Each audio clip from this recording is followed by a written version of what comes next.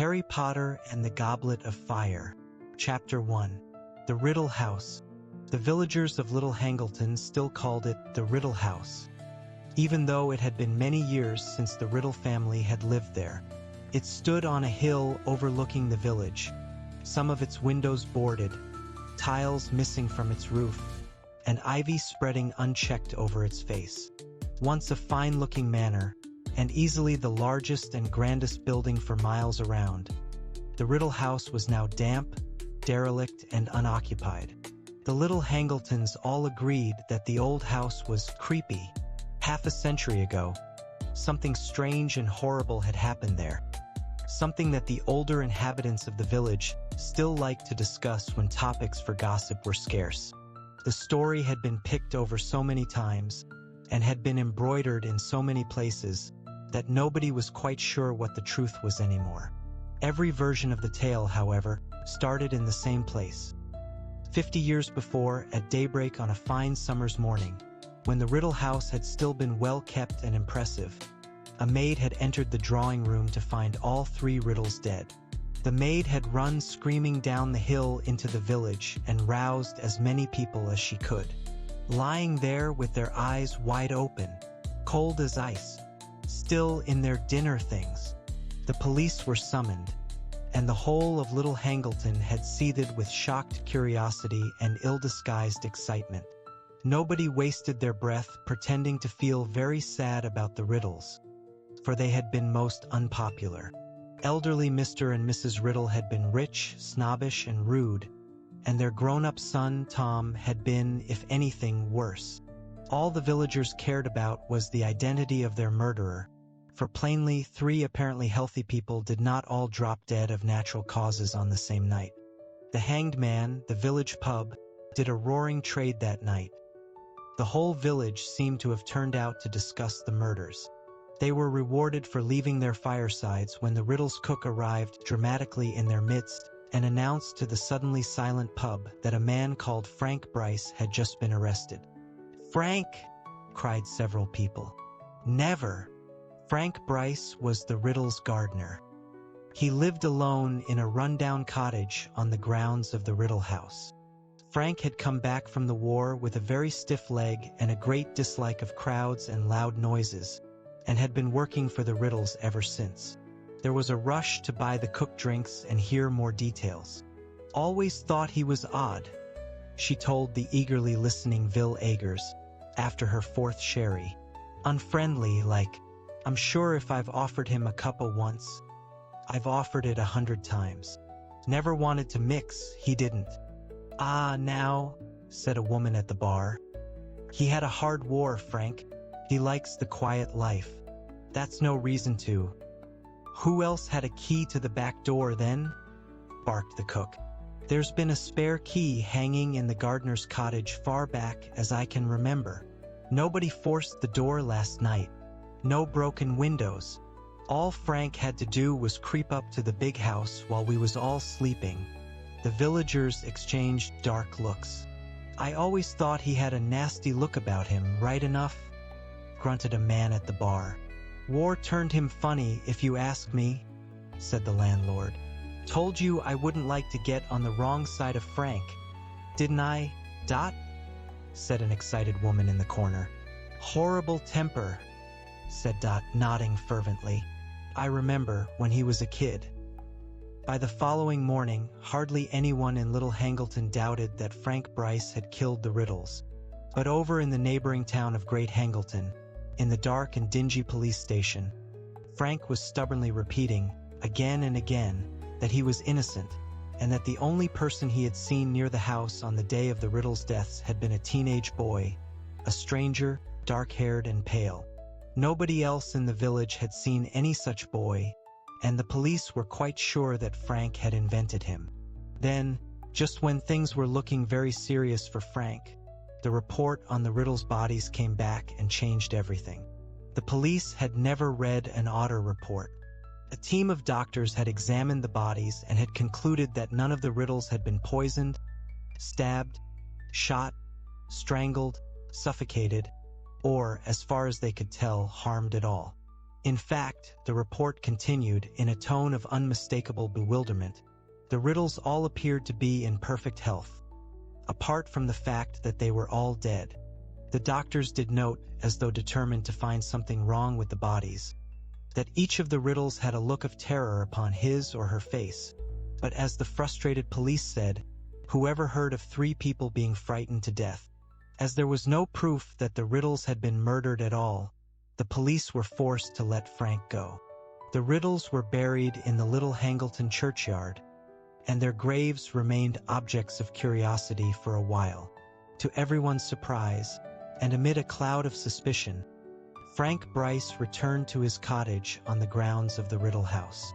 As far as I'm concerned, he killed them, and I don't care what the police say, said Dutton the hanged man, and if he had any decency, he'd leave here, knowing as how we knows he did it. But Frank did not leave.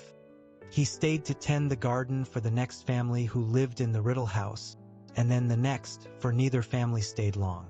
Perhaps it was partly because of Frank that the new owners said there was a nasty feeling about the place, which, in the absence of inhabitants, started to fall into disrepair. The wealthy man who owned the Riddle House these days neither lived there nor put it to any use. They said in the village that he kept it for tax reasons, though nobody was very clear what these might be. The wealthy owner continued to pay Frank to do the gardening, however. Frank was nearing his 77th birthday now, very deaf, his bad leg stiffer than ever, but could be seen pottering around the flower beds in fine weather, even though the weeds were starting to creep up on him, try as he might to suppress them. Weeds were not the only things Frank had to contend with either. Boys from the village made a habit of throwing stones through the windows of the Riddle House. They rode their bicycles over the lawns Frank worked so hard to keep smooth. Once or twice, they broke into the old house for a dare. They knew that old Frank's devotion to the house and grounds amounted almost to an obsession, and it amused them to see him limping across the garden, brandishing his stick and yelling croakily at them. Frank, for his part, believed the boys tormented him because they, like their parents and grandparents, thought him a murderer. So when Frank awoke one night in August and saw something very odd up at the old house, he merely assumed that the boys had gone one step further in their attempts to punish him. It was Frank's bad leg that woke him.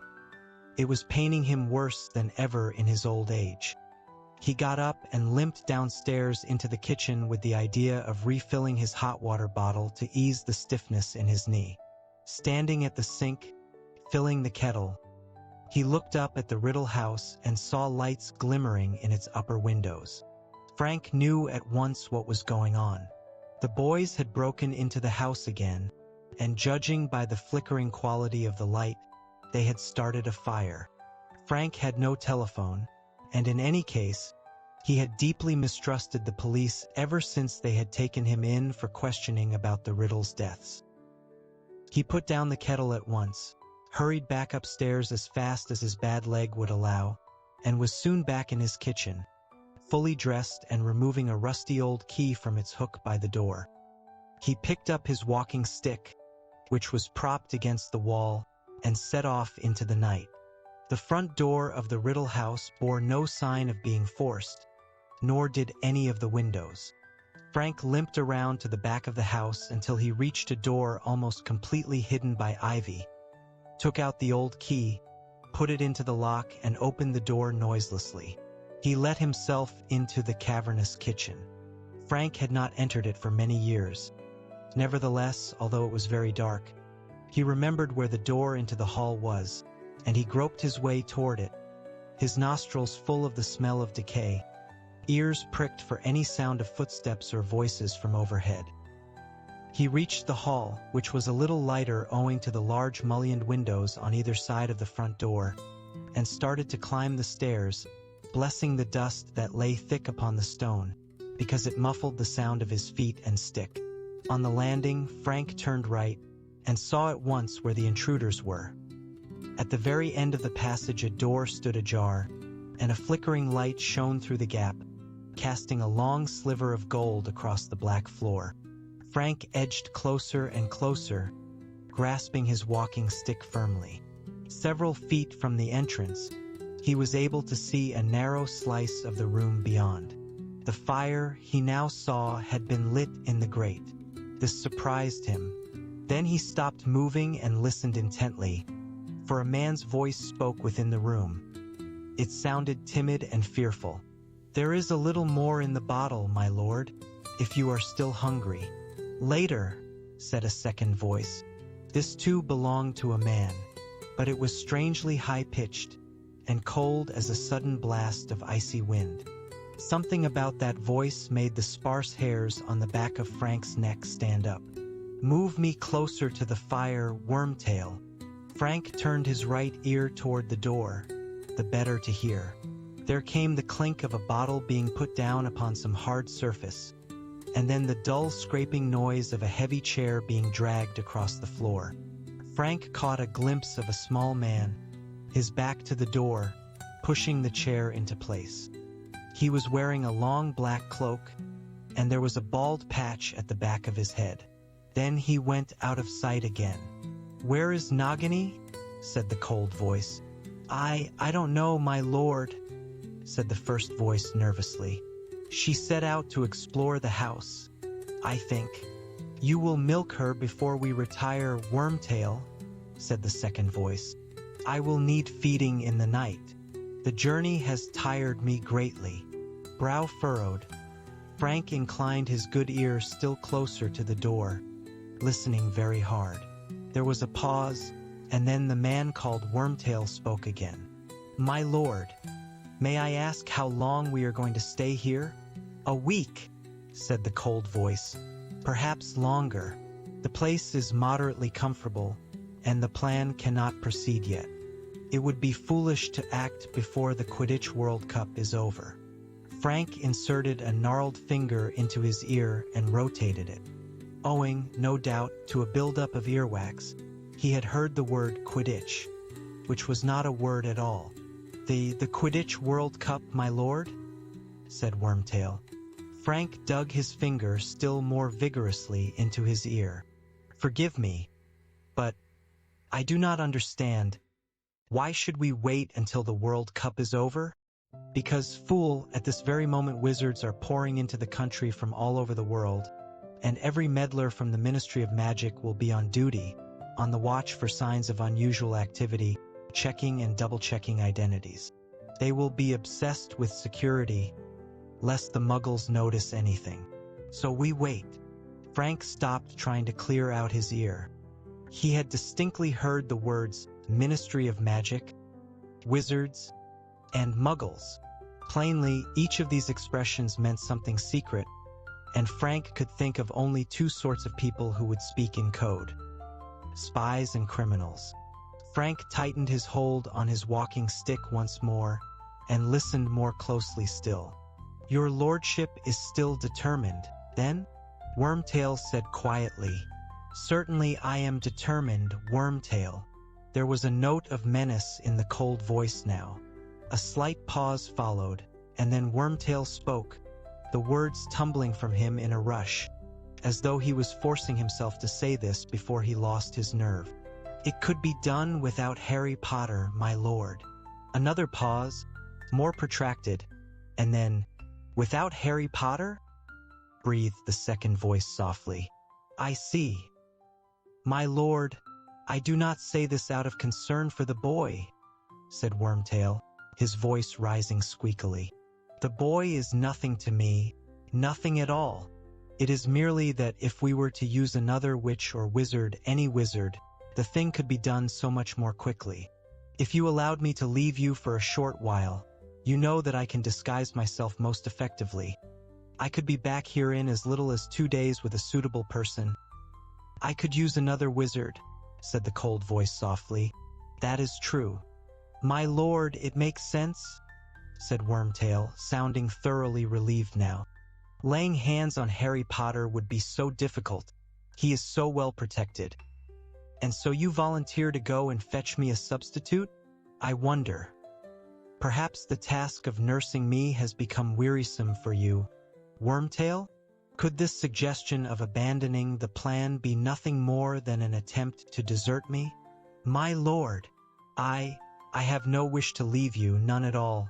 Do not lie to me, hissed the second voice.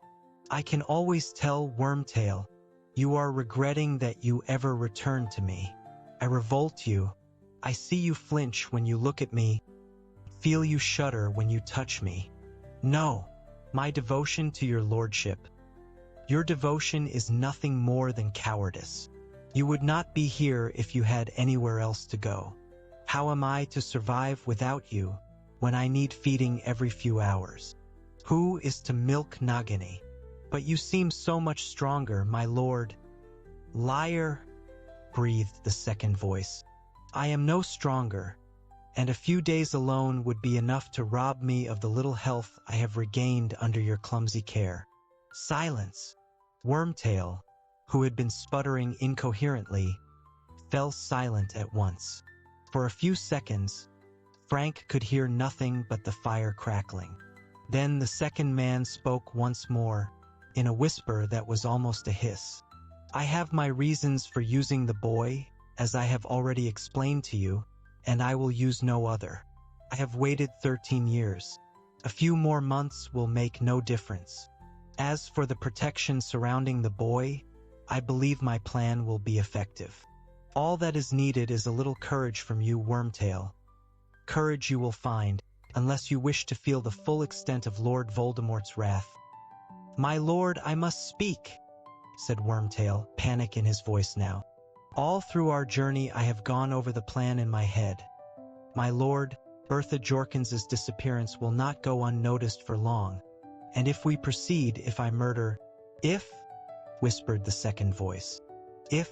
If you follow the plan, Wormtail, the Ministry need never know that anyone else has died. You will do it quietly and without fuss.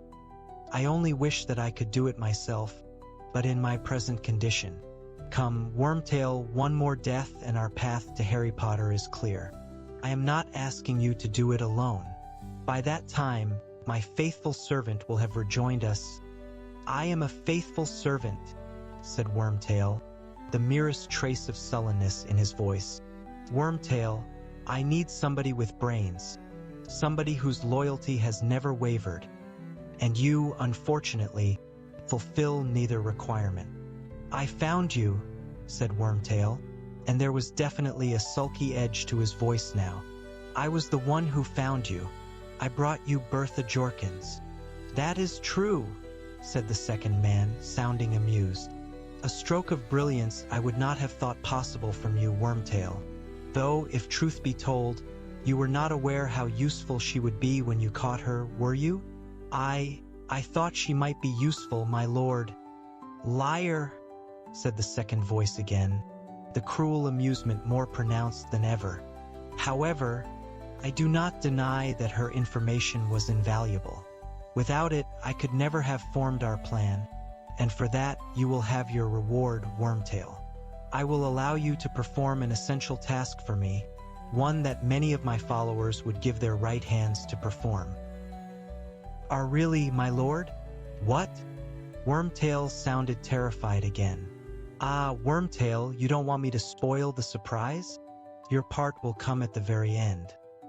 But I promise you, you will have the honor of being just as useful as Bertha Jorkins. You... Wormtail's voice suddenly sounded hoarse, as though his mouth had gone very dry. You are going to kill me too? Wormtail, said the cold voice silkily. Why would I kill you? I killed Bertha because I had to. She was fit for nothing after my questioning, quite useless. In any case, awkward questions would have been asked if she had gone back to the Ministry with the news that she had met you on her holidays. Wizards who are supposed to be dead would do well not to run into Ministry of Magic witches at wayside inns. Wormtail muttered something so quietly that Frank could not hear it, but it made the second man laugh, an entirely mirthless laugh, cold as his speech.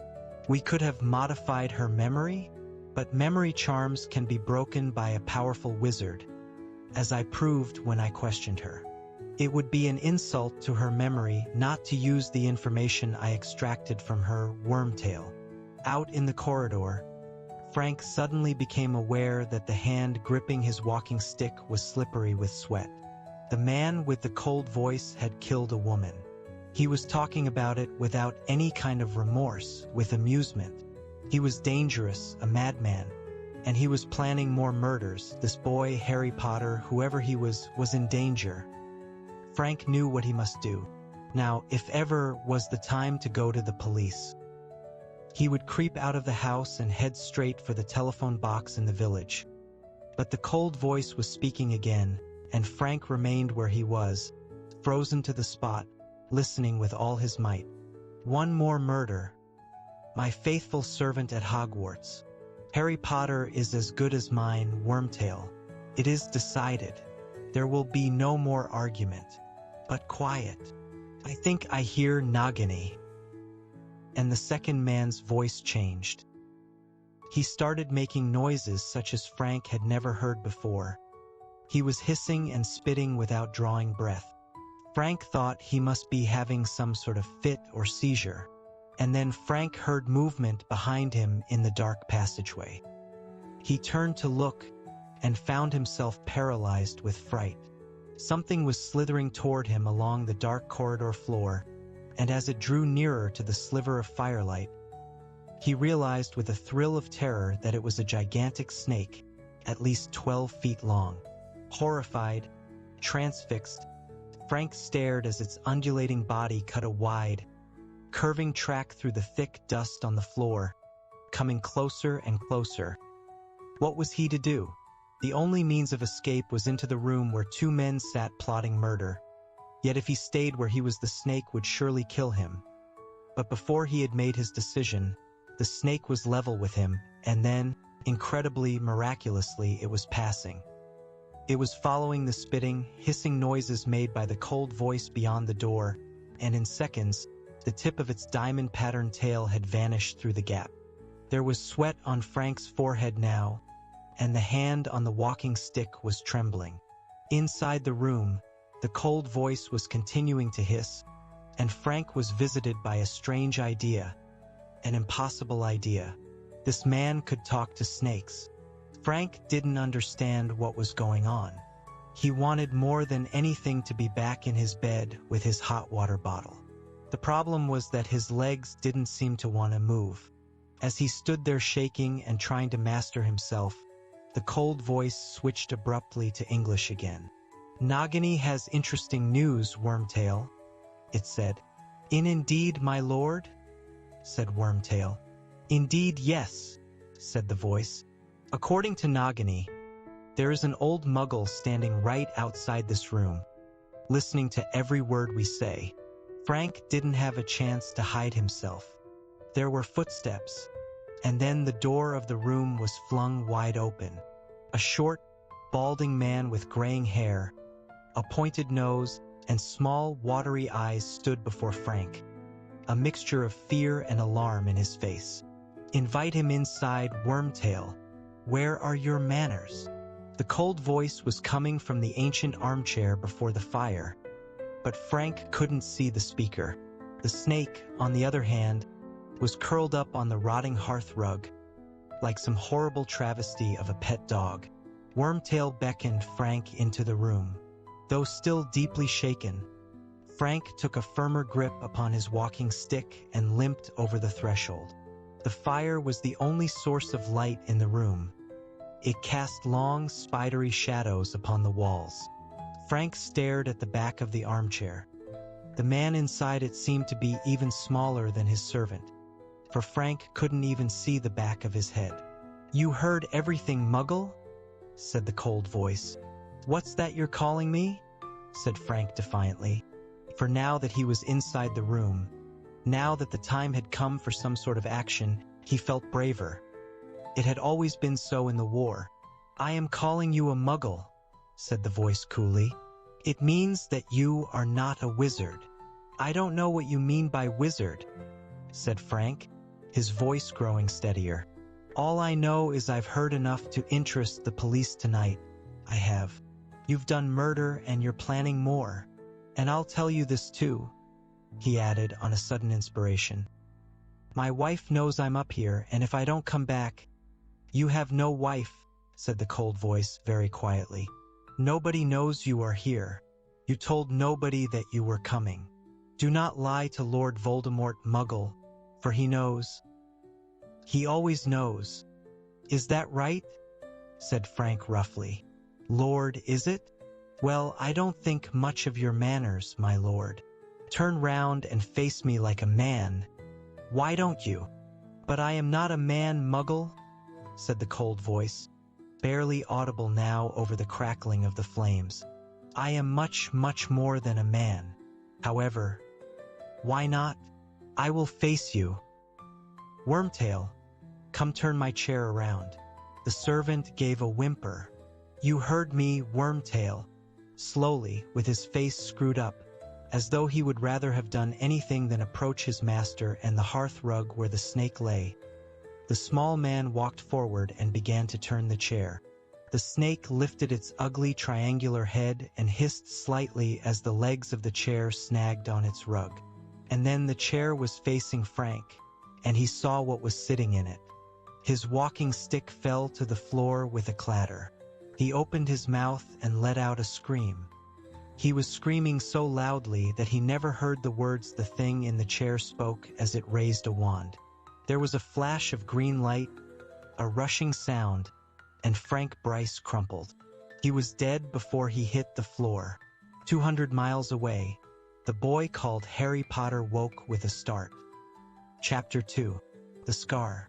Harry lay flat on his back, breathing hard as though he had been running.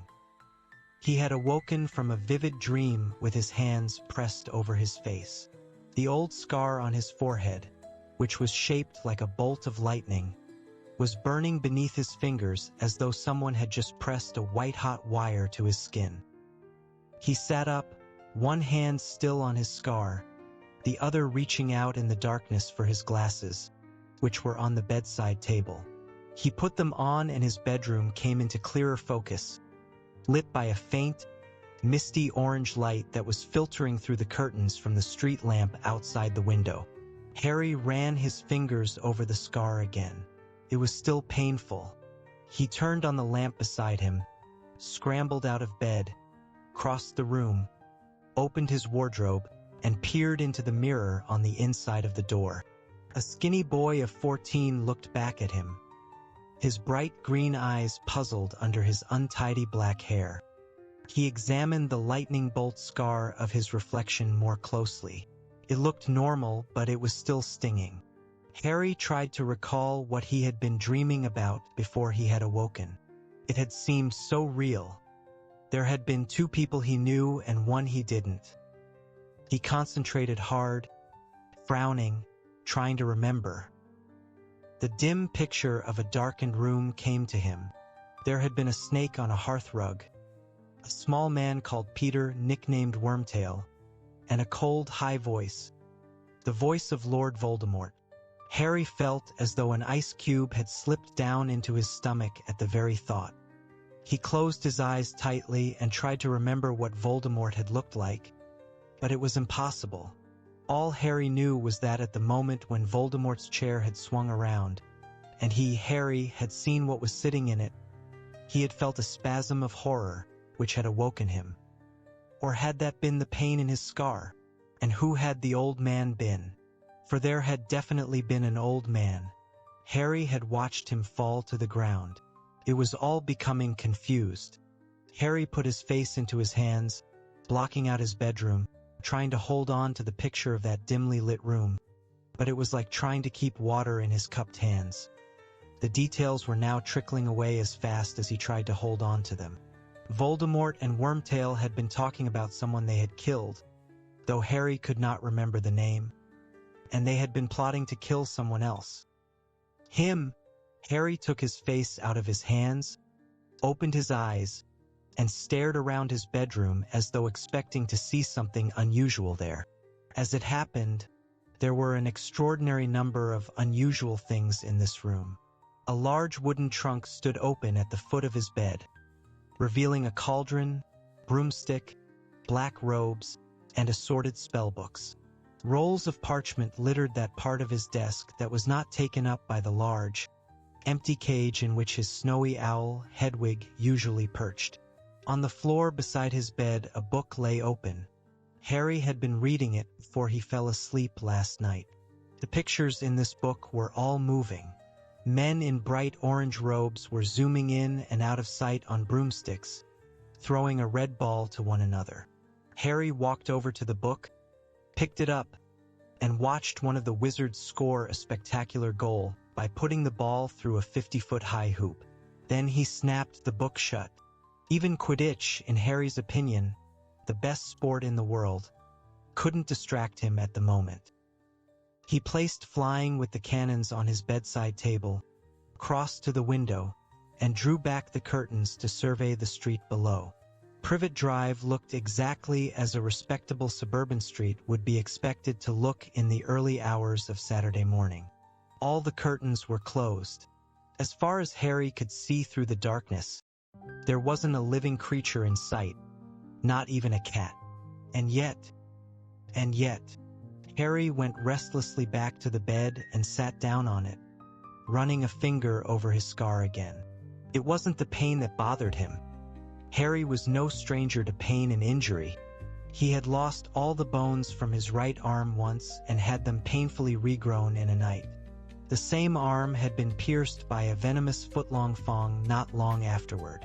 Only last year Harry had fallen 50 feet from an airborne broomstick. He was used to bizarre accidents and injuries. They were unavoidable if you attended Hogwarts School of Witchcraft and Wizardry and had a knack for attracting a lot of trouble.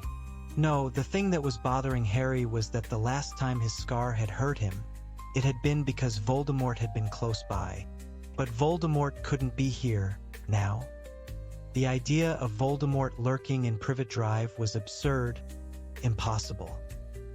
Harry listened closely to the silence around him. Was he half expecting to hear the creak of a stair or the swish of a cloak? And then he jumped slightly as he heard his cousin Dudley give a tremendous grunting snore from the next room. Harry shook himself mentally. He was being stupid. There was no one in the house with him except Uncle Vernon, Aunt Petunia, and Dudley, and they were plainly still asleep, their dreams untroubled and painless. Asleep was the way Harry liked the Dursleys best. It wasn't as though they were ever any help to him awake. Uncle Vernon, Aunt Petunia, and Dudley were Harry's only living relatives. They were muggles who hated and despised magic in any form, which meant that Harry was about as welcome in their house as dry rot. They had explained away Harry's long absences at Hogwarts over the last 3 years by telling everyone that he went to St. Brutus's Secure Center for incurably criminal boys. They knew perfectly well that, as an underage wizard, Harry wasn't allowed to use magic outside Hogwarts, but they were still apt to blame him for anything that went wrong about the house. Harry had never been able to confide in them or tell them anything about his life in the wizarding world. The very idea of going to them when they awoke and telling them about his scar hurting him and about his worries about Voldemort was laughable.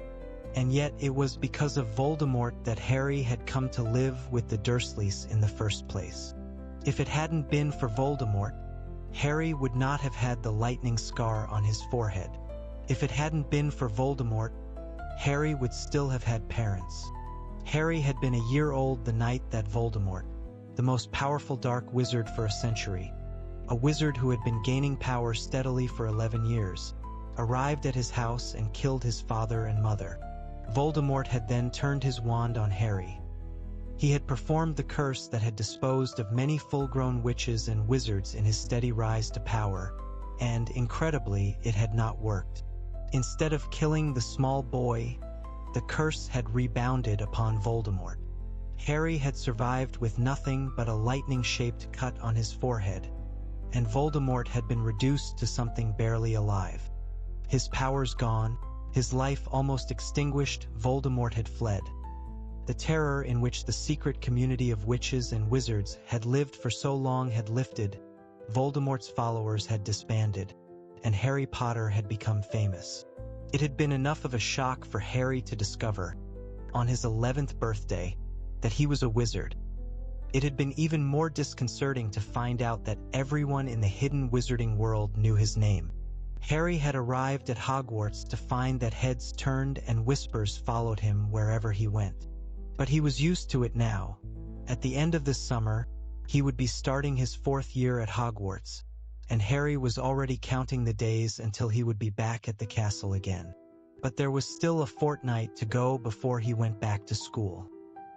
He looked hopelessly around his room again, and his eye paused on the birthday cards his 2 best friends had sent him at the end of July. What would they say if Harry wrote to them and told them about his scar hurting? At once, Hermione Granger's voice seemed to fill his head, shrill and panicky. "Your scar hurt? Harry, that's really serious. Write to Professor Dumbledore, and I'll go and check common magical ailments and afflictions. Maybe there's something in there about curse scars." Yes, that would be Hermione's advice. Go straight to the headmaster of Hogwarts, and in the meantime, consult a book. Harry stared out of the window at the inky blue-black sky. He doubted very much whether a book could help him now. As far as he knew, he was the only living person to have survived a curse like Voldemort's. It was highly unlikely, therefore, that he would find his symptoms listed in common magical ailments and afflictions. As for informing the headmaster, Harry had no idea where Dumbledore went during the summer holidays. He amused himself for a moment, picturing Dumbledore with his long silver beard, full-length wizard's robes, and pointed hat, stretched out on a beach somewhere, rubbing suntan lotion onto his long, crooked nose. Wherever Dumbledore was, though, Harry was sure that Hedwig would be able to find him. Harry's owl had never yet failed to deliver a letter to anyone, even without an address. But what would he write? "Dear Professor Dumbledore, sorry to bother you, but my scar hurt this morning. Yours sincerely, Harry Potter." Even inside his head, the words sounded stupid, and so he tried to imagine his other best friend, Ron Weasley's reaction, and in a moment, Ron's red hair and long-nosed, freckled face seemed to swim before Harry, wearing a bemused expression. "Your scar hurt? But you know who can't be near you now, can he? I mean, you'd know, wouldn't you? He'd be trying to do you in again, wouldn't he?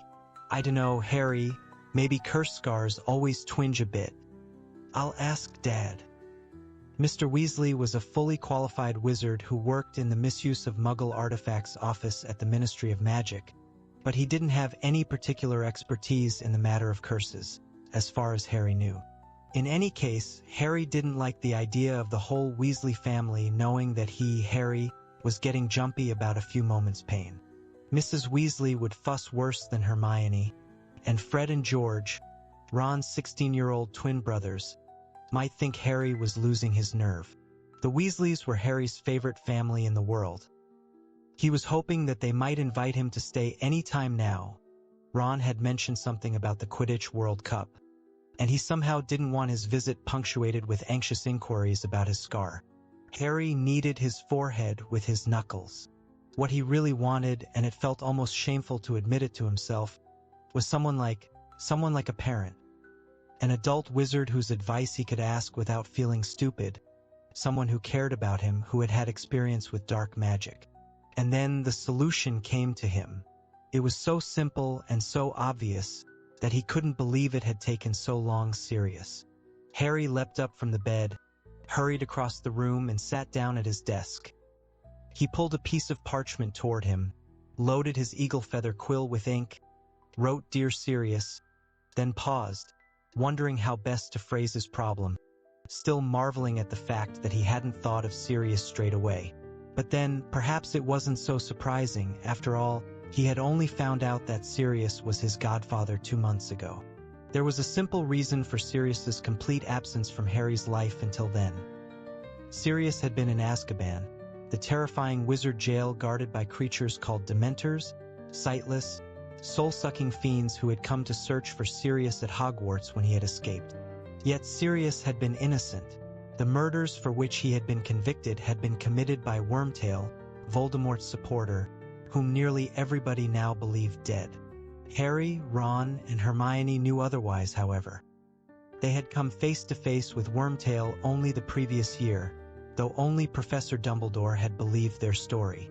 For one glorious hour, Harry had believed that he was leaving the Dursleys at last, because Sirius had offered him a home once his name had been cleared. But the chance had been snatched away from him. Wormtail had escaped before they could take him to the Ministry of Magic, and Sirius had had to flee for his life. Harry had helped him escape on the back of a hippogriff called Buckbeak, and since then Sirius had been on the run. The home Harry might have had if Wormtail had not escaped had been haunting him all summer. It had been doubly hard to return to the Dursleys knowing that he had so nearly escaped them forever. Nevertheless, Sirius had been of some help to Harry, even if he couldn't be with him. It was due to Sirius that Harry now had all his school things in his bedroom with him. The Dursleys had never allowed this before. Their general wish of keeping Harry as miserable as possible, coupled with their fear of his powers, had led them to lock his school trunk in the cupboard under the stairs every summer prior to this. But their attitude had changed since they had found out that Harry had a dangerous murderer for a godfather, for Harry had conveniently forgotten to tell them that Sirius was innocent. Harry had received 2 letters from Sirius since he had been back at Privet Drive. Both had been delivered, not by owls, as was usual with wizards, but by large, brightly colored tropical birds. Hedwig had not approved of these flashy intruders. She had been most reluctant to allow them to drink from her water tray before flying off again. Harry, on the other hand, had liked them.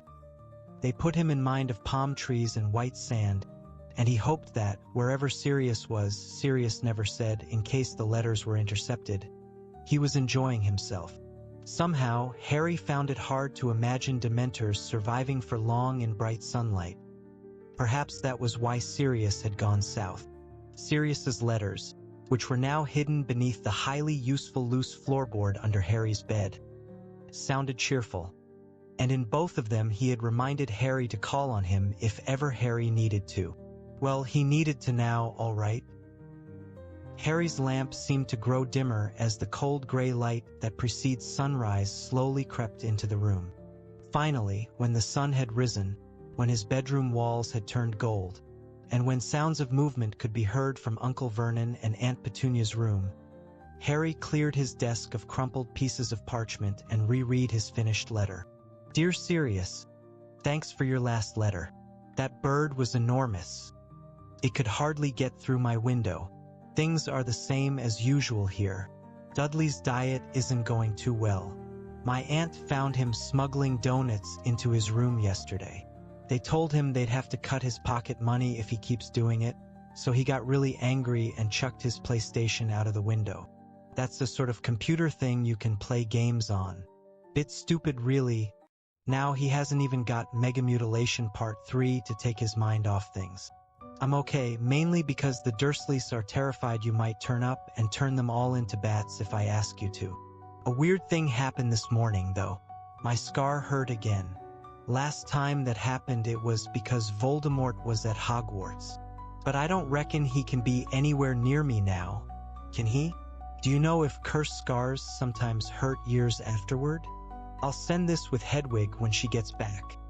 She's off hunting at the moment. Say hello to Buckbeak for me.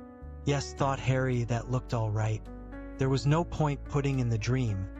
He didn't want it to look as though he was too worried.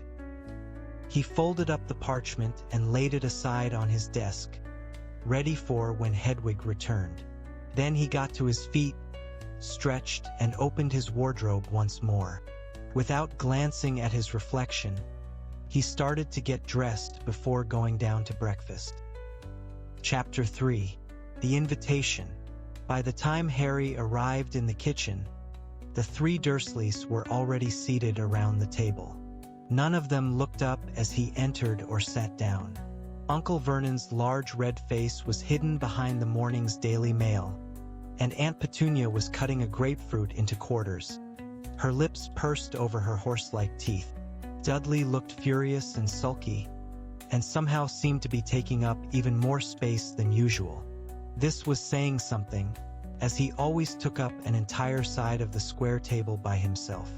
When Aunt Petunia put a quarter of unsweetened grapefruit onto Dudley's plate with a tremulous, "There you are, Diddy darling," Dudley glowered at her. His life had taken a most unpleasant turn since he had come home for the summer with his end-of-year report. Uncle Vernon and Aunt Petunia had managed to find excuses for his bad marks as usual. Aunt Petunia always insisted that Dudley was a very gifted boy whose teachers didn't understand him, while Uncle Vernon maintained that he didn't want some swatty little Nancy boy for a son anyway. They also skated over the accusations of bullying in the report. "He's a boisterous little boy, but he wouldn't hurt a fly," Aunt Petunia had said tearfully. However, at the bottom of the report there were a few well-chosen comments from the school nurse that not even Uncle Vernon and Aunt Petunia could explain away.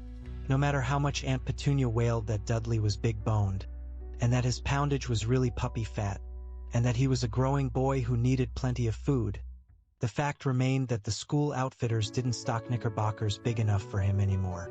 The school nurse had seen what Aunt Petunia's eyes, so sharp when it came to spotting fingerprints on her gleaming walls, and in observing the comings and goings of the neighbors, simply refused to see.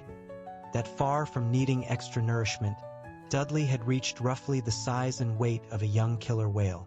So, after many tantrums, after arguments that shook Harry's bedroom floor, and many tears from Aunt Petunia, the new regime had begun. The diet sheet that had been sent by the smelting school nurse had been taped to the fridge, which had been emptied of all Dudley's favorite things, fizzy drinks and cakes, chocolate bars and burgers, and filled instead with fruit and vegetables and the sorts of things that Uncle Vernon called rabbit food, to make Dudley feel better about it all. Aunt Petunia had insisted that the whole family follow the diet too. She now passed a grapefruit quarter to Harry. He noticed that it was a lot smaller than Dudley's. Aunt Petunia seemed to feel that the best way to keep up Dudley's morale was to make sure that he did, at least, get more to eat than Harry. But Aunt Petunia didn't know what was hidden under the loose floorboard upstairs. She had no idea that Harry was not following the diet at all. The moment he had got wind of the fact that he was expected to survive the summer on carrot sticks, Harry had sent Hedwig to his friends with pleas for help, and they had risen to the occasion magnificently. Hedwig had returned from Hermione's house with a large box stuffed full of sugar-free snacks. Hermione's parents were dentists.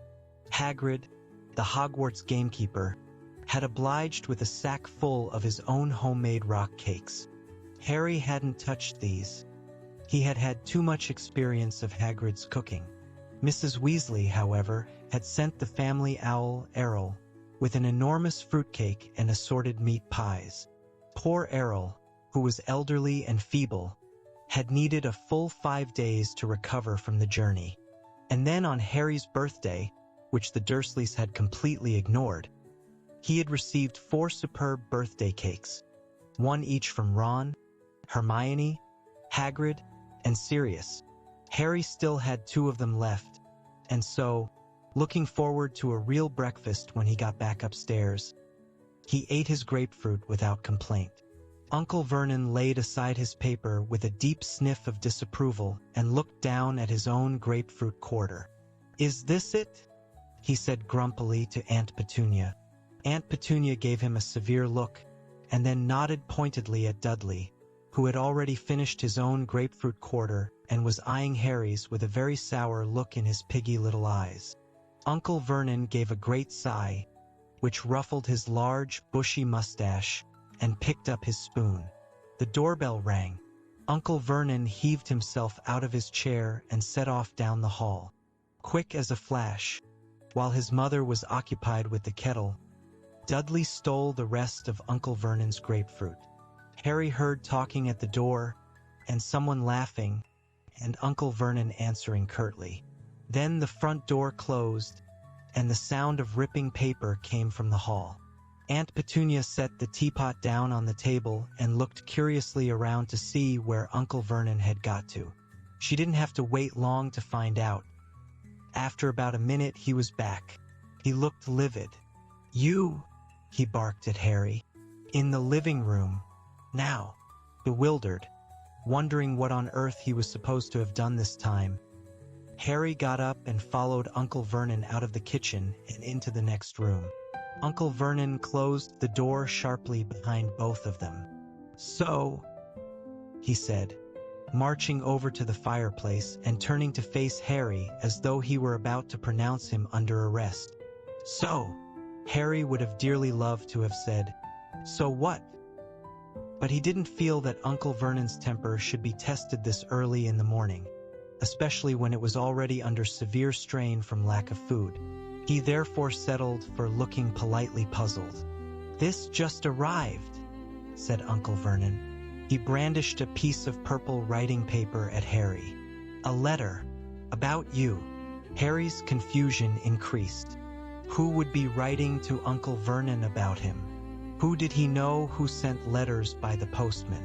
Uncle Vernon glared at Harry, then looked down at the letter and began to read aloud. "Dear Mr. and Mrs. Dursley, we have never been introduced, but I am sure you have heard a great deal from Harry about my son Ron. As Harry might have told you, the final of the Quidditch World Cup takes place this Monday night, and my husband, Arthur, has just managed to get prime tickets through his connections at the Department of Magical Games and Sports. I do hope you will allow us to take Harry to the match, as this really is a once-in-a-lifetime opportunity. Britain hasn't hosted the Cup for 30 years, and tickets are extremely hard to come by. We would of course be glad to have Harry stay for the remainder of the summer holidays, and to see him safely onto the train back to school. It would be best for Harry to send us your answer as quickly as possible in the normal way, because the Muggle postman has never delivered to our house, and I am not sure he even knows where it is. Hoping to see Harry soon, yours sincerely, P.S. I do hope we've put enough stamps on." Uncle Vernon finished reading, put his hand back into his breast pocket, and drew out something else. "Look at this," he growled. He held up the envelope in which Mrs. Weasley's letter had come, and Harry had to fight down a laugh. Every bit of it was covered in stamps except for a square inch on the front, into which Mrs. Weasley had squeezed the Dursleys' address in minute writing. "She did put enough stamps on, then?" said Harry, trying to sound as though Mrs. Weasley's was a mistake anyone could make. His uncle's eyes flashed. "The postman noticed," he said through gritted teeth. Very interested to know where this letter came from. He was. That's why he rang the doorbell. Seemed to think it was funny. Harry didn't say anything. Other people might not understand why Uncle Vernon was making a fuss about too many stamps, but Harry had lived with the Dursleys too long not to know how touchy they were about anything even slightly out of the ordinary. Their worst fear was that someone would find out that they were connected, however distantly, with people like Mrs. Weasley. Uncle Vernon was still glaring at Harry, who tried to keep his expression neutral. If he didn't do or say anything stupid, he might just be in for the treat of a lifetime. He waited for Uncle Vernon to say something, but he merely continued to glare. Harry decided to break the silence. "So, can I go then?" he asked. A slight spasm crossed Uncle Vernon's large purple face. The mustache bristled. Harry thought he knew what was going on behind the mustache. A furious battle as two of Uncle Vernon's most fundamental instincts came into conflict. Allowing Harry to go would make Harry happy, something Uncle Vernon had struggled against for 13 years. On the other hand, allowing Harry to disappear to the Weasleys for the rest of the summer would get rid of him 2 weeks earlier than anyone could have hoped, and Uncle Vernon hated having Harry in the house. To give himself thinking time, it seemed, he looked down at Mrs. Weasley's letter again. "Who is this woman?" he said, staring at the signature with distaste. "You've seen her," said Harry. "She's my friend Ron's mother. She was meeting him off the school train at the end of last term." He had almost said Hogwarts Express, and that was a sure way to get his uncle's temper up. Nobody ever mentioned the name of Harry's school aloud in the Dursley household. Uncle Vernon screwed up his enormous face as though trying to remember something very unpleasant. "Dumpy sort of woman?" he growled finally. "Load of children with red hair?" Harry frowned. He thought it was a bit rich of Uncle Vernon to call anyone dumpy, when his own son, Dudley, had finally achieved what he'd been threatening to do since the age of 3, and become wider than he was tall. Uncle Vernon was perusing the letter again. "Quidditch," he muttered under his breath. "Quidditch, what is this rubbish?" Harry felt a second stab of annoyance. "It's a sport," he said shortly. "Played on broom." All right," said Uncle Vernon loudly. Harry saw, with some satisfaction, that his uncle looked vaguely panicky. Apparently his nerves couldn't stand the sound of the word broomsticks in his living room. He took refuge in perusing the letter again. Harry saw his lips form the words, "Send us your answer." "In the normal way," he scowled. "What does she mean, the normal way?" he spat. "Normal for us," said Harry, and before his uncle could stop him, he added, "You know, owl post. That's what's normal for wizards." Uncle Vernon looked as outraged as if Harry had just uttered a disgusting swear word. Shaking with anger, he shot a nervous look through the window, as though expecting to see some of the neighbors with their ears pressed against the glass. "How many times do I have to tell you not to mention that unnaturalness under my roof?" he hissed, his face now a rich plum color. "You stand there in the clothes Petunia and I have put on your ungrateful back." "Only after Dudley finished with them," said Harry coldly, and indeed, he was dressed in a sweatshirt so large for him that he had had to roll back the sleeves 5 times so as to be able to use his hands, and which fell past the knees of his extremely baggy jeans. "I will not be spoken to like that," said Uncle Vernon, trembling with rage. But Harry wasn't going to stand for this. Gone were the days when he had been forced to take every single one of the Dursleys' stupid rules. He wasn't following Dudley's diet, and he wasn't going to let Uncle Vernon stop him from going to the Quidditch World Cup. Not if he could help it. Harry took a deep, steadying breath and then said, "Okay, I can't see the World Cup. Can I go now, then? Only I've got a letter to Sirius I want to finish. You know, my godfather." He had done it. He had said the magic words. Now he watched the purple recede blotchily from Uncle Vernon's face, making it look like badly mixed black currant ice cream. You're writing to him, are you?" said Uncle Vernon in a would-be calm voice, but Harry had seen the pupils of his tiny eyes contract with sudden fear. "Well, yeah," said Harry casually. "It's been a while since he heard from me, and, you know, if he doesn't, he might start thinking something's wrong." He stopped there to enjoy the effect of these words. He could almost see the cogs working under Uncle Vernon's thick, dark, neatly parted hair. If he tried to stop Harry writing to Sirius, Sirius would think Harry was being mistreated. If he told Harry he couldn't go to the Quidditch World Cup, Harry would write and tell Sirius, who would know Harry was being mistreated. There was only one thing for Uncle Vernon to do. Harry could see the conclusion forming in his uncle's mind as though the great mustached face were transparent. Harry tried not to smile, to keep his own face as blank as possible. And then, well, all right then. You can go to this Ruddy. This World Cup thing. You write and tell these Weasleys there to pick you up, mind. I haven't got time to go dropping you off all over the country. And you can spend the rest of the summer there. And you can tell your godfather. Tell him you're going." "Okay then," said Harry brightly. He turned and walked toward the living room door, fighting the urge to jump into the air and whoop. He was going. He was going to the Weasleys. He was going to watch the Quidditch World Cup. Outside in the hall, he nearly ran into Dudley, who had been lurking behind the door, clearly hoping to overhear Harry being told off. He looked shocked to see the broad grin on Harry's face. "That was an excellent breakfast, wasn't it?" said Harry. "I feel really full." don't you?" Laughing at the astonished look on Dudley's face, Harry took the stairs 3 at a time and hurled himself back into his bedroom. The first thing he saw was that Hedwig was back.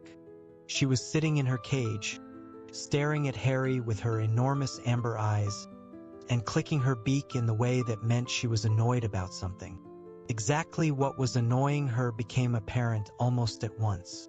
"Oh, you've," said Harry as what appeared to be a small, gray, feathery tennis ball collided with the side of his head. Harry massaged the spot furiously, looking up to see what had hit him, and saw a minute owl, small enough to fit into the palm of his hand, whizzing excitedly around the room like a loose firework. Harry then realized that the owl had dropped a letter at his feet. Harry bent down, recognized Ron's handwriting, then tore open the envelope. Inside was a hastily scribbled note. "Harry, Dad got the tickets.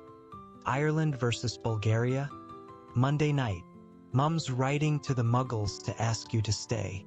They might already have the letter. I don't know how fast Muggle post is. Thought I'd send this with Pig anyway." Harry stared at the word pig, then looked up at the tiny owl now zooming around the light fixture on the ceiling. He had never seen anything that looked less like a pig. Maybe he couldn't read Ron's writing. He went back to the letter. "We're coming for you whether the Muggles like it or not. You can't miss the World Cup. Only Mum and Dad reckon it's better if we pretend to ask their permission first. If they say yes, send Pig back with your answer pronto, and we'll come and get you at 5 o'clock on Sunday. If they say no, send Pig back pronto and we'll come and get you at 5 o'clock on Sunday anyway. Hermione's arriving this afternoon. Percy's started work. The Department of International Magical Cooperation. Don't mention anything about abroad while you're here unless you want the pants bored off you. See you soon." "Calm down," Harry said as the small owl flew low over his head, twittering madly with what Harry could only assume was pride at having delivered the letter to the right person. "Come here. I need you to take my answer back." The owl fluttered down on top of Hedwig's cage. Hedwig looked coldly up at it, as though daring it to try and come any closer. Harry seized his eagle feather quill once more, grabbed a fresh piece of parchment, and wrote, "Ron, it's all okay. The Muggles say I can come. See you 5 o'clock tomorrow. Can't wait." He folded this note up very small, and with immense difficulty, tied it to the tiny owl's leg as it hopped on the spot with excitement.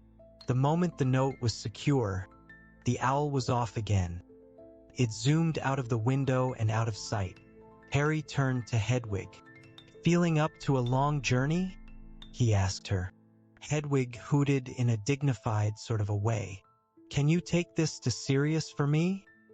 he said, picking up his letter. "Hang on. I just want to finish it." He unfolded the parchment and hastily added a postscript. "If you want to contact me, I'll be at my friend Ron Weasley's for the rest of the summer. His dad's got us tickets for the Quidditch World Cup." The letter finished, he tied it to Hedwig's leg. She kept unusually still, as though determined to show him how a real post owl should behave. "I'll be at Ron's when you get back, all right?" Harry told her. She nipped his finger affectionately. Then, with a soft swooshing noise, spread her enormous wings and soared out of the open window. Harry watched her out of sight, then crawled under his bed, wrenched up the loose floorboard, and pulled out a large chunk of birthday cake.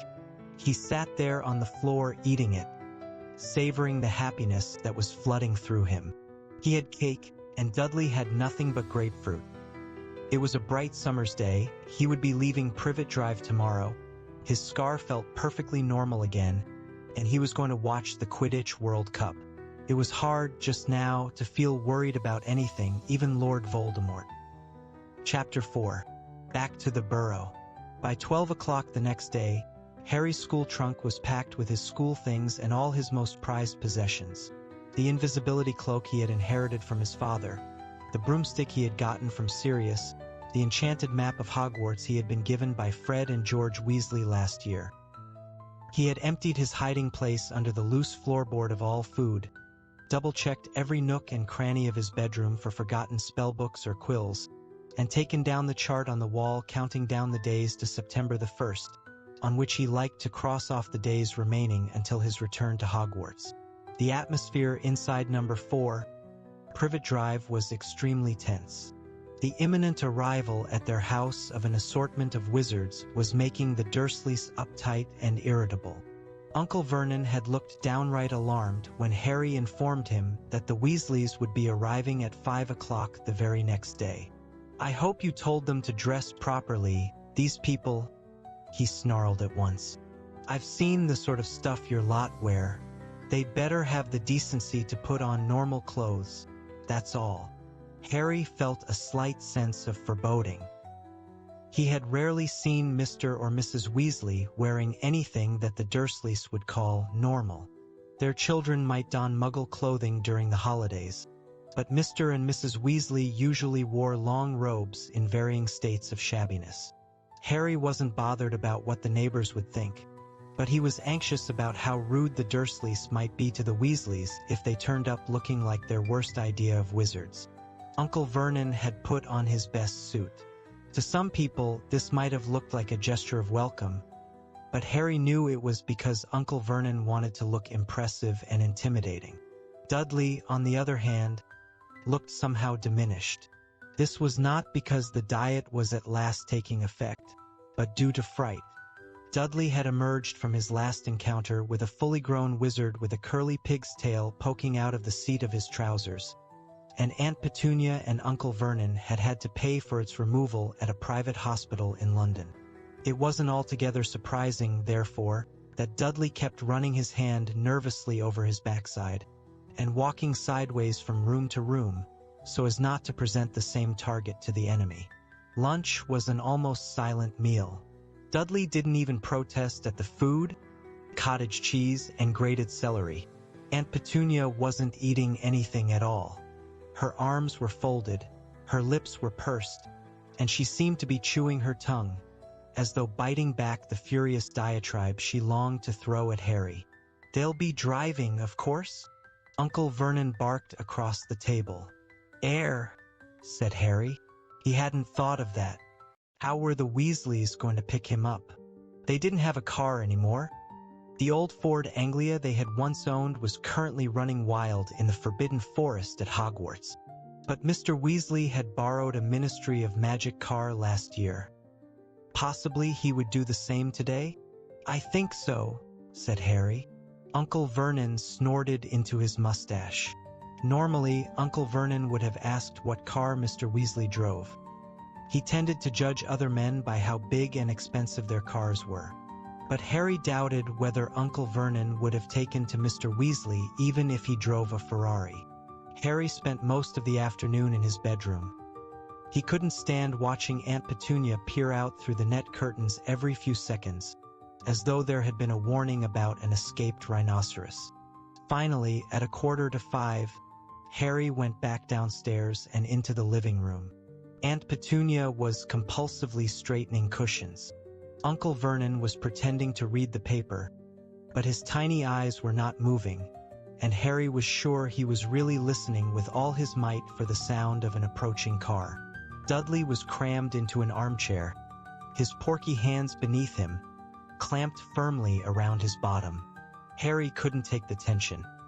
He left the room and went and sat on the stairs in the hall, his eyes on his watch and his heart pumping fast from excitement and nerves. But 5 o'clock came and then went. Uncle Vernon, perspiring slightly in his suit, opened the front door, peered up and down the street, then withdrew his head quickly. "They're late," he snarled at Harry. "I know," said Harry. "Maybe, the traffic's bad or something." 5:10. Then 5:15. Harry was starting to feel anxious himself now. At 5:30, he heard Uncle Vernon and Aunt Petunia conversing in terse mutters in the living room. "No consideration at all. We might have had an engagement. Maybe they think they'll get invited to dinner if they're late.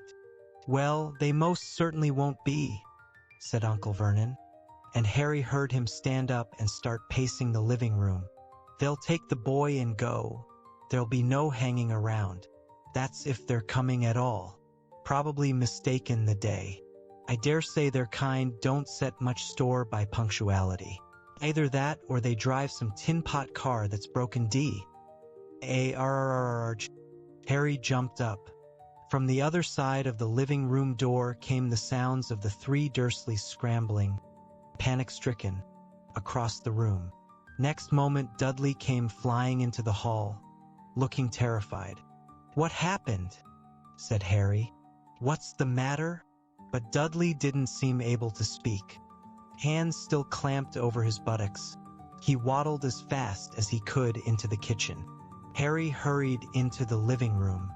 Loud hangings and scrapings were coming from behind the Dursleys' boarded-up fireplace, which had a fake coal fire plugged in front of it.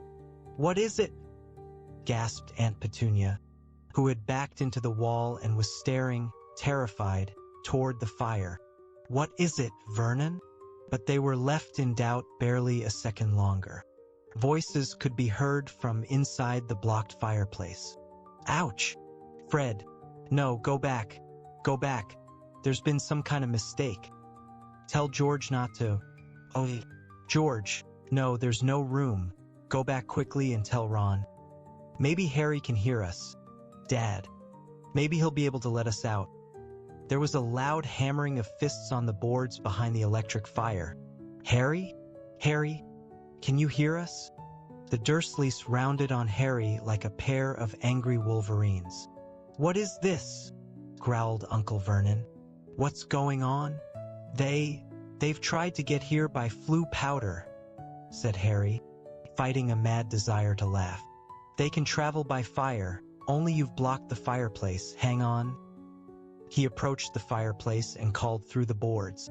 "Mr. Weasley? Can you hear me?" The hammering stopped. Somebody inside the chimney piece said, "Shoo! Mr. Weasley, it's Harry. The fireplace has been blocked up. You won't be able to get through there." "Damn!" said Mr. Weasley's voice. "What on earth did they want to block up the fireplace for?" "They've got an electric fire," Harry explained. "Really?" said Mr. Weasley's voice excitedly. "Eclectic, you say? With a plug? Gracious, I must see that. Let's think." "Ouch, Ron." Ron's voice now joined the others. "What are we doing here? Has something gone wrong?" "Oh no, Ron," came Fred's voice very sarcastically. "No, this is exactly where we wanted to end up. Yeah, we're having the time of our lives here," said George, whose voice sounded muffled, as though he was squashed against the wall. Boys," said Mr. Weasley vaguely. "I'm trying to think what to do." "Yes. Only way. Stand back, Harry." Harry retreated to the sofa. Uncle Vernon, however, moved forward. "Wait a moment," he bellowed at the fire. "What exactly are you going to—" Bang! The electric fire shot across the room as the boarded-up fireplace burst outward, expelling Mr. Weasley, Fred, George, and Ron in a cloud of rubble and loose chippings. Aunt Petunia shrieked and fell backward over the coffee table. Uncle Vernon caught her before she hit the floor and gaped, speechless, at the Weasleys, all of whom had bright red hair, including Fred and George, who were identical to the last freckle.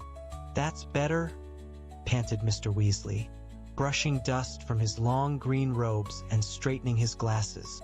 "Ah, you must be Harry's aunt and uncle." Tall, thin, and balding, he moved toward Uncle Vernon, his hand outstretched, but Uncle Vernon backed away several paces, dragging Aunt Petunia. Words utterly failed Uncle Vernon. His best suit was covered in white dust, which had settled in his hair and mustache and made him look as though he had just aged 30 years.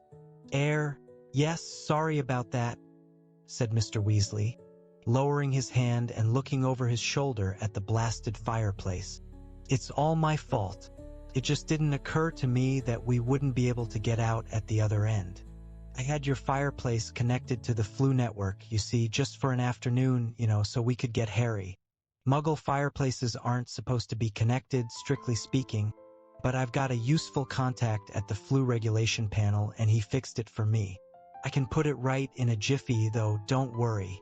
I'll light a fire to send the boys back, and then I can repair your fireplace before I disapparate. Harry was ready to bet that the Dursleys hadn't understood a single word of this. They were still gaping at Mr. Weasley, thunderstruck. Aunt Petunia staggered upright again and hid behind Uncle Vernon. "Hello, Harry," said Mr. Weasley brightly. "Got your trunk ready?" "It's upstairs," said Harry, grinning back. "We'll get it," said Fred at once. Winking at Harry, he and George left the room. They knew where Harry's bedroom was, having once rescued him from it in the dead of night.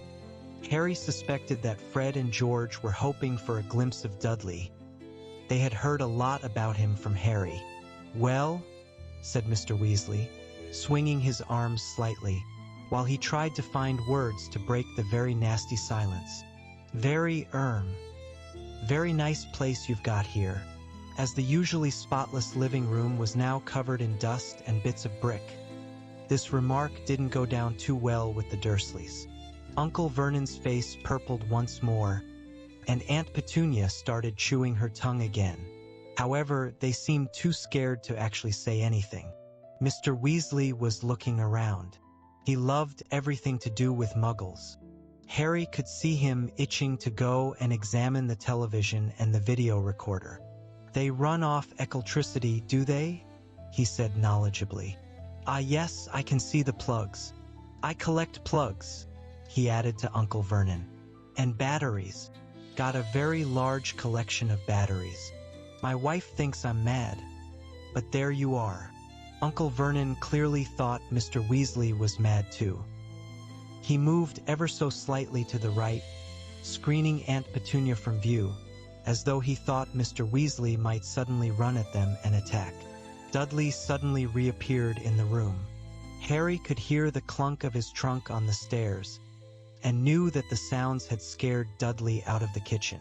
Dudley edged along the wall, gazing at Mr. Weasley with terrified eyes, and attempted to conceal himself behind his mother and father. Unfortunately, Uncle Vernon's bulk, while sufficient to hide bony Aunt Petunia, was nowhere near enough to conceal Dudley. "Ah, this is your cousin, is it, Harry?" said Mr. Weasley, taking another brave stab at making conversation. "Yep," said Harry. "That's Dudley." He and Ron exchanged glances and then quickly looked away from each other. The temptation to burst out laughing was almost overwhelming. Dudley was still clutching his bottom as though afraid it might fall off. Mr. Weasley, however, seemed genuinely concerned at Dudley's peculiar behavior. Indeed, from the tone of his voice when he next spoke, Harry was quite sure that Mr. Weasley thought Dudley was quite as mad as the Dursleys thought he was, except that Mr. Weasley felt sympathy rather than fear. "Having a good holiday, Dudley?" he said kindly. Dudley whimpered. Harry saw his hands tighten still harder over his massive backside. Fred and George came back into the room carrying Harry's school trunk. They glanced around as they entered and spotted Dudley. Their faces cracked into identical evil grins. "Ah, right," said Mr. Weasley. "Better get cracking then." He pushed up the sleeves of his robes and took out his wand.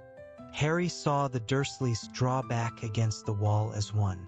"Incendio," said Mr. Weasley, pointing his wand at the hole in the wall behind him. Flames rose at once in the fireplace, crackling merrily as though they had been burning for hours. Mr. Weasley took a small drawstring bag from his pocket, untied it, took a pinch of the powder inside, and threw it onto the flames, which turned emerald green and roared higher than ever.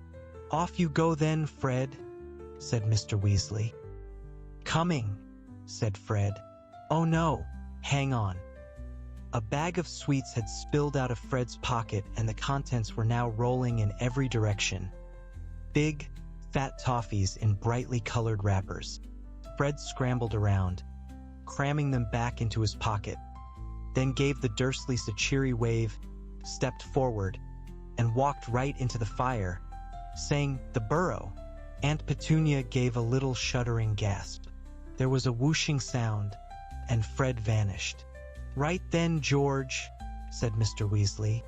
"You and the trunk." Harry helped George carry the trunk forward into the flames and turn it onto its end so that he could hold it better. Then, with a second whoosh, George had cried, "The burrow," and vanished too. "Ron, you next," said Mr. Weasley. "See you," said Ron brightly to the Dursleys. He grinned broadly at Harry, then stepped into the fire, shouted, "The burrow," and disappeared. Now Harry and Mr. Weasley alone remained. "Well, by then," Harry said to the Dursleys. They didn't say anything at all. Harry moved toward the fire, but just as he reached the edge of the hearth, Mr. Weasley put out a hand and held him back. He was looking at the Dursleys in amazement. "Harry said goodbye to you," he said. "Didn't you hear him?" "It doesn't matter," Harry muttered to Mr. Weasley. "Honestly, I don't care." Mr. Weasley did not remove his hand from Harry's shoulder. "You aren't going to see your nephew till next summer," he said to Uncle Vernon in mild indignation. "Surely you're going to say goodbye?" Uncle Vernon's face worked furiously.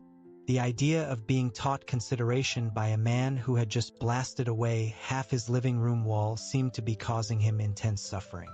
But Mr. Weasley's wand was still in his hand, and Uncle Vernon's tiny eyes darted to it once, before he said, very resentfully, "Goodbye, then."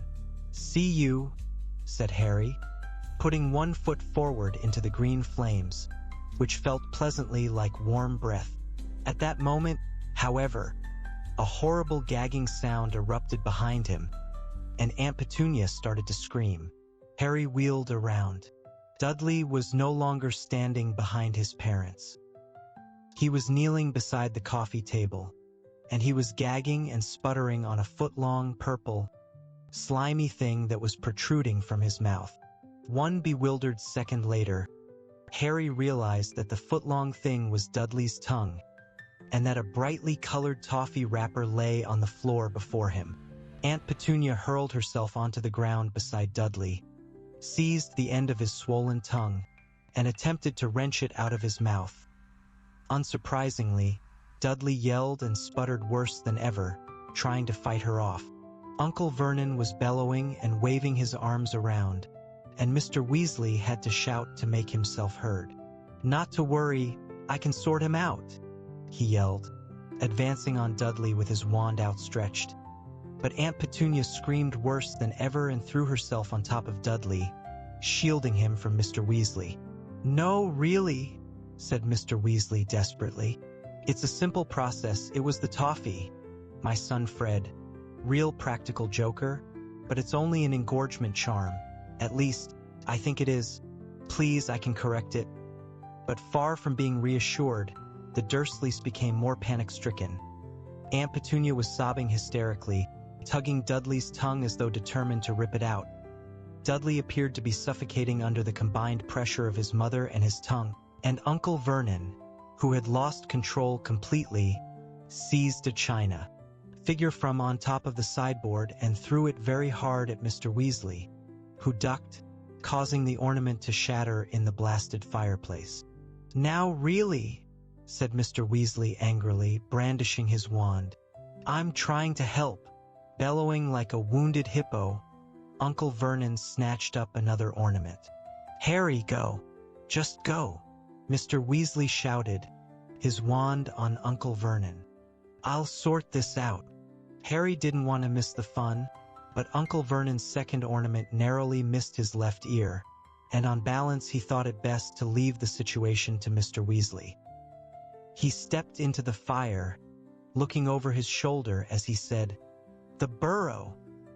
His last fleeting glimpse of the living room was of Mr. Weasley blasting a third ornament out of Uncle Vernon's hand with his wand, Aunt Petunia screaming and lying on top of Dudley, and Dudley's tongue lolling around like a great slimy python.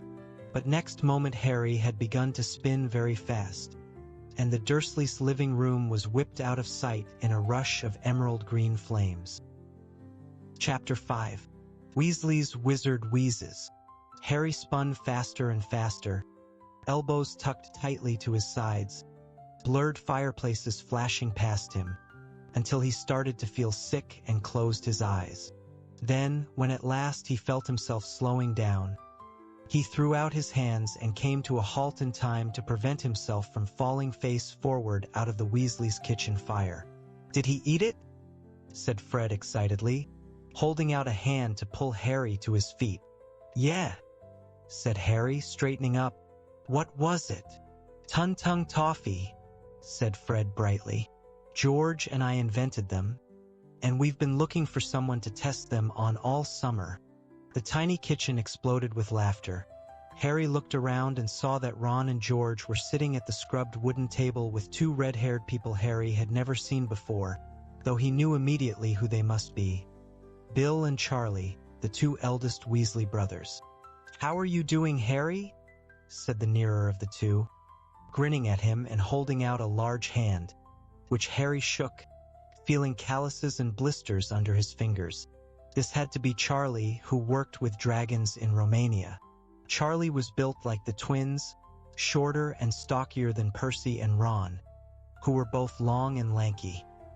He had a broad, good-natured face, which was weather-beaten and so freckly that he looked almost tanned. His arms were muscular, and one of them had a large, shiny burn on it. Bill got to his feet, smiling, and also shook Harry's hand. Bill came as something of a surprise. Harry knew that he worked for the Wizarding Bank, Gringotts, and that Bill had been head boy at Hogwarts. Harry had always imagined Bill to be an older version of Percy, fussy about rule-breaking and fond of bossing everyone around. However, Bill was, there was no other word for it, cool. He was tall, with long hair that he had tied back in a ponytail. He was wearing an earring with what looked like a thong dangling from it. Bill's clothes would not have looked out of place at a rock concert, except that Harry recognized his boots to be made, not of leather, but of dragon hide. Before any of them could say anything else, there was a faint popping noise, and Mr. Weasley appeared out of thin air at George's shoulder. He was looking angrier than Harry had ever seen him. "That wasn't funny, Fred," he shouted. "What on earth did you give that muggle boy?" "I didn't give him anything," said Fred, with another evil grin. "I just dropped it. It was his fault he went and ate it. I never told him to." "You dropped it on purpose," roared Mr. Weasley. "You knew he'd eat it. You knew he was on a diet. How big did his tongue get?" George asked eagerly.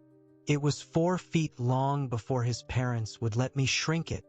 Harry and the Weasleys roared with laughter again. "It isn't funny," Mr. Weasley shouted.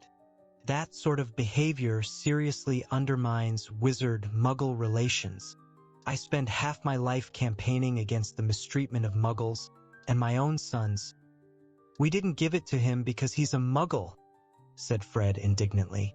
"No, we gave it to him because he's a great bullying git," said George. "Isn't he, Harry?" "Yeah, he is, Mr. Weasley," said Harry earnestly. "That's not the point," raged Mr. Weasley. "You wait until I tell your mother." "Tell me what?" said a voice behind them. Mrs. Weasley had just entered the kitchen.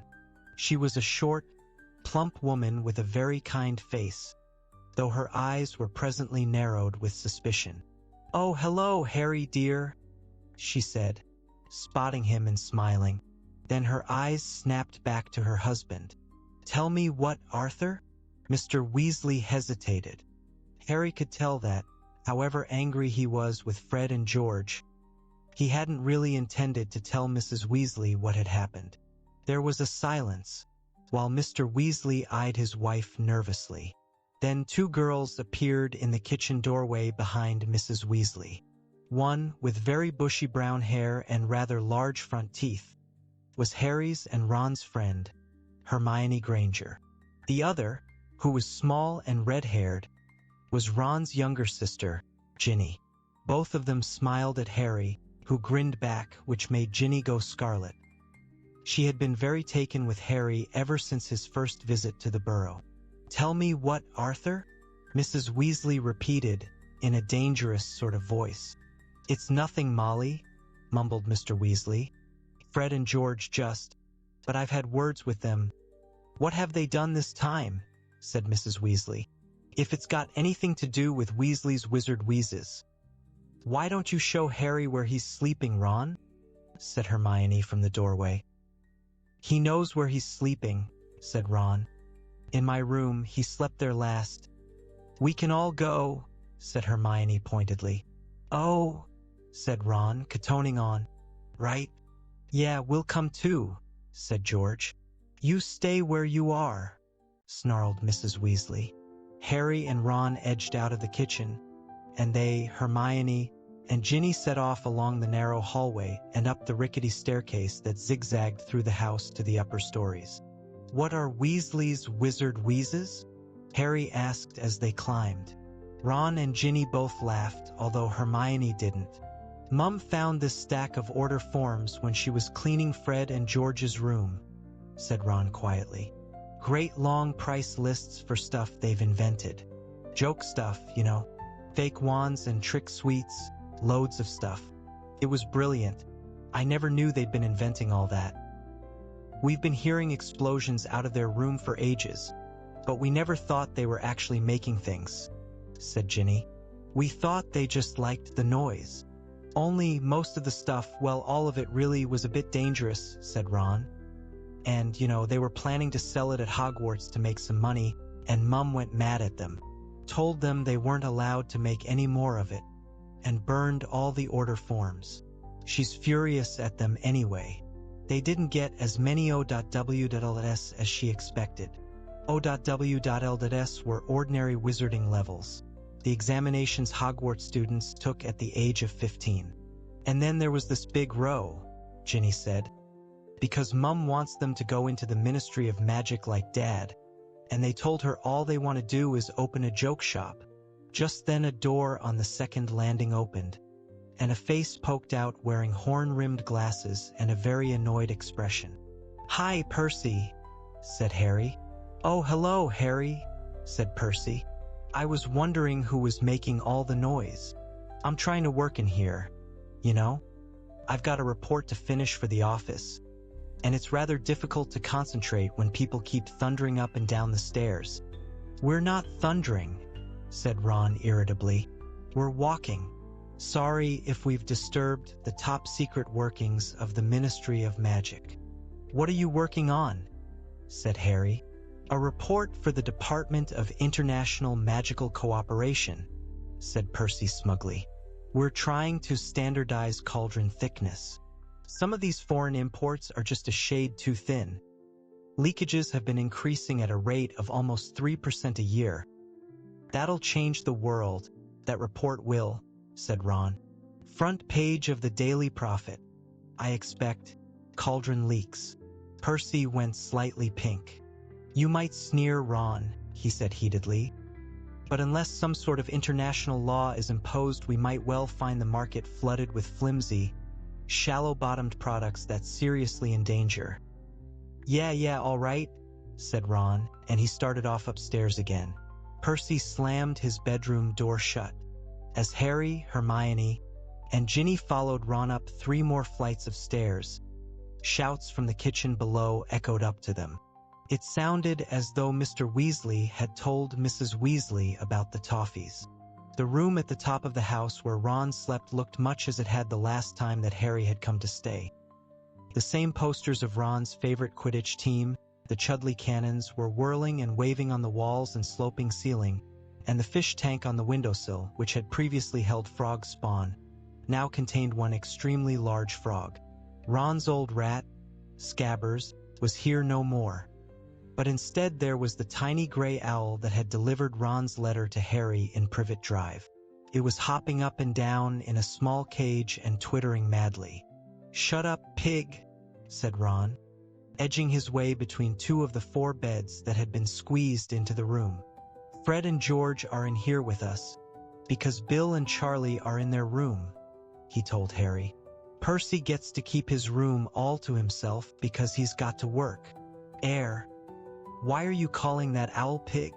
Harry asked Ron. "Because he's being stupid," said Ginny. "Its proper name is Pigwidgeon." "Yeah, and that's not a stupid name at all," said Ron sarcastically. "Ginny named him," he explained to Harry. "She reckons it's sweet, and I tried to change it, but it was too late. He won't answer to anything else. So now he's Pig. I've got to keep him up here because he annoys Errol and Hermes. He annoys me too. Come to that." Pigwidgeon zoomed happily around his cage, hooting shrilly. Harry knew Ron too well to take him seriously. He had moaned continually about his old rat, Scabbers, but had been most upset when Hermione's cat, Crookshanks, appeared to have eaten him. "Where's Crookshanks?" Harry asked Hermione now. "Out in the garden, I expect," she said. "He likes chasing gnomes. He's never seen any before." "Percy's enjoying work, then?" said Harry, sitting down on one of the beds and watching the Chudley cannons zooming in and out of the posters on the ceiling. "Enjoying it?" said Ron darkly. "I don't reckon he'd come home if Dad didn't make him. He's obsessed. Just don't get him onto the subject of his boss." According to Mr. Crouch. As I was saying to Mr. Crouch, Mr. Crouch is of the opinion. Mr. Crouch was telling me they'll be announcing their engagement any day now. "Have you had a good summer, Harry?" said Hermione. "Did you get our food parcels and everything?" "Yeah, thanks a lot," said Harry. "They saved my life, those cakes." "And have you heard from?" Ron began, but at a look from Hermione he fell silent. Harry knew Ron had been about to ask about Sirius.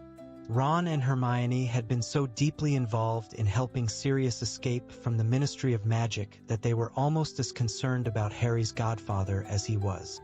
However, discussing him in front of Ginny was a bad idea. Nobody but themselves and Professor Dumbledore knew about how Sirius had escaped or believed in his innocence.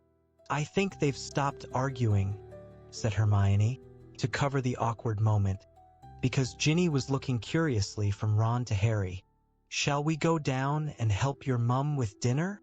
"Yeah, all right," said Ron. The 4 of them left Ron's room and went back downstairs to find Mrs. Weasley alone in the kitchen, looking extremely bad-tempered. "We're eating out in the garden," she said when they came in. "There's just not room for 11 people in here. Could you take the plates outside, girls? Bill and Charlie are setting up the tables. Knives and forks, please, you too," she said to Ron and Harry, pointing her wand a little more vigorously than she had intended at a pile of potatoes in the sink, which shot out of their skins so fast that they ricocheted off the walls and ceiling. "Oh, for heaven's sake," she snapped, now directing her wand at a dustpan, which hopped off the sideboard and started skating across the floor, scooping up the potatoes. "Those two!" she burst out savagely, now pulling pots and pans out of a cupboard, and Harry knew she meant Fred and George. "I don't know what's going to happen to them, I really don't. No ambition, unless you count making as much trouble as they possibly can." Mrs. Weasley slammed a large copper saucepan down on the kitchen table and began to wave her wand around inside it. A creamy sauce poured from the wand tip as she stirred.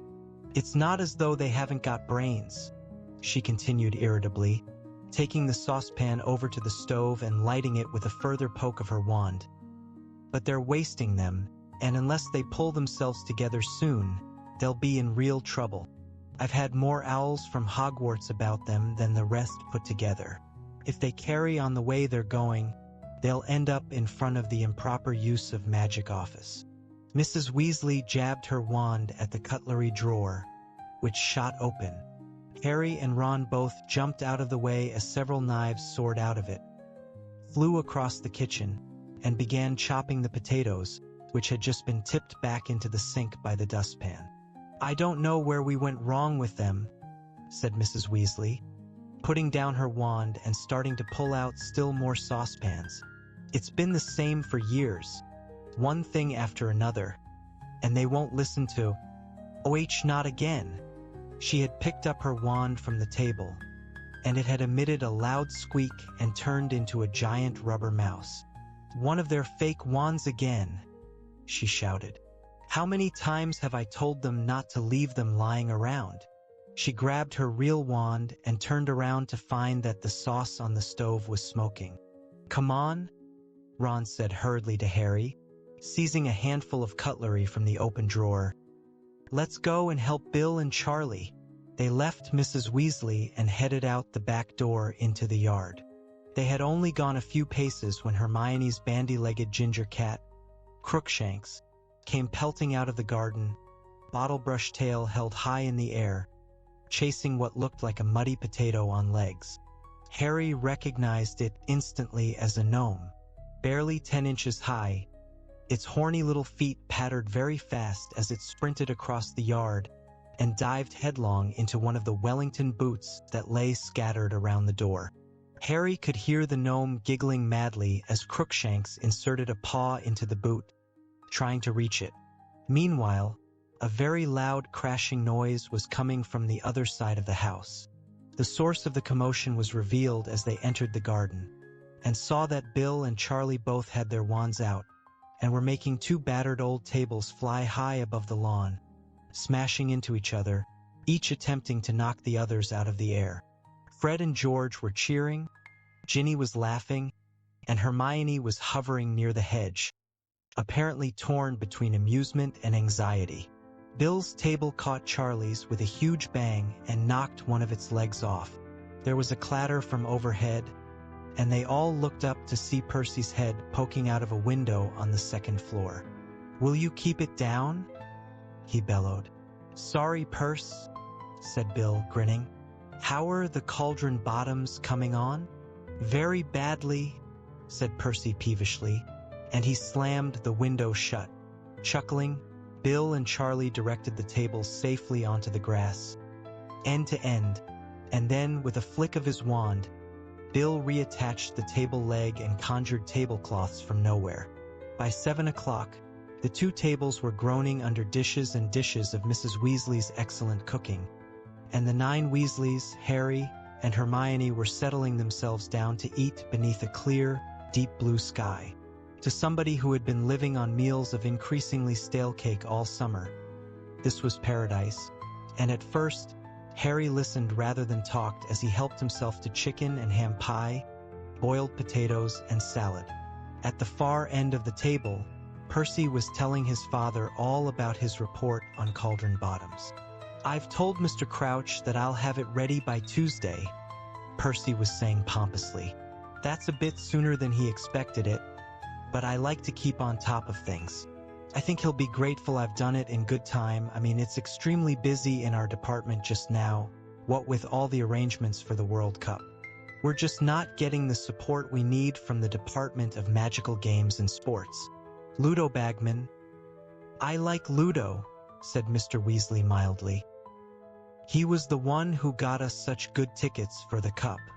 I did him a bit of a favor. His brother Otto got into a spot of trouble. A lawnmower with unnatural powers. I smoothed the whole thing over." "Oh, Bagman's likable enough, of course," said Percy dismissively. "But how he ever got to be head of department? When I compare him to Mr. Crouch, I can't see Mr. Crouch losing a member of our department and not trying to find out what's happened to them. You realize Bertha Jorkins has been missing for over a month now? Went on holiday to Albania and never came back." "Yes, I was asking Ludo about that," said Mr. Weasley, frowning. "He says Bertha's gotten lost plenty of times before now, though I must say, if it was someone in my department, I'd be worried." "Oh, Bertha's hopeless, all right," said Percy. "I hear she's been shunted from department to department for years, much more trouble than she's worth. But all the same, Bagman ought to be trying to find her. Mr. Crouch has been taking a personal interest. She worked in our department at one time, and I think Mr. Crouch was quite fond of her. But Bagman just keeps laughing and saying she probably misread the map and ended up in Australia instead of Albania. However," Percy heaved an impressive sigh and took a deep swig of elderflower wine. "We've got quite enough on our plates at the Department of International Magical Cooperation without trying to find members of other departments too. As you know, we've got another big event to organize right after the World Cup." Percy cleared his throat significantly and looked down toward the end of the table where Harry, Ron, and Hermione were sitting. "You know the one I'm talking about, Father." He raised his voice slightly. "The top secret one." Ron rolled his eyes and muttered to Harry and Hermione, "He's been trying to get us to ask what that event is ever since he started work. Probably an exhibition of thick-bottomed cauldrons." In the middle of the table, Mrs. Weasley was arguing with Bill about his earring, which seemed to be a recent acquisition, with a horrible great fong on it. "Really, Bill, what do they say at the bank?" "Mom, no one at the bank gives a damn how I dress as long as I bring home plenty of treasure," said Bill patiently. "And your hair's getting silly, dear," said Mrs. Weasley, fingering her wand lovingly. "I wish you'd let me give it a trim." "I like it," said Ginny, who was sitting beside Bill. "You're so old-fashioned, Mum. Anyway, it's nowhere near as long as Professor Dumbledore's." Next to Mrs. Weasley, Fred, George, and Charlie were all talking spiritedly about the World Cup. "It's got to be Ireland," said Charlie thickly, through a mouthful of potato. "They flattened Peru in the semifinals." "Bulgaria has got Victor Krum, though," said Fred. "Krum's one decent player." "Ireland has got 7, said Charlie shortly. "I wish England had got through. That was embarrassing, that was." "What happened?" said Harry eagerly, regretting more than ever his isolation from the wizarding world when he was stuck on Privet Drive. "Went down to Transylvania, 390-10, said Charlie gloomily. "Shocking performance. And Wales lost to Uganda, and Scotland was slaughtered by Luxembourg." Harry had been on the Gryffindor House Quidditch team ever since his first year at Hogwarts and owned one of the best racing brooms in the world, a Firebolt. Flying came more naturally to Harry than anything else in the magical world, and he played in the position of Seeker on the Gryffindor House team. Mr. Weasley conjured up candles to light the darkening garden before they had their homemade strawberry ice cream, and by the time they had finished, moths were fluttering low over the table, and the warm air was perfumed with the smells of grass and honeysuckle.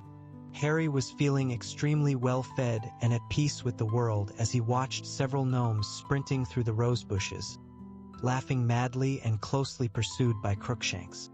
Ron looked carefully up the table to check that the rest of the family were all busy talking. Then he said very quietly to Harry, "So, have you heard from Sirius lately?" Hermione looked around, listening closely. "Yeah," said Harry softly. "Twice. He sounds okay. I wrote to him yesterday. He might write back while I'm here." He suddenly remembered the reason he had written to Sirius, and for a moment was on the verge of telling Ron and Hermione about his scar hurting again, and about the dream that had awoken him. But he really didn't want to worry them just now, not when he himself was feeling so happy and peaceful.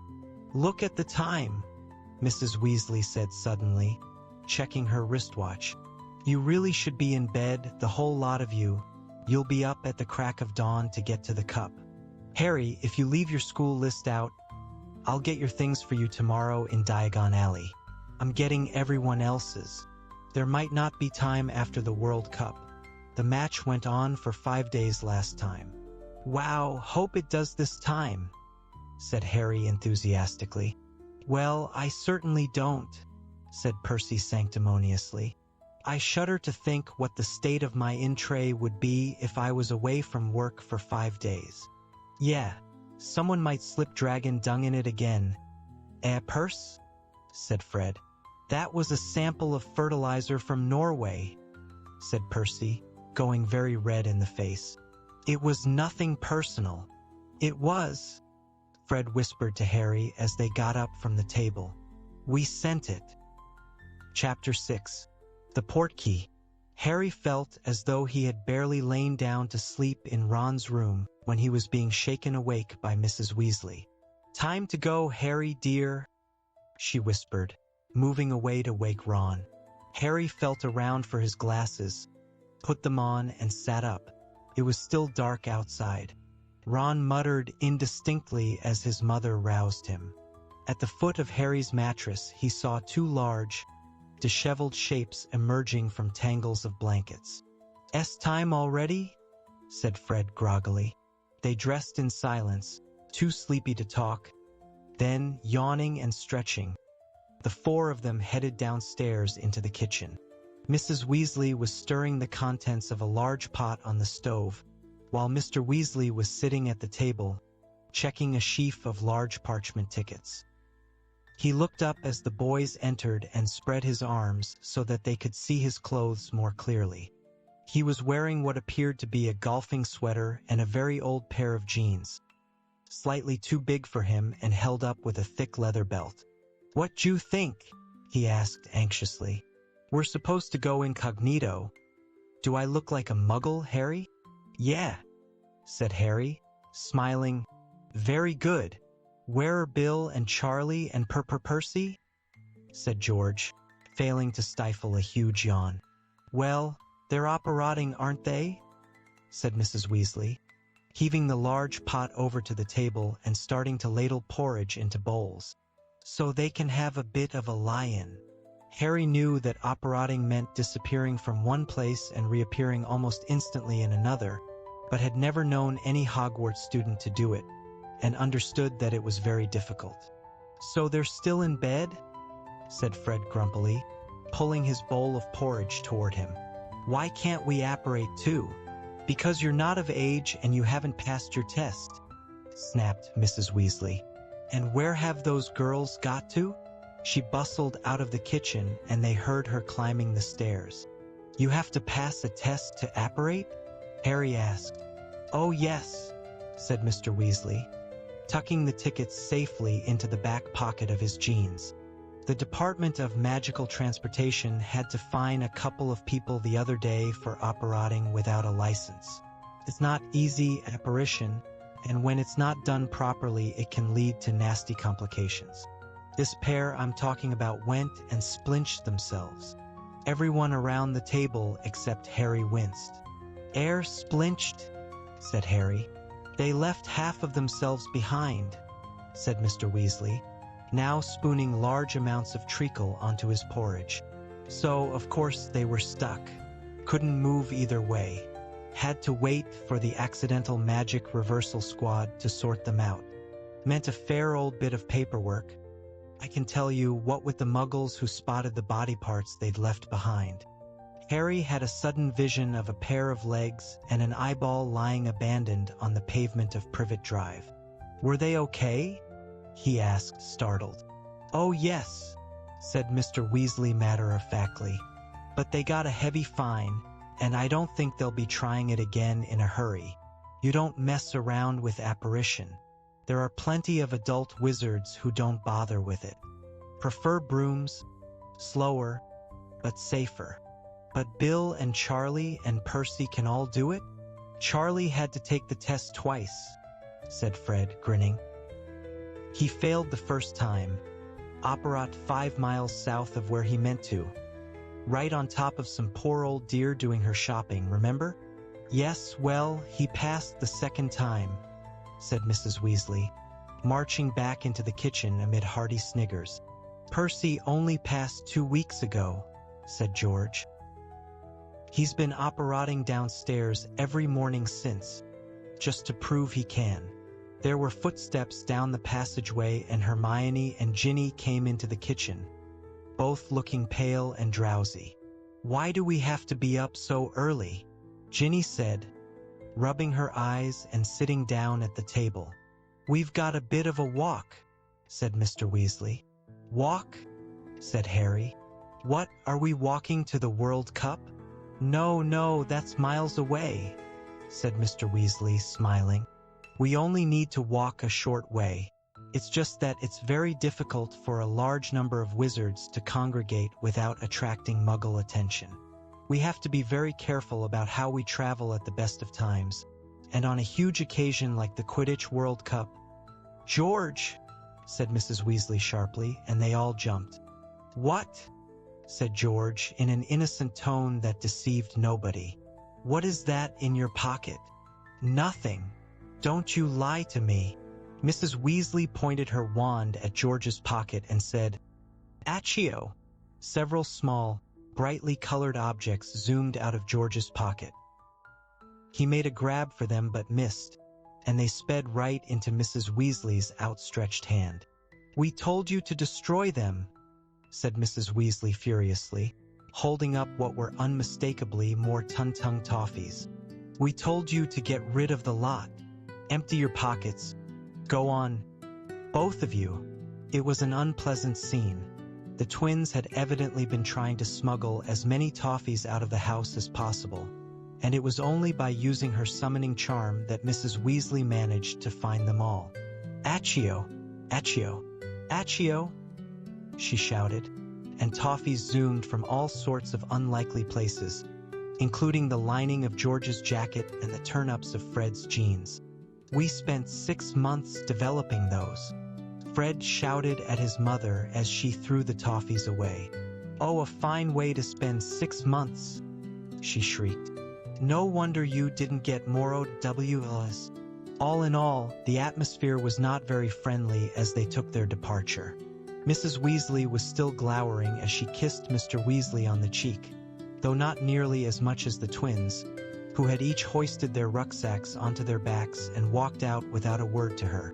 "Well, have a lovely time," said Mrs. Weasley. "And behave yourselves," she called after the twins' retreating backs, but they did not look back or answer. "I'll send Bill, Charlie, and Percy along around midday," Mrs. Weasley said to Mr. Weasley, as he, Harry, Ron, Hermione, and Ginny set off across the dark yard after Fred and George. It was chilly and the moon was still out. Only a dull, greenish tinge along the horizon to their right showed that daybreak was drawing closer. Harry, having been thinking about thousands of wizards speeding toward the Quidditch World Cup, sped up to walk with Mr. Weasley. "So how does everyone get there without all the Muggles noticing?" he asked. "It's been a massive organizational problem," sighed Mr. Weasley. "The trouble is, about 100,000 wizards turn up at the World Cup, and of course we just haven't got a magical site big enough to accommodate them all. There are places Muggles can't penetrate, but imagine trying to pack 100,000 wizards into Diagon Alley or Platform 9 3/4. So we had to find a nice, deserted moor and set up as many anti-Muggle precautions as possible. The whole ministry's been working on it for months. First, of course, we have to stagger the arrivals. People with cheaper tickets have to arrive 2 weeks beforehand. A limited number use Muggle transport, but we can't have too many clogging up their buses and trains. Remember, wizards are coming from all over the world. Some apparate, of course, but we have to set up safe points for them to appear well away from Muggles. I believe there's a handy wood they're using as the apparition point. For those who don't want to apparate or can't, we use portkeys.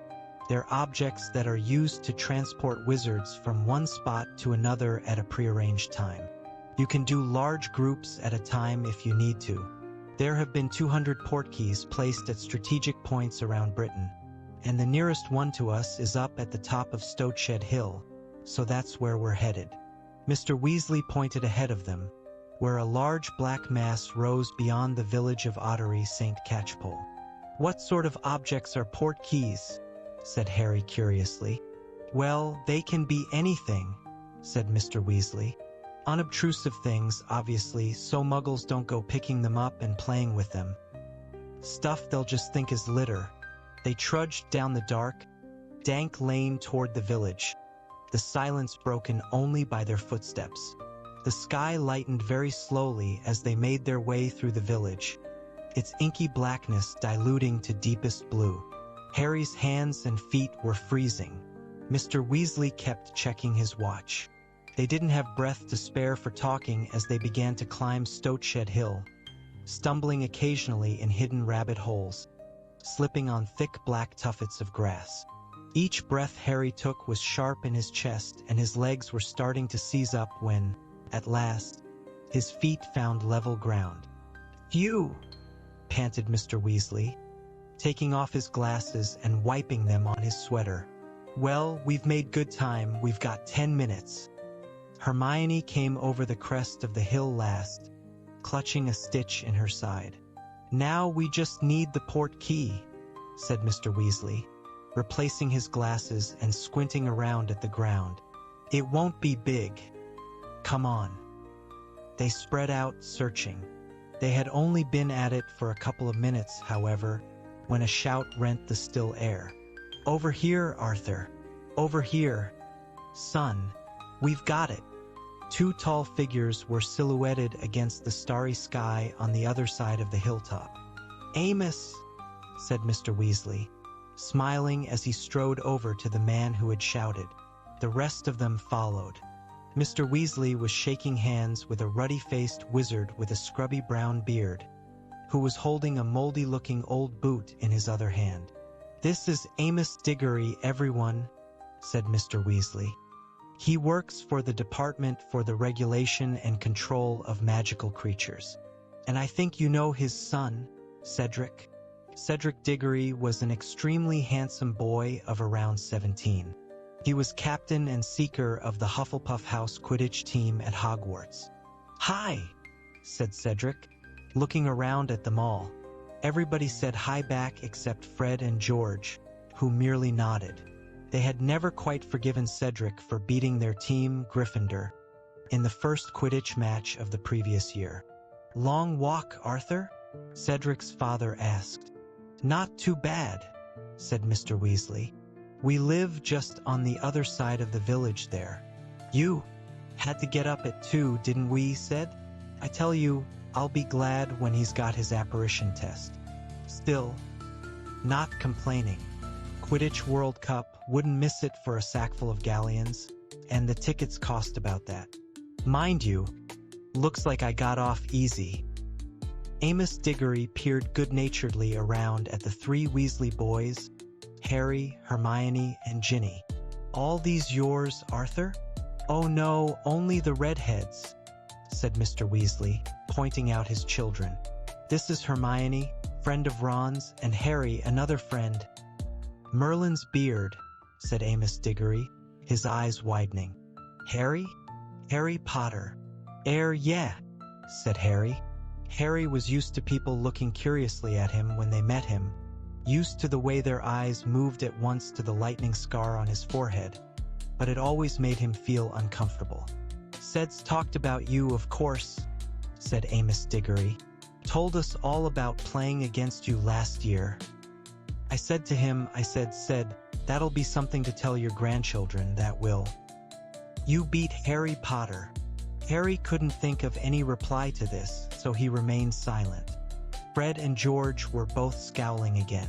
Cedric looked slightly embarrassed. "Harry fell off his broom, Dad," he muttered. "I told you. It was an accident." "Yes, but you didn't fall off, did you?" roared Amos genially, slapping his son on his back.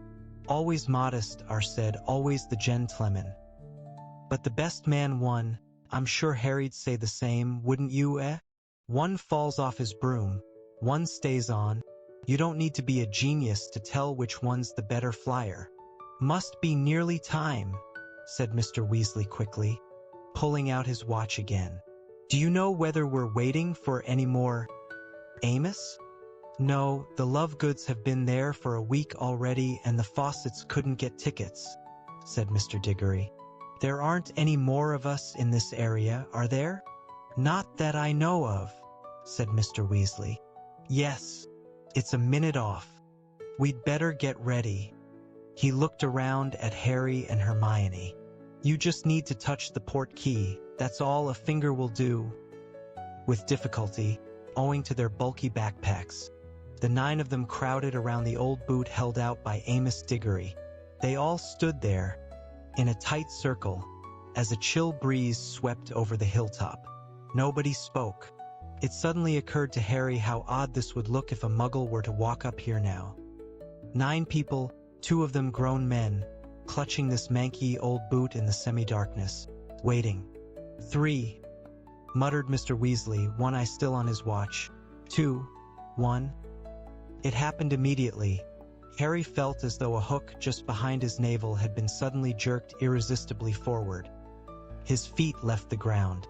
He could feel Ron and Hermione on either side of him, their shoulders banging into his. They were all speeding forward in a howl of wind and swirling color. His forefinger was stuck to the boot as though it was pulling him magnetically onward, and then his feet slammed into the ground. Ron staggered into him and he fell over. The portkey hit the ground near his head with a heavy thud. Harry looked up. Mr. Weasley, Mr. Diggory, and Cedric were still standing, though looking very windswept.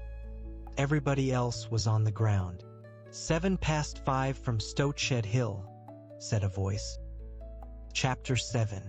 Bagman and Crouch. Harry disentangled himself from Ron and got to his feet. They had arrived on what appeared to be a deserted stretch of misty moor. In front of them was a pair of tired and grumpy-looking wizards, one of whom was holding a large gold watch, the other a thick roll of parchment and a quill. Both were dressed as muggles, though very inexpertly. The man with the watch wore a tweed suit with thigh-length galoshes. His colleague, a kilt and a poncho. "Morning, Basil," said Mr. Weasley, picking up the boot and handing it to the kilted wizard, who threw it into a large box of used portkeys beside him. Harry could see an old newspaper, an empty drinks can, and a punctured football. "Hello there, Arthur," said Basil wearily. "Not on duty, eh? It's all right for some. We've been here all night. You'd better get out of the way. We've got a big party coming in from the Black Forest at 5:15. Hang on. I'll find your campsite. Weasley. He consulted his parchment list. About a quarter of a mile's walk over there. First field you come to. Site manager's called Mr. Roberts. Diggory. Second field. Ask for Mr. Payne." "Thanks, Basil," said Mr. Weasley, and he beckoned everyone to follow him. They set off across the deserted moor, unable to make out much through the mist. After about 20 minutes, a small stone cottage next to a gate swam into view. Beyond it, Harry could just make out the ghostly shapes of hundreds and hundreds of tents, rising up the gentle slope of a large field toward a dark wood on the horizon. They said goodbye to the Diggorys and approached the cottage door. A man was standing in the doorway, looking out at the tents. Harry knew at a glance that this was the only real muggle for several acres. When he heard their footsteps, he turned his head to look at them. "Morning," said Mr. Weasley brightly. "Morning," said the muggle. "Would you be Mr. Roberts?" I would," said Mr. Roberts. "And who are you?" "Weasley. 2 tents. Booked a couple of days ago?" "I," said Mr. Roberts, consulting a list tacked to the door. "You've got a space up by the wood there. Just the one night." "That's it," said Mr. Weasley. "You'll be paying now then?" said Mr. Roberts. "Ah, right, certainly," said Mr. Weasley. He retreated a short distance from the cottage and beckoned Harry toward him. "Help me, Harry," he muttered, pulling a roll of muggle money from his pocket and starting to peel the notes apart. "This one's a 10? Ah, yes. I see the little number on it now. So this is a 5. A 20. Harry corrected him in an undertone, uncomfortably aware of Mr. Roberts trying to catch every word. "Ah, yes. So it is. I don't know, these little bits of paper." "You foreign?" said Mr. Roberts as Mr. Weasley returned with the correct notes. "Foreign?" repeated Mr. Weasley, puzzled. "You're not the first one who's had trouble with money," said Mr. Roberts, scrutinizing Mr. Weasley closely. "I had 2 try and pay me with great gold coins the size of hubcaps 10 minutes ago." "Did you really?" said Mr. Weasley nervously. Mr. Roberts rummaged around in a tin for some change. "Never been this crowded," he said suddenly, looking out over the misty field again. "Hundreds of pre-bookings. People usually just turn up." "Is that right?" said Mr. Weasley, his hand held out for his change, but Mr. Roberts didn't give it to him. "Aye," he said thoughtfully. "People from all over. Loads of foreigners. And not just foreigners. Weirdos, you know? There's a bloke walking round in a kilt and a poncho. Shouldn't he?" said Mr. Weasley anxiously. "It's like some sort of, I dunno. Like some sort of rally," said Mr. Roberts. "They all seem to know each other. Like a big party." At that moment, a wizard in +4s appeared out of thin air next to Mr. Roberts's front door. "Obliviate," he said sharply, pointing his wand at Mr. Roberts. Instantly, Mr. Roberts's eyes slid out of focus, his brows unknitted, and a look of dreamy unconcern fell over his face. Harry recognized the symptoms of one who had just had his memory modified. "A map of the campsite for you," Mr. Roberts said placidly to Mr. Weasley. "And your change." "Thanks very much," said Mr. Weasley. The wizard in +4s accompanied them toward the gate to the campsite. He looked exhausted. His chin was blue with stubble, and there were deep purple shadows under his eyes. Once out of earshot of Mr. Roberts, he muttered to Mr. Weasley, "Been having a lot of trouble with him. Needs a memory charm 10 times a day to keep him happy. And Ludo Bagman's not helping. Trotting around talking about bludgers and quaffles at the top of his voice, not a worry about anti-muggle security. Blimey, I'll be glad when this is over. See you later, Arthur." He disapparated. "I thought Mr. Bagman was head of magical games and sports," said Ginny, looking surprised. "He should know better than to talk about bludgers near muggles, shouldn't he?" "He should," said Mr. Weasley, smiling and leading them through the gates into the campsite. "But Ludo's always been a bit, well, lax about security. You couldn't wish for a more enthusiastic head of the sports department, though. He played Quidditch for England himself, you know, and he was the best beater the Vimborn Wasps ever had." They trudged up the misty field between long rows of tents. Most looked almost ordinary. Their owners had clearly tried to make them as muggle-like as possible, but had slipped up by adding chimneys or bell pulls or weather vanes. However, here and there was a tent so obviously magical that Harry could hardly be surprised that Mr. Roberts was getting suspicious. Halfway up the field stood an extravagant confection of striped silk like a miniature palace, with several live peacocks tethered at the entrance. A little farther on they passed a tent that had 3 floors and several turrets, and a short way beyond that was a tent that had a front garden attached, complete with birdbath, sundial, and fountain. "Always the same," said Mr. Weasley, smiling. "We can't resist showing off when we get together. Ah, here we are. Look, this is us." They had reached the very edge of the wood at the top of the field, and here was an empty space, with a small sign hammered into the ground that read Weasley. "Couldn't have a better spot," said Mr. Weasley happily. "The field is just on the other side of the wood there. We're as close as we could be." He hoisted his backpack from his shoulders. "Right," he said excitedly. "No magic allowed, strictly speaking, not when we're out in these numbers on Muggle land. We'll be putting these tents up by hand. Shouldn't be too difficult. Muggles do it all the time. Here, Harry, where do you reckon we should start?" Harry had never been camping in his life.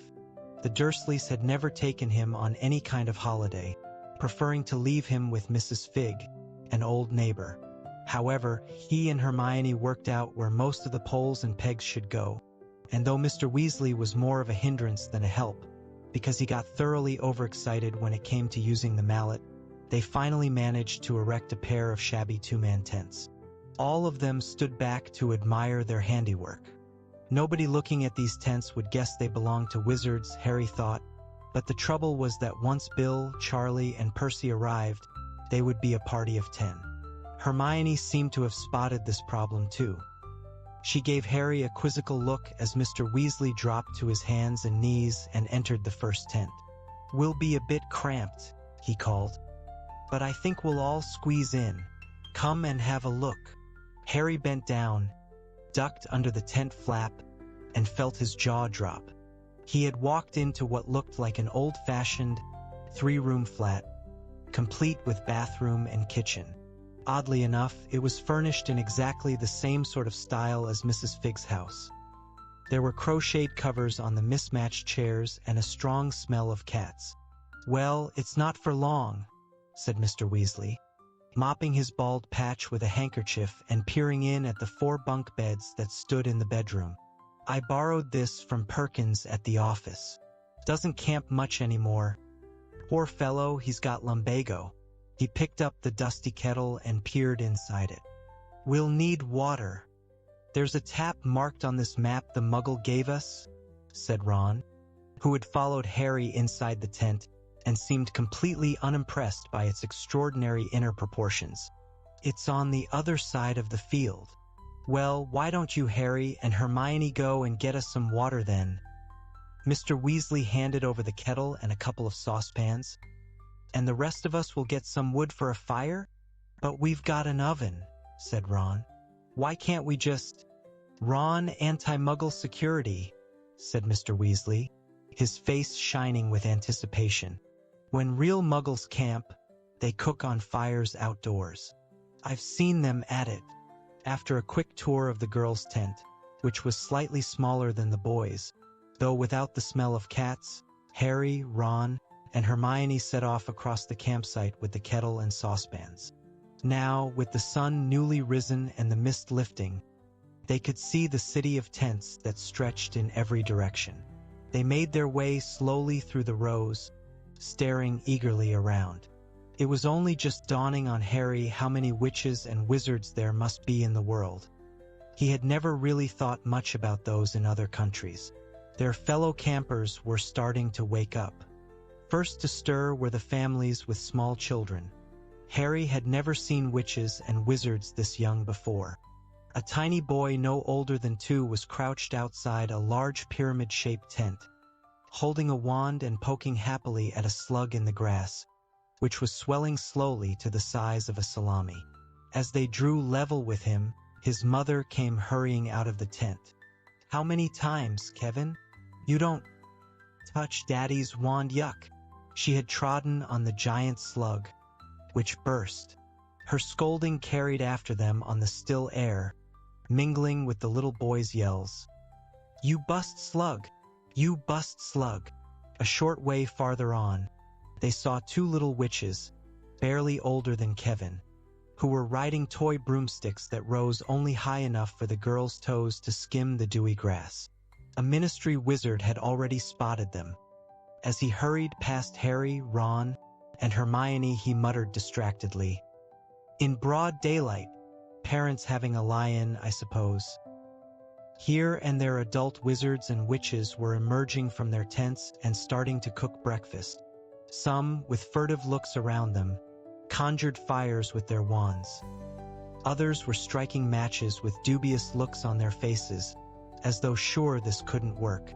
3 African wizards sat in serious conversation, all of them wearing long white robes and roasting what looked like a rabbit on a bright purple fire, while a group of middle-aged American witches sat gossiping happily beneath a spangled banner stretched between their tents that read, "The Salem Witches Institute." Harry caught snatches of conversation in strange languages from the inside of tents they passed, and though he couldn't understand a word, the tone of every single voice was excited. Is it my eyes, or has everything gone green?" said Ron. It wasn't just Ron's eyes. They had walked into a patch of tents that were all covered with a thick growth of shamrocks, so that it looked as though small, oddly shaped hillocks had sprouted out of the earth. Grinning faces could be seen under those that had their flaps open. Then, from behind them, they heard their names. Harry, Ron, Hermione. It was Seamus Finnegan, their fellow Gryffindor 4th year. He was sitting in front of his own shamrock-covered tent, with a sandy-haired woman who had to be his mother, and his best friend, Dean Thomas, also of Gryffindor. "Like the decorations?" said Seamus, grinning. "The ministry's not too happy."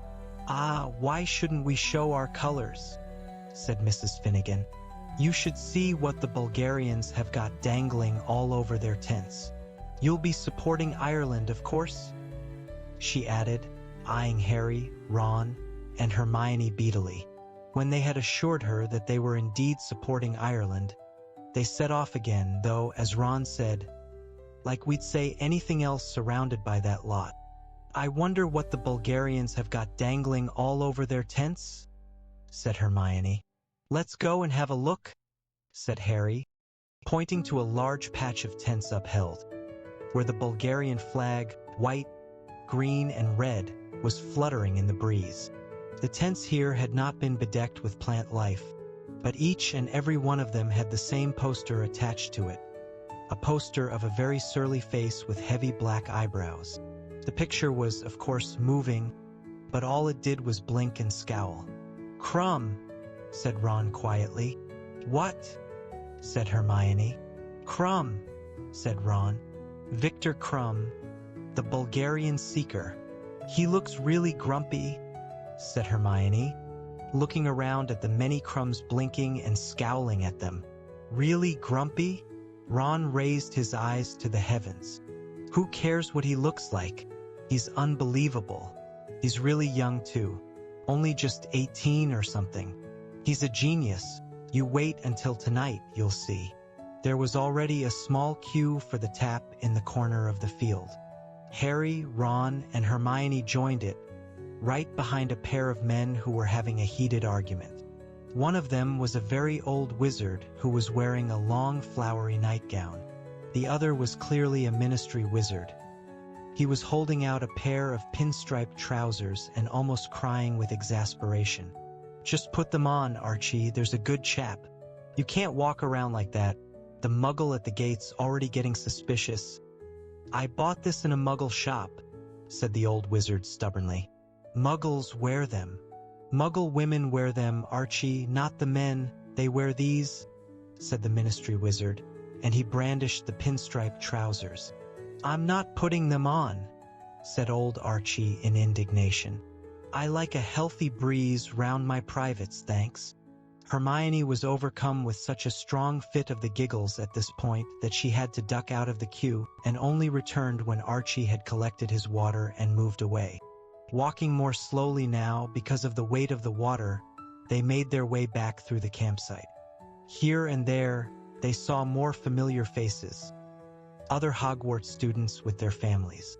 Oliver Wood, the old captain of Harry's house Quidditch team, who had just left Hogwarts, dragged Harry over to his parents' tent to introduce him and told him excitedly that he had just been signed to the Puddlemere United Reserve team. Next, they were hailed by Ernie Macmillan, a Hufflepuff 4th year, and a little farther on they saw Cho Chang, a very pretty girl who played Seeker on the Ravenclaw team. She waved and smiled at Harry, who slopped quite a lot of water down his front as he waved back. More to stop Ron from smirking than anything, Harry hurriedly pointed out a large group of teenagers whom he had never seen before. "Who'd you reckon they are?" he said. "They don't go to Hogwarts, do they?" "'Spect they go to some foreign school," said Ron. "I know there are others. Never met anyone who went to one, though. Bill had a pen friend at a school in Brazil. This was years and years ago, and he wanted to go on an exchange trip, but Mom and Dad couldn't afford it. His pen friend got all offended when he said he wasn't going and sent him a cursed hat. It made his ears shrivel up." Harry laughed but didn't voice the amazement he felt at hearing about other wizarding schools. He supposed, now that he saw representatives of so many nationalities in the campsite, that he had been stupid never to realize that Hogwarts couldn't be the only one. He glanced at Hermione, who looked utterly unsurprised by the information. No doubt she had run across the news about other wizarding schools in some book or other. "You've been ages," said George when they finally got back to the Weasleys' tents. "Met a few people," said Ron, setting the water down. "You not got that fire started yet?" "Dad's having fun with the matches," said Fred. Mr. Weasley was having no success at all in lighting the fire, but it wasn't for lack of trying. Splintered matches littered the ground around him, but he looked as though he was having the time of his life. "Oops," he said as he managed to light a match and promptly dropped it in surprise. "Come here, Mr. Weasley," said Hermione kindly, taking the box from him and showing him how to do it properly. At last they got the fire lit, though it was at least another hour before it was hot enough to cook anything. There was plenty to watch while they waited, however. Their tent seemed to be pitched right alongside a kind of thoroughfare to the field, and Ministry members kept hurrying up and down it, greeting Mr. Weasley cordially as they passed. Mr. Weasley kept up a running commentary, mainly for Harry's and Hermione's benefit. His own children knew too much about the Ministry to be greatly interested. That was Cuthbert Mockridge, head of the Goblin Liaison Office. Here comes Gilbert Wimple. He's with the Committee on Experimental Charms. He's had those horns for a while now. Hello, Arnie. Arnold Peasgood, he's an Obliviator member of the Accidental Magic Reversal Squad, you know. And that's Bode and Croaker. They're unspeakables. They're what? From the Department of Mysteries. Top secret. No idea what they get up to. At last, the fire was ready, and they had just started cooking eggs and sausages when Bill, Charlie, and Percy came strolling out of the woods toward them. "Just apparat, Dad," said Percy loudly. "Ah, excellent lunch." They were halfway through their plates of eggs and sausages when Mr. Weasley jumped to his feet, waving and grinning at a man who was striding toward them. "Aha!" he said. "The man of the moment. Ludo." Ludo Bagman was easily the most noticeable person Harry had seen so far, even including old Archie in his flowered nightdress. He was wearing long Quidditch robes in thick horizontal stripes of bright yellow and black. An enormous picture of a wasp was splashed across his chest. He had the look of a powerfully built man gone slightly to seed. The robes were stretched tightly across a large belly he surely had not had in the days when he had played Quidditch for England. His nose was squashed, probably broken by a stray bludger, Harry thought. But his round blue eyes, short blonde hair, and rosy complexion made him look like a very overgrown schoolboy. "Ahoy there!" Bagman called happily. He was walking as though he had springs attached to the balls of his feet and was plainly in a state of wild excitement. "Arthur, old man," he puffed as he reached the campfire. "What a day, eh? What a day! Could we have asked for more perfect weather? A cloudless night coming, and hardly a hiccup in the arrangements. Not much for me to do." Behind him, a group of haggard-looking Ministry wizards rushed past, pointing at the distant evidence of some sort of a magical fire that was sending violet sparks 20 feet into the air. Percy hurried forward with his hand outstretched. Apparently his disapproval of the way Ludo Bagman ran his department did not prevent him from wanting to make a good impression. "Ah, yes," said Mr. Weasley, grinning. "This is my son Percy. He's just started at the Ministry. And this is Fred, no George, sorry, that's Fred, Bill, Charlie, Ron, my daughter, Ginny, and Ron's friends, Hermione Granger and Harry Potter." Bagman did the smallest of double takes when he heard Harry's name, and his eyes performed the familiar flick upward to the scar on Harry's forehead. "Everyone," Mr. Weasley continued, "this is Ludo Bagman. You know who he is. It's thanks to him we've got such good tickets." Bagman beamed and waved his hand as if to say it had been nothing. "Fancy a flutter on the match, Arthur?" he said eagerly, jingling what seemed to be a large amount of gold in the pockets of his yellow and black robes. I've already got Roddy Pontner betting me Bulgaria will score first. I offered him nice odds, considering Ireland's front three are the strongest I've seen in years, and little Agatha Timms has put up half shares in her eel farm on a week-long match. Oh, go on then, said Mr. Weasley. Let's see. A galleon on Ireland to win? A galleon?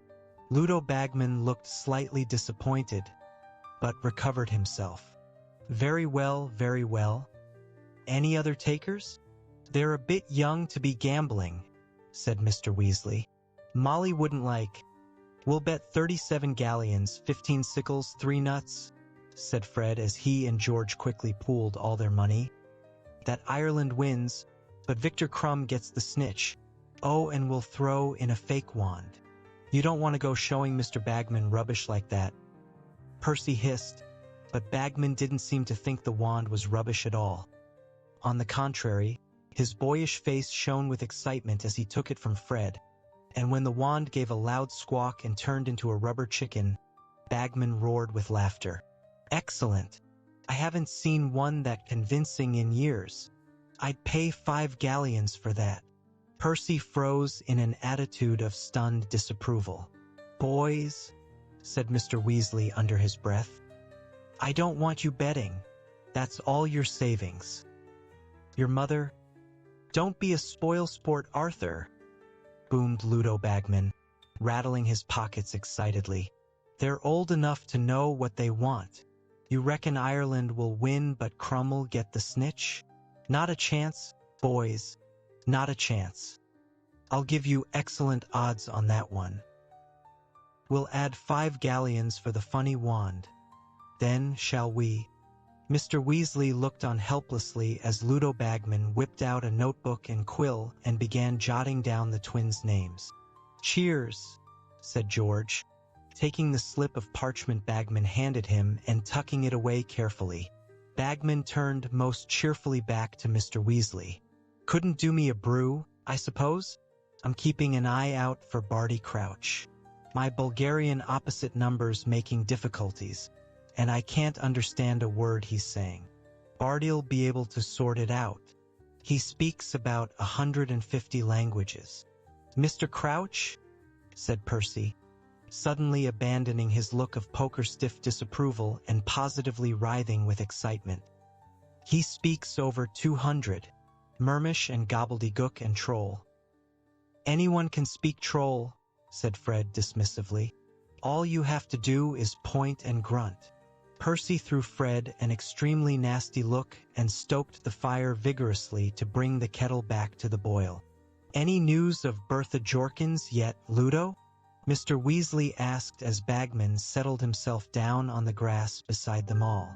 Not a dicky bird, said Bagman comfortably. But she'll turn up. Poor old Bertha. Memory like a leaky cauldron and no sense of direction. Lost, you take my word for it. She'll wander back into the office sometime in October, thinking it's still July. You don't think it might be time to send someone to look for her? Mr. Weasley suggested tentatively as Percy handed Bagman his tea. Barty Crouch keeps saying that, said Bagman, his round eyes widening innocently. But we really can't spare anyone at the moment. Oh, talk of the devil. Barty. A wizard had just operated at their fireside, and he could not have made more of a contrast with Ludo Bagman, sprawled on the grass in his old wasp robes. Barty Crouch was a stiff, upright, elderly man, dressed in an impeccably crisp suit and tie. The parting in his short gray hair was almost unnaturally straight, and his narrow toothbrush mustache looked as though he trimmed it using a slide rule. His shoes were very highly polished. Harry could see at once why Percy idolized him. Percy was a great believer in rigidly following rules, and Mr. Crouch had complied with the rule about muggle dressing so thoroughly that he could have passed for a bank manager. Harry doubted even Uncle Vernon would have spotted him for what he really was. Pull up a bit of grass, Barty, said Ludo brightly, patting the ground beside him. No thank you, Ludo, said Crouch, and there was a bite of impatience in his voice. "I've been looking for you everywhere. The Bulgarians are insisting we add another 12 seats to the top box." "Oh, is that what they're after?" said Bagman. "I thought the chap was asking to borrow a pair of tweezers." Bit of a strong accent. "Mr. Crouch," said Percy breathlessly, sunk into a kind of half-bow that made him look like a hunchback. "Would you like a cup of tea?" "Oh," said Mr. Crouch, looking over at Percy in mild surprise. "Yes, thank you." Weatherby, Fred, and George choked into their own cups. Percy, very pink around the ears, busied himself with the kettle. "Oh, and I've been wanting a word with you too, Arthur," said Mr. Crouch, his sharp eyes falling upon Mr. Weasley. "Ali Bashir's on the warpath. He wants a word with you about your embargo on flying carpets." Mr. Weasley heaved a deep sigh. "I sent him an owl about that just last week. If I've told him once, I've told him 100 times. Carpets are defined as a Muggle artifact by the Registry of Prescribed Charmable Objects. But will he listen?" "I doubt it," said Mr. Crouch, accepting a cup from Percy. "He's desperate to export here." "Well, they'll never replace brooms in Britain, will they?" said Bagman. "Ollie thinks there's a niche in the market for a family vehicle," said Mr. Crouch. "I remember my grandfather had an Axminster that could seat 12, but that was before carpets were banned, of course." He spoke as though he wanted to leave nobody in any doubt that all his ancestors had abided strictly by the law. "So, been keeping busy, Barty?" said Bagman breezily. "Fairly," said Mr. Crouch dryly. "Organizing portkeys across 5 continents is no mean feat, Ludo." "I expect you'll both be glad when this is over?" said Mr. Weasley. Ludo Bagman looked shocked. "Glad? Don't know when I've had more fun. Still, it's not as though we haven't got anything to look forward to." Barty? Plenty left to organize." Mr. Crouch raised his eyebrows at Bagman. "We agreed not to make the announcement until all the details—" "Oh, details," said Bagman, waving the word away like a cloud of midges. "They've signed, haven't they? They've agreed, haven't they? I bet you anything these kids'll know soon enough anyway. I mean, it's happening at Hogwarts. Ludo, we need to meet the Bulgarians, you know?" said Mr. Crouch sharply, cutting Bagman's remarks short. "Thank you for the tea, Weatherby." He pushed his undrunk tea back at Percy and waited for Ludo to rise. Bagman struggled to his feet, swigging down the last of his tea, the gold in his pockets chinking merrily. "See you all later," he said. "You'll be up in the top box with me. I'm commentating." He waved. Barty Crouch nodded curtly, and both of them disapparated. "What's happening at Hogwarts, Dad?" said Fred at once. "What were they talking about?" "You'll find out soon enough," said Mr. Weasley, smiling. "It's classified information, until such time as the Ministry decides to release it," said Percy stiffly. Mr. Crouch was quite right not to disclose it. "Oh, shut up, Weatherby," said Fred. A sense of excitement rose like a palpable cloud over the campsite as the afternoon wore on. By dusk, the still summer air itself seemed to be quivering with anticipation, and as darkness spread like a curtain over the thousands of waiting wizards, the last vestiges of pretense disappeared. The Ministry seemed to have bowed to the inevitable and stopped fighting the signs of blatant magic now breaking out everywhere. Salesmen were operating every few feet, carrying trays and pushing carts full of extraordinary merchandise. There were luminous rosettes, green for Ireland, red for Bulgaria, which were squealing the names of the players, pointed green hats bedecked with dancing shamrocks, Bulgarian scarves adorned with lions that really roared, flags from both countries that played their national anthems as they were waved. There were tiny models of firebolts that really flew, and collectible figures of famous players, which strolled across the palm of your hand, preening themselves. "Been saving my pocket money all summer for this," Ron told Harry as they and Hermione strolled through the salesman, buying souvenirs. Though Ron purchased a dancing shamrock hat and a large green rosette, he also bought a small figure of Victor Krum, the Bulgarian seeker. The miniature Krum walked backward and forward over Ron's hand, scowling up at the green rosette above him. "Wow, look at these," said Harry, hurrying over to a cart piled high with what looked like brass binoculars, except that they were covered with all sorts of weird knobs and dials. "Omnioculars," said the sales wizard eagerly. "You can replay action, slow everything down, and they flash up a play-by-play breakdown if you need it. Bargain, 10 galleons each." "Wish I hadn't bought this now," said Ron, gesturing at his dancing shamrock hat and gazing longingly at the omnioculars. "3 pairs," said Harry firmly to the wizard. "No, don't bother," said Ron, going red. He was always touchy about the fact that Harry, who had inherited a small fortune from his parents, had much more money than he did. "You won't be getting anything for Christmas," Harry told him, thrusting omnioculars into his and Hermione's hands. "For about 10 years, mind." "Fair enough," said Ron, grinning. "Oh, thanks, Harry," said Hermione. "And I'll get us some programs, look." Their money bags considerably lighter, they went back to the tents. Bill, Charlie, and Ginny were all sporting green rosettes too, and Mr. Weasley was carrying an Irish flag. Fred and George had no souvenirs as they had given Bagman all their gold. And then a deep, booming gong sounded somewhere beyond the woods, and at once, green and red lanterns blazed into life in the trees, lighting a path to the field. "It's time," said Mr. Weasley, looking as excited as any of them. "Come on, let's go." Chapter 8. The Quidditch World Cup. Clutching their purchases, Mr. Weasley in the lead, they all hurried into the wood, following the lantern-lit trail. They could hear the sounds of thousands of people moving around them, shouts and laughter, snatches of singing. The atmosphere of feverish excitement was highly infectious. Harry couldn't stop grinning. They walked through the wood for 20 minutes, talking and joking loudly, until at last they emerged on the other side and found themselves in the shadow of a gigantic stadium. Though Harry could see only a fraction of the immense gold walls surrounding the field, he could tell that 10 cathedrals would fit comfortably inside it. "Seats 100,000, said Mr. Weasley, spotting the awestruck look on Harry's face. "Ministry Task Force of 500 have been working on it all year. Muggle-repelling charms on every inch of it.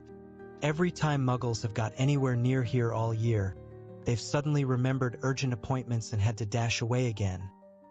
Bless them," he added fondly, leading the way toward the nearest entrance, which was already surrounded by a swarm of shouting witches and wizards. "Prime seats," said the Ministry witch at the entrance when she checked their tickets. "Top box. Straight upstairs, Arthur, and as high as you can go." The stairs into the stadium were carpeted in rich purple. They clambered upward with the rest of the crowd, which slowly filtered away through doors into the stands to their left and right. Mr. Weasley's party kept climbing, and at last they reached the top of the staircase and found themselves in a small box, set at the highest point of the stadium and situated exactly halfway between the golden goal posts. About 20 purple and gilt chairs stood in 2 rows here, and Harry, filing into the front seats with the Weasleys, looked down upon a scene the likes of which he could never have imagined. 100,000 witches and wizards were taking their places in the seats, which rose in levels around the long oval field. Everything was suffused with a mysterious golden light, which seemed to come from the stadium itself. The field looked smooth as velvet from their lofty position. At either end of the field stood 3 goal hoops, 50 feet high. Right opposite them, almost at Harry's eye level, was a gigantic blackboard. Gold writing kept dashing across it as though an invisible giant's hand were scrawling upon the blackboard and then wiping it off again. Watching it, Harry saw that it was flashing advertisements across the field. The Blue Bottle, a broom for all the family, safe, reliable, and with built-in anti-burglar buzzer. Mrs. Scour's all-purpose magical mess remover. No pain, no stain. Gladrag's wizardwear, London, Paris, Hogsmeade. Harry tore his eyes away from the sign and looked over his shoulder to see who else was sharing the box with them. So far it was empty, except for a tiny creature sitting in the second from last seat at the end of the row behind them. The creature, whose legs were so short they stuck out in front of it on the chair, was wearing a tea towel draped like a toga, and it had its face hidden in its hands. Yet those long, bat-like ears were oddly familiar. "Dobby?" said Harry incredulously. The tiny creature looked up and stretched its fingers, revealing enormous brown eyes and a nose the exact size and shape of a large tomato. It wasn't Dobby. It was, however, unmistakably a house elf, as Harry's friend Dobby had been. Harry had set Dobby free from his old owners, the Malfoy family. "Did Sir just call me Dobby?" squeaked the elf curiously from between its fingers. Its voice was higher even than Dobby's had been, a teeny, quivering squeak of a voice, and Harry suspected, though it was very hard to tell with a house elf, that this one might just be female. Ron and Hermione spun around in their seats to look. Though they had heard a lot about Dobby from Harry, they had never actually met him. Even Mr. Weasley looked around in interest. "Sorry," Harry told the elf. "I just thought you were someone I knew." "But I knows Dobby too, sir," squeaked the elf. She was shielding her face, as though blinded by light, though the top box was not brightly lit. "My name is Winky, sir. And you, sir?" Her dark brown eyes widened to the size of side plates as they rested upon Harry's scar. "You is surely Harry Potter." "Yeah, I am," said Harry. "But Dobby talks of you all the time, sir," she said, lowering her hands very slightly and looking awestruck. "How is he?" said Harry. "How's freedom suiting him?" "Ah, sir," said Winky, shaking her head. "Ah, sir, meaning no disrespect, sir, but I is not sure you did Dobby a favor, sir, when you was setting him free." "Why?" said Harry, taken aback. "What's wrong with him?" "Freedom is going to Dobby's head, sir," said Winky sadly. "Ideas above his station, sir. Can't get another position, sir." "Why not?" said Harry. Winky lowered her voice by a half octave and whispered, "He is wanting paying for his work, sir." "Paying?" said Harry blankly. "Well, why shouldn't he be paid?" Winky looked quite horrified at the idea and closed her fingers slightly so that her face was half hidden again. "House elves is not paid, sir," she said in a muffled squeak. "No, no, no. I says to Dobby, I says, go find yourself a nice family and settle down, Dobby. He is getting up to all sorts of high jinks. Sir, what is unbecoming to a house elf? You goes racketing around like this, Dobby," I says, "and next thing I hear you's up in front of the Department for the Regulation and Control of Magical Creatures like some common goblin." "Well, it's about time he had a bit of fun," said Harry. "House elves is not supposed to have fun, Harry Potter," said Winky firmly, from behind her hands. "House elves does what they is told. I is not liking heights at all, Harry Potter." She glanced toward the edge of the box and gulped. "But my master sends me to the top box and I comes, sir."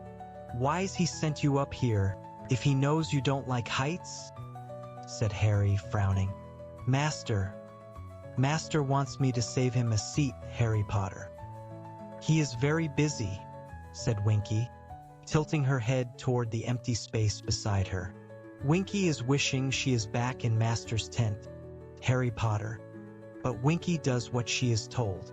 Winky is a good house elf."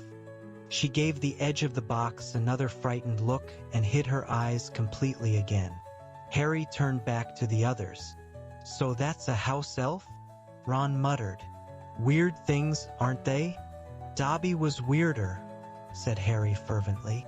Ron pulled out his omnioculars and started testing them, staring down into the crowd on the other side of the stadium. "Wild," he said, twiddling the replay knob on the side. "I can make that old bloke down there pick his nose again, and again, and again." Hermione, meanwhile, was skimming eagerly through her velvet-covered, tasseled program. "A display from the team mascots will precede the match," she read aloud. "Oh, that's always worth watching," said Mr. Weasley. "National teams bring creatures from their native land, to put on a bit of a show." The box filled gradually around them over the next half hour. Mr. Weasley kept shaking hands with people who were obviously very important wizards. Percy jumped to his feet so often that he looked as though he were trying to sit on a hedgehog. When Cornelius Fudge, the Minister of Magic himself, arrived, Percy bowed so low that his glasses fell off and shattered. Highly embarrassed, he repaired them with his wand and thereafter remained in his seat, throwing jealous looks at Harry, whom Cornelius Fudge had greeted like an old friend. They had met before, and Fudge shook Harry's hand in a fatherly fashion, asked how he was, and introduced him to the wizards on either side of him.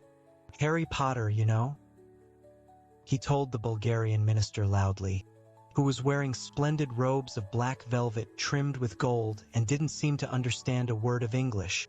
"Harry Potter. Oh, come on now, you know who he is. The boy who survived, you know who. You do know who he is." The Bulgarian wizard suddenly spotted Harry's scar and started gabbling loudly and excitedly, pointing at it. "Knew we'd get there in the end," said Fudge wearily to Harry. "I'm no great shakes at languages. I need Barty Crouch for this sort of thing. Ah, I see his house elves saving him a seat. Good job, too. These Bulgarian blighters have been trying to cadge all the best places. Ah, and here's Lucius." Harry, Ron, and Hermione turned quickly. Edging along the second row to 3 still empty seats right behind Mr. Weasley were none other than Dobby the house elf's former owners, Lucius Malfoy, his son, Draco, and a woman Harry supposed must be Draco's mother. Harry and Draco Malfoy had been enemies ever since their very first journey to Hogwarts. A pale boy with a pointed face and white blonde hair, Draco greatly resembled his father. His mother was blonde too. Tall and slim, she would have been nice-looking if she hadn't been wearing a look that suggested there was a nasty smell under her nose. "Ah, Fudge," said Mr. Malfoy, holding out his hand as he reached the Minister of Magic. "How are you? I don't think you've met my wife, Narcissa, or our son, Draco." How do you do, said Fudge, smiling and bowing to Mrs. Malfoy. "And allow me to introduce you to Mr. Obolonsk,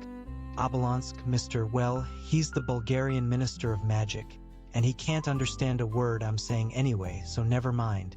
And let's see who else. You know Arthur Weasley, I dare say." It was a tense moment. Mr. Weasley and Mr. Malfoy looked at each other, and Harry vividly recalled the last time they had come face to face. It had been in Flourish and Blott's bookshop, and they had had a fight. Mr. Malfoy's cold gray eyes swept over Mr. Weasley, and then up and down the row. "Good Lord, Arthur," he said softly. "What did you have to sell to get seats in the top box? Surely your house wouldn't have fetched this much."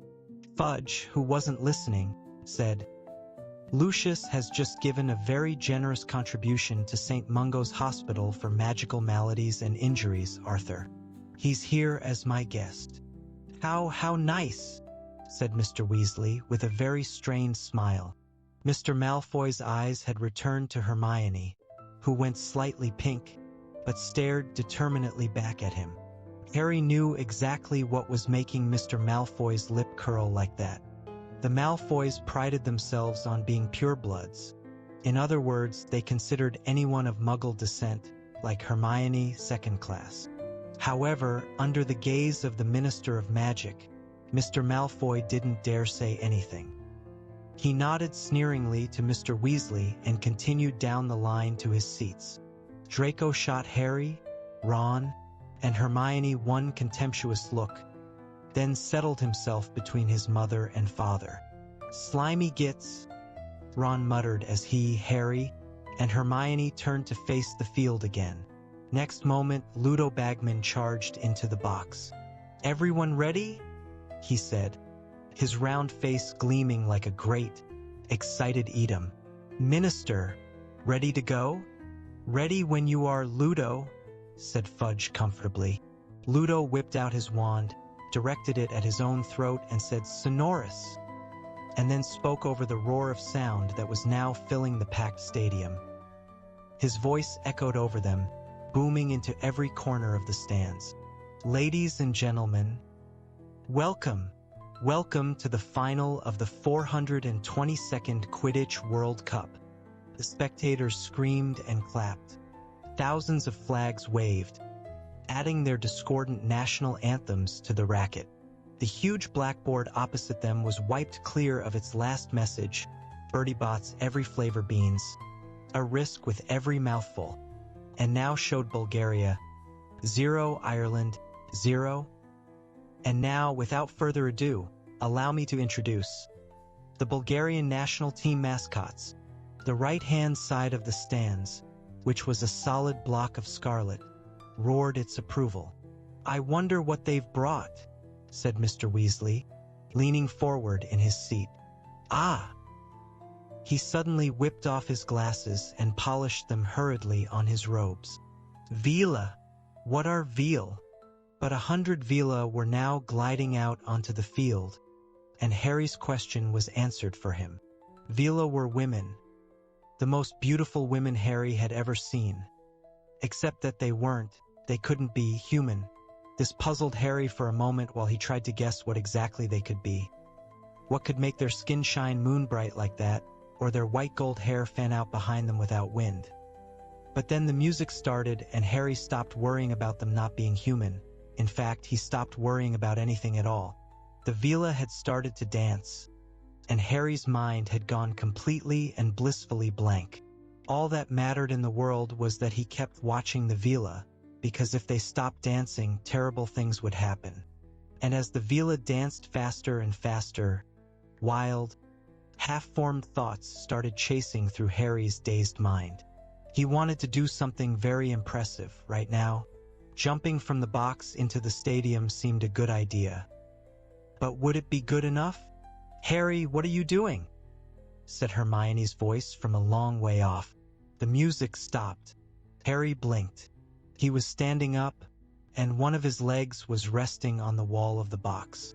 Next to him, Ron was frozen in an attitude that looked as though he were about to dive from a springboard. Angry yells were filling the stadium.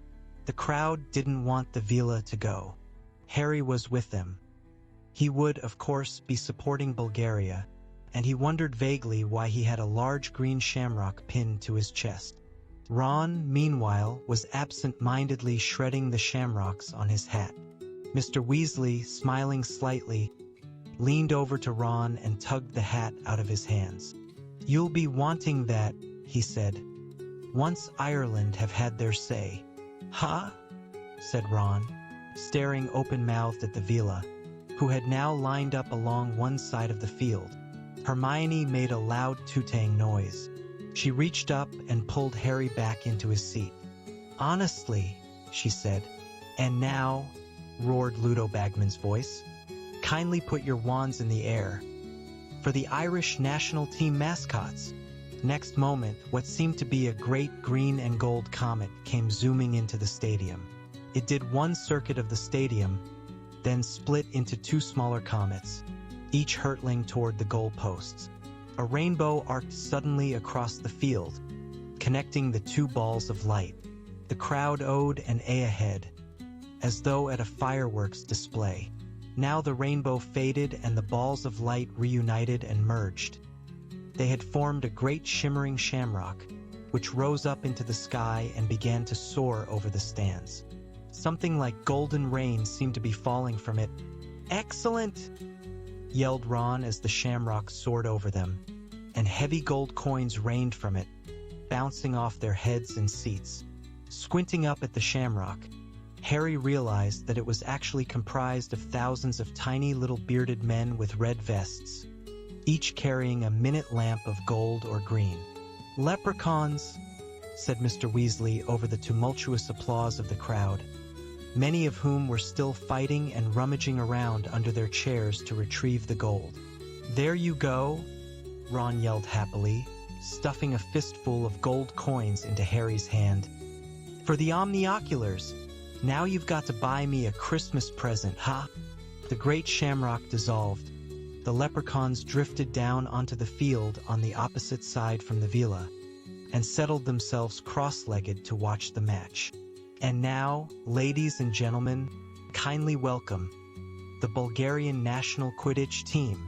I give you Dimitrov, a scarlet-clad figure on a broomstick, moving so fast it was blurred, shot out onto the field from an entrance far below, to wild applause from the Bulgarian supporters. Ivanova, a second scarlet-robed player, zoomed out. Zograf, Levski, Volchanov, Volkov, and Crumb. That's him, yelled Ron, following Crumb with his omnioculars. Harry quickly focused his own.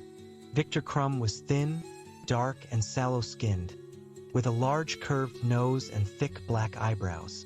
He looked like an overgrown bird of prey. It was hard to believe he was only 18. "And now, please greet the Irish national Quidditch team," yelled Bagman. "Presenting Connolly, Ryan, Troy, Mullet, Morin, Quigley, and Lynch." 7 green blurs swept onto the field. Harry spun a small dial on the side of his omnioculars and slowed the players down enough to read the word Firebolt on each of their brooms and see their names, embroidered in silver, upon their backs. And here, all the way from Egypt, our referee, acclaimed chairwizard of the International Association of Quidditch, Hassan Mostafa, a small and skinny wizard, completely bald but with a mustache to rival Uncle Vernon's, wearing robes of pure gold to match the stadium, strode out onto the field. A silver whistle was protruding from under the mustache, and he was carrying a large wooden crate under one arm, his broomstick under the other. Harry spun the speed dial on his omnioculars back to normal, watching closely as Mostafa mounted his broomstick and kicked the crate open. 4 balls burst into the air. The scarlet quaffle, the 2 black bludgers, and Harry saw it for the briefest moment before it sped out of sight, the minuscule winged golden snitch. With a sharp blast on his whistle, Mostafa shot into the air after the balls. "Theory OFF!" screamed Bagman. "And it's Mullet, Troy, Morin, Dimitrov, back to Mullet, Troy, Levski, Morin." It was Quidditch as Harry had never seen it played before. He was pressing his omnioculars so hard to his glasses that they were cutting into the bridge of his nose. The speed of the players was incredible. The chasers were throwing the quaffle to one another so fast that Bagman only had time to say their names. Harry spun the slow dial on the right of his omnioculars again, pressed the play-by-play button on the top, and he was immediately watching in slow motion, while glittering purple lettering flashed across the lenses and the noise of the crowd pounded against his eardrums. Hawkshead attacking formation, he read as he watched the 3 Irish chasers zoom closely together, Troy in the center, slightly ahead of Mullet and Moran, bearing down upon the Bulgarians. Horsecough ploy flashed up next, as Troy made as though to dart upward with the quaffle, drawing away the Bulgarian chaser Ivanova and dropping the quaffle to Moran. One of the Bulgarian beaters, Volkov, swung hard at a passing bludger with his small club, knocking it into Moran's path. Moran ducked to avoid the bludger and dropped the quaffle, and Levski, soaring beneath, caught it. "Troy scores!" roared Bagman, and the stadium shuddered with a roar of applause and cheers. 10-0 to Ireland. "What?" Harry yelled, looking wildly around through his omnioculars. "But Levski's got the quaffle." "Harry, if you're not going to watch at normal speed, you're going to miss things," shouted Hermione, who was dancing up and down. waving her arms in the air while Troy did a lap of honor around the field. Harry looked quickly over the top of his omnioculars and saw that the leprechauns watching from the sidelines had all risen into the air again and formed the great, glittering shamrock. Across the field, the Vila were watching them sulkily. Furious with himself, Harry spun his speed dial back to normal as play resumed. Harry knew enough about Quidditch to see that the Irish chasers were superb. They worked as a seamless team, their movements so well coordinated that they appeared to be reading one another's minds as they positioned themselves, and the rosette on Harry's chest kept squeaking their names, Troy Mullet Moran, and within 10 minutes, Ireland had scored twice more, bringing their lead to 30-0 and causing a thunderous tide of roars and applause from the green-clad supporters. The match became still faster, but more brutal. Volkov and Volchanov, the Bulgarian beaters, were whacking the bludgers as fiercely as possible at the Irish chasers, and were starting to prevent them from using some of their best moves. Twice they were forced to scatter, and then, finally, Ivanova managed to break through their ranks, dodge the keeper, Ryan, and score Bulgaria's first goal. "Fingers in your ears!" bellowed Mr. Weasley as the Vila started to dance in celebration. Harry screwed up his eyes too. He wanted to keep his mind on the game. After a few seconds, he chanced a glance at the field.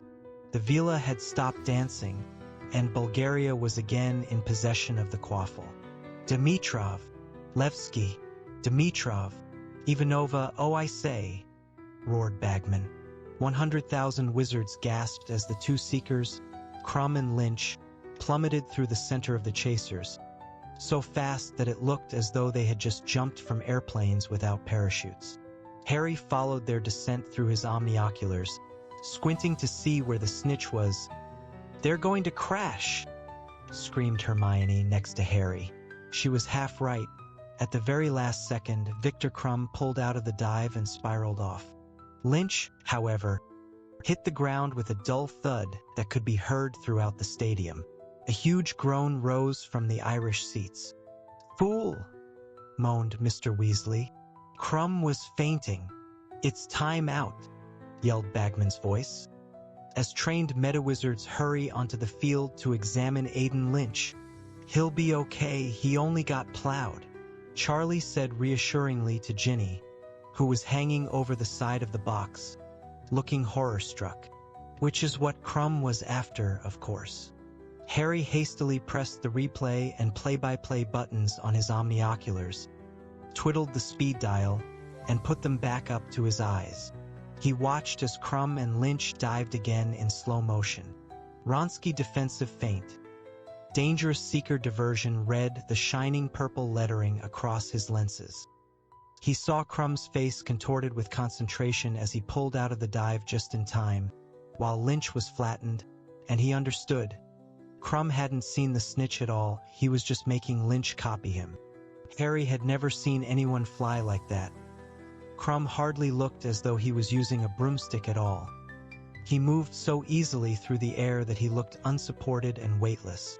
Harry turned his omnioculars back to normal and focused them on Crumb. He was now circling high above Lynch, who was being revived by meta-wizards with cups of potion.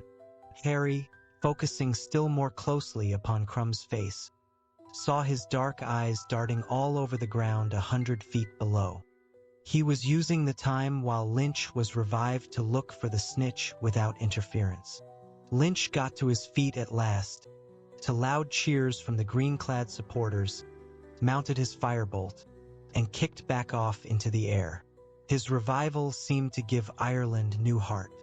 When Mostafa blew his whistle again, the chasers moved into action with a skill unrivaled by anything Harry had seen so far. After 15 more fast and furious minutes, Ireland had pulled ahead by 10 more goals. They were now leading by 130 points to 10, and the game was starting to get dirtier. As Mullet shot toward the goal posts yet again, clutching the quaffle tightly under her arm, the Bulgarian keeper, Zograf, flew out to meet her. Whatever happened was over so quickly Harry didn't catch it. But a scream of rage from the Irish crowd, and Mostafa's long, shrill whistle blast told him it had been a foul. And Mostafa takes the Bulgarian keeper to task for copying excessive use of elbows. Bagman informed the roaring spectators. And yes, it's a penalty to Ireland.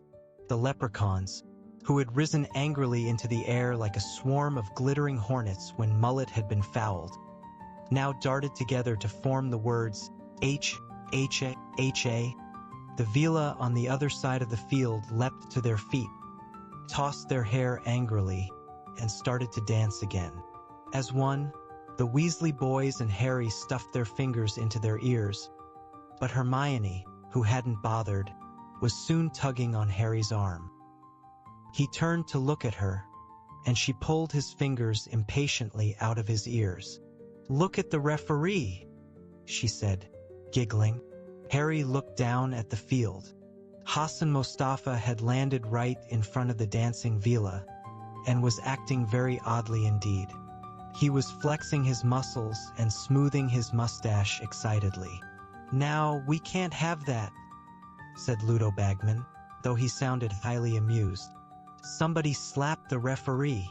A meta-wizard came tearing across the field, his fingers stuffed into his own ears, and kicked Mostafa hard in the shins. Mostafa seemed to come to himself.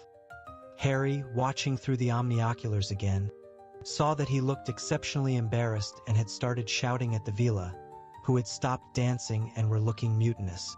"And unless I'm much mistaken, Mostafa is actually attempting to send off the Bulgarian team mascots," said Bagman's voice. "Now there's something we haven't seen before. Oh, this could turn nasty." It did. The Bulgarian beaters, Volkov and Volchanov, landed on either side of Mostafa and began arguing furiously with him, gesticulating toward the leprechauns, who had now gleefully formed the words Eiji. Mostafa was not impressed by the Bulgarians' arguments, however.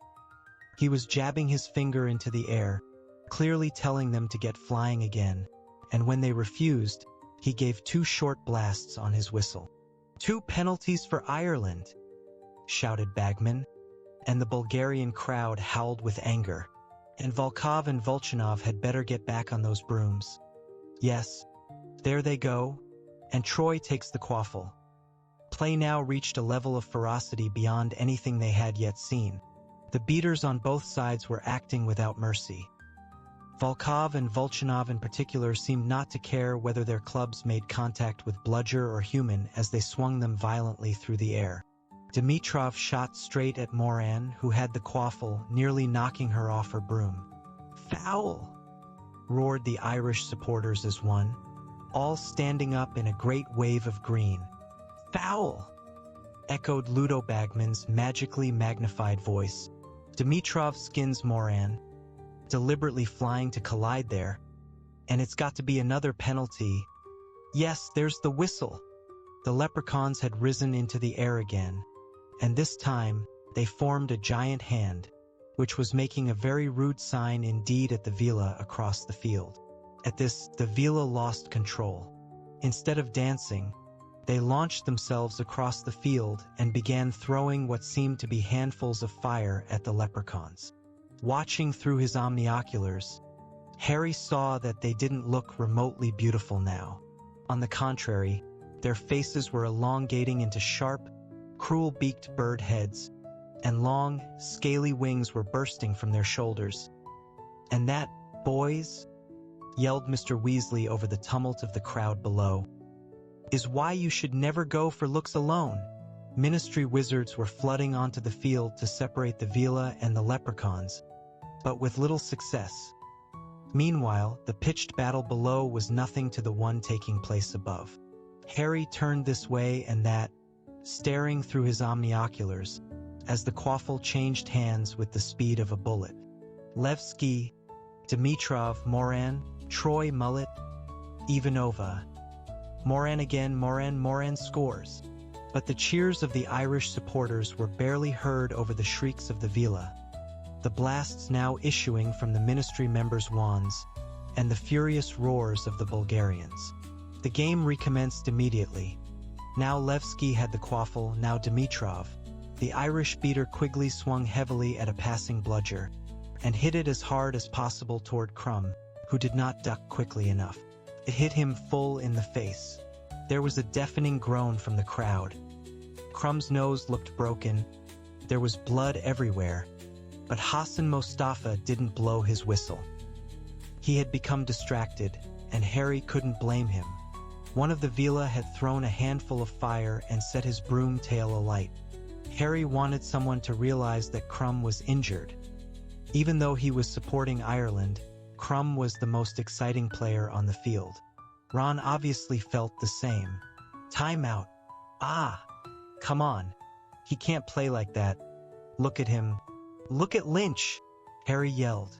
For the Irish seeker had suddenly gone into a dive, and Harry was quite sure that this was no Wronski feint.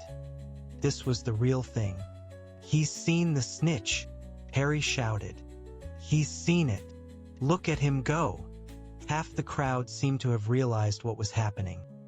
The Irish supporters rose in another great wave of green, screaming their seeker on. But Crumb was on his tail. How he could see where he was going, Harry had no idea. There were flecks of blood flying through the air behind him, but he was drawing level with Lynch now as the pair of them hurtled toward the ground again. They're going to crash, shrieked Hermione. They're not, roared Ron. Lynch is, yelled Harry, and he was right. For the second time, Lynch hit the ground with tremendous force and was immediately stampeded by a horde of angry Vila. The snitch, where's the snitch? Bellowed Charlie along the row. He's got it. Crumb's got it. It's all over, shouted Harry.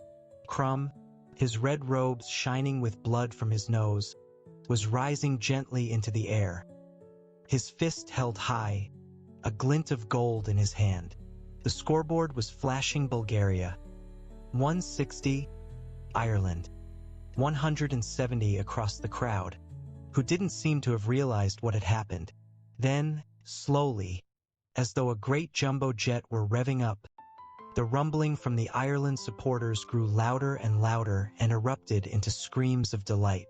Ireland wins, Bagman shouted, who, like the Irish, seemed to be taken aback by the sudden end of the match. Crumb gets the snitch, but Ireland wins. Good Lord, I don't think any of us were expecting that. What did he catch the snitch for? Ron bellowed, even as he jumped up and down, applauding with his hands over his head. He ended it when Ireland were 160 points ahead. The idiot! He knew they were never going to catch up. Harry shouted back over all the noise, also applauding loudly. The Irish chasers were too good. He wanted to end it on his terms. That's all. He was very brave, wasn't he? Hermione said, leaning forward to watch Crumb land as a swarm of meta-wizards blasted a path through the battling leprechauns and Vila to get to him.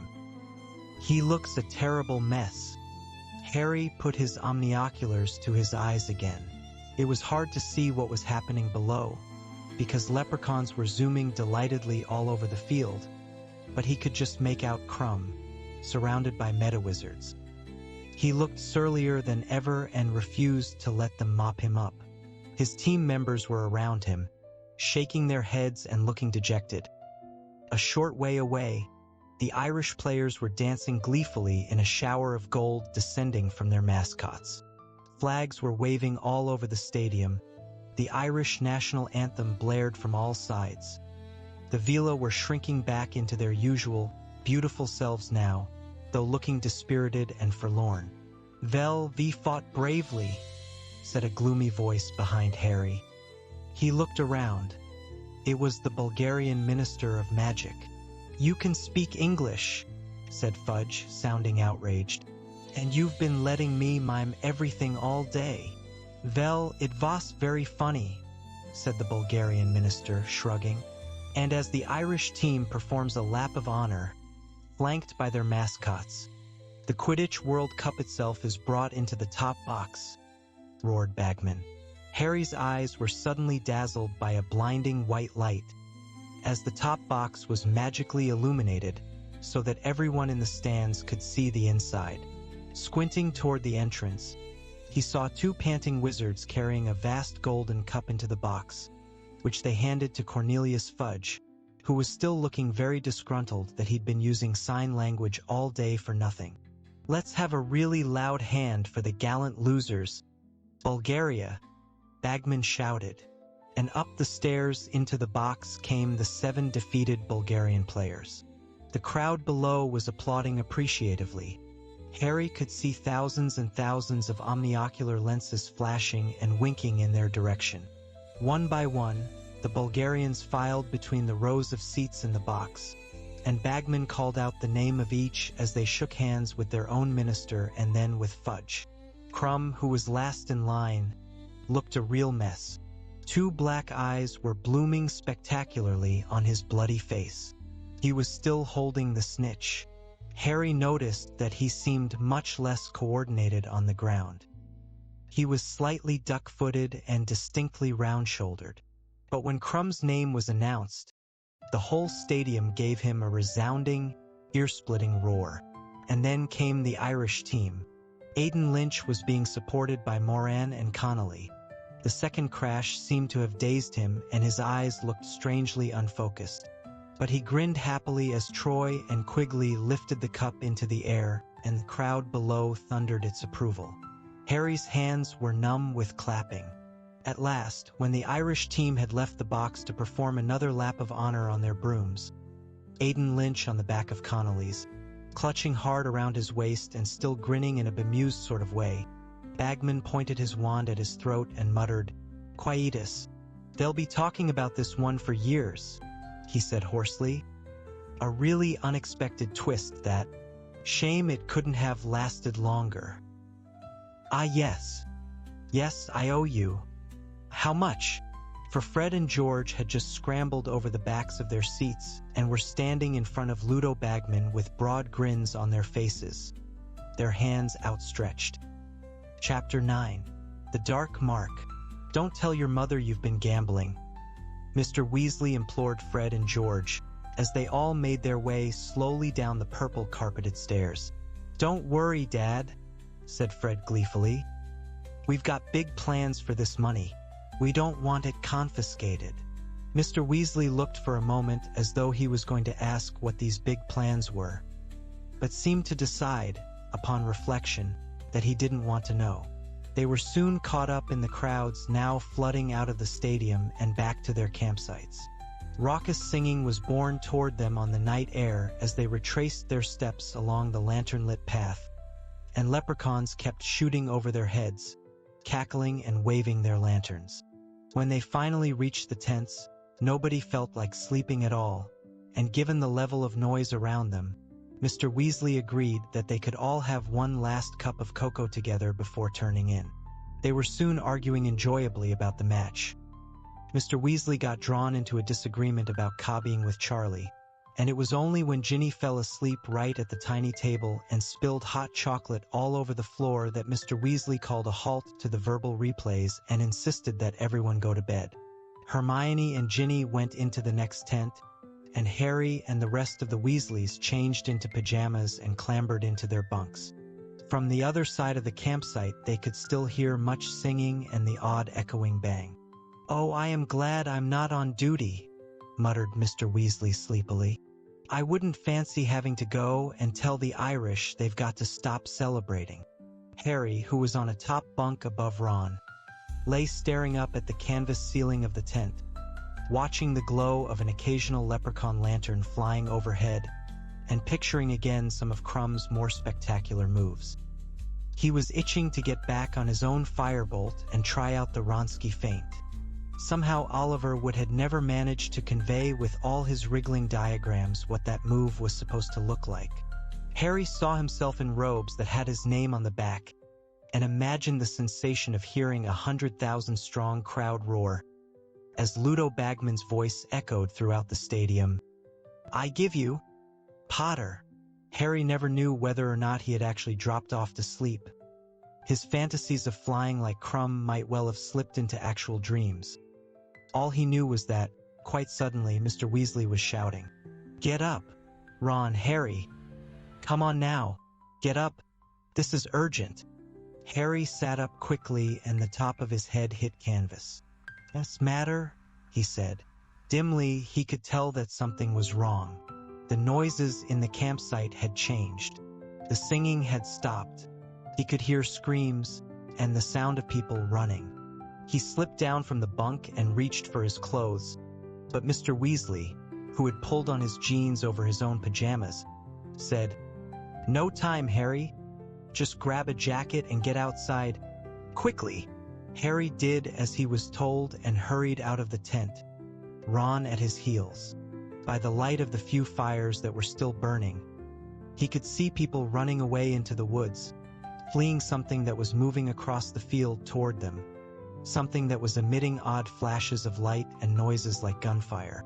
Loud jeering, roars of laughter, and drunken yells were drifting toward them. Then came a burst of strong green light, which illuminated the scene. A crowd of wizards, tightly packed and moving together with wands pointing straight upward, was marching slowly across the field. Harry squinted at them. They didn't seem to have faces. Then he realized that their heads were hooded and their faces masked. High above them, floating along in midair, for struggling figures were being contorted into grotesque shapes. It was as though the masked wizards on the ground were puppeteers, and the people above them were marionettes operated by invisible strings that rose from the wands into the air. Two of the figures were very small. More wizards were joining the marching group, laughing and pointing up at the floating bodies. Tents crumpled and fell as the marching crowd swelled. Once or twice Harry saw one of the marchers blast a tent out of his way with his wand. Several caught fire. The screaming grew louder. The floating people were suddenly illuminated as they passed over a burning tent, and Harry recognized one of them. Mr. Roberts, the campsite manager. The other three looked as though they might be his wife and children. One of the marchers below flipped Mrs. Roberts upside down with his wand. Her nightdress fell down to reveal voluminous drawers, and she struggled to cover herself up as the crowd below her screeched and hooted with glee. "That's sick," Ron muttered, watching the smallest Muggle child, who had begun to spin like a top 60 feet above the ground, his head flopping limply from side to side. "That is really sick." Hermione and Ginny came hurrying toward them, pulling coats over their nightdresses, with Mr. Weasley right behind them. At the same moment, Bill, Charlie, and Percy emerged from the boys' tent, fully dressed, with their sleeves rolled up and their wands out. "We're going to help the Ministry," Mr. Weasley shouted over all the noise, rolling up his own sleeves. "You lot, get into the woods and stick together. I'll come and fetch you when we've sorted this out." Bill, Charlie, and Percy were already sprinting away toward the oncoming marchers. Mr. Weasley tore after them. Ministry wizards were dashing from every direction toward the source of the trouble. The crowd beneath the Roberts family was coming ever closer. "Come on," said Fred, grabbing Ginny's hand and starting to pull her toward the wood. Harry, Ron, Hermione, and George followed. They all looked back as they reached the trees. The crowd beneath the Roberts family was larger than ever. They could see the Ministry wizards trying to get through it to the hooded wizards in the center, but they were having great difficulty. It looked as though they were scared to perform any spell that might make the Roberts family fall. The colored lanterns that had lit the path to the stadium had been extinguished. Dark figures were blundering through the trees. Children were crying. Anxious shouts and panicked voices were reverberating around them in the cold night air. Harry felt himself being pushed hither and thither by people whose faces he could not see. Then he heard Ron yell with pain. "What happened?" said Hermione anxiously, stopping so abruptly that Harry walked into her. "Ron, where are you?" "Oh, this is stupid Lumos." She illuminated her wand and directed its narrow beam across the path. Ron was lying sprawled on the ground, tripped over a tree root. he said angrily, getting to his feet again. Well, with feet that size, hard not to, said a drawling voice from behind them. Harry, Ron, and Hermione turned sharply. Draco Malfoy was standing alone nearby, leaning against a tree, looking utterly relaxed. His arms folded. He seemed to have been watching the scene at the campsite through a gap in the trees. Ron told Malfoy to do something that Harry knew he would never have dared say in front of Mrs. Weasley. Language, Weasley, said Malfoy, his pale eyes glittering. Hadn't you better be hurrying along now? You wouldn't like her spotted, would you?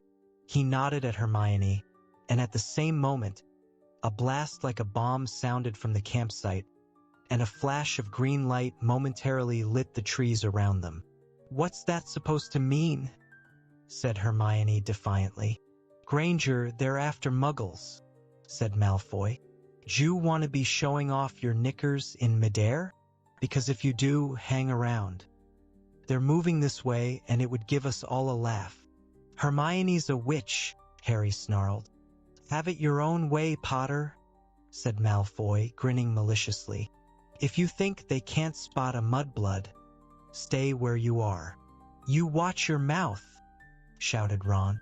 Everybody present knew that mudblood was a very offensive term for a witch or wizard of Muggle parentage. Never mind, Ron, said Hermione quickly, seizing Ron's arm to restrain him as he took a step toward Malfoy.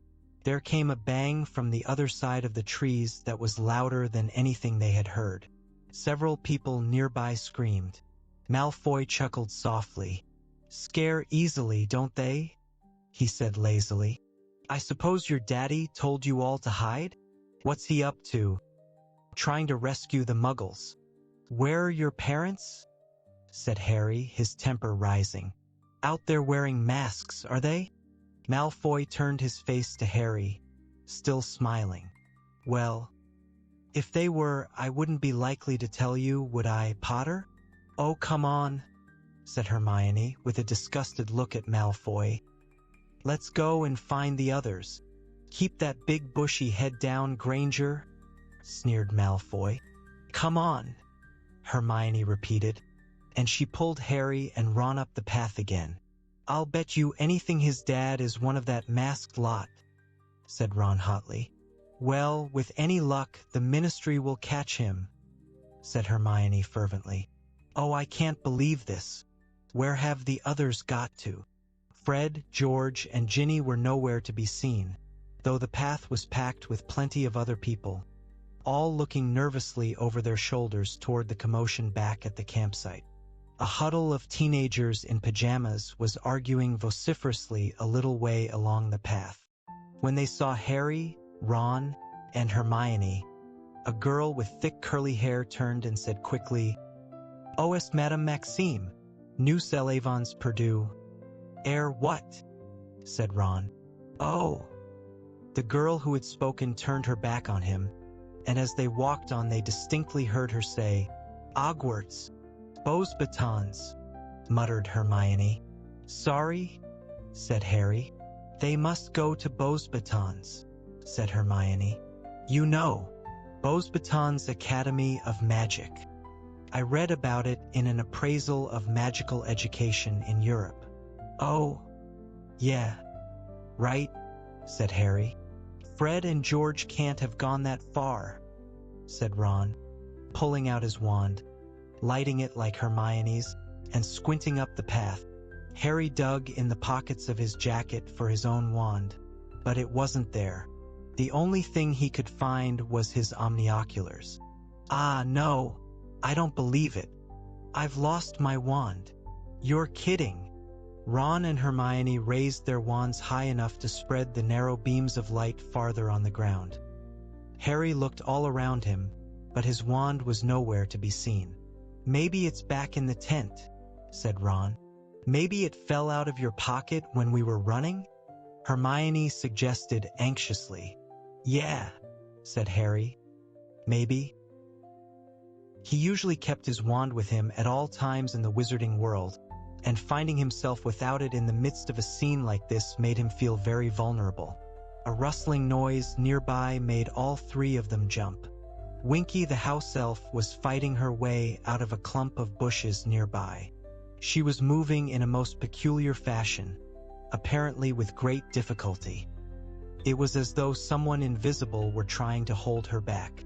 "There is bad wizards about," she squeaked distractedly as she leaned forward and labored to keep running.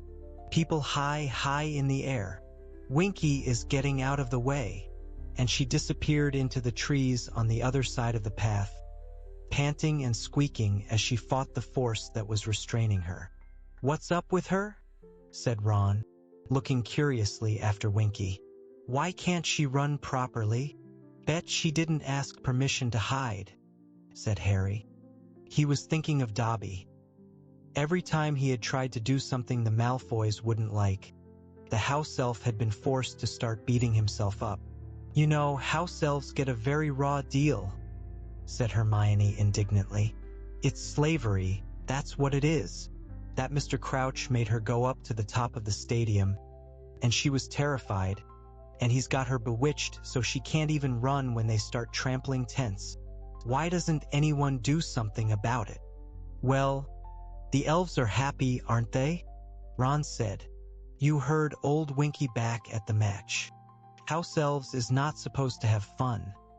That's what she likes, being bossed around.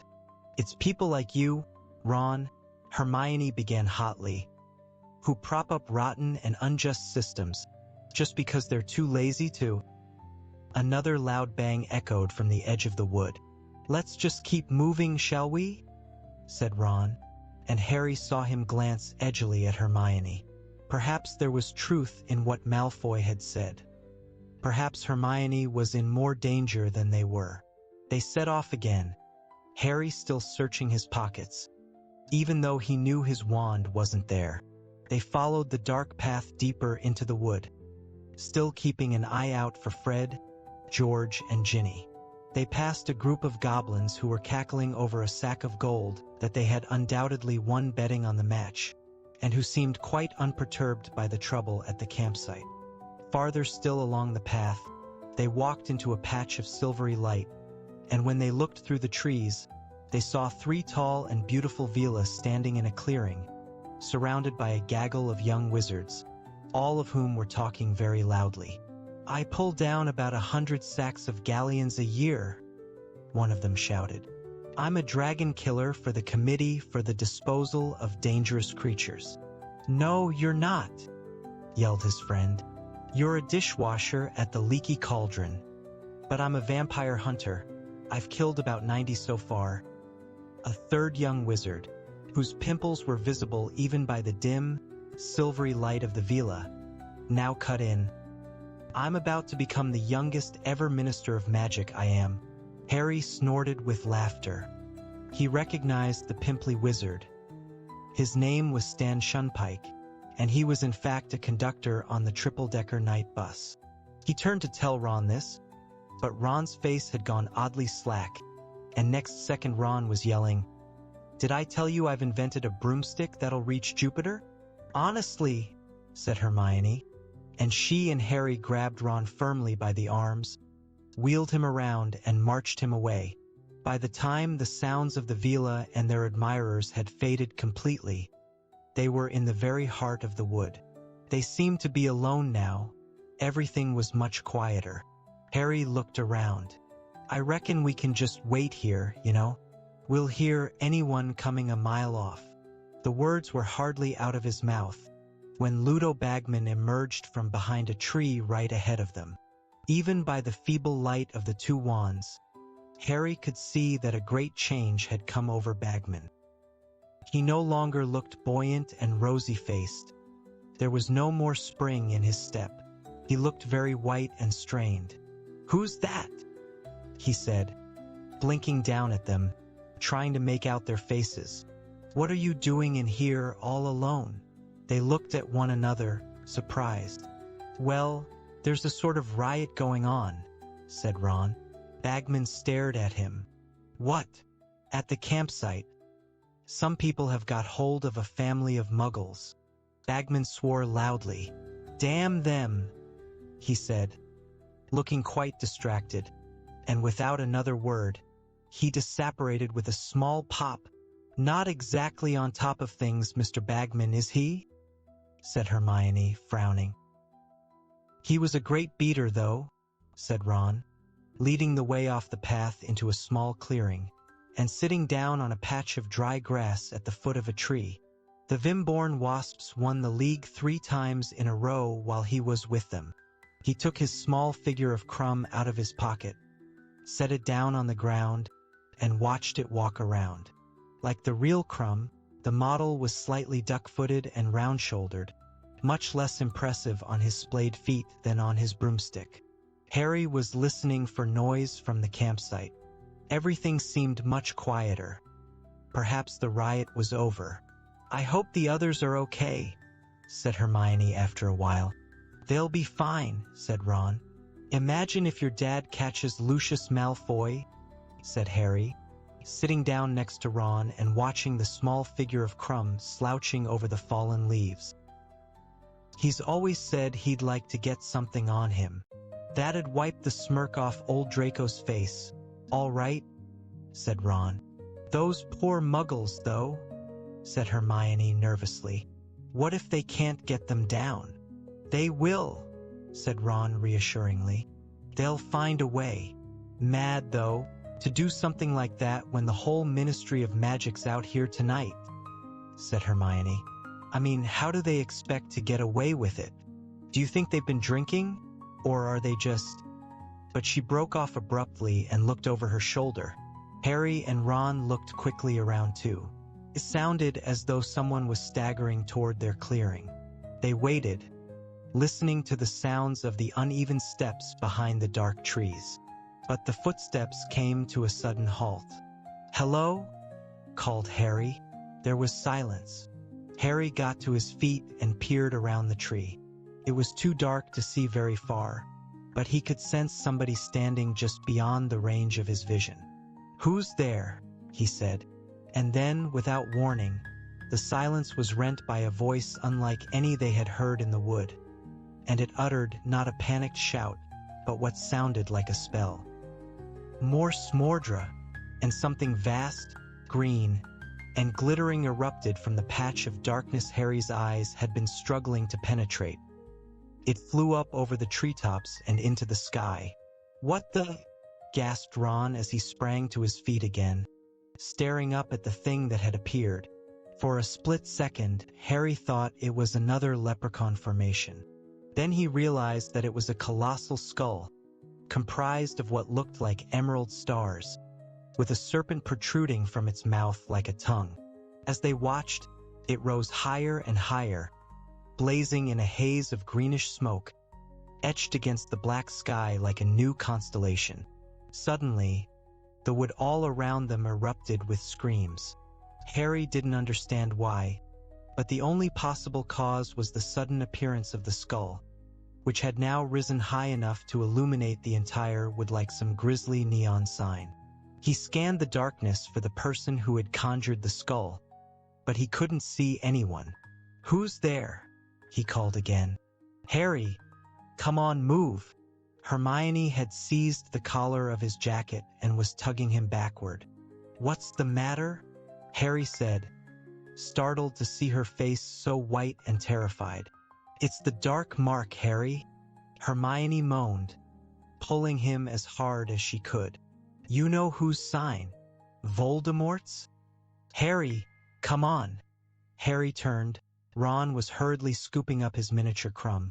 The 3 of them started across the clearing, but before they had taken a few hurried steps, a series of popping noises announced the arrival of 20 wizards, appearing from thin air surrounding them.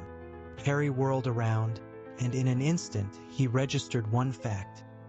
Each of these wizards had his wand out, and every wand was pointing right at himself, Ron and Hermione. Without pausing to think, he yelled, "Duck!"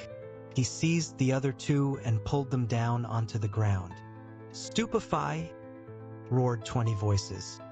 There was a blinding series of flashes, and Harry felt the hair on his head ripple as though a powerful wind had swept the clearing. Raising his head a fraction of an inch, He saw jets of fiery red light flying over them from the wizard's wands, crossing one another, bouncing off tree trunks, rebounding into the darkness. "Stop!" yelled a voice he recognized.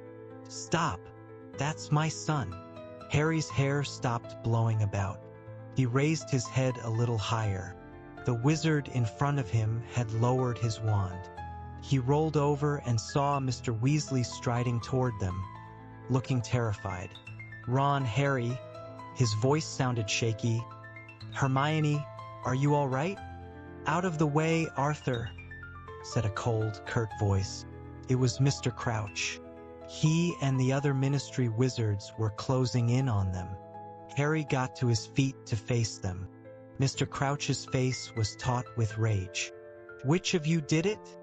he snapped, his sharp eyes darting between them. "Which of you conjured the dark mark?" "We didn't do that," said Harry, gesturing up at the skull. "We didn't do anything," said Ron, who was rubbing his elbow and looking indignantly at his father. "What did you want to attack us for?"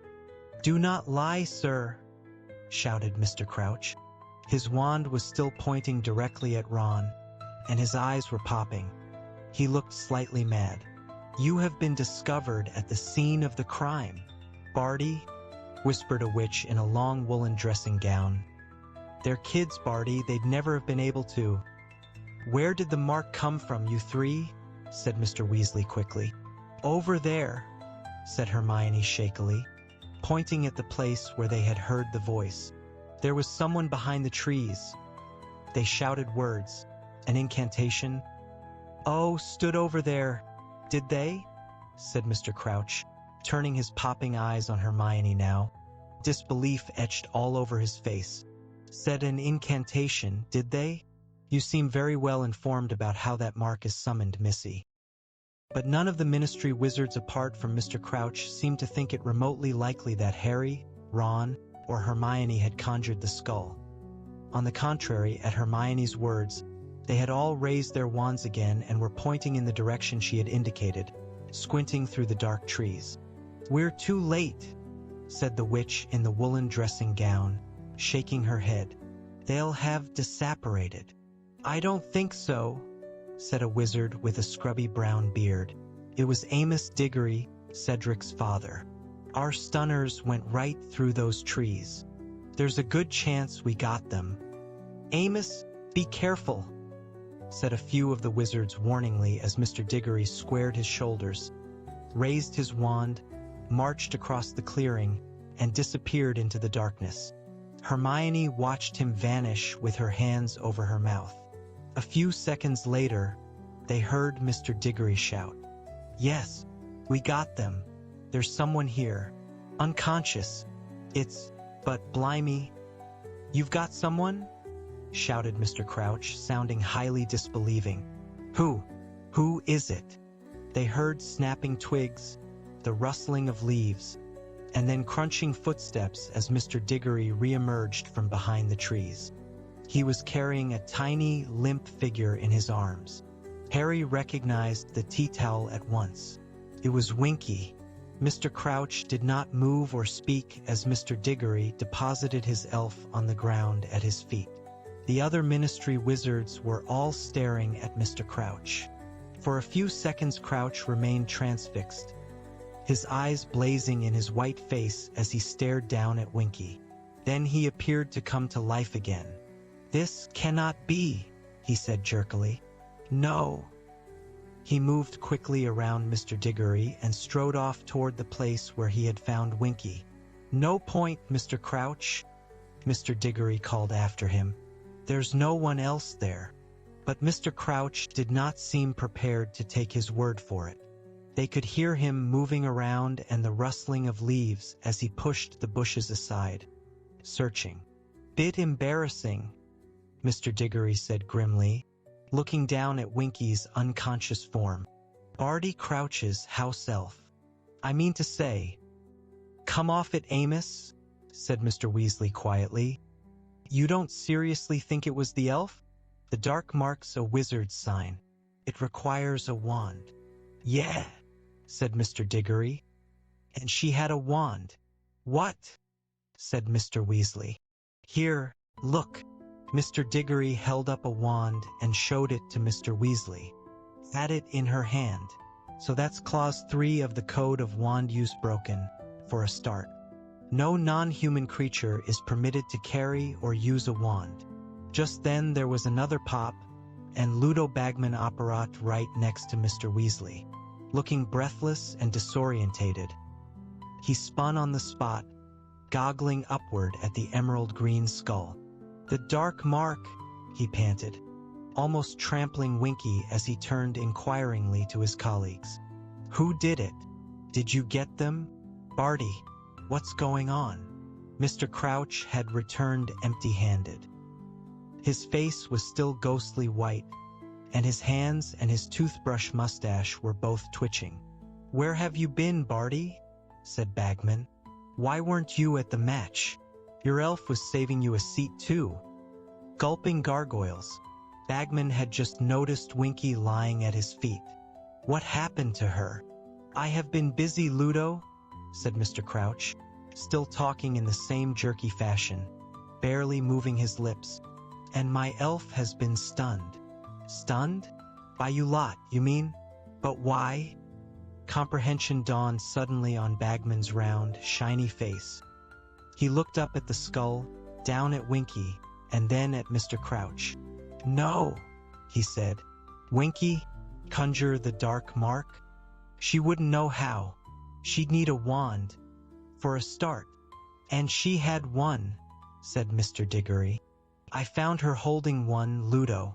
If it's all right with you, Mr. Crouch, I think we should hear what she's got to say for herself. Crouch gave no sign that he had heard Mr. Diggory, but Mr. Diggory seemed to take his silence for assent. He raised his own wand, pointed it at Winky, and said, Renervate. Winky stirred feebly. Her great brown eyes opened, and she blinked several times in a bemused sort of way. Watched by the silent wizards, she raised herself shakily into a sitting position. She caught sight of Mr. Diggory's feet, and slowly, tremulously, raised her eyes to stare up into his face. Then, more slowly still, she looked up into the sky. Harry could see the floating skull reflected twice in her enormous, glassy eyes. She gave a gasp, looked wildly around the crowded clearing, and burst into terrified sobs. Elf, said Mr. Diggory sternly, do you know who I am? I'm a member of the Department for the Regulation and Control of Magical Creatures. Winky began to rock backward and forward on the ground, her breath coming in sharp bursts. Harry was reminded forcibly of Dobby in his moments of terrified disobedience. As you see, Elf, the dark mark was conjured here a short while ago, said Mr. Diggory, and you were discovered moments later, right beneath it. An explanation, if you please. I is not doing it, sir. Winky gasped. I is not knowing how, sir. You were found with a wand in your hand, barked Mr. Diggory, brandishing it in front of her. And as the wand caught the green light that was filling the clearing from the skull above, Harry recognized it. Hey, that's mine, he said. Everyone in the clearing looked at him. Excuse me? Said Mr. Diggory incredulously. That's my wand, said Harry. I dropped it. You dropped it? Repeated Mr. Diggory in disbelief. Is this a confession? You threw it aside after you conjured the mark. Amos, think who you're talking to, said Mr. Weasley very angrily. Is Harry Potter likely to conjure the dark mark? Of course not, mumbled Mr. Diggory. Sorry, carried away. I didn't drop it there anyway, said Harry, jerking his thumb toward the trees beneath the skull. I missed it right after we got into the wood. So, said Mr. Diggory, his eyes hardening as he turned to look at Winky again, cowering at his feet. You found this wand, Elf? And you picked it up and thought you'd have some fun with it. Did you? I is not doing magic with it, sir, squealed Winky, tears streaming down the sides of her squashed and bulbous nose. I is just picking it up, sir. I is not making the dark mark, sir. I is not knowing how. It wasn't her, said Hermione. She looked very nervous, speaking up in front of all these ministry wizards, yet determined all the same. Winky's got a squeaky little voice, and the voice we heard doing the incantation was much deeper. She looked around at Harry and Ron, appealing for their support. It didn't sound anything like Winky, did it? No, said Harry, shaking his head. It definitely didn't sound like an elf. Yeah, it was a human voice, said Ron. Well, we'll soon see, growled Mr. Diggory, looking unimpressed. There's a simple way of discovering the last spell a wand performed. Elf, did you know that? Winky trembled and shook her head frantically, her ears flapping, as Mr. Diggory raised his own wand again and placed it tip to tip with Harry's. Prior incantado, roared Mr. Diggory. Harry heard Hermione gasp, horrified, as a gigantic serpentine skull erupted from the point where the two wands met, but it was a mere shadow of the green skull high above them. It looked as though it were made of thick gray smoke, the ghost of a spell. Deleterious, Mr. Diggory shouted, and the smoky skull vanished in a wisp of smoke. So, said Mr. Diggory with a kind of savage triumph, looking down upon Winky, who was still shaking convulsively. I is not doing it, she squealed, her eyes rolling in terror. I is not knowing how. I is a good elf. I isn't using wands. I isn't knowing how. You've been caught red-handed, elf, Mr. Diggory roared. Caught with the guilty wand in your hand. Amos, said Mr. Weasley loudly. Think about it. Precious few wizards know how to do that spell. Where would she have learned it? Perhaps Amos is suggesting, said Mr. Crouch, cold anger in every syllable, that I routinely teach my servants to conjure the dark mark? There was a deeply unpleasant silence. Amos Diggory looked horrified. Mr. Crouch, not at all.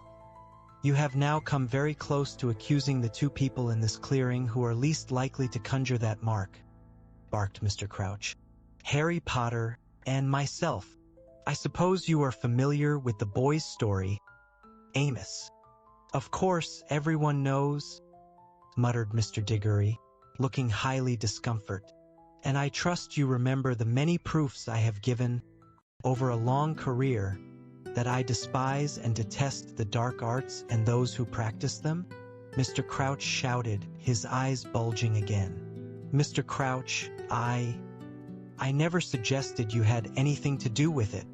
Amos Diggory muttered again, now reddening behind his scrubby brown beard.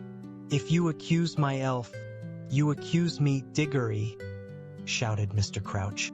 Where else would she have learned to conjure it?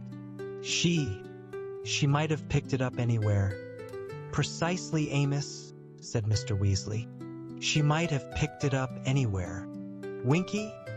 He said kindly, turning to the elf, but she flinched as though he too was shouting at her. Where exactly did you find Harry's wand? Winky was twisting the hem of her tea towel so violently that it was fraying beneath her fingers. I is finding it there, sir, she whispered. There, in the trees, sir. You see, Amos, said Mr. Weasley. Whoever conjured the mark could have disapparated right after they'd done it, leaving Harry's wand behind.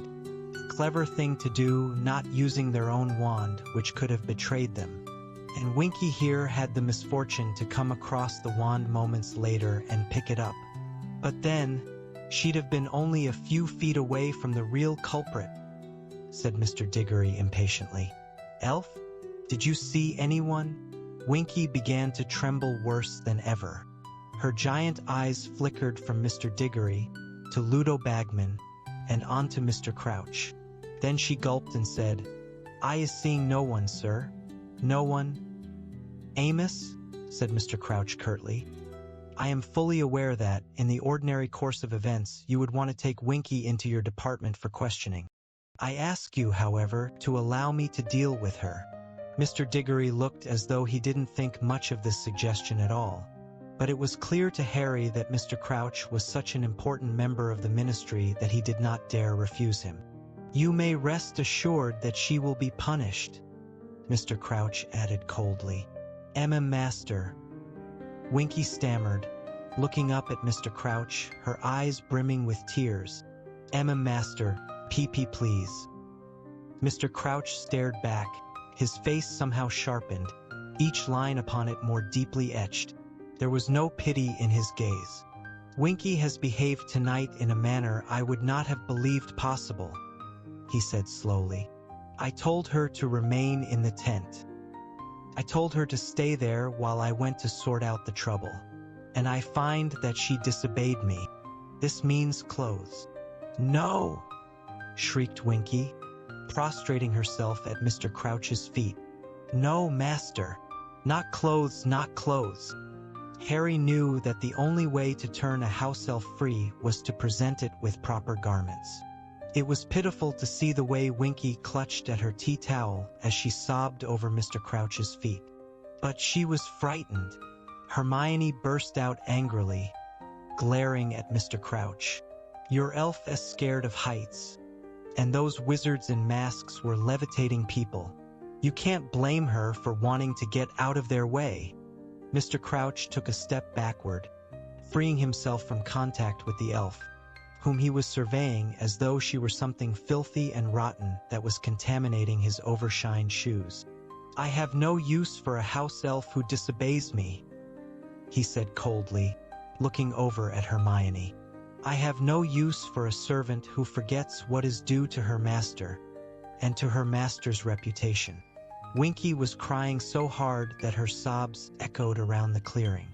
There was a very nasty silence, which was ended by Mr. Weasley, who said quietly, "Well, I think I'll take my lot back to the tent, if nobody's got any objections. Amos, that wand's told us all it can. If Harry could have it back, please." Mr. Diggory handed Harry his wand and Harry pocketed it. "Come on, you three," Mr. Weasley said quietly. But Hermione didn't seem to want to move. Her eyes were still upon the sobbing elf. "Hermione," Mr. Weasley said more urgently. She turned and followed Harry and Ron out of the clearing and off through the trees. "What's going to happen to Winky?" said Hermione, the moment they had left the clearing. "I don't know," said Mr. Weasley. "The way they were treating her," said Hermione furiously.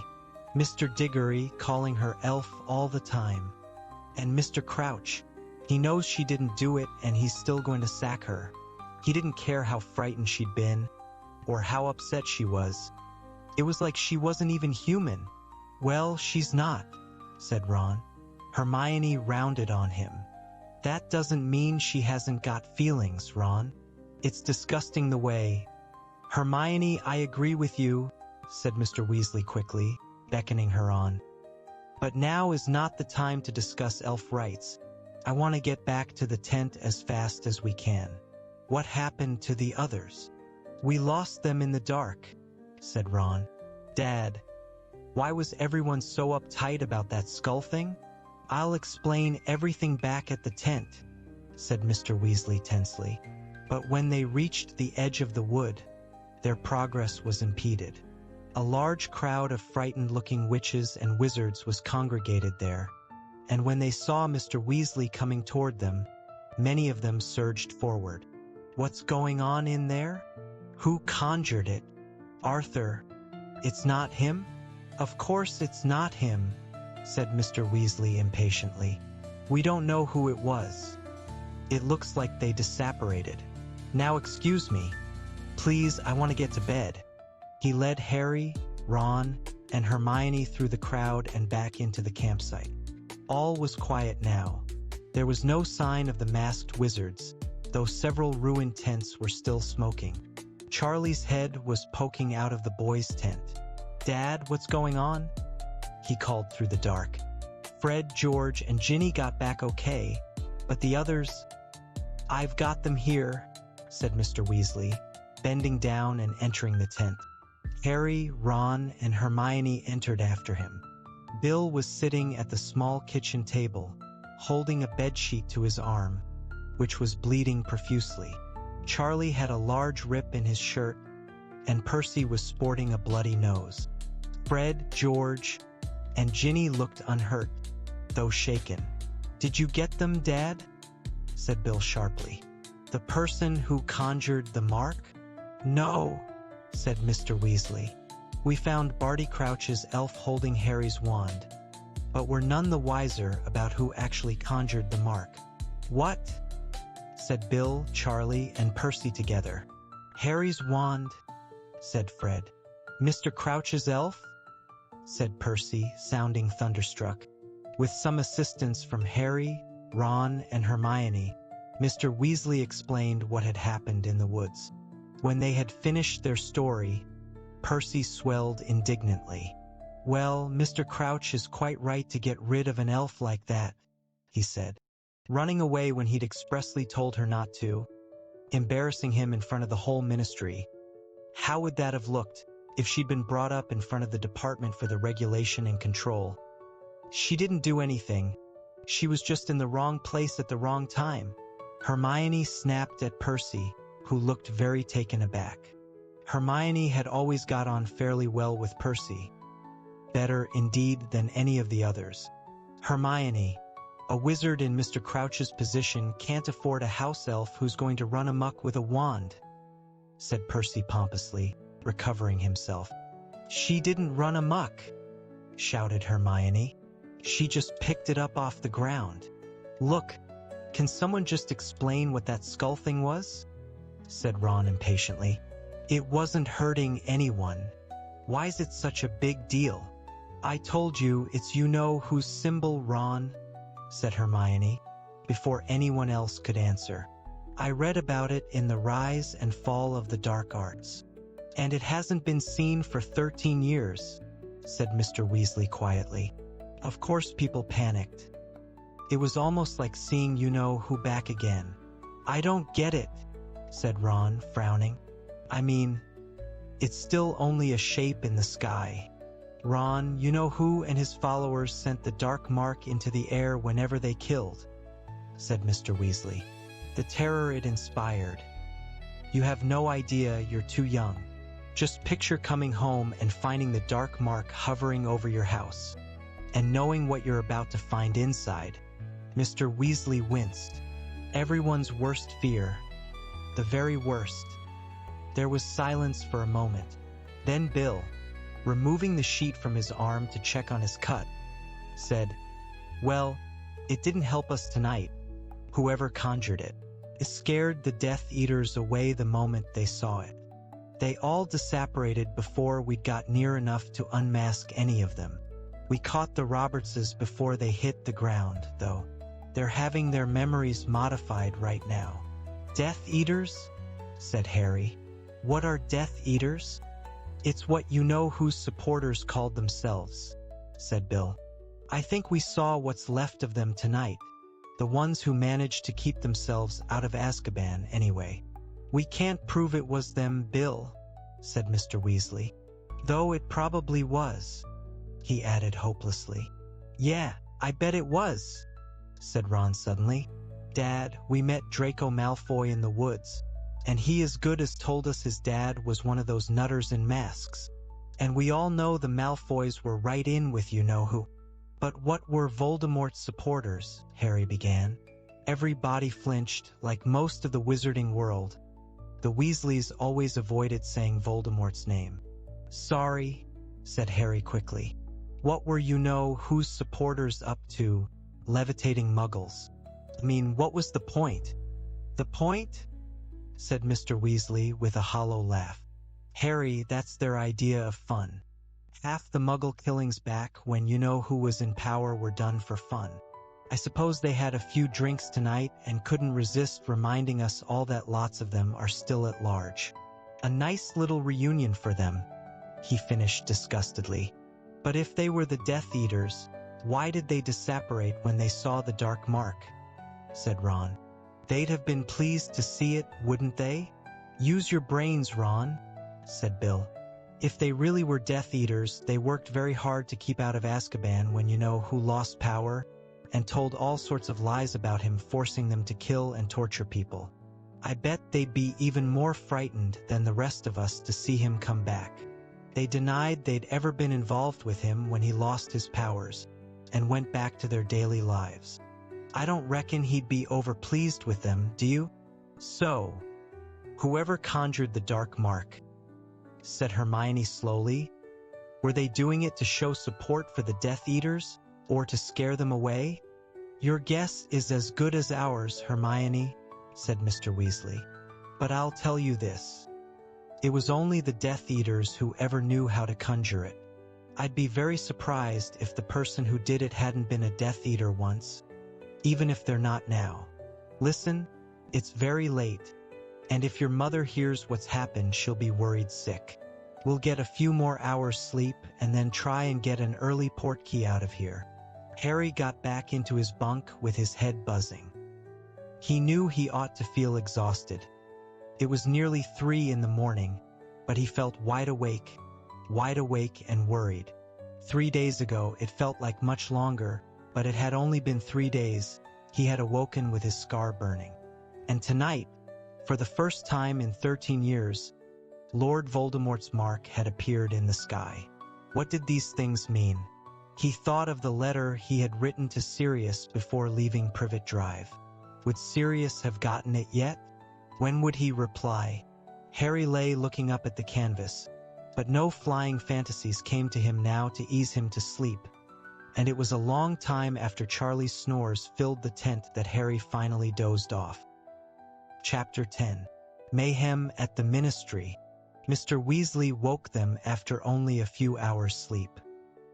He used magic to pack up the tents, and they left the campsite as quickly as possible, passing Mr. Roberts at the door of his cottage. Mr. Roberts had a strange, dazed look about him, and he waved them off with a vague, "Merry Christmas." "He'll be all right," said Mr. Weasley quietly as they marched off onto the moor. Sometimes, when a person's memory's modified, it makes him a bit disorientated for a while. And that was a big thing they had to make him forget. They heard urgent voices as they approached the spot where the portkeys lay, and when they reached it, they found a great number of witches and wizards gathered around Basil, the keeper of the portkeys, all clamoring to get away from the campsite as quickly as possible. Mr. Weasley had a hurried discussion with Basil. They joined the queue, and were able to take an old rubber tire back to Stoteshed Hill before the sun had really risen. They walked back through Ottery St. Catchpole and up the damp lane toward the burrow in the dawn light, talking very little because they were so exhausted, and thinking longingly of their breakfast. As they rounded the corner and the burrow came into view, a cry echoed along the lane. "Oh, thank goodness, thank goodness!" Mrs. Weasley, who had evidently been waiting for them in the front yard, came running toward them, still wearing her bedroom slippers, her face pale and strained, a rolled-up copy of the Daily Prophet clutched in her hand. "Arthur, I've been so worried, so worried." She flung her arms around Mr. Weasley's neck, and the Daily Prophet fell out of her limp hand onto the ground. Looking down, Harry saw the headline, "Scenes of Terror at the Quidditch World Cup," complete with a twinkling black-and-white photograph of the dark mark over the treetops. "You're all right?" Mrs. Weasley muttered distractedly, releasing Mr. Weasley and staring around at them all with red eyes. "You're alive? Oh, boys." And to everybody's surprise, she seized Fred and George and pulled them both into such a tight hug that their heads banged together. "Ouch! Mom, you're strangling us. I shouted at you before you left," Mrs. Weasley said, starting to sob. "It's all I've been thinking about. What if you know who had got you? And the last thing I ever said to you was that you didn't get enough O.W.L. Oh, Fred. George. Come on now, Molly, we're all perfectly okay," said Mr. Weasley soothingly, prizing her off the twins and leading her back toward the house. "Bill," he added in an undertone. Pick up that paper, I want to see what it says. When they were all crammed into the tiny kitchen, and Hermione had made Mrs. Weasley a cup of very strong tea, into which Mr. Weasley insisted on pouring a shot of Ogden's Old Fire whiskey, Bill handed his father the newspaper. Mr. Weasley scanned the front page while Percy looked over his shoulder. "I knew it," said Mr. Weasley heavily. "Ministry blunders. Culprits not apprehended. Lax security. Dark wizards running unchecked. National disgrace. Who wrote this? Ah, of course. Rita Skeeter. That woman's got it in for the Ministry of Magic," said Percy furiously. "Last week she was saying we're wasting our time quibbling about cauldron thickness, when we should be stamping out vampires, as if it wasn't specifically stated in paragraph 12 of the guidelines for the treatment of non-wizard part humans. "Do us a favor, Perce," said Bill, yawning, "and shut up." "I'm mentioned," said Mr. Weasley, his eyes widening behind his glasses as he reached the bottom of the Daily Prophet article. "Where?" spluttered Mrs. Weasley, choking on her tea and whiskey. "If I'd seen that, I'd have known you were alive." "Not by name," said Mr. Weasley. "Listen to this. If the terrified wizards and witches who waited breathlessly for news at the edge of the wood expected reassurance from the Ministry of Magic, they were sadly disappointed. A ministry official emerged sometime after the appearance of the dark mark alleging that nobody had been hurt, but refusing to give any more information. Whether this statement will be enough to quash the rumors that several bodies were removed from the woods an hour later remains to be seen. "Oh, really?" said Mr. Weasley in exasperation, handing the paper to Percy. "Nobody was hurt. What was I supposed to say? Rumors that several bodies were removed from the woods. Well, there certainly will be rumors now she's printed that." He heaved a deep sigh. "Molly, I'm going to have to go into the office. This is going to take some smoothing over." "I'll come with you, Father," said Percy importantly. "Mr. Crouch will need all hands on deck, and I can give him my cauldron report in person." He bustled out of the kitchen. Mrs. Weasley looked most upset. "Arthur, you're supposed to be on holiday. This hasn't got anything to do with your office. Surely they can handle this without you." "I've got to go, Molly," said Mr. Weasley. "I've made things worse. I'll just change into my robes and I'll be off." "Mrs. Weasley," said Harry suddenly, unable to contain himself. "Hedwig hasn't arrived with a letter for me, has she?" "Hedwig, dear?" said Mrs. Weasley distractedly. No, there hasn't been any post at all." Ron and Hermione looked curiously at Harry. With a meaningful look at both of them, he said, "All right if I go and dump my stuff in your room, Ron?" "Yeah. Think I will too," said Ron at once. "Hermione." "Yes," she said quickly, and the three of them marched out of the kitchen and up the stairs. "What's up, Harry?" said Ron, the moment they had closed the door of the attic room behind them. "There's something I haven't told you," Harry said. "On Saturday morning, I woke up with my scar hurting again." Ron's and Hermione's reactions were almost exactly as Harry had imagined them back in his bedroom on Privet Drive. Hermione gasped and started making suggestions at once, mentioning a number of reference books, and everybody from Albus Dumbledore to Madame Pomfrey, the Hogwarts nurse. Ron simply looked dumbstruck. "But he wasn't there, was he? You know who? I mean, last time your scar kept hurting, he was at Hogwarts, wasn't he?" "I'm sure he wasn't on Privet Drive," said Harry, "but I was dreaming about him. Him and Peter, Wormtail. I can't remember all of it now, but they were plotting to kill someone." He had teetered for a moment on the verge of saying me, but couldn't bring himself to make Hermione look any more horrified than she already did. "It was only a dream," said Ron bracingly. "Just a nightmare." "Yeah, but was it though?" said Harry, turning to look out of the window at the brightening sky. It's weird, isn't it? My scar hurts, and 3 days later the Death Eaters are on the march, and Voldemort signs up in the sky again. Don't say his name, Ron hissed through gritted teeth. And remember what Professor Trelawney said? Harry went on, ignoring Ron. At the end of last year, Professor Trelawney was their divination teacher at Hogwarts. Hermione's terrified look vanished as she let out a derisive snort. Oh, Harry, you aren't going to pay attention to anything that old fraud says? You weren't there, said Harry. You didn't hear her. This time was different. I told you she went into a trance, a real one, and she said the Dark Lord would rise again, greater and more terrible than ever before, and he'd manage it because his servant was going to go back to him, and that night Wormtail escaped. There was a silence in which Ron fidgeted absent-mindedly with a hole in his Chudley Cannon's bedspread.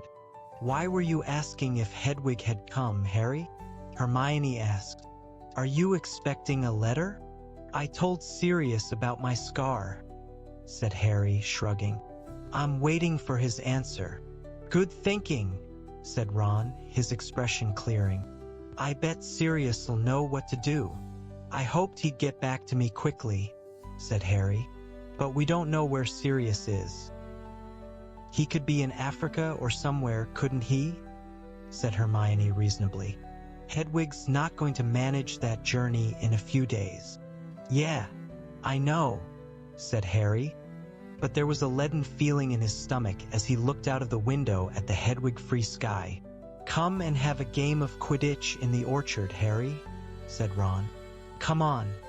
3 on 3, Bill and Charlie and Fred and George will play. You can try out the Wronski feint.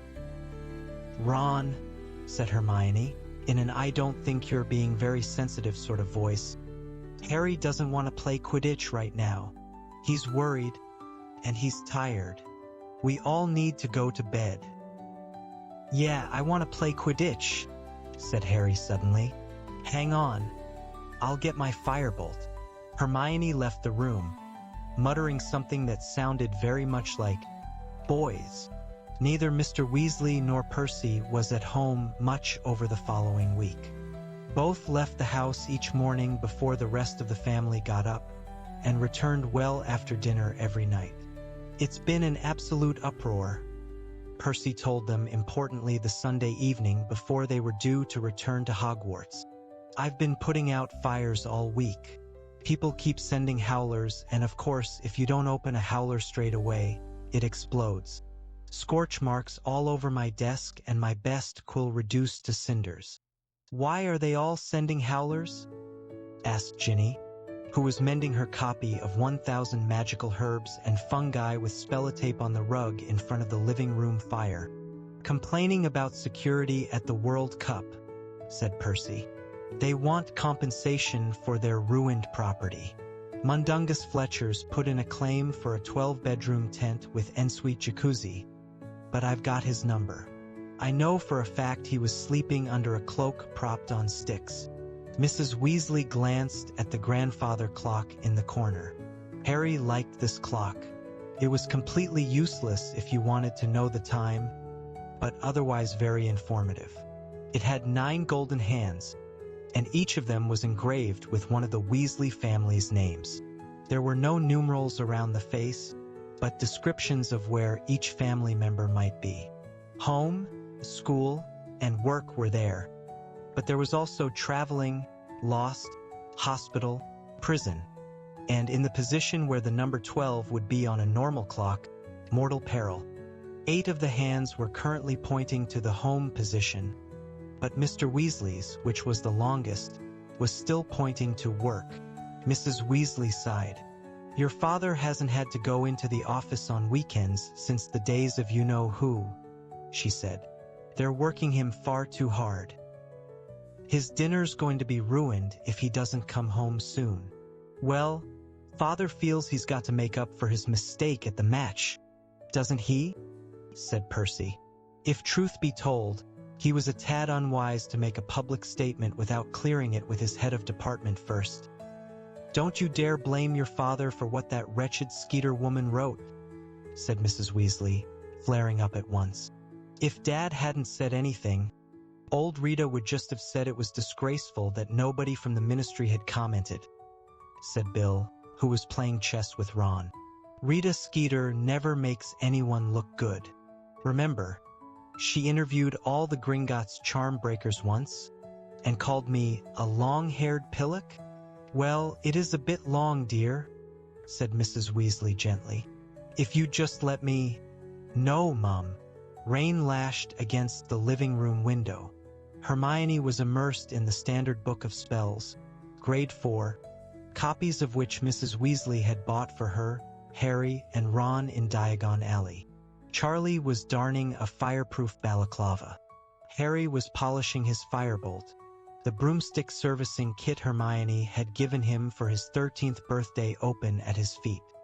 Fred and George were sitting in a far corner, quills out, talking in whispers, their heads bent over a piece of parchment. "What are you two up to?" said Mrs. Weasley sharply, her eyes on the twins. "Homework," said Fred vaguely. "Don't be ridiculous, you're still on holiday," said Mrs. Weasley. "Yeah, we've left it a bit late," said George. "You're not by any chance writing out a new order form, are you?" said Mrs. Weasley shrewdly. "You wouldn't be thinking of restarting Weasley's Wizard Wheezes, by any chance?" "Now, Mum," said Fred, looking up at her, a pained look on his face. "If the Hogwarts Express crashed tomorrow, and George and I died, how would you feel to know that the last thing we ever heard from you was an unfounded accusation?" Everyone laughed, even Mrs. Weasley. "Oh, your father's coming," she said suddenly, looking up at the clock again. Mr. Weasley's hand had suddenly spun from work to traveling. A second later, it had shuddered to a halt on home with the others, and they heard him calling from the kitchen. "Coming, Arthur," called Mrs. Weasley, hurrying out of the room. A few moments later, Mr. Weasley came into the warm living room carrying his dinner on a tray. He looked completely exhausted. "Well, the fat's really in the fire now," he told Mrs. Weasley as he sat down in an armchair near the hearth and toyed unenthusiastically with his somewhat shriveled cauliflower. "Rita Skeeter's been ferreting around all week, looking for more ministry mess-ups to report. And now she's found out about poor old Bertha going missing, so that'll be the headline in the Prophet tomorrow. I told Bagman he should have sent someone to look for her ages ago. Mr. Crouch has been saying it for weeks and weeks," said Percy swiftly. "Crouch is very lucky Rita hasn't found out about Winky," said Mr. Weasley irritably. "There'd be a week's worth of headlines in his house elf being caught holding the wand that conjured the dark mark. I thought we were all agreed that that elf, while irresponsible, did not conjure the mark?" said Percy hotly. "If you ask me, Mr. Crouch is very lucky no one at the Daily Prophet knows how mean he is to elves," said Hermione angrily. "Now look here, Hermione," said Percy. "A high-ranking ministry official like Mr. Crouch deserves unswerving obedience from his servants." "His slave, you mean," said Hermione, her voice rising passionately. "Because he didn't pay Winky, did he? I think you'd all better go upstairs and check that you've packed properly," said Mrs. Weasley, breaking up the argument. "Come on now, all of you." Harry repacked his broomstick servicing kit, put his firebolt over his shoulder, and went back upstairs with Ron. The rain sounded even louder at the top of the house, accompanied by loud whistlings and moans from the wind, not to mention sporadic howls from the ghoul who lived in the attic. Pigwidgeon began twittering and zooming around his cage when they entered. The sight of the half-packed trunks seemed to have sent him into a frenzy of excitement. "Bung him some owl treats," said Ron, throwing a packet across to Harry. "It might shut him up." Harry poked a few owl treats through the bars of Pigwidgeon's cage, then turned to his trunk. Hedwig's cage stood next to it, still empty. "It's been over a week," Harry said, looking at Hedwig's deserted perch. Ron, You don't reckon Sirius has been caught, do you? Nah, it would have been in the Daily Prophet, said Ron.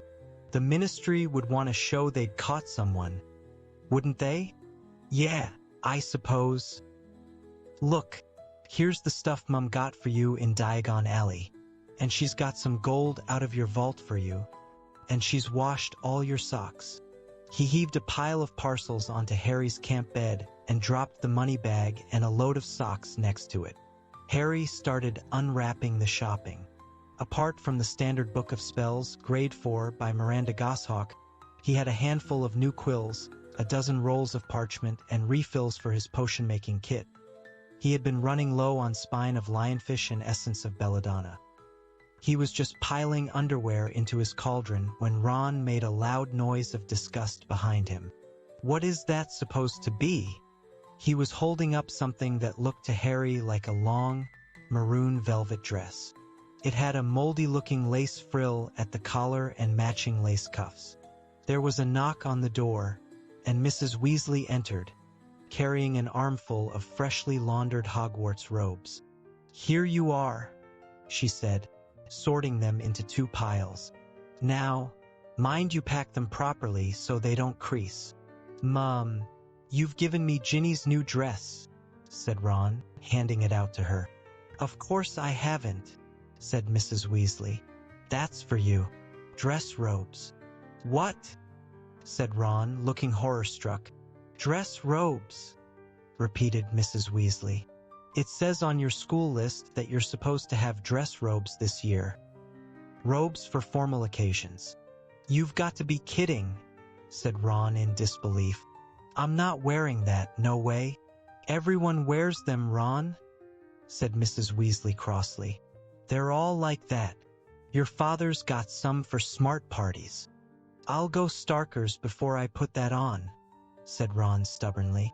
"Don't be so silly," said Mrs. Weasley. "You've got to have dress robes. They're on your list. I got some for Harry too." "Show him, Harry." In some trepidation, Harry opened the last parcel on his camp bed. It wasn't as bad as he had expected, however. His dress robes didn't have any lace on them at all. In fact, they were more or less the same as his school ones, except that they were bottle green instead of black. "I thought they'd bring out the color of your eyes, dear," said Mrs. Weasley fondly. "Well, they're okay," said Ron angrily, looking at Harry's robes. "Why couldn't I have some like that?" "Because, well, I had to get yours secondhand, and there wasn't a lot of choice," said Mrs. Weasley, flushing. Harry looked away. He would willingly have split all the money in his Gringotts vault with the Weasleys, but he knew they would never take it. "I'm never wearing them," Ron was saying stubbornly. "Never." "Fine," snapped Mrs. Weasley. "Go naked. And Harry, make sure you get a picture of him." Goodness knows I could do with a laugh. She left the room, slamming the door behind her. There was a funny, spluttering noise from behind them. Pigwidgeon was choking on an overlarge owl treat. "Why is everything I own rubbish?" said Ron furiously, striding across the room to unstick Pigwidgeon's beak. Chapter 11. Aboard the Hogwarts Express. There was a definite end-of-the-holidays gloom in the air when Harry awoke next morning. Heavy rain was still splattering against the window as he got dressed in jeans and a sweatshirt. They would change into their school robes on the Hogwarts Express. He, Ron, Fred, and George had just reached the first floor, landing on their way down to breakfast, when Mrs. Weasley appeared at the foot of the stairs, looking harassed. "Arthur," she called up the staircase. "Arthur, urgent message from the Ministry." Harry flattened himself against the wall as Mr. Weasley came clattering past with his robes on back to front and hurtled out of sight. When Harry and the others entered the kitchen, they saw Mrs. Weasley rummaging anxiously in the drawers. "I've got a quill here somewhere," and Mr. Weasley bending over the fire, talking to. Harry shut his eyes hard and opened them again to make sure that they were working properly. Amos Diggory's head was sitting in the middle of the flames like a large, bearded egg. It was talking very fast, completely unperturbed by the sparks flying around it and the flames licking its ears. Muggle neighbors heard bangs and shouting, so they went and called those policemen. "Arthur, you've got to get over there." "Here," said Mrs. Weasley breathlessly, pushing a piece of parchment, a bottle of ink, and a crumpled quill into Mr. Weasley's hands. "It's a real stroke of luck. I heard about it," said Mr. Diggory's head. "I had to come into the office early to send a couple of owls, and I found the improper use of magic lot all setting off. If Rita Skeeter gets hold of this one, Arthur." "What does Mad Eye say happened?" asked Mr. Weasley, unscrewing the ink bottle, loading up his quill, and preparing to take notes. Mr. Diggory's head rolled its eyes. "Says he heard an intruder in his yard. Says he was creeping toward the house, but was ambushed by his dustbins." "What did the dustbins do?"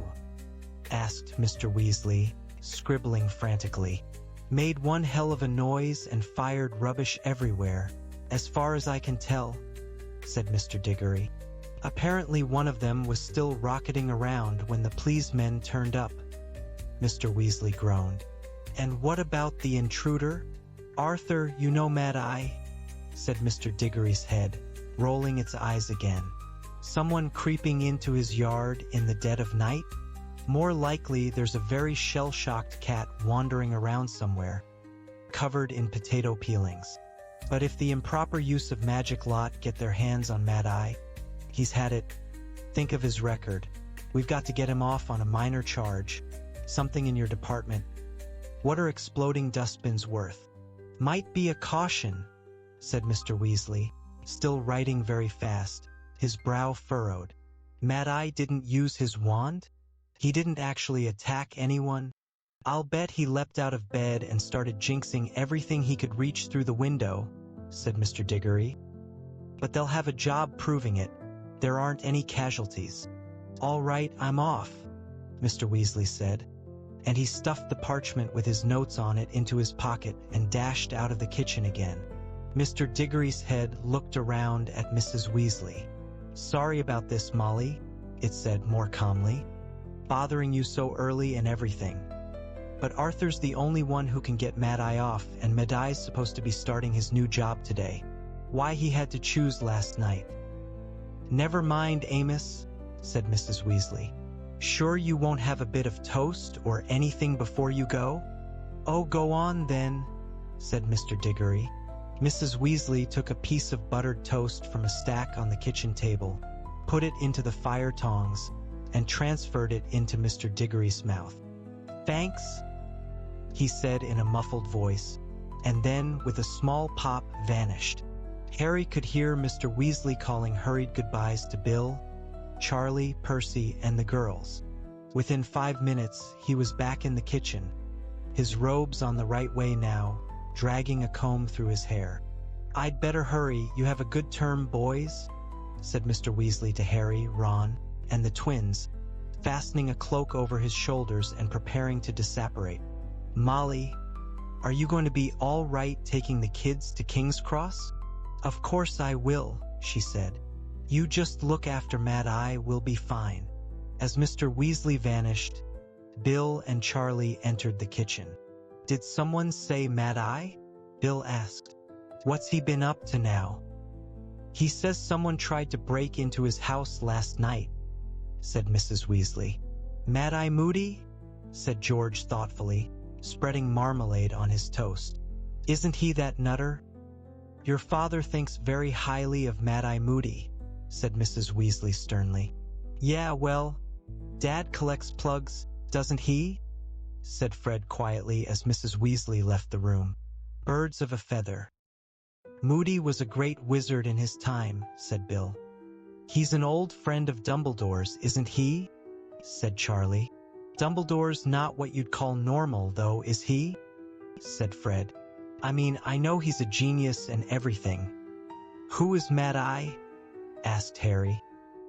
"He's retired, used to work at the ministry," said Charlie. "I met him once when Dad took me in to work with him. He was an Auror, one of the best." A dark wizard catcher," he added, seeing Harry's blank look. "Half the cells in Azkaban are full because of him. He made himself loads of enemies, though. The families of people he caught, mainly. And I heard he's been getting really paranoid in his old age. Doesn't trust anyone anymore. Sees dark wizards everywhere." Bill and Charlie decided to come and see everyone off at King's Cross Station. But Percy, apologizing most profusely, said that he really needed to get to work. "I just can't justify taking more time off at the moment," he told them. "Mr. Crouch is really starting to rely on me." "Yeah, you know what, Percy?" said George seriously. "I reckon he'll know your name soon." Mrs. Weasley had braved the telephone in the village post office to order 3 ordinary Muggle taxis to take them into London. "Arthur tried to borrow ministry cars for us," Mrs. Weasley whispered to Harry as they stood in the rain-washed yard, watching the taxi drivers heaving 6 heavy Hogwarts trunks into their cars. "But there weren't any to spare." "Oh dear, they don't look happy, do they?" Harry didn't like to tell Mrs. Weasley that Muggle taxi drivers rarely transported overexcited owls, and Pigwidgeon was making an ear-splitting racket. Nor did it help that a number of filibusters' fabulous wet start. No-heat fireworks went off unexpectedly when Fred's trunk sprang open, causing the driver carrying it to yell with fright and pain as Crookshanks clawed his way up the man's leg. The journey was uncomfortable, owing to the fact that they were jammed in the back of the taxis with their trunks. Crookshanks took quite a while to recover from the fireworks, and by the time they entered London, Harry, Ron, and Hermione were all severely scratched. They were very relieved to get out at King's Cross, even though the rain was coming down harder than ever, and they got soaked carrying their trunks across the busy road and into the station. Harry was used to getting onto platform 9 3/4 by now. It was a simple matter of walking straight through the apparently solid barrier dividing platforms 9 and 10. The only tricky part was doing this in an unobtrusive way, so as to avoid attracting Muggle attention. They did it in groups today. Harry, Ron, and Hermione, the most conspicuous, since they were accompanied by Pigwidgeon and Crookshanks, went first. They leaned casually against the barrier, chatting unconcernedly, and slid sideways through it. And as they did so, platform 9 3/4 materialized in front of them. The Hogwarts Express, a gleaming scarlet steam engine, was already there, clouds of steam billowing from it, through which the many Hogwarts students and parents on the platform appeared like dark ghosts. Pigwidgeon became noisier than ever in response to the hooting of many owls through the mist. Harry, Ron, and Hermione set off to find seats, and were soon stowing their luggage in a compartment halfway along the train. They then hopped back down onto the platform to say goodbye to Mrs. Weasley, Bill, and Charlie. "I might be seeing you all sooner than you think," said Charlie, grinning as he hugged Ginny goodbye. "Why?" said Fred keenly. "You'll see," said Charlie. "Just don't tell Percy I mentioned it. It's classified information until such time as the Ministry sees fit to release it. After all, yeah, I sort of wish I were back at Hogwarts this year," said Bill, hands in his pockets, looking almost wistfully at the train. "Why?" said George impatiently. "You're going to have an interesting year," said Bill, his eyes twinkling. "I might even get time off to come and watch a bit of it." "A bit of what?" said Ron. But at that moment, the whistle blew, and Mrs. Weasley chivied them toward the train doors. "Thanks for having us to stay, Mrs. Weasley," said Hermione as they climbed on board, closed the door, and leaned out of the window to talk to her. "Yeah, thanks for everything, Mrs. Weasley," said Harry. "Oh, it was my pleasure, dears," said Mrs. Weasley. "I'd invite you for Christmas, but, well, I expect you're all going to want to stay at Hogwarts, what with one thing and another." "Mom," said Ron irritably, "what you 3 know that we don't?" "You'll find out this evening, I expect," said Mrs. Weasley, smiling. "It's going to be very exciting. Mind you, I'm very glad they've changed the rules." "What rules?" said Harry, Ron, Fred, and George together. "I'm sure Professor Dumbledore will tell you. Now behave, won't you? Won't you, Fred? And you, George?" The pistons hissed loudly and the train began to move. "Tell us what's happening at Hogwarts," Fred bellowed out of the window as Mrs. Weasley, Bill, and Charlie sped away from them. "What rules are they changing?" But Mrs. Weasley only smiled and waved. Before the train had rounded the corner, she, Bill, and Charlie had separated. Harry, Ron, and Hermione went back to their compartment. The thick rain splattering the windows made it very difficult to see out of them. Ron undid his trunk, pulled out his maroon dress robes, and flung them over Pigwidgeon's cage to muffle his hooting. "Bagman wanted to tell us what's happening at Hogwarts," he said grumpily, sitting down next to Harry. "At the World Cup, remember? But my own mother won't say. Wonder what—" "Shoo!" Hermione whispered suddenly, pressing her finger to her lips and pointing toward the compartment next to theirs.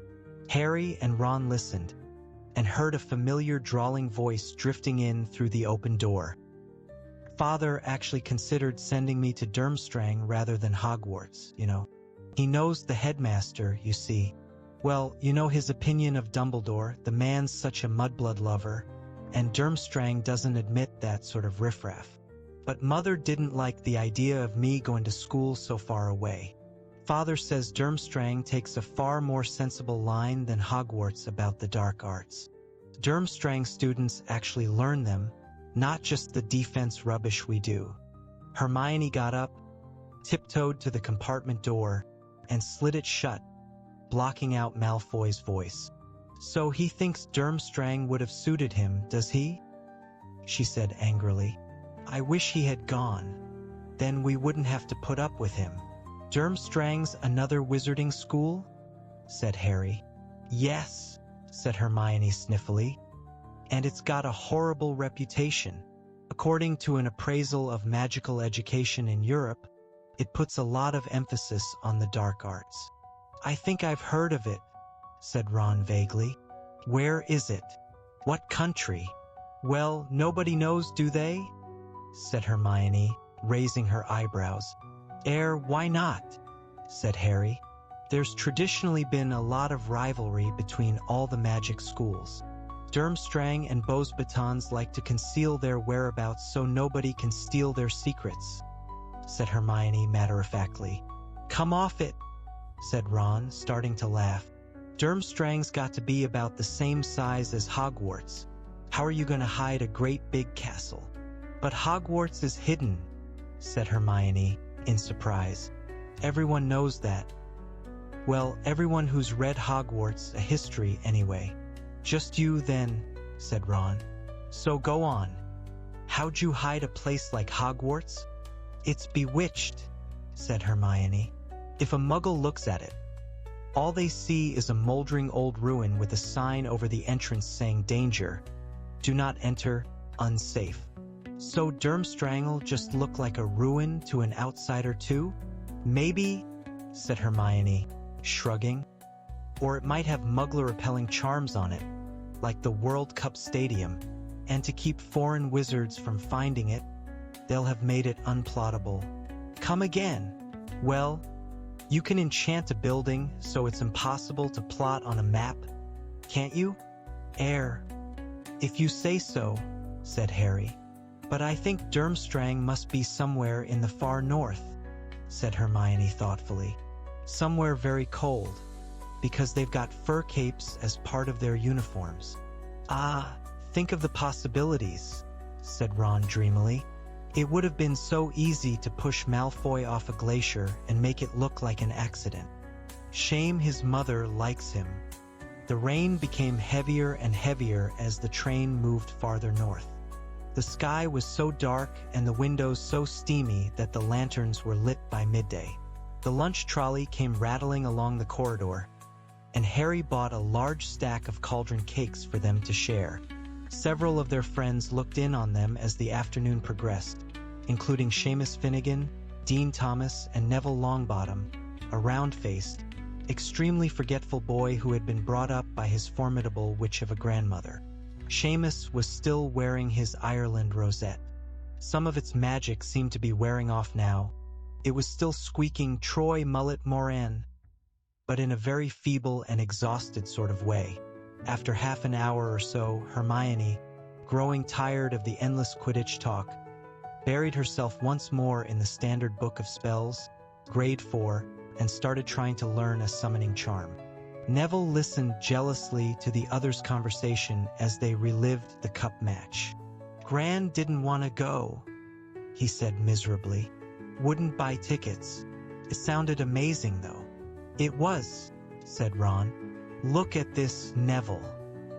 He rummaged in his trunk up in the luggage rack and pulled out the miniature figure of Victor Crumb. Oh, wow, said Neville enviously as Ron tipped Crumb onto his pudgy hand.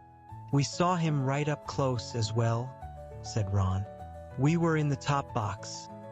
For the first and last time in your life, Weasley, Draco Malfoy had appeared in the doorway.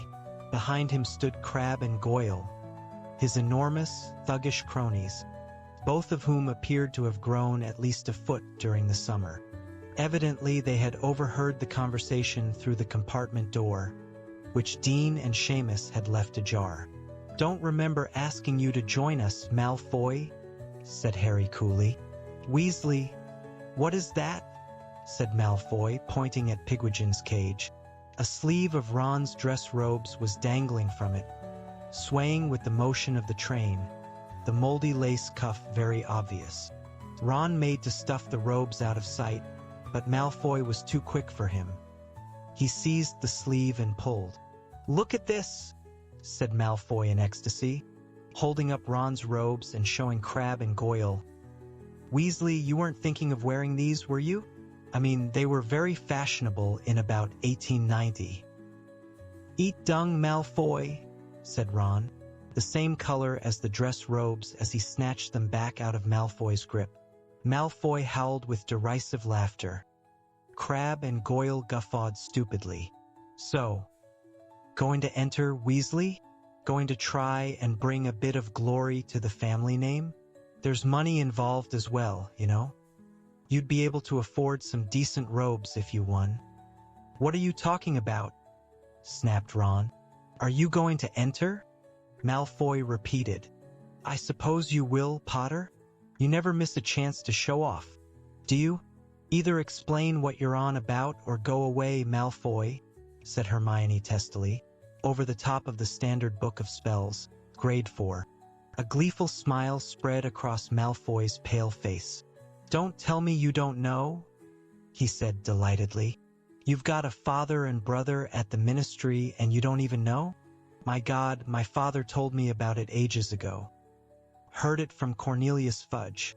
But then, father's always associated with the top people at the Ministry. Maybe your father's too junior to know about it, Weasley. Yes. They probably don't talk about important stuff in front of him. Laughing once more, Malfoy beckoned to Crabbe and Goyle, and the three of them disappeared. Ron got to his feet and slammed the sliding compartment door so hard behind them that the glass shattered. Ron, said Hermione reproachfully, and she pulled out her wand, muttered reparo, and the glass shards flew back into a single pane and back into the door. Well, making it look like he knows everything and we don't. Ron snarled. Father's always associated with the top people at the Ministry. Dad could have got a promotion any time. He just likes it where he is. Of course he does, said Hermione quietly. Don't let Malfoy get to you, Ron. Him? Get to me? As if, said Ron, picking up one of the remaining cauldron cakes and squashing it into a pulp. Ron's bad mood continued for the rest of the journey. He didn't talk much as they changed into their school robes, and was still glowering when the Hogwarts Express slowed down at last and finally stopped in the pitch darkness of Hogsmeade Station. As the train doors opened, there was a rumble of thunder overhead. Hermione bundled up Crookshanks in her cloak, and Ron left his dress robes over Pigwidgeon as they left the train. Heads bent and eyes narrowed against the downpour. The rain was now coming down so thick and fast that it was as though buckets of ice-cold water were being emptied repeatedly over their heads. "Hi, Hagrid!" Harry yelled, seeing a gigantic silhouette at the far end of the platform. "All right, Harry?" Hagrid bellowed back, waving. "See ya at the feast if we don't drown." First years traditionally reached Hogwarts Castle by sailing across the lake with Hagrid. "Oh, I wouldn't fancy crossing the lake in this weather," said Hermione fervently, shivering as they inched slowly along the dark platform with the rest of the crowd. 100 horseless carriages stood waiting for them outside the station.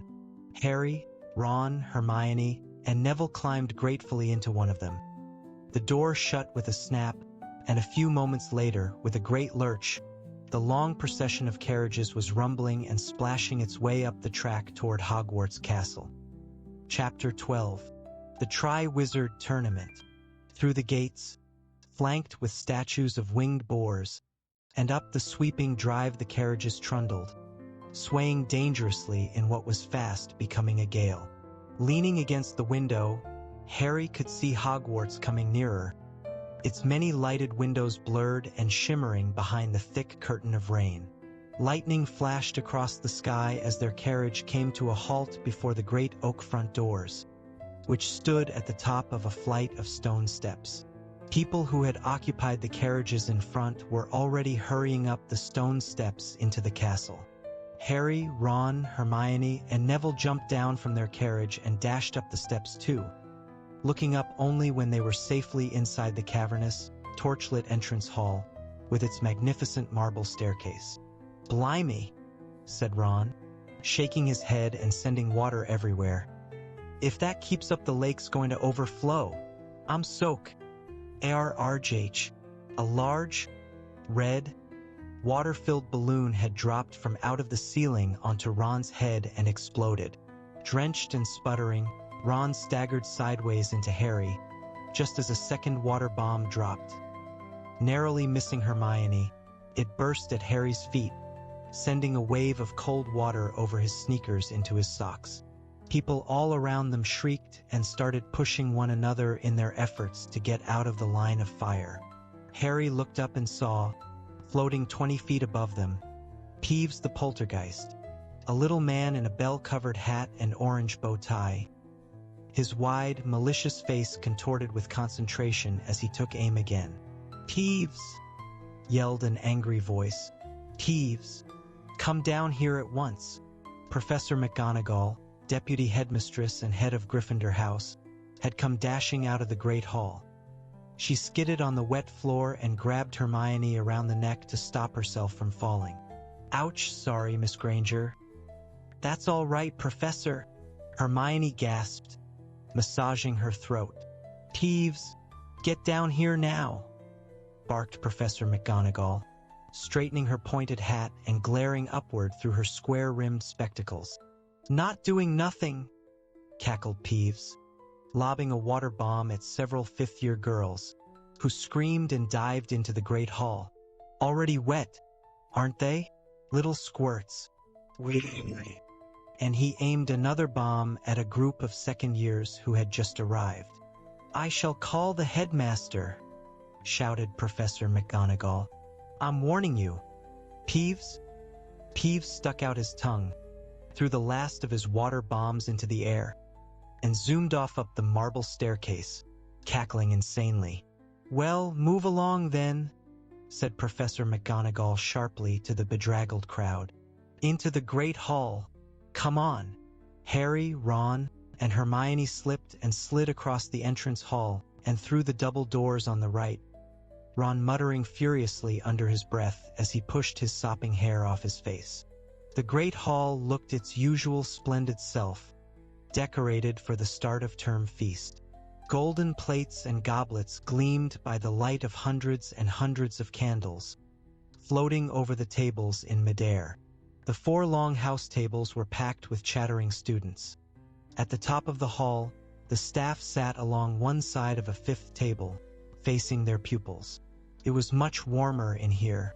Harry, Ron, and Hermione walked past the Slytherins, the Ravenclaws, and the Hufflepuffs, and sat down with the rest of the Gryffindors at the far side of the hall, next to nearly headless Nick, the Gryffindor ghost.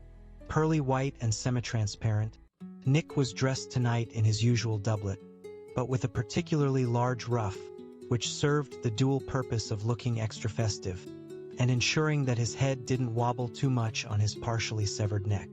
"Good evening," he said, beaming at them. "Says who?" said Harry, taking off his sneakers and emptying them of water. "Hope they hurry up with the sorting. I'm starving." The sorting of the new students into houses took place at the start of every school year, but by an unlucky combination of circumstances, Harry hadn't been present at one since his own. He was quite looking forward to it. Just then, a highly excited, breathless voice called down the table, "Here, Harry." It was Colin Creevey, a third year to whom Harry was something of a hero. "Hi, Colin," said Harry warily. "Harry, guess what?" "Guess what, Harry?" "My brother's starting. My brother Dennis." Good," said Harry. "He's really excited," said Colin, practically bouncing up and down in his seat. "I just hope he's in Gryffindor. Keep your fingers crossed." Harry." Yeah, all right," said Harry. He turned back to Hermione, Ron, and nearly headless Nick. "Brothers and sisters usually go in the same houses, don't they?" he said. He was judging by the Weasleys, all 7 of whom had been put into Gryffindor. "Oh no, not necessarily," said Hermione. "Parvati Patil's twins in Ravenclaw, and they're identical. You'd think they'd be together, wouldn't you?" Harry looked up at the staff table. There seemed to be rather more empty seats there than usual.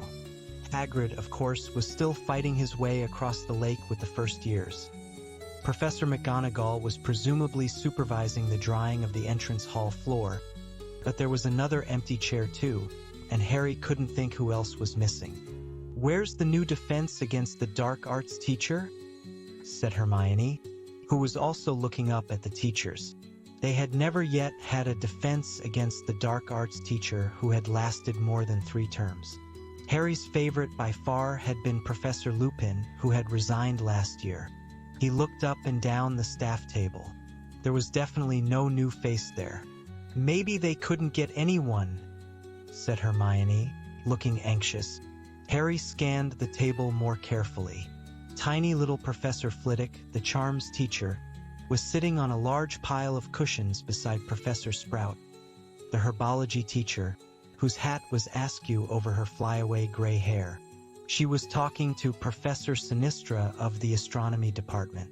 On Professor Sinistra's other side was the sallow-faced, hook-nosed, greasy-haired potions master, Snape, Harry's least favorite person at Hogwarts. Harry's loathing of Snape was matched only by Snape's hatred of him, a hatred which had, if possible, intensified last year, when Harry had helped Sirius escape right under Snape's overlarge nose.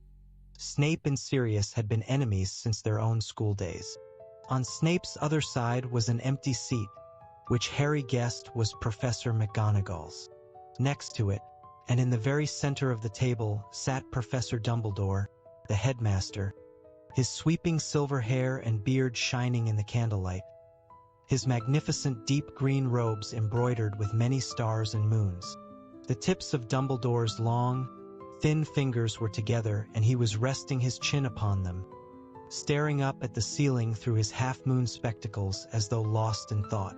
Harry glanced up at the ceiling too. It was enchanted to look like the sky outside, and he had never seen it look this stormy. Black and purple clouds were swirling across it, and as another thunderclap sounded outside, a fork of lightning flashed across it. "Oh, hurry up," Ron moaned beside Harry. "I could eat a hippogriff." The words were no sooner out of his mouth than the doors of the great hall opened and silence fell. Professor McGonagall was leading a long line of first years up to the top of the hall. If Harry, Ron, and Hermione were wet, it was nothing to how these first years looked. They appeared to have swum across the lake rather than sailed. All of them were shivering with a combination of cold and nerves as they filed along the staff table and came to a halt in a line facing the rest of the school. All of them except the smallest of the lot, a boy with mousy hair, who was wrapped in what Harry recognized as Hagrid's moleskin overcoat. The coat was so big for him that it looked as though he were draped in a furry black circus tent. His small face protruded from over the collar, looking almost painfully excited. When he had lined up with his terrified-looking peers, he caught Colin Creevy's eye, gave a double thumbs up, and mouthed, "I fell in the lake." He looked positively delighted about it. Professor McGonagall now placed a three-legged stool on the ground before the first years and, on top of it, an extremely old, dirty, patched wizard's hat. The first years stared at it. So did everyone else. For a moment there was silence. Then a long tear near the brim opened wide like a mouth, and the hat broke into song. 1,000 years or more ago, when I was newly sown, there lived 4 wizards of renown, whose names are still well known. Bold Gryffindor, from Wildmoor, fair Ravenclaw, from Glen, sweet Hufflepuff, from Valley Broad, shrewd Slytherin, from Fawn. They shared a wish, a hope, a dream. They hatched a daring plan to educate young sorcerers, thus Hogwarts School began. Now each of these 4 founders formed their own house, for each did value different virtues in the ones they had to teach. By Gryffindor, the bravest were prized far beyond the rest. For Ravenclaw, the cleverest would always be the best. For Hufflepuff, hard workers were most worthy of admission, and power-hungry Slytherin loved those of great ambition. While still alive, they did divide their favorites from the throng, yet how to pick the worthy ones when they were dead and gone? 'Twas Gryffindor who found the way. He whipped me off his head, the founders put some brains in me so I could choose instead. Now slip me snug about your ears. I've never yet been wrong. I'll have a look inside your mind and tell where you belong. The great hall rang with applause as the Sorting Hat finished. That's not the song it sang when it sorted us, said Harry, clapping along with everyone else. Sings a different one every year, said Ron. It's got to be a pretty boring life, hasn't it, being a hat? I suppose it spends all year making up the next one. Professor McGonagall was now unrolling a large scroll of parchment. When I call out your name, you will put on the hat and sit on the stool, she told the first years. When the hat announces your house, you will go and sit at the appropriate table. Ackerley Stewart. A boy walked forward, visibly trembling from head to foot, picked up the sorting hat, put it on, and sat down on the stool. Ravenclaw, shouted the hat. Stuart Ackerley took off the hat and hurried into a seat at the Ravenclaw table, where everyone was applauding him. Harry caught a glimpse of Cho, the Ravenclaw seeker, cheering Stuart Ackerley as he sat down. For a fleeting second, Harry had a strange desire to join the Ravenclaw table too. Bad Doc Malcolm, Slytherin. The table on the other side of the hall erupted with cheers. Harry could see Malfoy clapping as Bad Doc joined the Slytherins. Harry wondered whether Bad Doc knew that Slytherin House had turned out more dark witches and wizards than any other. Fred and George hissed Malcolm Bad Doc as he sat down. Branstone Eleanor, Hufflepuff. Caldwell Owen, Hufflepuff. Creevy Dennis. Tiny Dennis Creevy staggered forward, tripping over Hagrid's moleskin, just as Hagrid himself sidled into the hall through a door behind the teacher's table. About twice as tall as a normal man, and at least 3 times as broad, Hagrid, with his long, wild, tangled black hair and beard, looked slightly alarming. A misleading impression, for Harry, Ron, and Hermione knew Hagrid to possess a very kind nature. He winked at them as he sat down at the end of the staff table and watched Dennis Creevy putting on the sorting hat. The rip at the brim opened wide. Gryffindor! The hat shouted. Hagrid clapped along with the Gryffindors as Dennis Creevy, beaming widely, took off the hat, placed it back on the stool, and hurried over to join his brother. "Colin, I fell in," he said shrilly, throwing himself into an empty seat. "It was brilliant, and something in the water grabbed me and pushed me back in the boat." "Cool," said Colin, just as excitedly. "It was probably the giant squid, Dennis."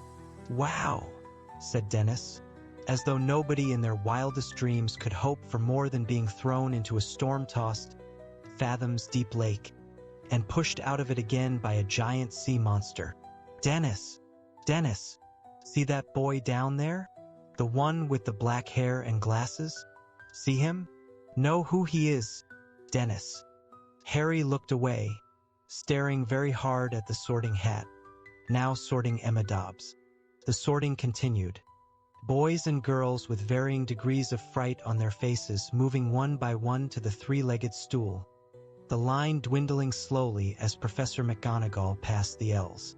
"Oh, hurry up," Ron moaned, massaging his stomach. "Now, Ron, the sorting's much more important than food," said nearly headless Nick as Madly Laura became a Hufflepuff. "Course it is if you're dead," snapped Ron. "I do hope this year's batch of Gryffindors are up to scratch," said nearly headless Nick, applauding as MacDonald, Natalie joined the Gryffindor table. "We don't want to break our winning streak, do we?" Gryffindor had won the Interhouse Championship for the last 3 years in a row. Pritchard, Graham, Slytherin, Quirk, Orla, Ravenclaw, and finally, with Whitby Kevin, Hufflepuff. The sorting ended. Professor McGonagall picked up the hat and the stool and carried them away. "About time," said Ron, seizing his knife and fork and looking expectantly at his golden plate. Professor Dumbledore had gotten to his feet. He was smiling around at the students, his arms opened wide in welcome. "I have only 2 words to say to you," he told them, his deep voice echoing around the hall. "Tuck in." "Here, here," said Harry and Ron loudly as the empty dishes filled magically before their eyes. Nearly headless Nick watched mournfully as Harry, Ron, and Hermione loaded their own plates. "Ah, that's beer," said Ron, with his mouth full of mashed potato. "You're lucky there's a feast at all tonight, you know," said nearly headless Nick. "There was trouble in the kitchens earlier." Why peened," said Harry, through a sizable chunk of steak. "Peeves, of course," said nearly headless Nick, shaking his head, which wobbled dangerously. He pulled his ruff a little higher up on his neck. "The usual argument, you know. He wanted to attend the feast. Well, it's quite out of the question, you know what he's like, utterly uncivilized, can't see a plate of food without throwing it. We held a ghosts' council. The fat friar was all for giving him the chance. But most wisely, in my opinion, the Bloody Baron put his foot down. The Bloody Baron was the Slytherin ghost, a gaunt and silent specter covered in silver bloodstains. He was the only person at Hogwarts who could really control Peeves. Yeah, we thought Peeves seemed hacked off about something," said Ron darkly. "So what did he do in the kitchens?" "Oh, the usual," said nearly headless Nick, shrugging. "Wreaked havoc and mayhem, pots and pans everywhere, place swimming in soup. Terrified the house elves out of their wits. Clang. Hermione had knocked over her golden goblet. Pumpkin juice spread steadily over the tablecloth, staining several feet of white linen orange, but Hermione paid no attention. "There are house elves here?" she said, staring horror-struck at nearly headless Nick. "Here at Hogwarts?" "Certainly," said nearly headless Nick, looking surprised at her reaction. "The largest number in any dwelling in Britain, I believe. Over 100. "I've never seen one," said Hermione. "Well, they hardly ever leave the kitchen by day, do they?" said nearly headless Nick. "They come out at night to do a bit of cleaning, see to the fires and so on. I mean, you're not supposed to see them, are you?" That's the mark of a good house elf, isn't it, that you don't know it's there? Hermione stared at him. But they get paid? She said. They get holidays, don't they? And sick leave and pensions and everything. Nearly headless Nick chortled so much that his ruff slipped and his head flopped off, dangling on the inch or so of ghostly skin and muscle that still attached it to his neck. Sick leave and pensions? He said, pushing his head back onto his shoulders and securing it once more with his ruff. House elves don't want sick leave and pensions. Hermione looked down at her hardly touched plate of food, then put her knife and fork down upon it and pushed it away from her. Oh, come on, Hermione, said Ron, accidentally spraying Harry with bits of Yorkshire pudding. Oops, sorry. Harry, he swallowed. You won't get them sick leave by starving yourself. Slave labor, said Hermione, breathing hard through her nose.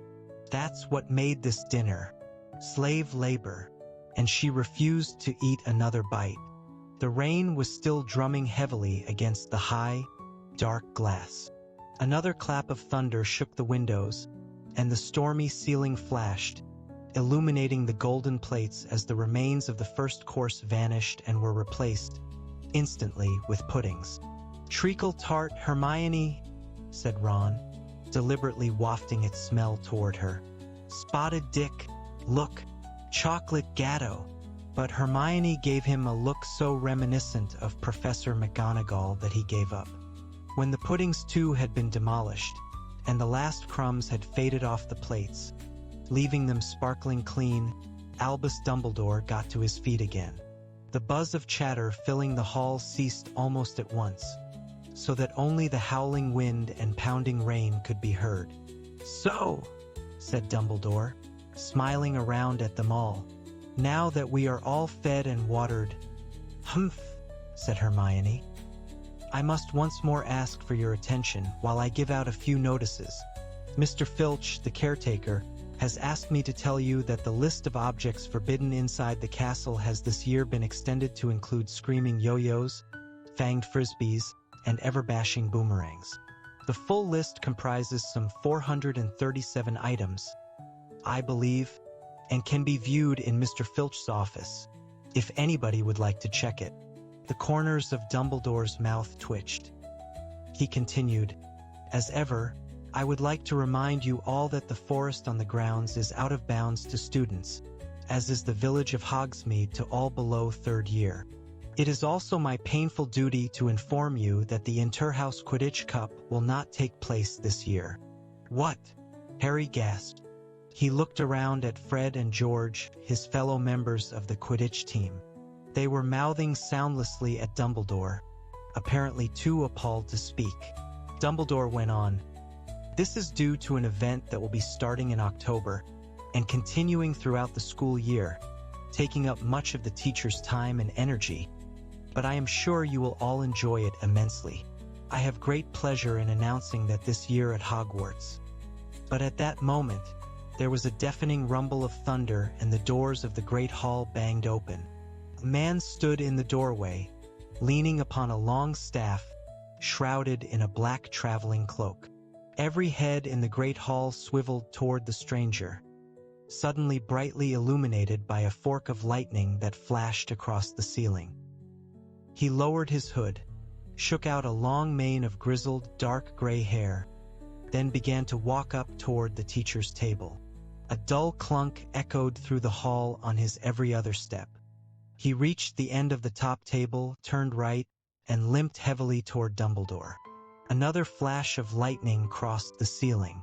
Hermione gasped.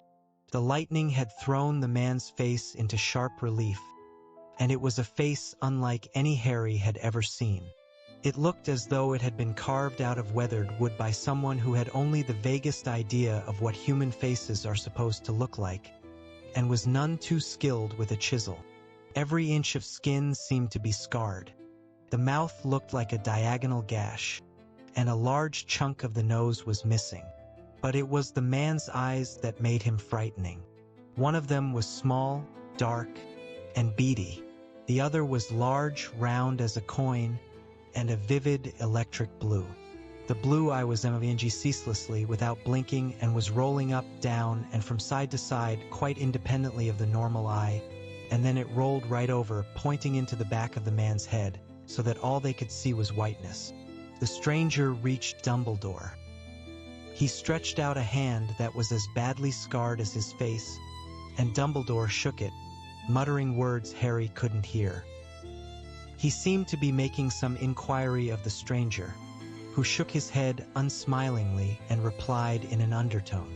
Dumbledore nodded and gestured the man to the empty seat on his right-hand side. The stranger sat down, shook his mane of dark gray hair out of his face, pulled a plate of sausages toward him, raised it to what was left of his nose, and sniffed it. He then took a small knife out of his pocket, speared a sausage on the end of it, and began to eat. His normal eye was fixed upon the sausages, but the blue eye was still darting restlessly around in its socket, taking in the hall and the students. "May I introduce our new defense against the dark arts teacher?" said Dumbledore brightly into the silence. "Professor Moody." It was usual for new staff members to be greeted with applause, but none of the staff or students clapped except Dumbledore and Hagrid, who both put their hands together and applauded, but the sound echoed dismally into the silence, and they stopped fairly quickly. Everyone else seemed too transfixed by Moody's bizarre appearance to do more than stare at him. "Moody," Harry muttered to Ron. "Mad-Eye Moody? The one your dad went to help this morning." "Must be," said Ron in a low, awed voice. "What happened to him?" Hermione whispered. "What happened to his face?" "Dunno," Ron whispered back, watching Moody with fascination. Moody seemed totally indifferent to his less-than-warm welcome. Ignoring the jug of pumpkin juice in front of him, he reached again into his traveling cloak, pulled out a hip flask, and took a long draught from it. As he lifted his arm to drink, his cloak was pulled a few inches from the ground, and Harry saw, below the table, several inches of carved wooden leg, ending in a clawed foot. Dumbledore cleared his throat. "As I was saying," he said, smiling at the sea of students before him, all of whom were still gazing transfixed at Mad-Eye Moody.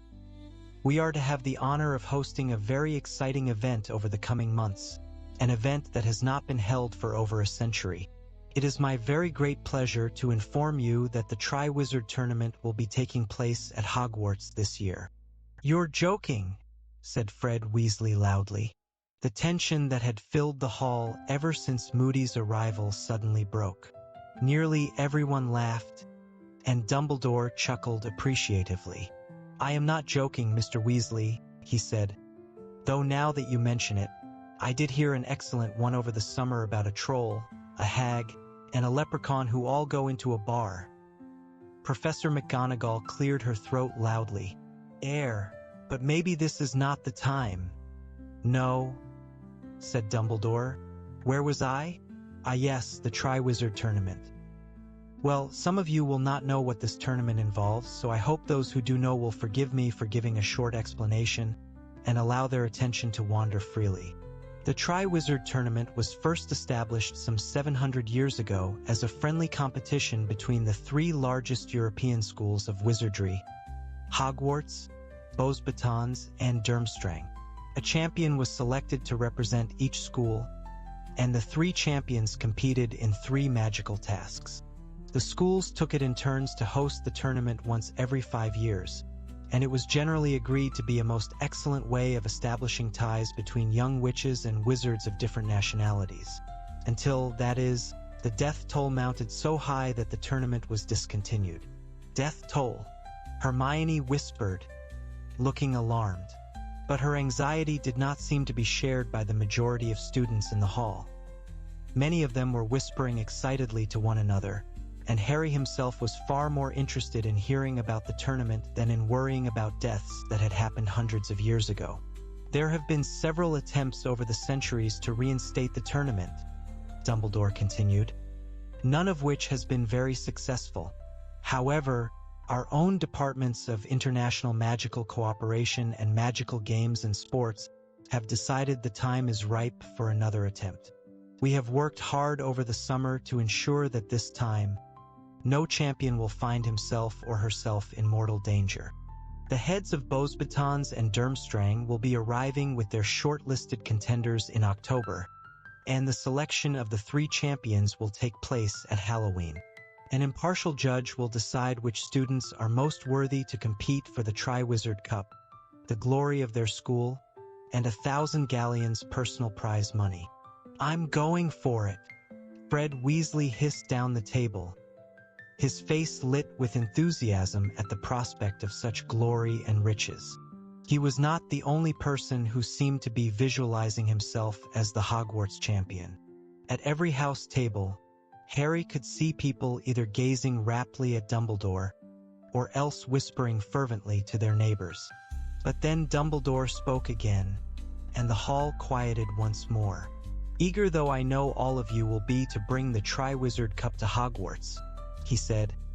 "The heads of the participating schools, along with the Ministry of Magic, have agreed to impose an age restriction on contenders this year. Only students who are of age, that is to say 17 years or older, will be allowed to put forward their names for consideration." This, Dumbledore raised his voice slightly, for several people had made noises of outrage at these words, and the Weasley twins were suddenly looking furious, "is a measure we feel is necessary, given that the tournament tasks will still be difficult and dangerous, whatever precautions we take, and it is highly unlikely that students below 6th and 7th year will be able to cope with them.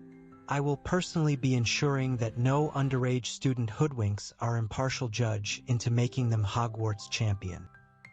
His light blue eyes twinkled as they flickered over Fred's and George's mutinous faces. "I therefore beg you not to waste your time submitting yourself if you are under 17. The delegations from Beauxbatons and Durmstrang will be arriving in October and remaining with us for the greater part of this year. I know that you will all extend every courtesy to our foreign guests while they are with us, and will give your wholehearted support to the Hogwarts champion when he or she is selected. And now, it is late, and I know how important it is to you all to be alert and rested as you enter your lessons tomorrow morning. Bedtime. Chop chop." Dumbledore sat down again and turned to talk to Mad-Eye Moody. There was a great scraping and banging as all the students got to their feet and swarmed toward the double doors into the entrance hall.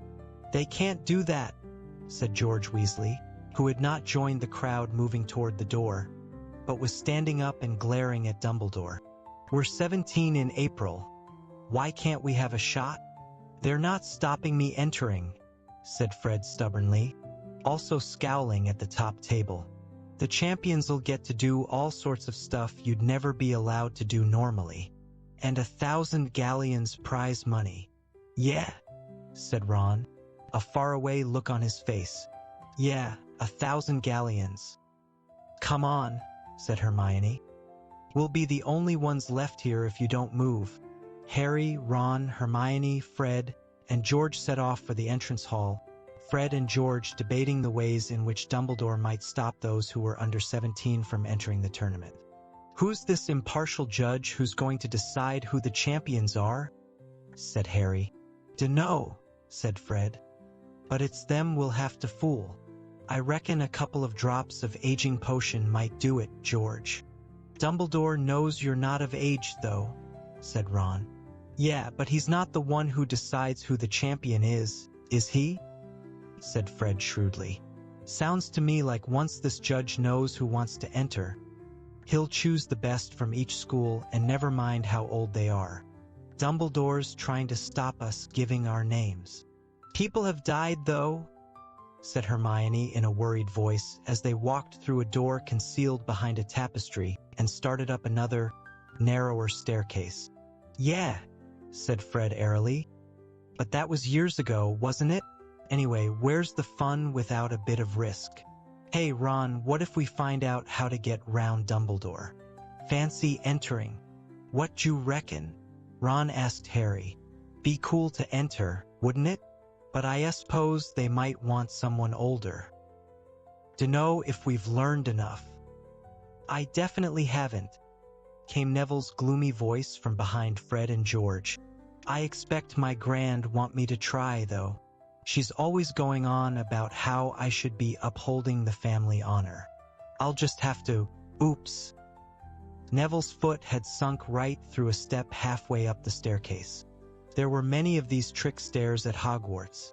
It was second nature to most of the older students to jump this particular step, but Neville's memory was notoriously poor. Harry and Ron seized him under the armpits and pulled him out, while a suit of armor at the top of the stairs creaked and clanked, laughing wheezily. "Shut it, you," said Ron, banging down its visor as they passed. They made their way up to the entrance to Gryffindor Tower, which was concealed behind a large portrait of a fat lady in a pink silk dress. "Password?" she said as they approached. "Balderdash," said George. "A prefect downstairs told me." The portrait swung forward to reveal a hole in the wall through which they all climbed.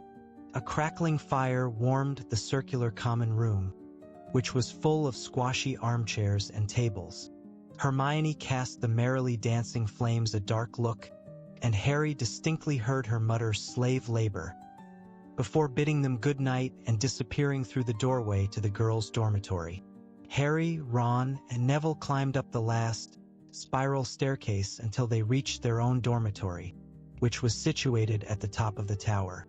5 four-poster beds with deep crimson hangings stood against the walls, each with its owner's trunk at the foot. Dean and Seamus were already getting into bed.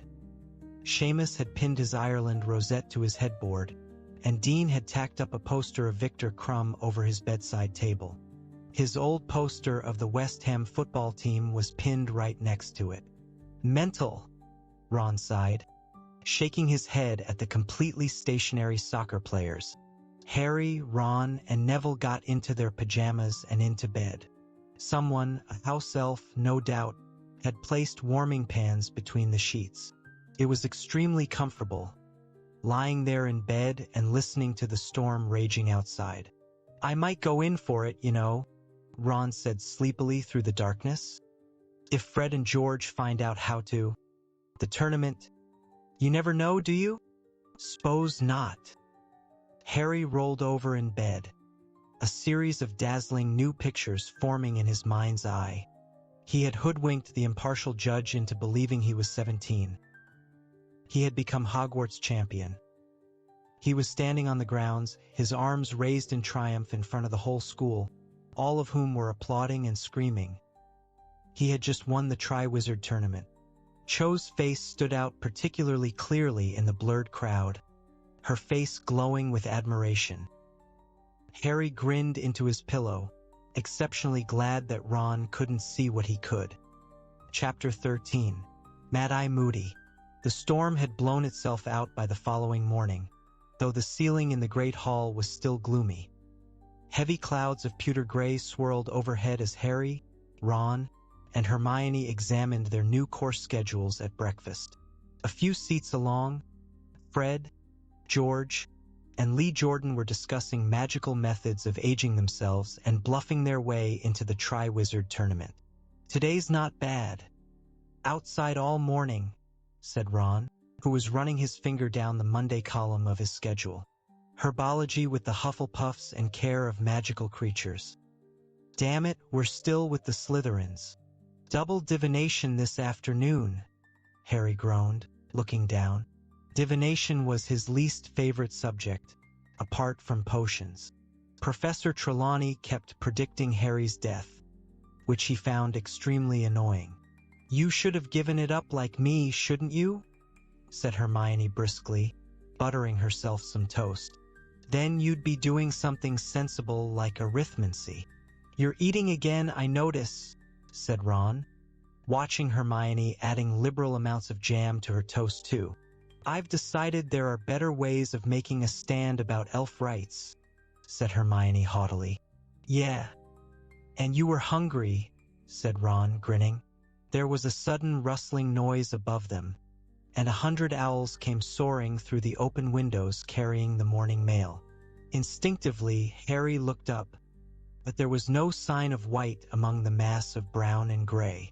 The owls circled the tables, looking for the people to whom their letters and packages were addressed.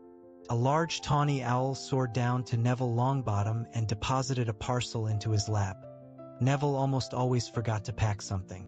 On the other side of the hall, Draco Malfoy's eagle owl had landed on his shoulder, carrying what looked like his usual supply of sweets and cakes from home.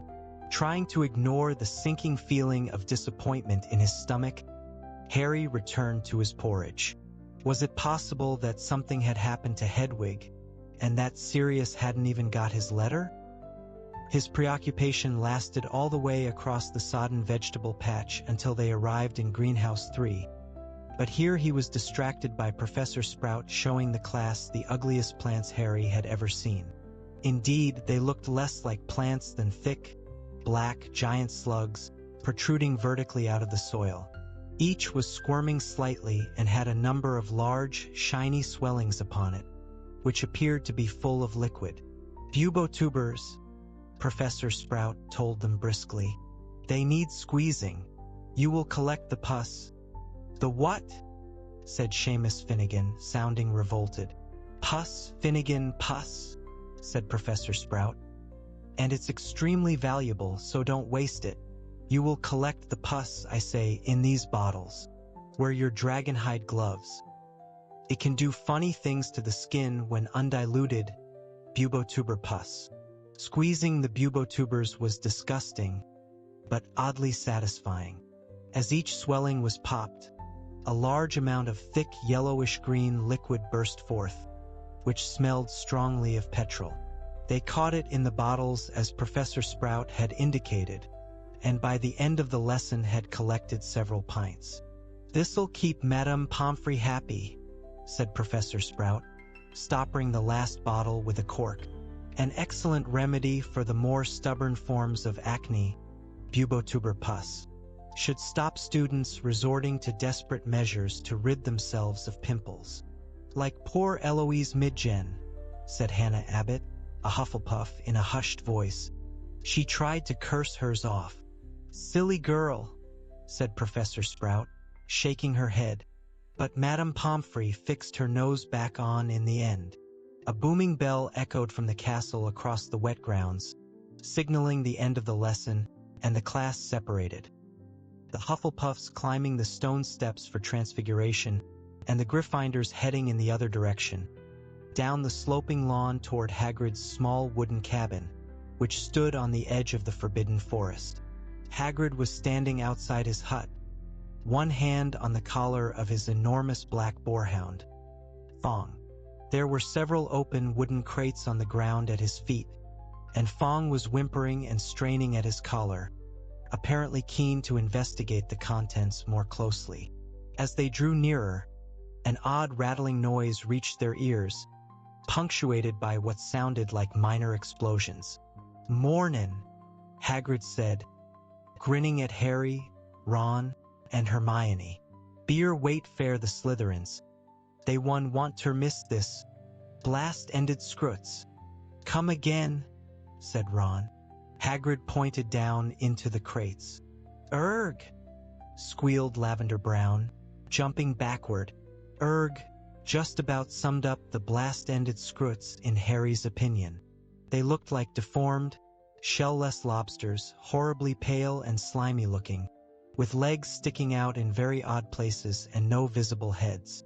There were about 100 of them in each crate, each about 6 inches long, crawling over one another, bumping blindly into the sides of the boxes. They were giving off a very powerful smell of rotting fish. Every now and then, sparks would fly out of the end of a scrut, and with a small phut it would be propelled forward several inches. "Ani just hatched," said Hagrid proudly. "So ye'll be able to raise 'em yourselves. Thought we'd make a bit of a project of it." "And why would we want to raise them?" said a cold voice. The Slytherins had arrived. The speaker was Draco Malfoy. Crabbe and Goyle were chuckling appreciatively at his words. Hagrid looked stumped at the question. "I mean, what do they do?" asked Malfoy. "What is the point of them?" Hagrid opened his mouth, apparently thinking hard. There was a few seconds' pause, then he said roughly, "This next lesson, Malfoy. You're just feedin' 'em today. Now, y'all want to try 'em on a few different things. I've never had 'em before. Not sure what they'll go fair. I got ant eggs and frog livers and a bit of grass snake. Just try 'em out with a bit of each. First pus and now this," muttered Seamus. Nothing but deep affection for Hagrid could have made Harry, Ron, and Hermione pick up squelchy handfuls of frog liver and lower them into the crates to tempt the blast-ended Scroots. Harry couldn't suppress the suspicion that the whole thing was entirely pointless, because the Scroots didn't seem to have mouths. "Ouch!" yelled Dean Thomas after about 10 minutes. "It got me." Hagrid hurried over to him, looking anxious. "Its end exploded," said Dean angrily, showing Hagrid a burn on his hand. "Ah, yeah, that can happen when they blast off," said Hagrid, nodding. "Erg," said Lavender Brown again. "Erg. Hagrid, what's that pointy thing on it?" "Ah, some of them have got stings," said Hagrid enthusiastically. Lavender quickly withdrew her hand from the box. "I reckon they're the males. The females VE got sorta sucker things on their bellies. I think they might be ter suck blood." "Well, I can certainly see why we're trying to keep them alive," said Malfoy sarcastically. "Who wouldn't want pets that can burn, sting, and bite all at once? Just because they're not very pretty, it doesn't mean they're not useful," Hermione snapped. "Dragon blood's amazingly magical, but you wouldn't want a dragon for a pet, would you?" Harry and Ron grinned at Hagrid, who gave them a furtive smile from behind his bushy beard. Hagrid would have liked nothing better than a pet dragon, as Harry, Ron, and Hermione knew only too well. He had owned one for a brief period during their first year, a vicious Norwegian ridgeback by the name of Norbert. Hagrid simply loved monstrous creatures, the more lethal, the better. "Well, at least the Scroots are small," said Ron as they made their way back up to the castle for lunch an hour later. "They are now," said Hermione in an exasperated voice.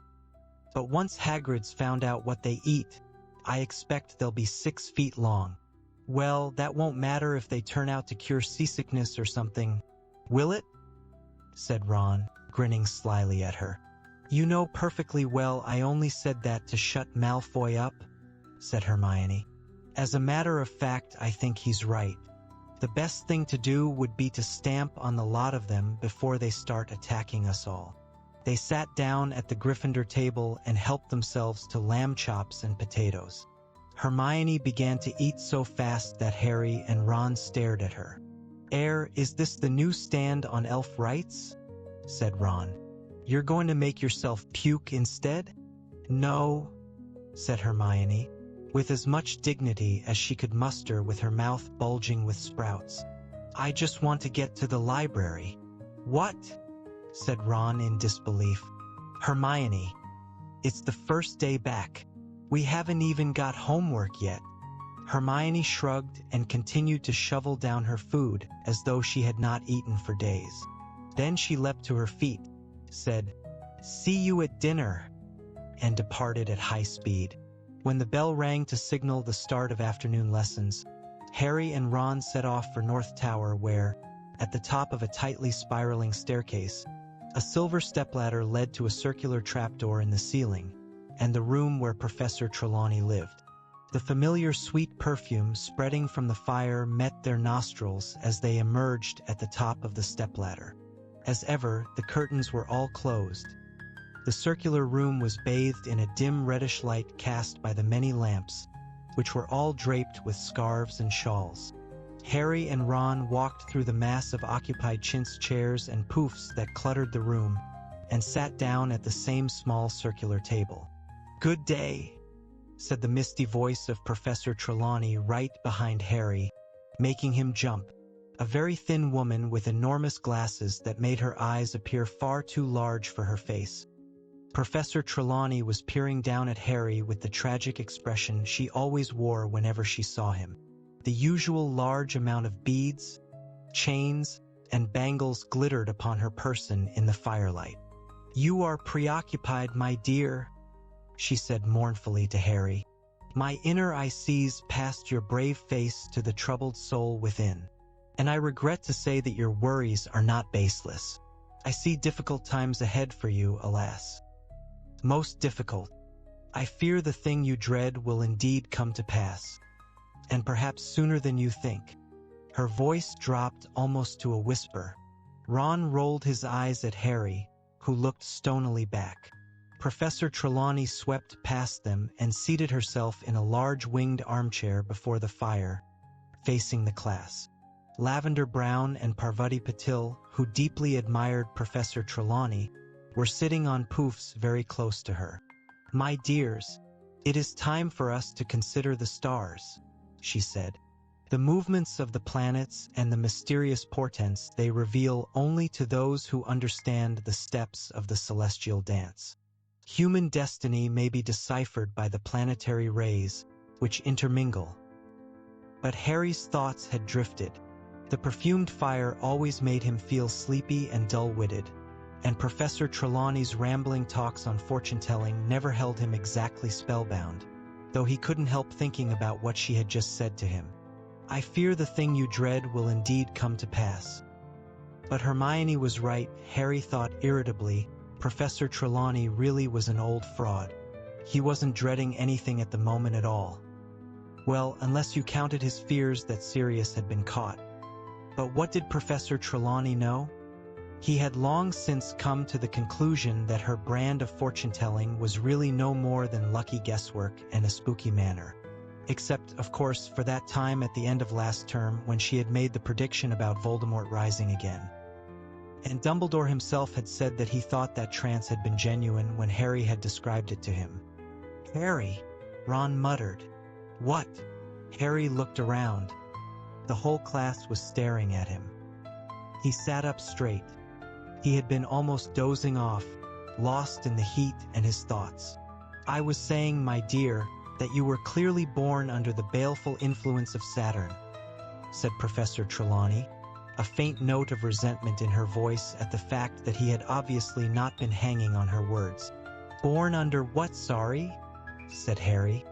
"Saturn, dear, the planet Saturn," said Professor Trelawney, sounding definitely irritated that he wasn't riveted by this news. "I was saying that Saturn was surely in a position of power in the heavens at the moment of your birth. Your dark hair, your mean stature, tragic losses so young in life. I think I am right in saying, my dear, that you were born in midwinter."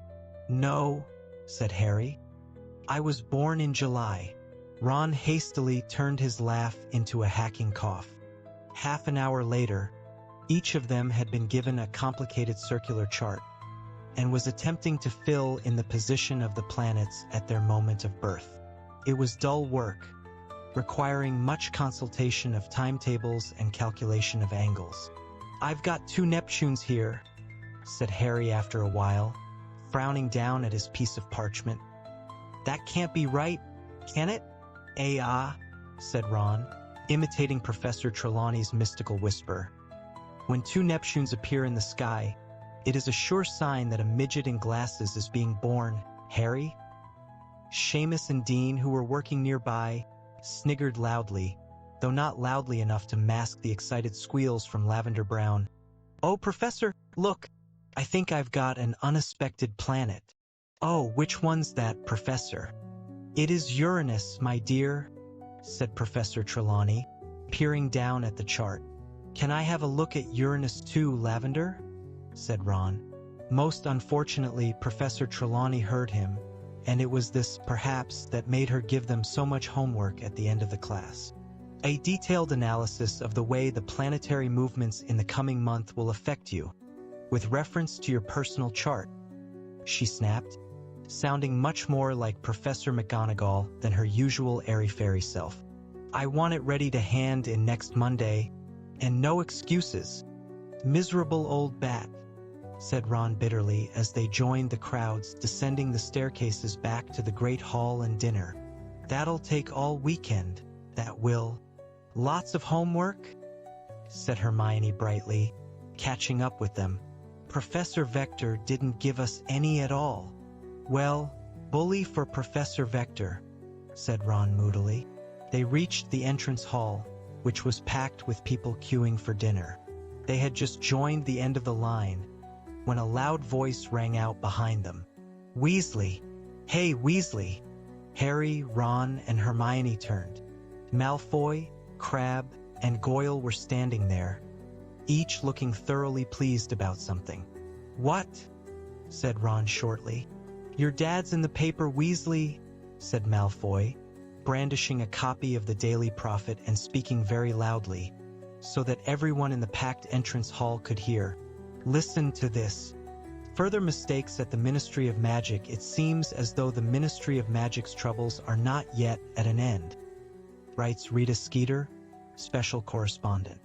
Recently under fire for its poor crowd control at the Quidditch World Cup, and still unable to account for the disappearance of one of its witches, the Ministry was plunged into fresh embarrassment yesterday by the antics of Arnold Weasley, of the misuse of Muggle Artifacts Office. Malfoy looked up. Imagine them not even getting his name right, Weasley. It's almost as though he's a complete nonentity, isn't it? He crowed. Everyone in the entrance hall was listening now. Malfoy straightened the paper with a flourish and read on. Arnold Weasley, who was charged with possession of a flying car 2 years ago, was yesterday involved in a tussle with several Muggle lawkeepers, policemen, over a number of highly aggressive dustbins. Mr. Weasley appears to have rushed to the aid of Mad-Eye Moody, the aged Exor who retired from the Ministry when no longer able to tell the difference between a handshake and attempted murder. Unsurprisingly, Mr. Weasley found, upon arrival at Mr. Moody's heavily guarded house, that Mr. Moody had once again raised a false alarm. Mr. Weasley was forced to modify several memories before he could escape from the policeman, but refused to answer Daily Prophet questions about why he had involved the Ministry in such an undignified and potentially embarrassing scene. And there's a picture, Weasley, said Malfoy, flipping the paper over and holding it up. A picture of your parents outside their house, if you can call it a house. Your mother could do with losing a bit of weight, couldn't she? Ron was shaking with fury. Everyone was staring at him. Get stuffed, Malfoy, said Harry. Come on, Ron. Oh yeah, you were staying with them this summer, weren't you, Potter? Sneered Malfoy. So tell me, is his mother really that porky? Or is it just the picture? You know your mother, Malfoy? Said Harry. Both he and Hermione had grabbed the back of Ron's robes to stop him from launching himself at Malfoy. That expression she's got, like she's got dung under her nose? Has she always looked like that?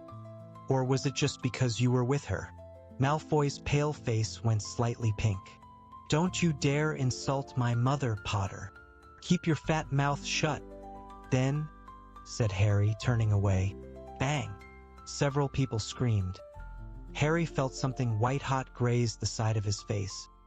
He plunged his hand into his robes for his wand, but before he'd even touched it, he heard a second loud bang and a roar that echoed through the entrance hall.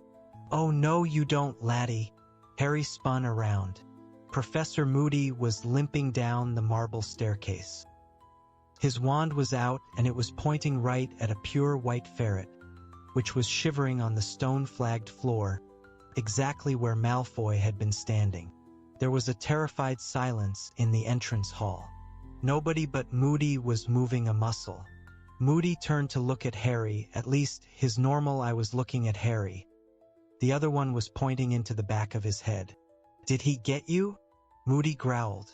His voice was low and gravelly. No, said Harry. Missed. Leave it, Moody shouted. Leave what? Harry said, bewildered. Not you, him, Moody growled, jerking his thumb over his shoulder at Crabbe, who had just frozen, about to pick up the white ferret. It seemed that Moody's rolling eye was magical and could see out of the back of his head. Moody started to limp toward Crabbe, Goyle, and the ferret, which gave a terrified squeak and took off, streaking toward the dungeons. "I don't think so," roared Moody, pointing his wand at the ferret again. It flew 10 feet into the air, fell with a smack to the floor, and then bounced upward once more. "I don't like people who attack when their opponent's back's turned," growled Moody as the ferret bounced higher and higher, squealing in pain. "Stinking, cowardly, scummy thing to do." The ferret flew through the air, its legs and tail flailing helplessly. "Never do that again," said Moody, speaking each word as the ferret hit the stone floor and bounced upward again.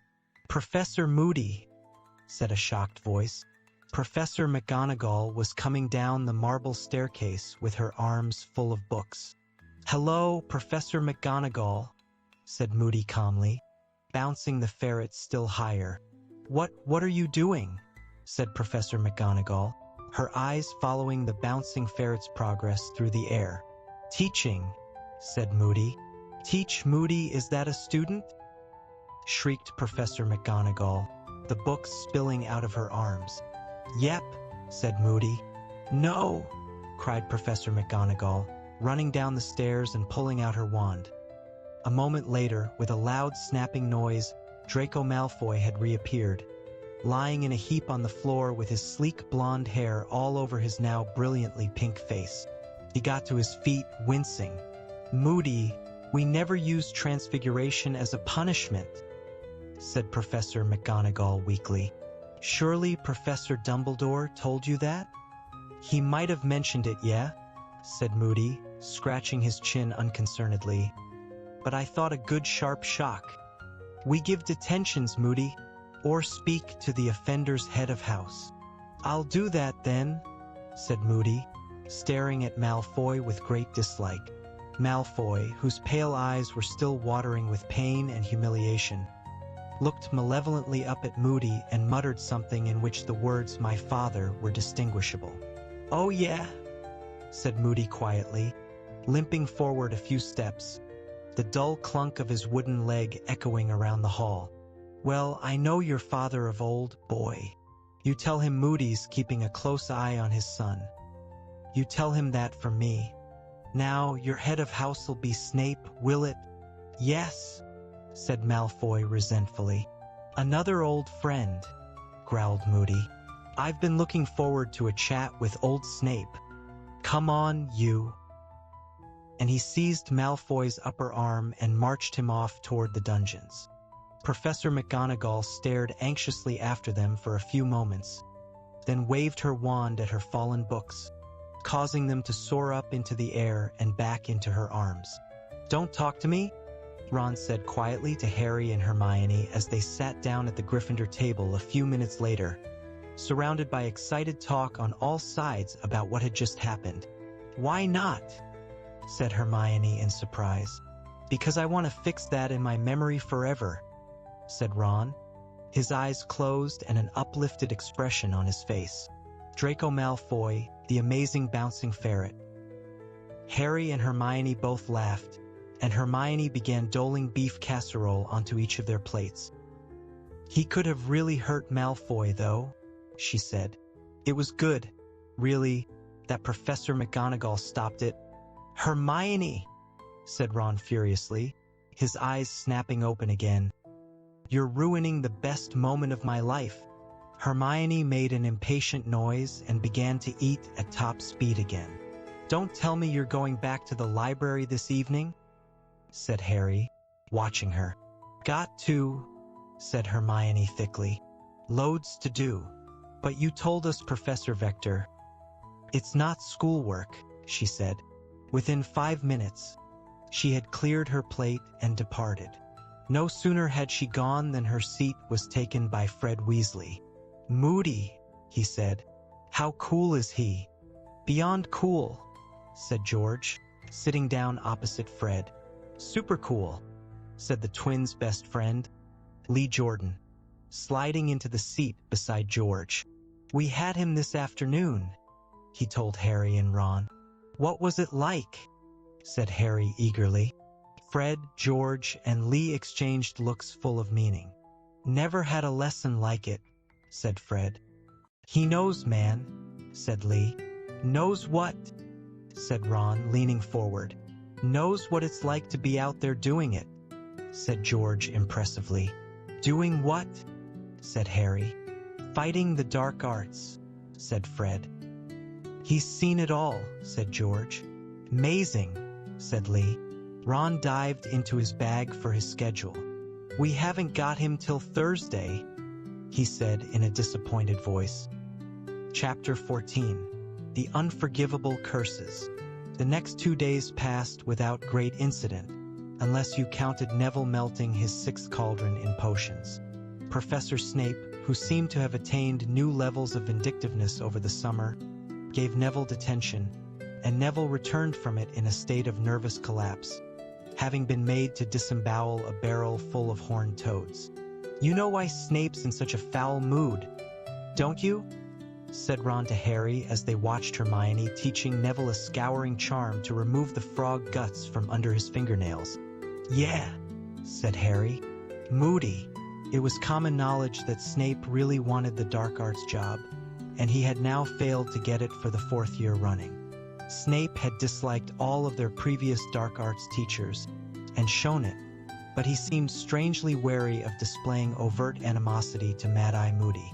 Indeed, whenever Harry saw the two of them together, at mealtimes or when they passed in the corridors, he had the distinct impression that Snape was avoiding Moody's eye, whether magical or normal. I reckon Snape's a bit scared of him, you know, Harry said thoughtfully. Imagine if Moody turned Snape into a horned toad, said Ron, his eyes misting over, and bounced him all around his dungeon. The Gryffindor 4th years were looking forward to Moody's first lesson so much that they arrived early on Thursday lunchtime and queued up outside his classroom before the bell had even rung. The only person missing was Hermione, who turned up just in time for the lesson. Been in the library. Harry finished her sentence for her. Come on, quick, or we won't get decent seats. They hurried into 3 chairs right in front of the teacher's desk, took out their copies of The Dark Forces, A Guide to Self-Protection, and waited, unusually quiet. Soon they heard Moody's distinctive clunking footsteps coming down the corridor, and he entered the room, looking as strange and frightening as ever. They could just see his clawed, wooden foot protruding from underneath his robes. You can put those away, he growled, stumping over to his desk and sitting down. Those books, you won't need them. They returned the books to their bags, Ron looking excited. Moody took out a register, shook his long mane of grizzled gray hair out of his twisted and scarred face, and began to call out names, his normal eye moving steadily down the list while his magical eye swiveled around, fixing upon each student as he or she answered. Right then, he said, when the last person had declared themselves present. I've had a letter from Professor Lupin about this class.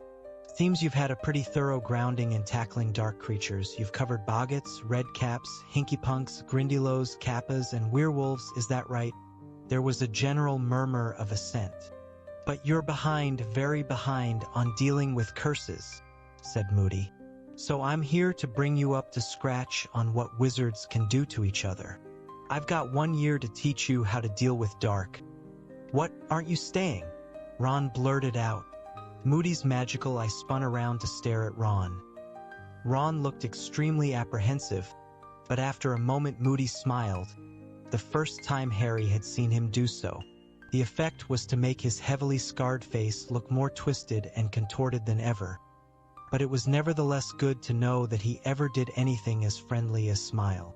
Ron looked deeply relieved. You'll be Arthur Weasley's son, eh? Moody said. Your father got me out of a very tight corner a few days ago. Yeah, I'm staying just the 1 year. Special favor to Dumbledore. 1 year, and then back to my quiet retirement. He gave a harsh laugh, and then clapped his gnarled hands together. So straight into it. Curses. They come in many strengths and forms. Now, according to the Ministry of Magic, I'm supposed to teach you counter curses and leave it at that. I'm not supposed to show you what illegal dark curses look like until you're in the 6th year. You're not supposed to be old enough to deal with it till then. But Professor Dumbledore's got a higher opinion of your nerves. He reckons you can cope, and I say the sooner you know what you're up against, the better. How are you supposed to defend yourself against something you've never seen? A wizard who's about to put an illegal curse on you isn't going to tell you what he's about to do. He's not going to do it nice and polite to your face. You need to be prepared. You need to be alert and watchful. You need to put that away, Miss Brown, when I'm talking. Lavender jumped and blushed. She had been showing Parvati her completed horoscope under the desk. Apparently Moody's magical eye could see through solid wood, as well as out of the back of his head. So, do any of you know which curses are most heavily punished by wizarding law? Several hands rose tentatively into the air, including Ron's and Hermione's. Moody pointed at Ron, though his magical eye was still fixed on Lavender. Air, said Ron tentatively. My dad told me about one. Is it called the Imperieuse Curse or something? Ah, yes, said Moody appreciatively. Your father would know that one. Gave the ministry a lot of trouble at one time, the Imperieuse Curse. Moody got heavily to his mismatched feet, opened his desk drawer, and took out a glass jar. 3 large black spiders were scuttling around inside it. Harry felt Ron recoil slightly next to him. Ron hated spiders. Moody reached into the jar, caught one of the spiders, and held it in the palm of his hand so that they could all see it. He then pointed his wand at it and muttered, Imperio! The spider leapt from Moody's hand on a fine thread of silk and began to swing backward and forward as though on a trapeze. It stretched out its legs rigidly, then did a back flip, breaking the thread and landing on the desk, where it began to cartwheel in circles. Moody jerked his wand, and the spider rose onto 2 of its hind legs and went into what was unmistakably a tap dance. Everyone was laughing. Everyone except Moody. Think it's funny, do you? He growled. You'd like it, would you, if I did it to you? The laughter died away almost instantly. Total control, said Moody quietly as the spider balled itself up and began to roll over and over. I could make it jump out of the window, drown itself, throw itself down one of your throats. Ron gave an involuntary shudder. Years back, there were a lot of witches and wizards being controlled by the Imperieuse Curse, said Moody, and Harry knew he was talking about the days in which Voldemort had been all-powerful. Some job for the ministry trying to sort out who was being forced to act and who was acting of their own free will. The Imperieuse Curse can be fought, and I'll be teaching you how, but it takes real strength of character, and not everyone's got it. Better avoid being hit with it if you can. Constant vigilance, he barked, and everyone jumped. Moody picked up the somersaulting spider and threw it back into the jar. Anyone else know one? Another illegal curse. Hermione's hand flew into the air again, and so, to Harry's slight surprise, did Neville's. The only class in which Neville usually volunteered information was herbology, which was easily his best subject. Neville looked surprised at his own daring. Yes, said Moody, his magical eye rolling right over to fix on Neville. There's one, the Cruciatus Curse, said Neville in a small but distinct voice. Moody was looking very intently at Neville, this time with both eyes. Your name's Longbottom? He said, his magical eye swooping down to check the register again. Neville nodded nervously, but Moody made no further inquiries. Turning back to the class at large, he reached into the jar for the next spider and placed it upon the desktop, where it remained motionless, apparently too scared to move. The Cruciatus Curse, said Moody, needs to be a bit bigger for you to get the idea, he said, pointing his wand at the spider. Ingorgo, the spider swelled. It was now larger than a tarantula. Abandoning all pretense, Ron pushed his chair backward, as far away from Moody's desk as possible. Moody raised his wand again, pointed it at the spider, and muttered, "Crucio!" At once, the spider's legs bent in upon its body. It rolled over and began to twitch horribly, rocking from side to side. No sound came from it, but Harry was sure that if it could have given voice, it would have been screaming. Moody did not remove his wand, and the spider started to shudder and jerk more violently. "Stop it!" Hermione said shrilly. Harry looked around at her. She was looking, not at the spider, but at Neville, and Harry, following her gaze, saw that Neville's hands were clenched upon the desk in front of him, his knuckles white, his eyes wide and horrified. Moody raised his wand. The spider's legs relaxed, but it continued to twitch. "Reducio," Moody muttered, and the spider shrank back to its proper size. He put it back into the jar. "Pain," said Moody softly. "You don't need thumbscrews or knives to torture someone if you can perform the Cruciatus Curse. That one was very popular once too, right? Anyone know any others?" Harry looked around. From the looks on everyone's faces, he guessed they were all wondering what was going to happen to the last spider.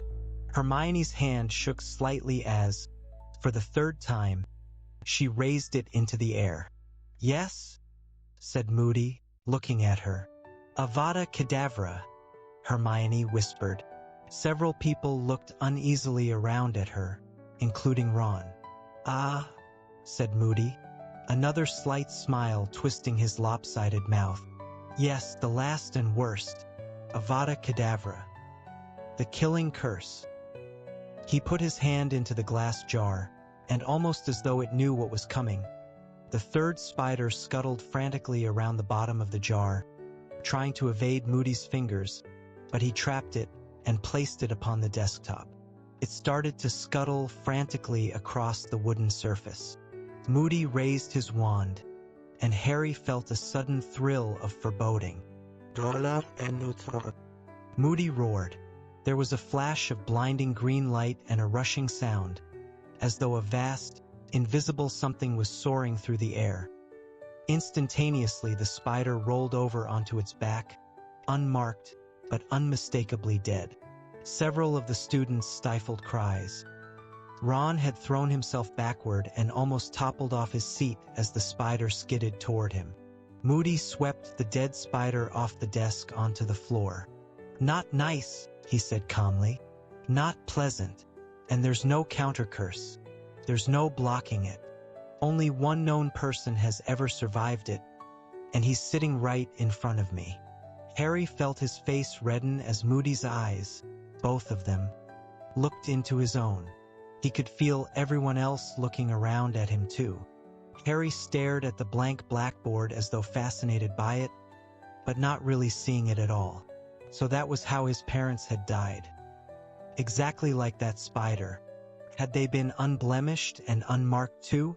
Had they simply seen the flash of green light and heard the rush of speeding death before life was wiped from their bodies?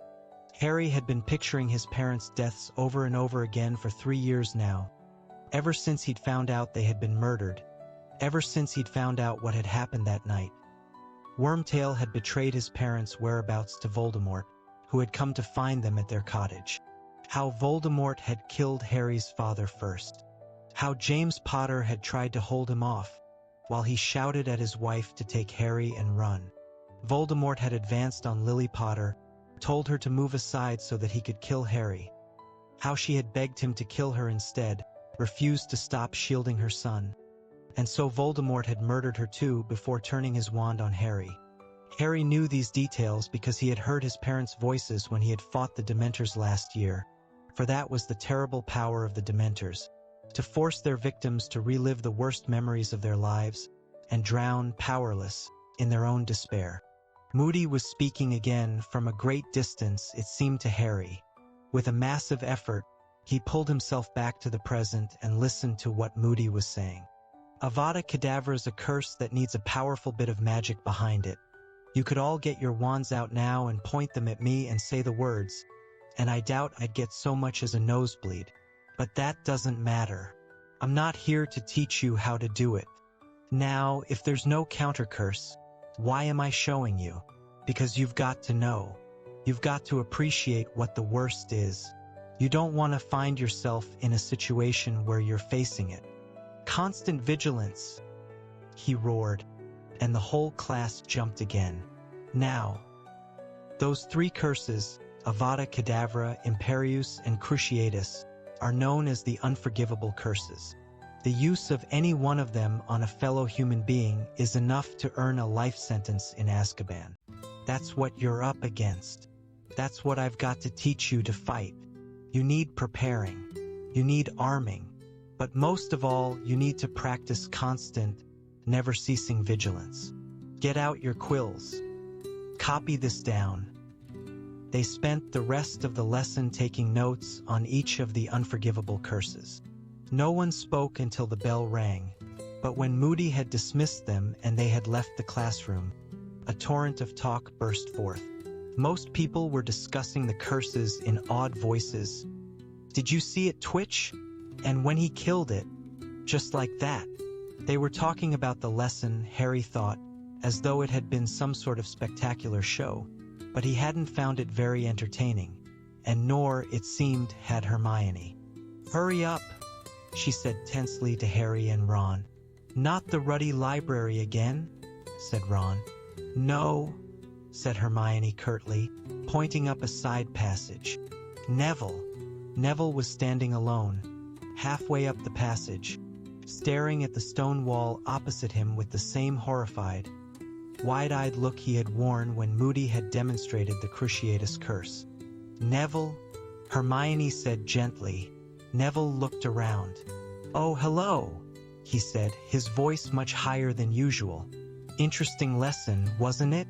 I wonder what's for dinner. I'm starving, aren't you? Neville, are you all right? Said Hermione. Oh yes, I'm fine. Neville gabbled in the same unnaturally high voice. Very interesting dinner. I mean lesson? What's for eating? Ron gave Harry a startled look. Neville, what? But an odd clunking noise sounded behind them, and they turned to see Professor Moody limping toward them. All four of them fell silent, watching him apprehensively, but when he spoke, it was in a much lower and gentler growl than they had yet heard. It's all right, Sonny, he said to Neville. Why don't you come up to my office? Come on. We can have a cup of tea. Neville looked even more frightened at the prospect of tea with Moody. He neither moved nor spoke. Moody turned his magical eye upon Harry. You all right, are you, Potter? Yes, said Harry, almost defiantly. Moody's blue eye quivered slightly in its socket as it surveyed Harry. Then he said, You've got to know. Seems harsh, maybe, but you've got to know. No point pretending. Well, come on, Longbottom. I've got some books that might interest you. Neville looked pleadingly at Harry, Ron, and Hermione, but they didn't say anything, so Neville had no choice but to allow himself to be steered away, one of Moody's gnarled hands on his shoulder. What was that about? Said Ron, watching Neville and Moody turn the corner. I don't know, said Hermione, looking pensive. Some lesson though, eh? Said Ron to Harry as they set off for the Great Hall. Fred and George were right, weren't they? He really knows his stuff, Moody, doesn't he? When he did Avada Kedavra, the way that Spider just died, just snuffed it right. But Ron fell suddenly silent at the look on Harry's face and didn't speak again until they reached the Great Hall, when he said he supposed they had better make a start on Professor Trelawney's predictions tonight, since they would take hours. Hermione did not join in with Harry and Ron's conversation during dinner, but ate furiously fast, and then left for the library again. Harry and Ron walked back to Gryffindor Tower, and Harry, who had been thinking of nothing else all through dinner, now raised the subject of the unforgivable curses himself.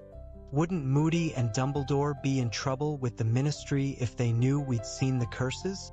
Harry asked as they approached the fat lady. Yeah, probably, said Ron. But Dumbledore's always done things his way, hasn't he?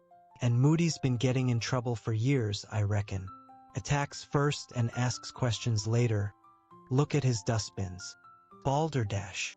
The fat lady swung forward to reveal the entrance hole, and they climbed into the Gryffindor common room, which was crowded and noisy. "Shall we get our divination stuff, then?" said Harry. "I suppose," Ron groaned. They went up to the dormitory to fetch their books and charts, to find Neville there alone, sitting on his bed, reading. He looked a good deal calmer than at the end of Moody's lesson, though still not entirely normal. His eyes were rather red. "You all right, Neville?" Harry asked him. "Oh yes," said Neville. "I'm fine, thanks. Just reading this book Professor Moody lent me." He held up the book, Magical Water Plants of the Mediterranean. "Apparently, Professor Sprout told Professor Moody I'm really good at herbology," Neville said. There was a faint note of pride in his voice that Harry had rarely heard there before. He thought I'd like this. Telling Neville what Professor Sprout had said, Harry thought, had been a very tactful way of cheering Neville up, for Neville very rarely heard that he was good at anything. It was the sort of thing Professor Lupin would have done. Harry and Ron took their copies of Unfogging the Future back down to the common room, found a table, and set to work on their predictions for the coming month. An hour later, they had made very little progress, though their table was littered with bits of parchment bearing sums and symbols, and Harry's brain was as fogged as though it had been filled with the fumes from Professor Trelawney's fire. "I haven't got a clue what this lot's supposed to mean," he said, staring down at a long list of calculations.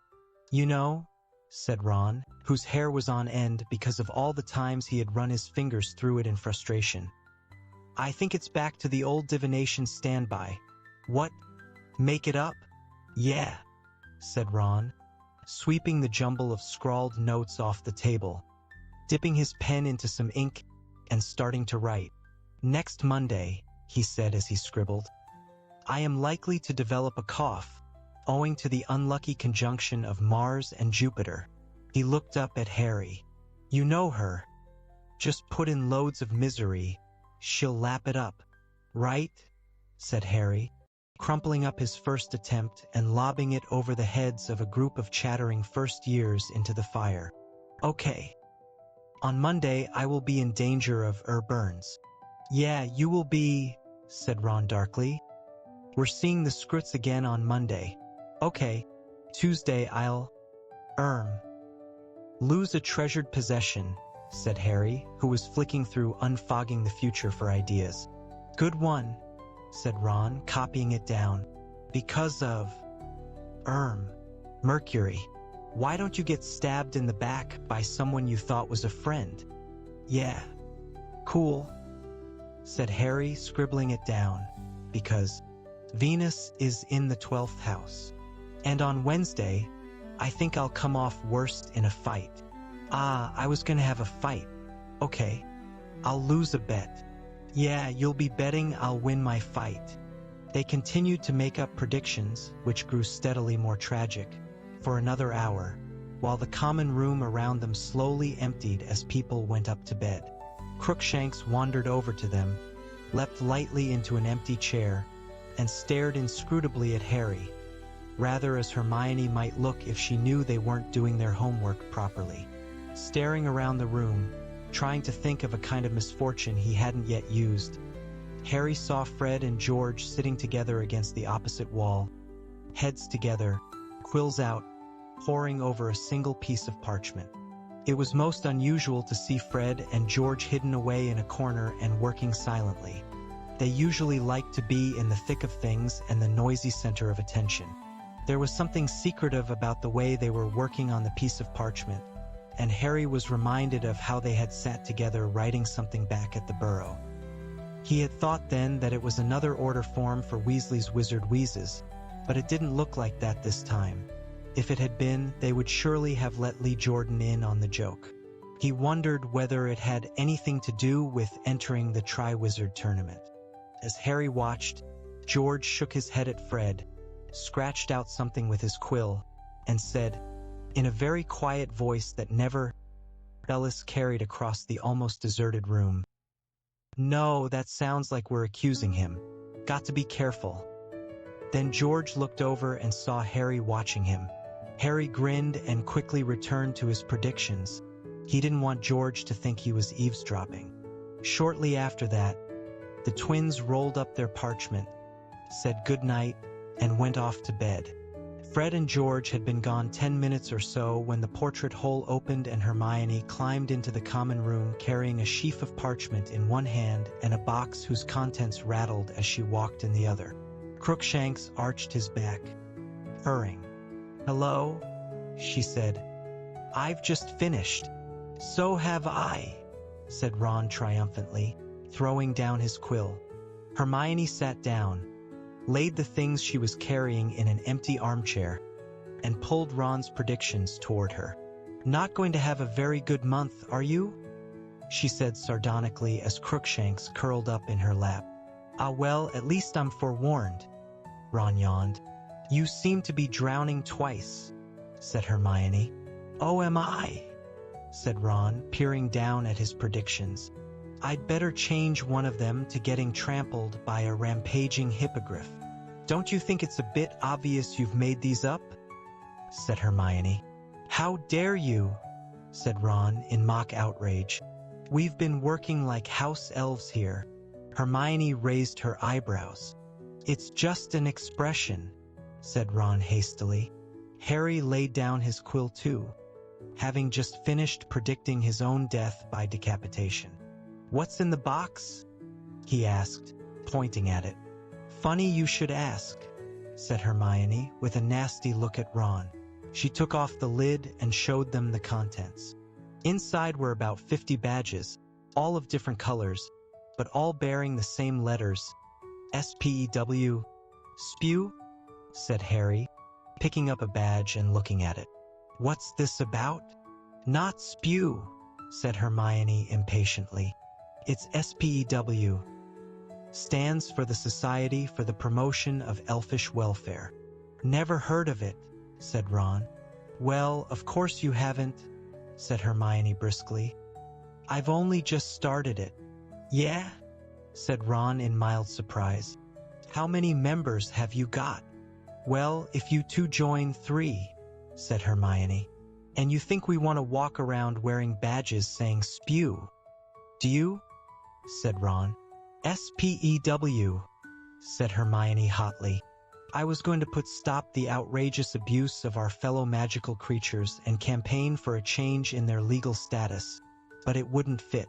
So that's the heading of our manifesto." She brandished the sheaf of parchment at them. "I've been researching it thoroughly in the library. Elf enslavement goes back centuries. I can't believe no one's done anything about it before now."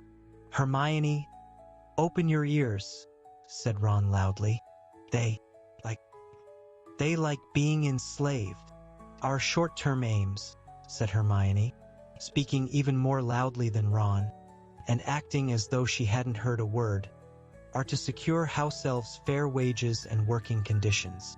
Our long-term aims include changing the law about non-wand use and trying to get an elf into the Department for the Regulation and Control of Magical Creatures, because they're shockingly underrepresented."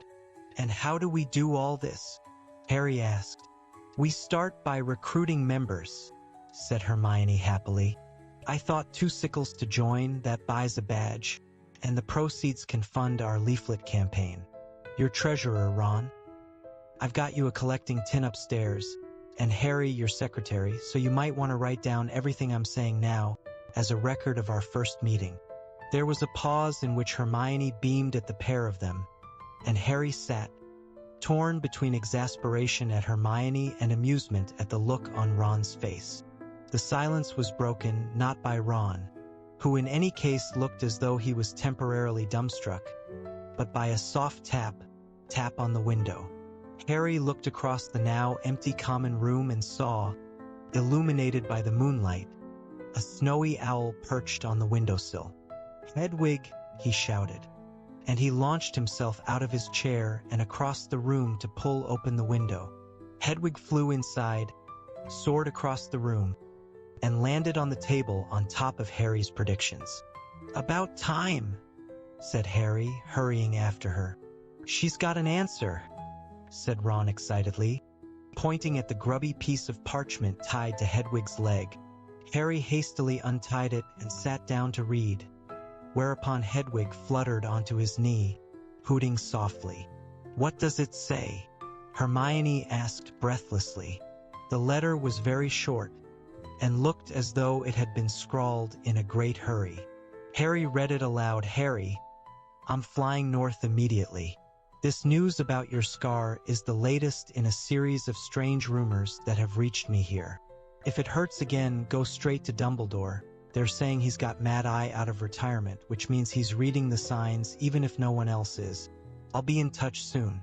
My best to Ron and Hermione. Keep your eyes open, Harry." Harry looked up at Ron and Hermione, who stared back at him. "He's flying north?" Hermione whispered. "He's coming back? Dumbledore's reading what signs?" said Ron, looking perplexed. "Harry, what's up?" For Harry had just hit himself in the forehead with his fist, jolting Hedwig out of his lap. "I shouldn't be told him," Harry said furiously. "What are you on about?" said Ron in surprise. "It's made him think he's got to come back," said Harry, now slamming his fist on the table so that Hedwig landed on the back of Ron's chair, hooting indignantly. "Coming back, because he thinks I'm in trouble, and there's nothing wrong with me, and I haven't got anything for you?" Harry snapped at Hedwig, who was clicking her beak expectantly. "You'll have to go up to the Ollery if you want food." Hedwig gave him an extremely offended look and took off for the open window, cuffing him around the head with her outstretched wing as she went. "Harry," Hermione began, in a pacifying sort of voice. "I'm going to bed," said Harry shortly. "See you in the morning." Upstairs in the dormitory, he pulled on his pajamas and got into his four-poster, but he didn't feel remotely tired. If Sirius came back and got caught, it would be Harry's, fault. Why hadn't he kept his mouth shut? A few seconds pain and he'd had to blab. If he'd just had the sense to keep it to himself. He heard Ron come up into the dormitory a short while later, but did not speak to him. For a long time, Harry lay staring up at the dark canopy of his bed. The dormitory was completely silent, and had he been less preoccupied, Harry would have realized that the absence of Neville's usual snores meant that he was not the only one lying awake. Chapter 15. Bosbatons and Durmstrang. Early next morning, Harry woke with a plan fully formed in his mind, as though his sleeping brain had been working on it all night. He got up, dressed in the pale dawn light, left the dormitory without waking Ron, and went back down to the deserted common room. Here he took a piece of parchment from the table upon which his divination homework still lay and wrote the following letter. "Dear Sirius, I reckon I just imagined my scar hurting. I was half asleep when I wrote to you last time. There's no point coming back, everything's fine here. Don't worry about me. My head feels completely normal." He then climbed out of the portrait hole, up through the silent castle, held up only briefly by Peeves, who tried to overturn a large vase on him halfway along the fourth-floor corridor, finally arriving at the Ollery, which was situated at the top of West Tower. The Ollery was a circular stone room, rather cold and drafty, because none of the windows had glass in them. The floor was entirely covered in straw, owl droppings, and the regurgitated skeletons of mice and voles. Hundreds upon hundreds of owls of every breed imaginable were nestled here on perches that rose right up to the top of the tower, nearly all of them asleep, though here and there a round amber eye glared at Harry. He spotted Hedwig nestled between a barn owl and a tawny, and hurried over to her, sliding a little on the dropping-strewn floor. It took him a while to persuade her to wake up and then to look at him, as she kept shuffling around on her perch, showing him her tail. She was evidently still furious about his lack of gratitude the previous night. In the end, it was Harry suggesting she might be too tired, and that perhaps he would ask Ron to borrow Pigwidgeon, that made her stick out her leg and allow him to tie the letter to it. "Just find him, all right?" Harry said, stroking her back as he carried her on his arm to one of the holes in the wall. "Before the Dementors do." She nipped his finger, perhaps rather harder than she would ordinarily have done, but hooted softly in a reassuring sort of way all the same. Then she spread her wings and took off into the sunrise. Harry watched her fly out of sight with the familiar feeling of unease back in his stomach. He had been so sure that Sirius's reply would alleviate his worries rather than increasing them. "That was a lie, Harry," said Hermione sharply over breakfast, when he told her and Ron what he had done. "You didn't imagine your scar hurting, and you know it." "So what?" said Harry. "He's not going back to Azkaban because of me." "Drop it," said Ron sharply to Hermione as she opened her mouth to argue some more, and for once, Hermione heeded him and fell silent. Harry did his best not to worry about Sirius over the next couple of weeks. True, he could not stop himself from looking anxiously around every morning when the post owls arrived, nor, late at night before he went to sleep, prevent himself from seeing horrible visions of Sirius, cornered by Dementors down some dark London street. But between times he tried to keep his mind off his godfather. He wished he still had Quidditch to distract him. Nothing worked so well on a troubled mind as a good hard training session. On the other hand, their lessons were becoming more difficult and demanding than ever before, particularly Moody's defense against the dark arts. To their surprise, Professor Moody had announced that he would be putting the Imperius Curse on each of them in turn, to demonstrate its power and to see whether they could resist its effects. But you said it's illegal, Professor," said Hermione uncertainly as Moody cleared away the desks with a sweep of his wand, leaving a large clear space in the middle of the room.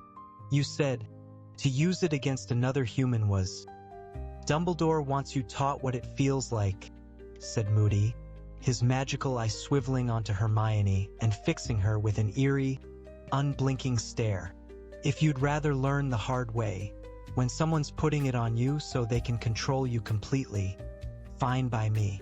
You're excused. Off you go." He pointed one gnarled finger toward the door. Hermione went very pink and muttered something about not meaning that she wanted to leave. Harry and Ron grinned at each other. They knew Hermione would rather eat bubotuber pus than miss such an important lesson. Moody began to beckon students forward in turn and put the Imperius Curse upon them. Harry watched as, one by one, his classmates did the most extraordinary things under its influence. Dean Thomas hopped 3 times around the room, singing the national anthem. Lavender Brown imitated a squirrel. Neville performed a series of quite astonishing gymnastics he would certainly not have been capable of in his normal state. Not one of them seemed to be able to fight off the curse, and each of them recovered only when Moody had removed it. "Potter," Moody growled. "You next." Harry moved forward into the middle of the classroom, into the space that Moody had cleared of desks. Moody raised his wand, pointed it at Harry, and said, "Imperio!"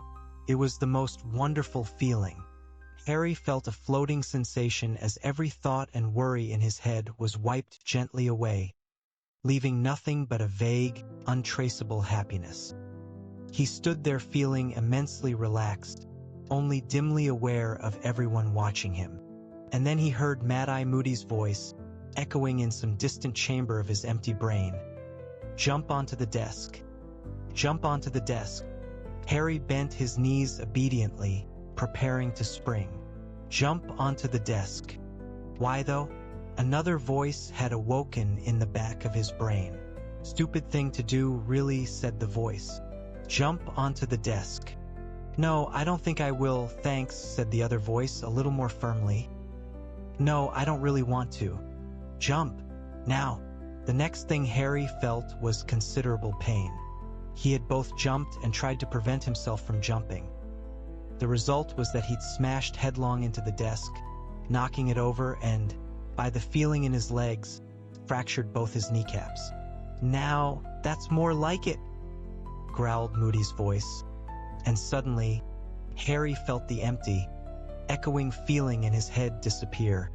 He remembered exactly what was happening, and the pain in his knees seemed to double. "Look at that, you lot. Potter fought. He fought it, and he damn near beat it.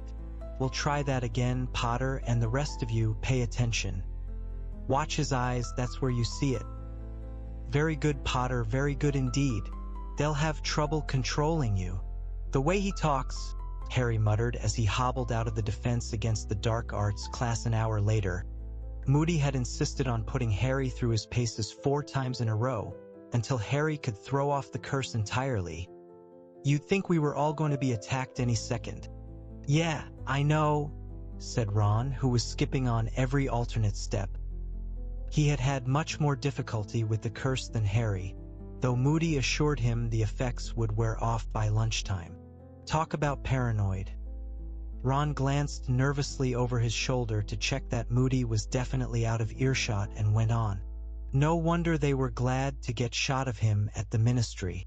Did you hear him telling Seamus what he did to that witch who shouted boo behind him on April Fool's Day? And when are we supposed to read up on resisting the Imperius curse with everything else we've got to do?" All the 4th years had noticed a definite increase in the amount of work they were required to do this term. Professor McGonagall explained why, when the class gave a particularly loud groan at the amount of Transfiguration homework she had assigned. "You are now entering a most important phase of your magical education," she told them, her eyes glinting dangerously behind her square spectacles. "Your ordinary wizarding levels are drawing closer. We don't take OWLs till 5th year," said Dean Thomas indignantly. "Maybe not, Thomas, but believe me, you need all the preparation you can get. Miss Granger remains the only person in this class who has managed to turn a hedgehog into a satisfactory pincushion. I might remind you that your pincushion, Thomas, still curls up in fright if anyone approaches it with a pin." Hermione, who had turned rather pink again, seemed to be trying not to look too pleased with herself. Harry and Ron were deeply amused when Professor Trelawney told them that they had received top marks for their homework in their next divination class.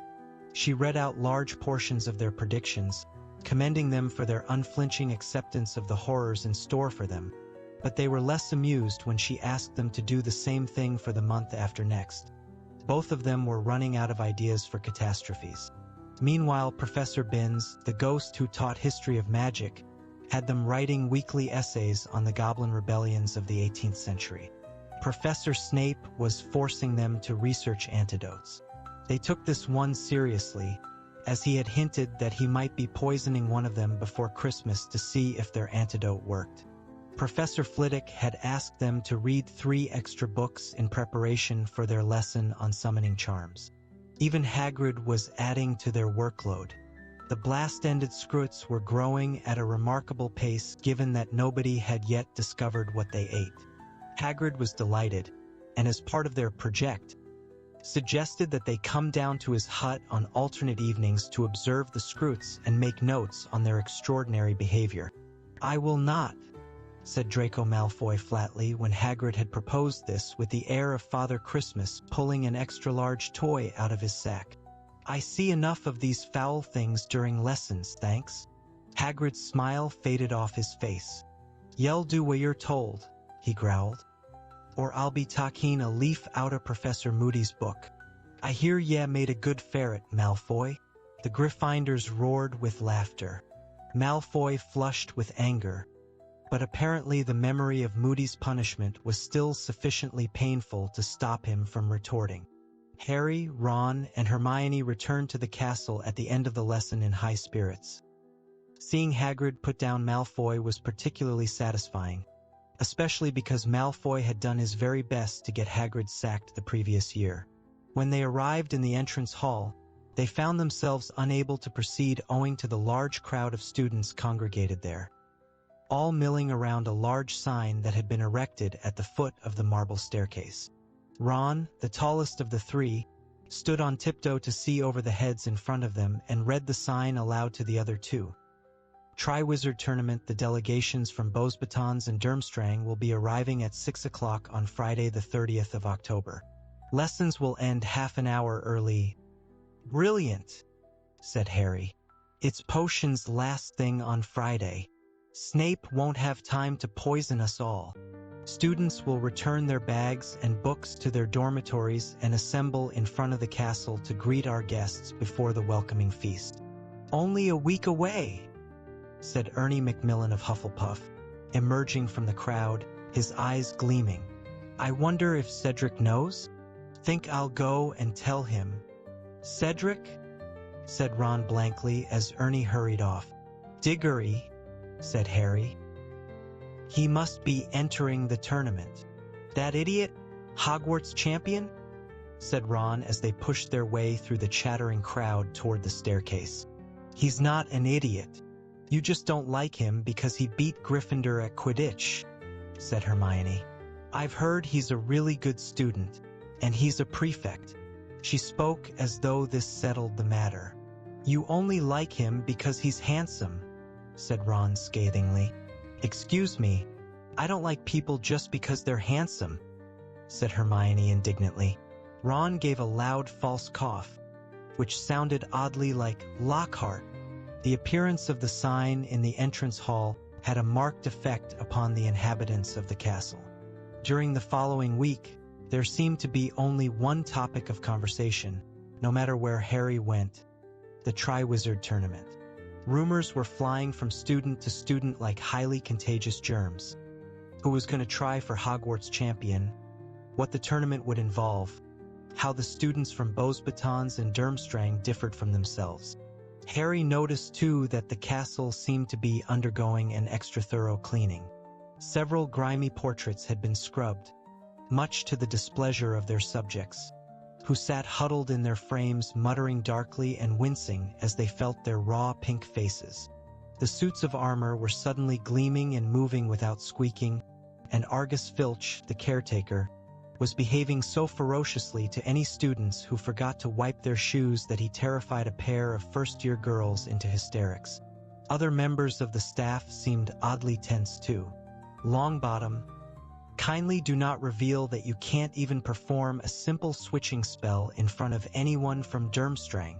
Professor McGonagall barked at the end of one particularly difficult lesson, during which Neville had accidentally transplanted his own ears onto a cactus. When they went down to breakfast on the morning of the 30th of October, they found that the Great Hall had been decorated overnight. Enormous silk banners hung from the walls, each of them representing a Hogwarts house. Red with a gold lion for Gryffindor, blue with a bronze eagle for Ravenclaw, yellow with a black badger for Hufflepuff, and green with a silver serpent for Slytherin. Behind the teacher's table, the largest banner of all bore the Hogwarts coat of arms. Lion, eagle, badger, and snake united around a large letter H. Harry, Ron, and Hermione sat down beside Fred and George at the Gryffindor table. Once again, and most unusually, they were sitting apart from everyone else and conversing in low voices. Ron led the way over to them.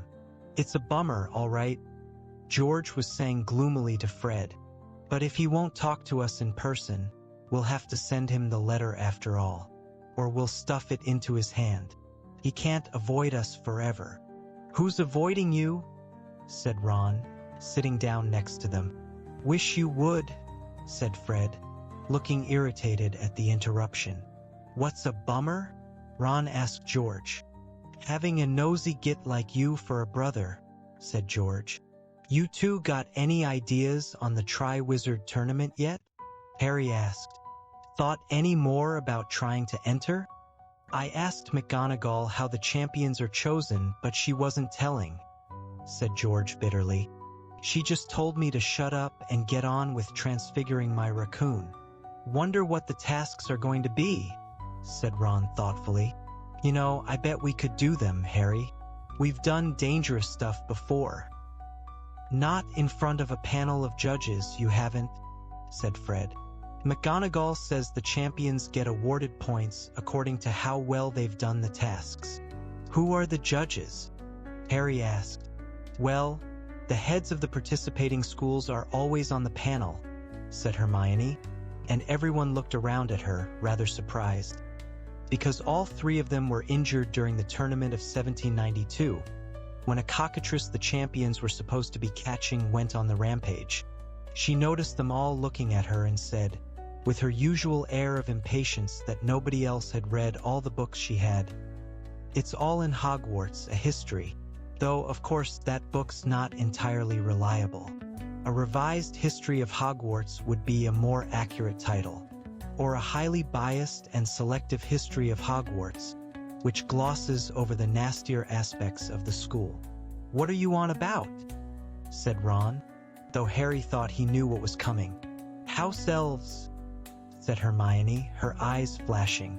"Not once in over 1,000 pages does Hogwarts, a history mention that we are all colluding in the oppression of 100 slaves." Harry shook his head and applied himself to his scrambled eggs. His and Ron's lack of enthusiasm had done nothing whatsoever to curb Hermione's determination to pursue justice for house elves. True, both of them had paid 2 sickles for a SPW badge, but they had only done it to keep her quiet. Their sickles had been wasted, however. If anything, they seemed to have made Hermione more vociferous. She had been badgering Harry and Ron ever since, first to wear the badges, then to persuade others to do the same, and she had also taken to rattling around the Gryffindor common room every evening, cornering people and shaking the collecting tin under their noses. "You do realize that your sheets are changed, your fires lit, your classrooms cleaned, and your food cooked by a group of magical creatures who are unpaid and enslaved?" she kept saying fiercely. Some people, like Neville, had paid up just to stop Hermione from glowering at them. A few seemed mildly interested in what she had to say, but were reluctant to take a more active role in campaigning. Many regarded the whole thing as a joke. Ron now rolled his eyes at the ceiling, which was flooding them all in autumn sunlight, and Fred became extremely interested in his bacon. Both twins had refused to buy a SPW badge. George, however, leaned in toward Hermione.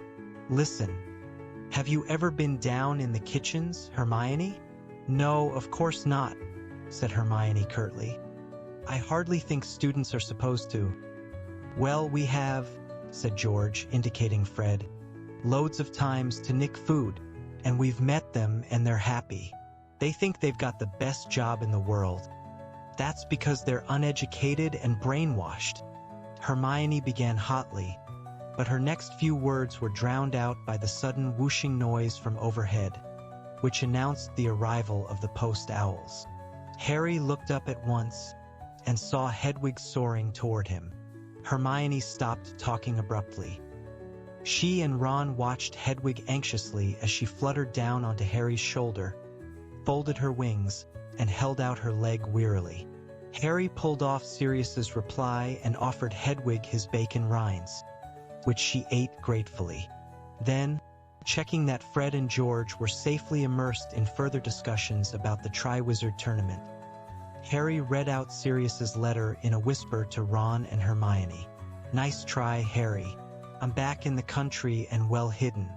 I want you to keep me posted on everything that's going on at Hogwarts. Don't use Hedwig, keep changing owls, and don't worry about me.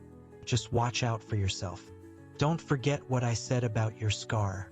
"Why'd you have to keep changing owls?" Ron asked in a low voice. "Hedwig'll attract too much attention," said Hermione at once. "She stands out. A snowy owl that keeps returning to wherever he's hiding. I mean, they're not native birds, are they?" Harry rolled up the letter and slipped it inside his robes, wondering whether he felt more or less worried than before. He supposed that Sirius managing to get back without being caught was something. He couldn't deny either that the idea that Sirius was much nearer was reassuring. At least he wouldn't have to wait so long for a response every time he wrote. "Thanks, Hedwig," he said, stroking her. She hooted sleepily, dipped her beak briefly into his goblet of orange juice, then took off again, clearly desperate for a good long sleep in the Ollery. There was a pleasant feeling of anticipation in the air that day. Nobody was very attentive in lessons, being much more interested in the arrival that evening of the people from Beauxbatons and Durmstrang. Even potions was more bearable than usual, as it was half an hour shorter. When the bell rang early, Harry, Ron, and Hermione hurried up to Gryffindor Tower, deposited their bags and books as they had been instructed, pulled on their cloaks, and rushed back downstairs into the entrance hall. The heads of houses were ordering their students into lines. "Weasley, straighten your hat," Professor McGonagall snapped at Ron. "Miss Patil, take that ridiculous thing out of your hair." Parvati scowled and removed a large ornamental butterfly from the end of her plate. "Follow me, please," said Professor McGonagall. "First years in front. No pushing." They filed down the steps and lined up in front of the castle. It was a cold, clear evening. Dusk was falling and a pale, transparent-looking moon was already shining over the Forbidden Forest. Harry, standing between Ron and Hermione in the fourth row from the front, saw Dennis Creevey positively shivering with anticipation among the other first years. "Nearly 6, said Ron, checking his watch and then staring down the drive that led to the front gates. "How'd you reckon they're coming? The train?" "I doubt it," said Hermione. "How then?" "Broomsticks," Harry suggested, looking up at the starry sky. "I don't think so. Not from that far away." "A port key," Ron suggested. "Or they could apparate.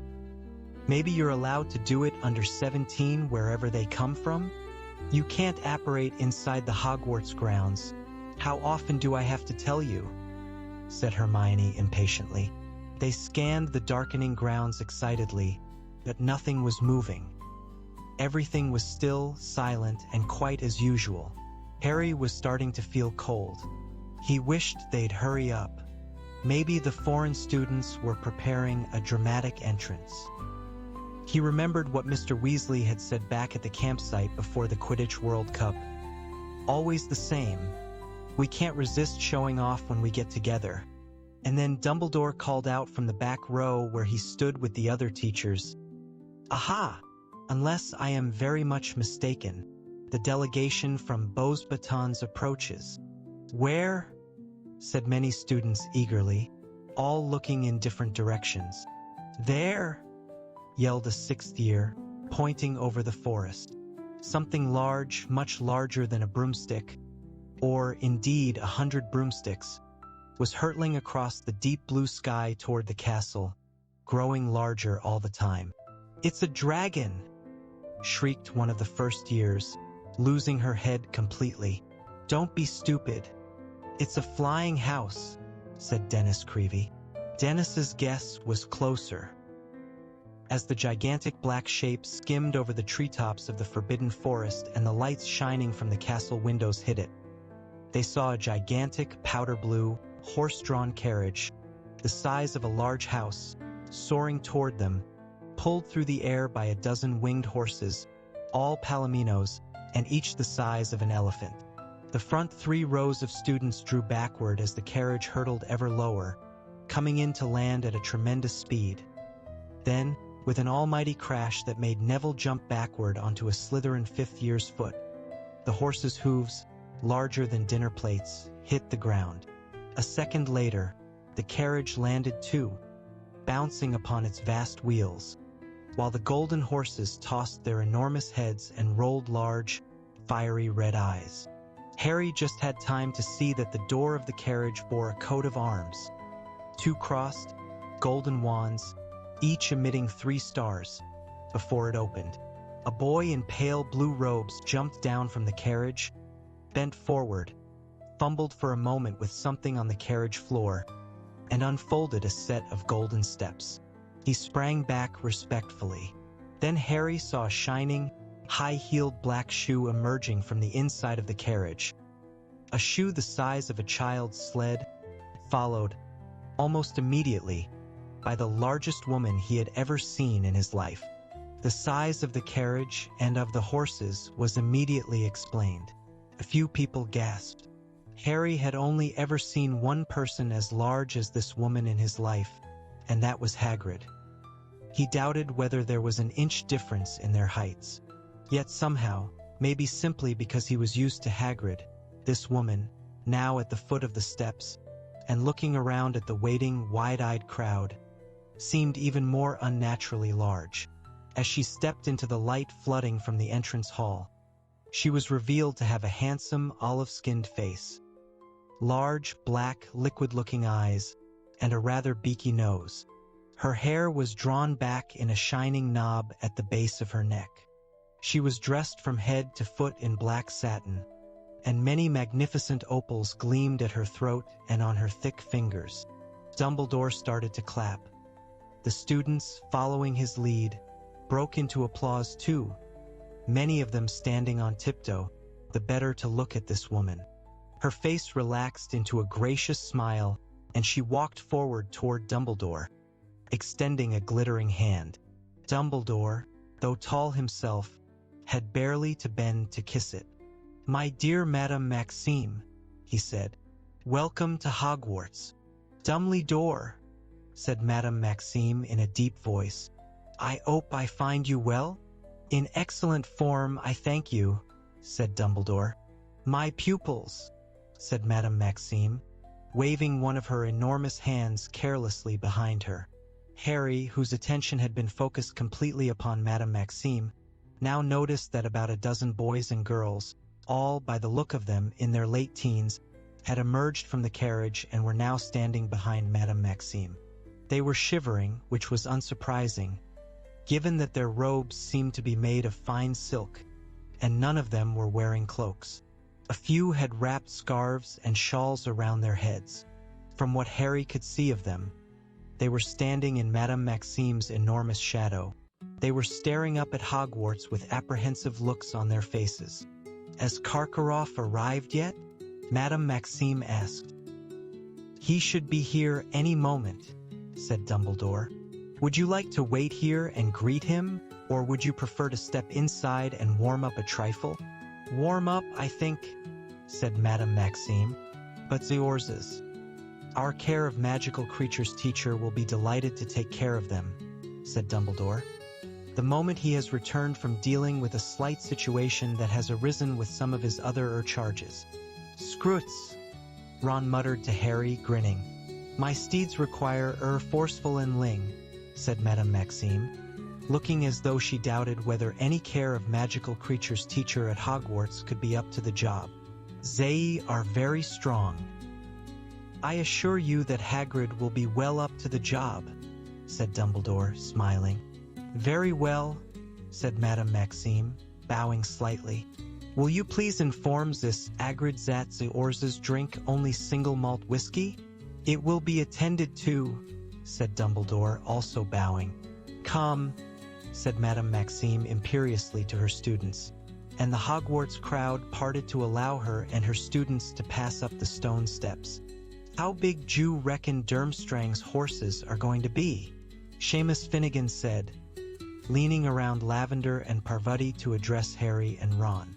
"Well, if they're any bigger than this lot, even Hagrid won't be able to handle them," said Harry. "That's if he hasn't been attacked by his Scroots. Wonder what's up with them. Maybe they've escaped," said Ron hopefully. "Oh, don't say that," said Hermione with a shudder. "Imagine that lot loose on the grounds." They stood, shivering slightly now, waiting for the Durmstrang party to arrive. Most people were gazing hopefully up at the sky. For a few minutes, the silence was broken only by Madame Maxime's huge horses snorting and stamping. But then, "Can you hear something?" said Ron suddenly. Harry listened. A loud and oddly eerie noise was drifting toward them from out of the darkness. A muffled rumbling and sucking sound, as though an immense vacuum cleaner were moving along a riverbed. "The lake!" yelled Lee Jordan, pointing down at it. "Look at the lake!" From their position at the top of the lawns overlooking the grounds, they had a clear view of the smooth black surface of the water, except that the surface was suddenly not smooth at all. Some disturbance was taking place deep in the center.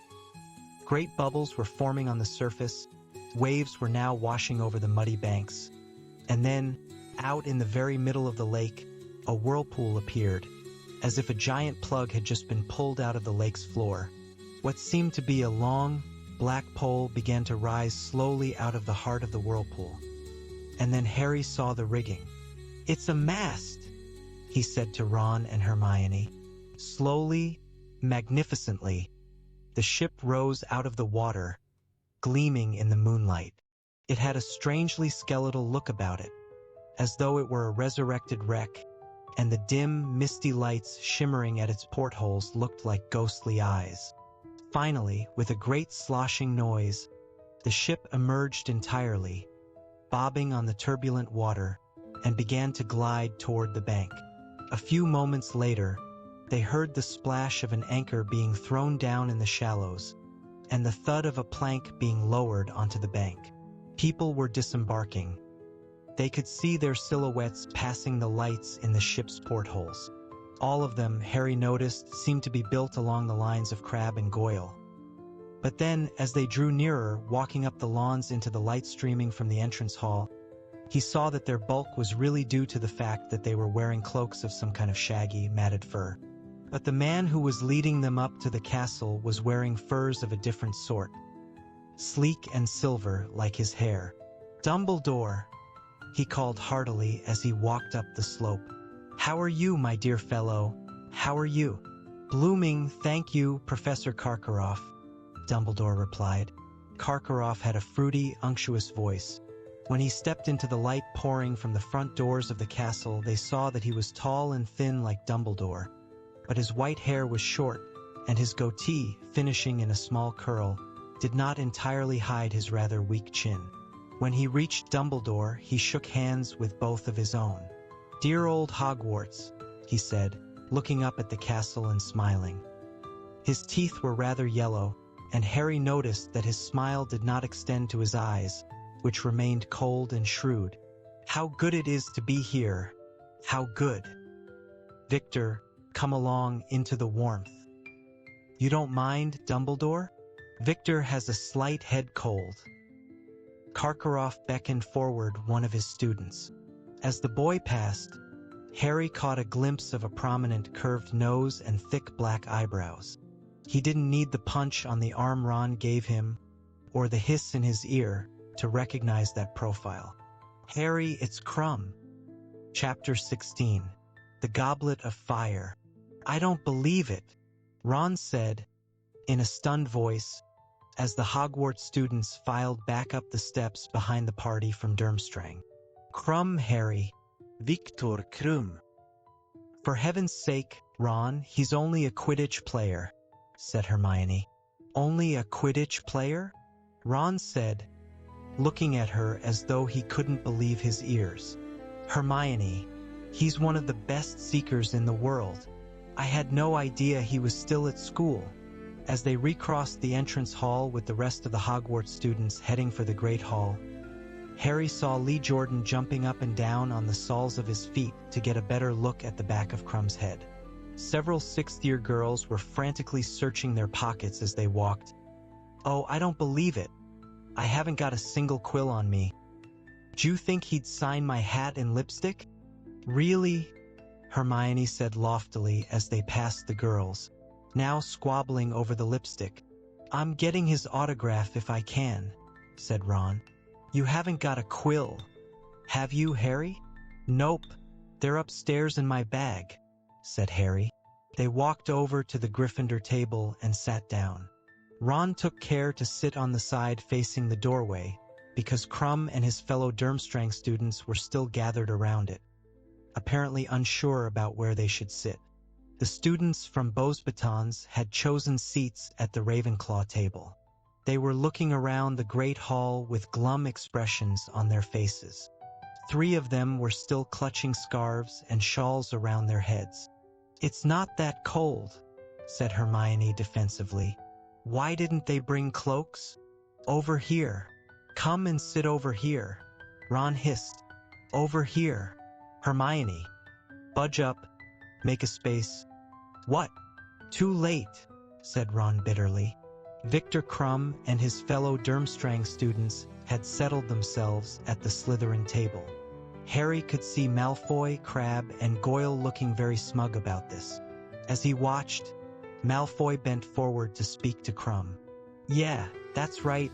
Smarm up to him, Malfoy, said Ron scathingly. I bet Crumb can see right through him, though. Bet he gets people fawning over him all the time. Where'd you reckon they're going to sleep? We could offer him a space in our dormitory, Harry. I wouldn't mind giving him my bed. I could kip on a camp bed. Hermione snorted. They look a lot happier than the Beauxbatons lot, said Harry. The Durmstrang students were pulling off their heavy furs and looking up at the starry black ceiling with expressions of interest. A couple of them were picking up the golden plates and goblets and examining them, apparently impressed. Up at the staff table, Filch, the caretaker, was adding chairs. He was wearing his moldy old tailcoat in honor of the occasion. Harry was surprised to see that he added 4 chairs, 2 on either side of Dumbledore's. But there are only 2 extra people, Harry said. Why's Filch putting out for chairs? Who else is coming? Eh? Said Ron vaguely. He was still staring avidly at Crumb. When all the students had entered the hall and settled down at their house tables, the staff entered, filing up to the top table and taking their seats. Last in line were Professor Dumbledore, Professor Karkaroff, and Madame Maxime. When their headmistress appeared, the pupils from Beauxbatons leapt to their feet. A few of the Hogwarts students laughed. The Beauxbatons party appeared quite unembarrassed, however, and did not resume their seats until Madame Maxime had sat down on Dumbledore's left-hand side. Dumbledore remained standing, and a silence fell over the great hall. Good evening, ladies and gentlemen, ghosts and, most particularly, guests, said Dumbledore, beaming around at the foreign students. I have great pleasure in welcoming you all to Hogwarts. I hope and trust that your stay here will be both comfortable and enjoyable. One of the Beauxbatons girls, still clutching a muffler around her head, gave what was unmistakably a derisive laugh. No one's making you stay, Hermione whispered, bristling at her. The tournament will be officially opened at the end of the feast, said Dumbledore. I now invite you all to eat, drink, and make yourselves at home. He sat down, and Harry saw Karkaroff lean forward at once and engage him in conversation. The plates in front of them filled with food as usual. The house elves in the kitchen seemed to have pulled out all the stops. There was a greater variety of dishes in front of them than Harry had ever seen, including several that were definitely foreign. What's that? Said Ron, pointing at a large dish of some sort of shellfish stew that stood beside a large steak and kidney pudding. Bouillabaisse, said Hermione. Bless you, said Ron. It's French, said Hermione. I had it on holiday summer before last. It's very nice. I'll take your word for it, said Ron, helping himself to black pudding. The great hall seemed somehow much more crowded than usual, even though there were barely 20 additional students there. Perhaps it was because their differently colored uniforms stood out so clearly against the black of the Hogwarts robes. Now that they had removed their furs, the Durmstrang students were revealed to be wearing robes of a deep blood red. Hagrid sidled into the hall through a door behind the staff table 20 minutes after the start of the feast. He slid into his seat at the end and waved at Harry, Ron, and Hermione with a very heavily bandaged hand. Scroot's doing all right, Hagrid? Harry called. Thrivin', Hagrid called back happily. Yeah, I'll just bet they are, said Ron quietly. Looks like they've finally found a food they like. Doesn't it? Hagrid's fingers. At that moment, a voice said, Excuse me, are you wanting Z bouillabaisse? It was the girl from Beauxbatons who had laughed during Dumbledore's speech. She had finally removed her muffler. A long sheet of silvery blonde hair fell almost to her waist. She had large, deep blue eyes and very white, even teeth. Ron went purple. He stared up at her, opened his mouth to reply, but nothing came out except a faint gurgling noise. "Yeah, have it," said Harry, pushing the dish toward the girl. "You ave finished, Wizard?" "Yeah," Ron said breathlessly. "Yeah, it was excellent." The girl picked up the dish and carried it carefully off to the Ravenclaw table. Ron was still goggling at the girl as though he had never seen one before. Harry started to laugh. The sound seemed to jog Ron back to his senses. "She's a Veela," he said hoarsely to Harry.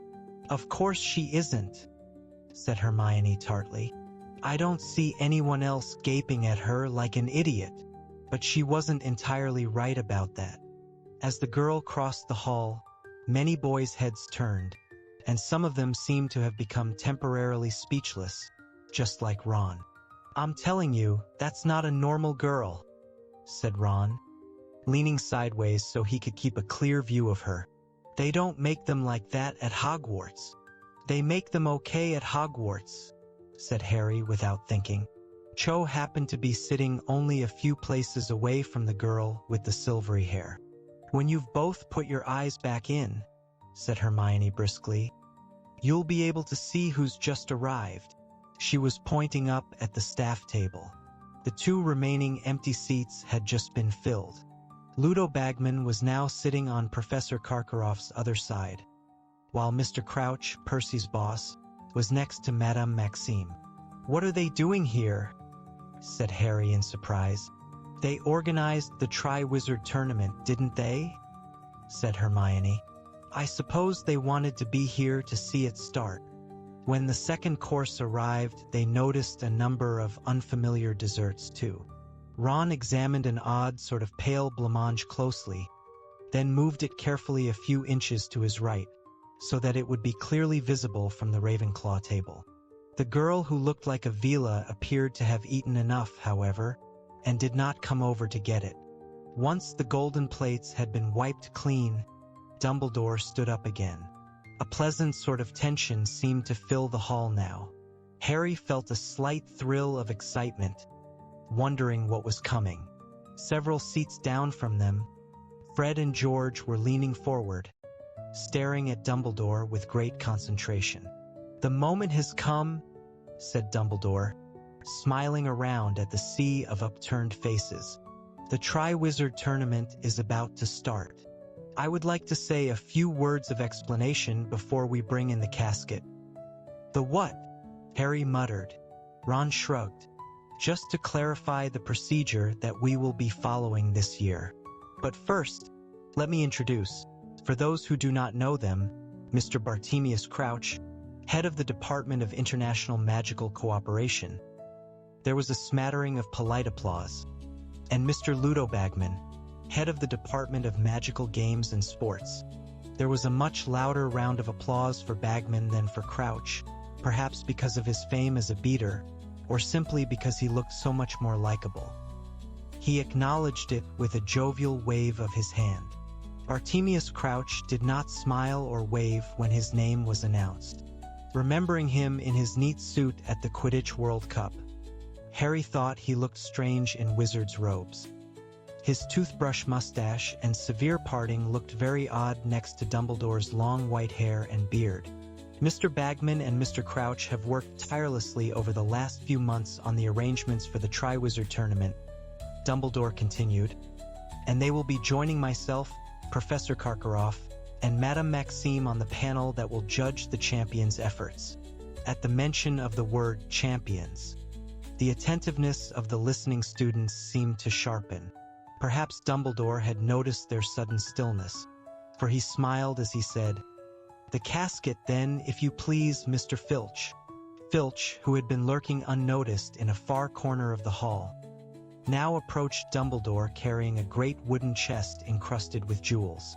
It looked extremely old. A murmur of excited interest rose from the watching students. Dennis Creevy actually stood on his chair to see it properly, but, being so tiny, his head hardly rose above anyone else's. The instructions for the tasks the champions will face this year have already been examined by Mr. Crouch and Mr. Bagman, said Dumbledore as Filch placed the chest carefully on the table before him, and they have made the necessary arrangements for each challenge.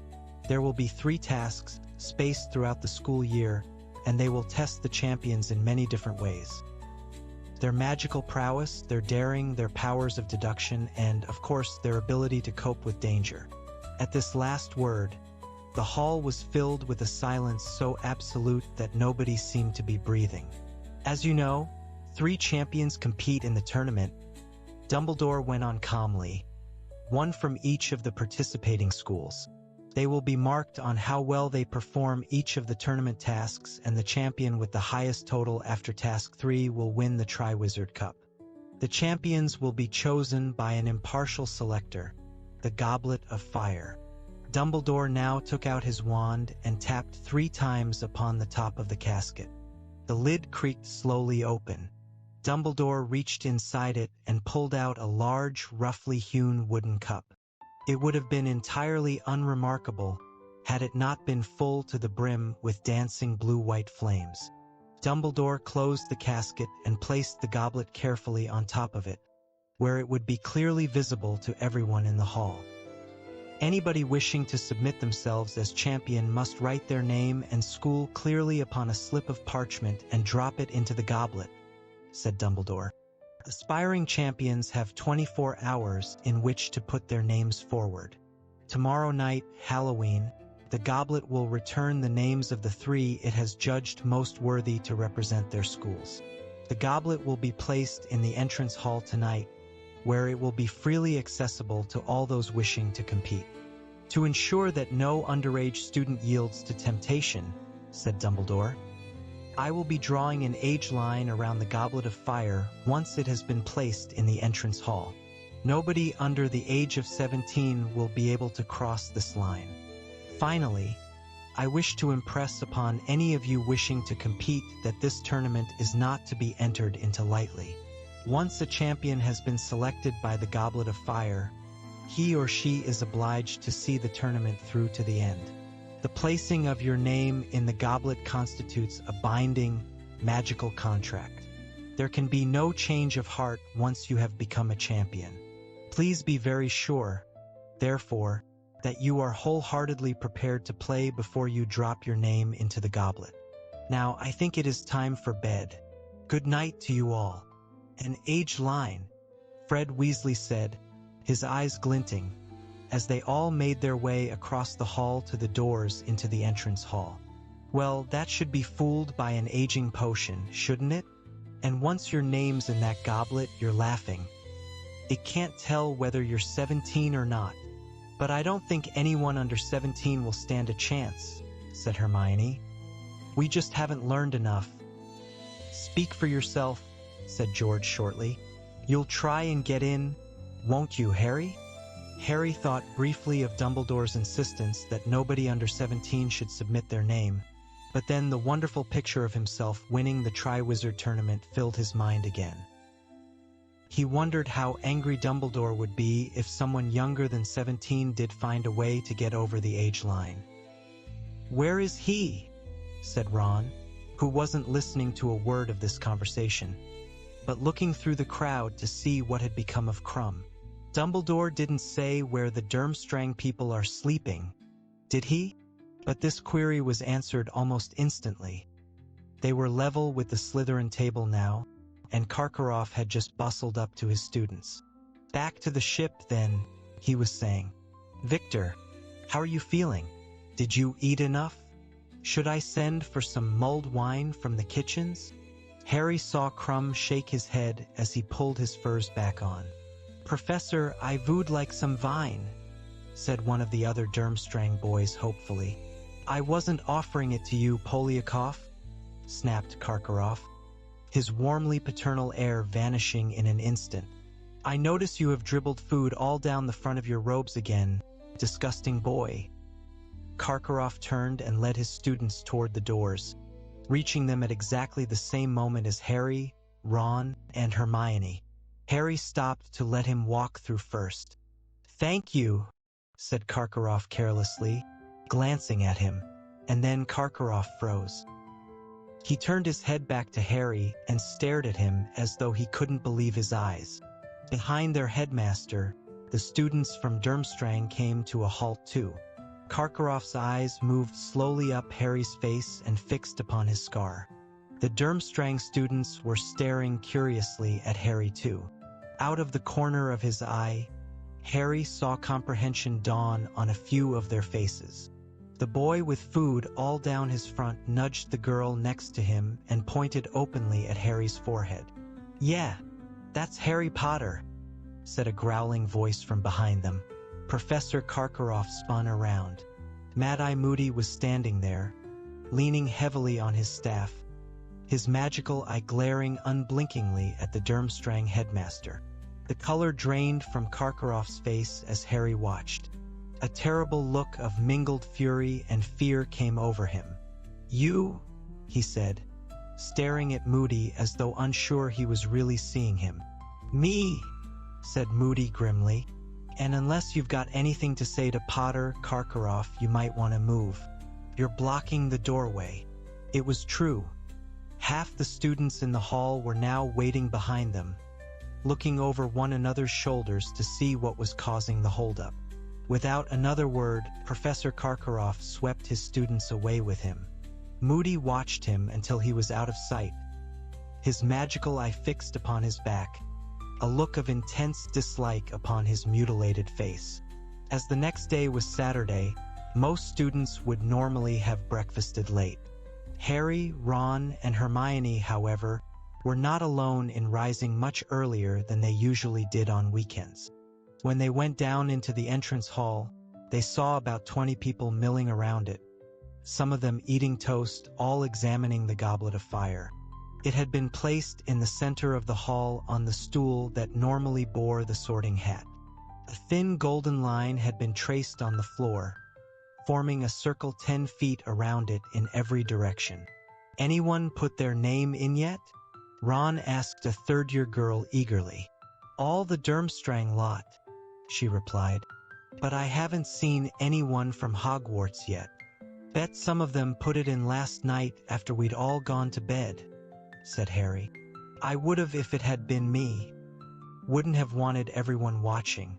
What if the goblet just gobbed you right back out again?" Someone laughed behind Harry. Turning, he saw Fred, George, and Lee Jordan hurrying down the staircase, all three of them looking extremely excited. "Done it," Fred said in a triumphant whisper to Harry, Ron, and Hermione. "Just taken it." "What?" said Ron. "The aging potion, dung brains," said Fred. "1 drop each," said George, rubbing his hands together with glee. "We only need to be a few months older. We're going to split the 1,000 galleons between the 3 of us if one of us wins," said Lee, grinning broadly. "I'm not sure this is going to work, you know," said Hermione warningly. "I'm sure Dumbledore will have thought of this." Fred, George, and Lee ignored her. "Ready," Fred said to the other 2, quivering with excitement. "Come on then, I'll go first." Harry watched, fascinated, as Fred pulled a slip of parchment out of his pocket bearing the words Fred Weasley, Hogwarts. Fred walked right up to the edge of the line and stood there, rocking on his toes like a diver preparing for a 50-foot drop. Then, with the eyes of every person in the entrance hall upon him, he took a great breath and stepped over the line. For a split second Harry thought it had worked. George certainly thought so, for he let out a yell of triumph and leapt after Fred. But next moment, there was a loud sizzling sound, and both twins were hurled out of the golden circle as though they had been thrown by an invisible shot putter. They landed painfully, 10 feet away on the cold stone floor, and to add insult to injury, there was a loud popping noise, and both of them sprouted identical long white beards. The entrance hall rang with laughter. Even Fred and George joined in, once they had gotten to their feet and taken a good look at each other's beards. "I did warn you," said a deep, amused voice, and everyone turned to see Professor Dumbledore coming out of the Great Hall. He surveyed Fred and George, his eyes twinkling. "I suggest you both go up to Madame Pomfrey. She is already tending to Miss Fawcett of Ravenclaw and Mr. Summers of Hufflepuff, both of whom decided to age themselves up a little too. Though I must say, neither of their beards is anything like as fine as yours." Fred and George set off for the hospital wing, accompanied by Lee, who was howling with laughter, and Harry, Ron, and Hermione, also chortling, went in to breakfast. The decorations in the Great Hall had changed this morning. As it was Halloween, a cloud of live bats was fluttering around the enchanted ceiling, while hundreds of carved pumpkins leered from every corner. Harry led the way over to Dean and Seamus, who were discussing those Hogwarts students of 17 or over who might be entering. "There's a rumor going around that Warrington got up early and put his name in," Dean told Harry. "That big bloke from Slytherin who looks like a sloth." Harry, who had played Quidditch against Warrington, shook his head in disgust. "We can't have a Slytherin champion, and all the Hufflepuffs are talking about Diggory," said Seamus contemptuously. "But I wouldn't have thought he'd have wanted to risk his good looks." "Listen," said Hermione suddenly. People were cheering out in the entrance hall. They all swiveled around in their seats and saw Angelina Johnson coming into the hall, grinning in an embarrassed sort of way. A tall black girl who played chaser on the Gryffindor Quidditch team. Angelina came over to them, sat down and said, "Well, I've done it. Just put my name in." "You're kidding," said Ron, looking impressed. "Are you 17 then?" asked Harry. "Course she is. Can't see a beard, can you?" said Ron. "I had my birthday last week," said Angelina. "Well, I'm glad someone from Gryffindor's entering," said Hermione. "I really hope you get it, Angelina." "Thanks, Hermione," said Angelina, smiling at her. "Yeah, better you than pretty boy Diggory," said Seamus, causing several Hufflepuffs passing their table to scowl heavily at him. "What are we going to do today, then?"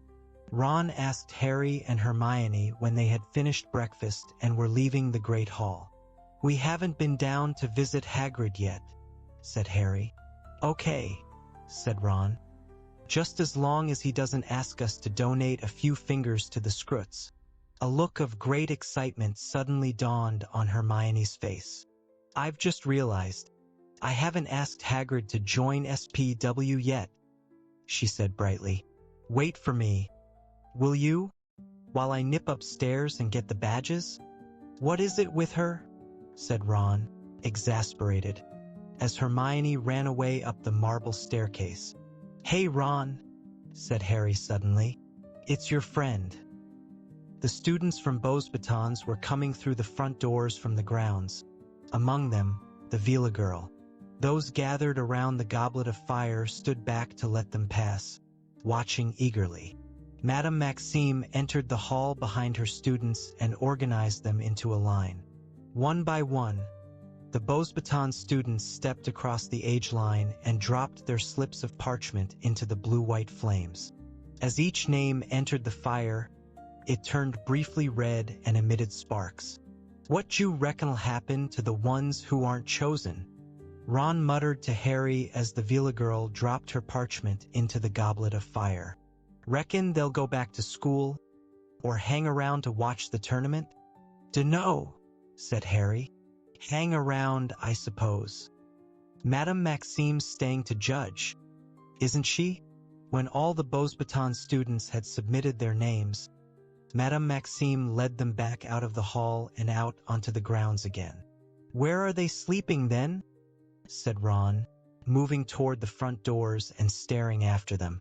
A loud rattling noise behind them announced Hermione's reappearance with the box of SPW badges. "Oh good, hurry up," said Ron, and he jumped down the stone steps, keeping his eyes on the back of the Vila girl, who was now halfway across the lawn with Madame Maxime. As they neared Hagrid's cabin on the edge of the Forbidden Forest, the mystery of the Bowsbaten's sleeping quarters was solved. The gigantic powder blue carriage in which they had arrived had been parked 200 yards from Hagrid's front door, and the students were climbing back inside it. The elephantine flying horses that had pulled the carriage were now grazing in a makeshift paddock alongside it. Harry knocked on Hagrid's door, and Fong's booming barks answered instantly. "'Bout time," said Hagrid, when he'd flung open the door. "Thought you lot had forgotten where I live. We've been really busy, Hag," Hermione started to say, but then she stopped dead, looking up at Hagrid, apparently lost for words. Hagrid was wearing his best and very horrible hairy brown suit, plus a checked yellow and orange tie. This wasn't the worst of it, though. He had evidently tried to tame his hair, using large quantities of what appeared to be axle grease. It was now slicked down into 2 bunches. Perhaps he had tried a ponytail like Bill's, but found he had too much hair. The look didn't really suit Hagrid at all. For a moment, Hermione goggled at him. Then, obviously deciding not to comment, she said, Where are the Scroots?" "Out by the pumpkin patch," said Hagrid happily. "They're getting massive, Muse be nearly 3 foot long now. Only trouble is, they've started killing each other." "Oh no, really?" said Hermione, shooting a repressive look at Ron, who, staring at Hagrid's odd hairstyle, had just opened his mouth to say something about it. "Yeah," said Hagrid sadly. "S okay though, I've got 'em in separate boxes now. Still got a boo 20. "Well, that's lucky," said Ron. Hagrid missed the sarcasm. Hagrid's cabin comprised a single room, in one corner of which was a gigantic bed covered in a patchwork quilt. A similarly enormous wooden table and chairs stood in front of the fire beneath the quantity of cured hams and dead birds hanging from the ceiling. They sat down at the table while Hagrid started to make tea, and were soon immersed in yet more discussion of the Triwizard Tournament. Hagrid seemed quite as excited about it as they were. "You wait," he said, grinning. "You just wait. You're going to see some stuff you've never seen before. First task."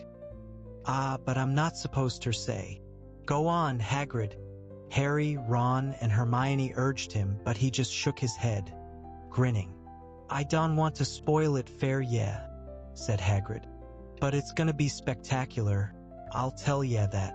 Them champions going to have their work cut out.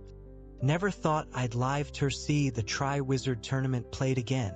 They ended up having lunch with Hagrid, though they didn't eat much. Hagrid had made what he said was a beef casserole, but after Hermione unearthed a large talon in hers, she, Harry, and Ron rather lost their appetites.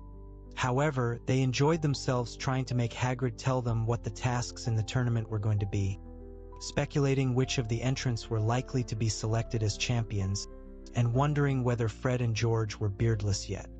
A light rain had started to fall by mid-afternoon. It was very cozy sitting by the fire, listening to the gentle patter of the drops on the window, watching Hagrid darning his socks and arguing with Hermione about house elves, for he flatly refused to join SPW when she showed him her badges. "It'd be doing em an unkindness, Hermione," he said gravely, threading a massive bone needle with thick yellow yarn. "It's in their nature to look after humans, that's what they like, see? Yet be making em unhappy to take away their work, and insulting em if ye tried to pim." "But Harry set Dobby free, and he was over the moon about it," said Hermione. "And we heard he's asking for wages now." "Yeah, well, ye get weirdos in every breed. I'm not saying there isn't the odd elf who'd take freedom, but ye'll never persuade most of 'em to do it. No, nothing doin', Hermione." Hermione looked very cross indeed and stuffed her box of badges back into her cloak pocket. By 5:30 it was growing dark, and Ron, Harry, and Hermione decided it was time to get back up to the castle for the Halloween feast. And, more important, the announcement of the school champions. "I'll come with ye," said Hagrid, putting away his darning. "Just give us a sec." Hagrid got up, went across to the chest of drawers beside his bed, and began searching for something inside it. They didn't pay too much attention until a truly horrible smell reached their nostrils.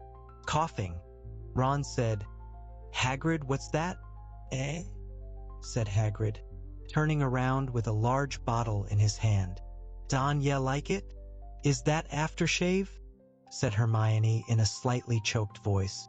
Eau de Cologne," Hagrid muttered. He was blushing. "Maybe it's a bit much," he said gruffly. "I'll go take it off. Hang on." He stumped out of the cabin, and they saw him washing himself vigorously in the water barrel outside the window. "Eau de Cologne," said Hermione in amazement. "Hagrid, and what's with the hair and the suit?" said Harry in an undertone. "Look," said Ron suddenly, pointing out of the window. Hagrid had just straightened up and turned round. If he had been blushing before, it was nothing to what he was doing now. Getting to their feet very cautiously, so that Hagrid wouldn't spot them, Harry, Ron, and Hermione peered through the window and saw that Madame Maxime and the Beauxbatons students had just emerged from their carriage, clearly about to set off for the feast too. They couldn't hear what Hagrid was saying, but he was talking to Madame Maxime with a rapt, misty-eyed expression. Harry had only ever seen him wear once before, when he had been looking at the baby dragon, Norbert. "He's going up to the castle with her," said Hermione indignantly. "I thought he was waiting for us." Without so much as a backward glance at his cabin, Hagrid was trudging off up the grounds with Madame Maxime, the Beauxbatons students following in their wake, jogging to keep up with their enormous strides. "He fancies her," said Ron incredulously. "Well, if they end up having children, they'll be setting a world record. Bet any baby of theirs would weigh about a ton." They let themselves out of the cabin and shut the door behind them. It was surprisingly dark outside. Drawing their cloaks more closely around themselves, they set off up the sloping lawns. "Ooh, it's them, look," Hermione whispered. The Durmstrang party was walking up toward the castle from the lake. Victor Krum was walking side by side with Karkaroff, and the other Durmstrang students were straggling along behind them. Ron watched Krum excitedly, but Krum did not look around as he reached the front doors a little ahead of Hermione, Ron, and Harry and proceeded through them. When they entered the candlelit great hall, it was almost full. The Goblet of Fire had been moved. It was now standing in front of Dumbledore's empty chair at the teacher's table. Fred and George, clean-shaven again, seemed to have taken their disappointment fairly well. "Hope it's Angelina," said Fred as Harry, Ron, and Hermione sat down. "So do I," said Hermione breathlessly. "Well, we'll soon know." The Halloween feast seemed to take much longer than usual, perhaps because it was their second feast in 2 days. Harry didn't seem to fancy the extravagantly prepared food as much as he would have normally. Like everyone else in the hall, judging by the constantly craning necks, the impatient expressions on every face, the fidgeting, and the standing up to see whether Dumbledore had finished eating yet, Harry simply wanted the plates to clear and to hear who had been selected as champions. At long last, the golden plates returned to their original spotless state. There was a sharp upswing in the level of noise within the hall, which died away almost instantly as Dumbledore got to his feet. On either side of him, Professor Karkaroff and Madame Maxime looked as tense and expectant as anyone. Ludo Bagman was beaming and winking at various students. Mr. Crouch, however, looked quite uninterested, almost bored. "Well, the goblet is almost ready to make its decision," said Dumbledore. "I estimate that it requires 1 more minute. Now, when the champions' names are called, I would ask them please to come up to the top of the hall, walk along the staff table, and go through into the next chamber." He indicated the door behind the staff table, where they will be receiving their first instructions. He took out his wand and gave a great sweeping wave with it. At once, all the candles except those inside the carved pumpkins were extinguished, plunging them into a state of semi-darkness. The Goblet of Fire now shone more brightly than anything in the whole hall, the sparkling bright, bluey whiteness of the flames almost painful on the eyes. Everyone watched, waiting. A few people kept checking their watches. "Any second," Lee Jordan whispered, 2 seats away from Harry. The flames inside the goblet turned suddenly red again. Sparks began to fly from it. Next moment, a tongue of flame shot into the air. A charred piece of parchment fluttered out of it. The whole room gasped. Dumbledore caught the piece of parchment and held it at arm's length, so that he could read it by the light of the flames, which had turned back to blue-white. "The champion for Durmstrang," he read, in a strong, clear voice, "will be Victor Krum." "No surprises there," yelled Ron as a storm of applause and cheering swept the hall. Harry saw Victor Krum rise from the Slytherin table and slouch up toward Dumbledore. He turned right, walked along the staff table, and disappeared through the door into the next chamber. "Bravo, Victor!" boomed Karkaroff, so loudly that everyone could hear him, even over all the applause. "Knew you had it in you." The clapping and chatting died down. Now everyone's attention was focused again on the goblet, which, seconds later, turned red once more. A second piece of parchment shot out of it, propelled by the flames. "The champion for Beauxbatons," said Dumbledore, "is Fleur Delacour." "It's her, Ron," Harry shouted as the girl who so resembled Avila got gracefully to her feet, shook back her sheet of silvery blonde hair, and swept up between the Ravenclaw and Hufflepuff tables. "Oh, look, they're all disappointed," Hermione said over the noise, nodding toward the remainder of the Beauxbatons party. Disappointed was a bit of an understatement, Harry thought. 2 of the girls who had not been selected had dissolved into tears and were sobbing with their heads on their arms.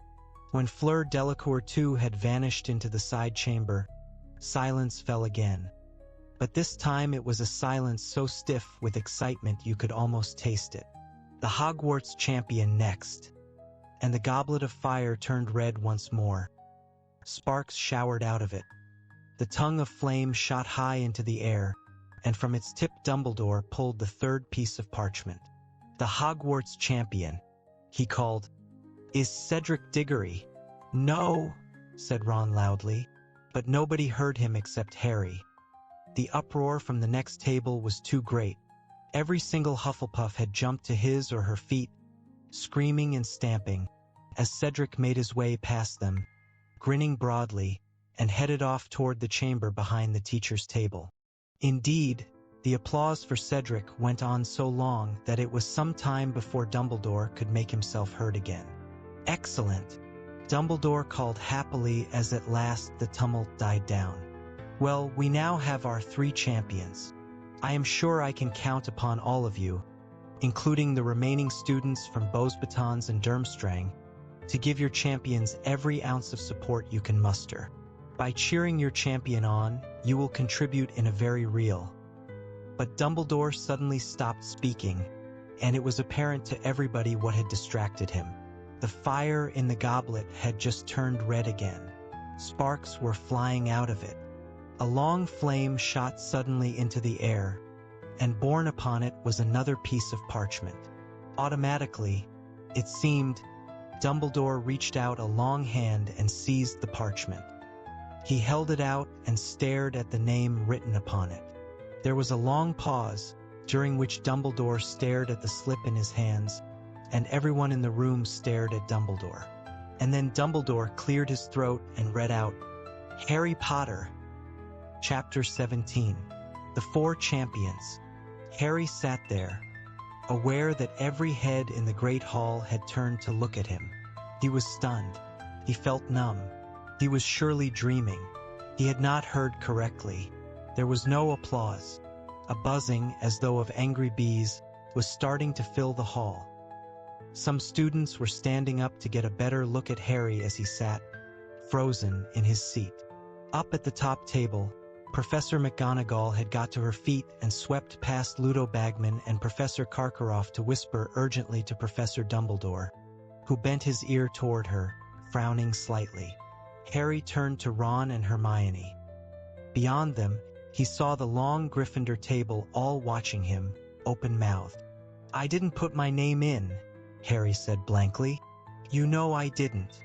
Both of them stared just as blankly back.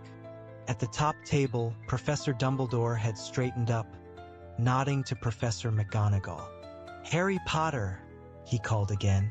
"Harry, up here, if you please." "Go on," Hermione whispered, giving Harry a slight push. Harry got to his feet, trod on the hem of his robes, and stumbled slightly. He set off up the gap between the Gryffindor and Hufflepuff tables. It felt like an immensely long walk. The top table didn't seem to be getting any nearer at all, and he could feel hundreds and hundreds of eyes upon him, as though each were a searchlight. The buzzing grew louder and louder. After what seemed like an hour, he was right in front of Dumbledore, feeling the stares of all the teachers upon him. "Well, through the door, Harry," said Dumbledore. He wasn't smiling. Harry moved off along the teacher's table. Hagrid was seated right at the end. He did not wink at Harry, or wave, or give any of his usual signs of greeting. He looked completely astonished and stared at Harry as he passed like everyone else. Harry went through the door out of the Great Hall and found himself in a smaller room, lined with paintings of witches and wizards. A handsome fire was roaring in the fireplace opposite him. The faces in the portraits turned to look at him as he entered. He saw a wizened which flit out of the frame of her picture and into the one next to it, which contained a wizard with a walrus mustache. The wizened which started whispering in his ear. Victor Crumb, Cedric Diggory, and Fleur Delacour were grouped around the fire.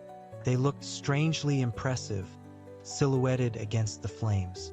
Crumb, hunched up and brooding, was leaning against the mantelpiece, slightly apart from the other two.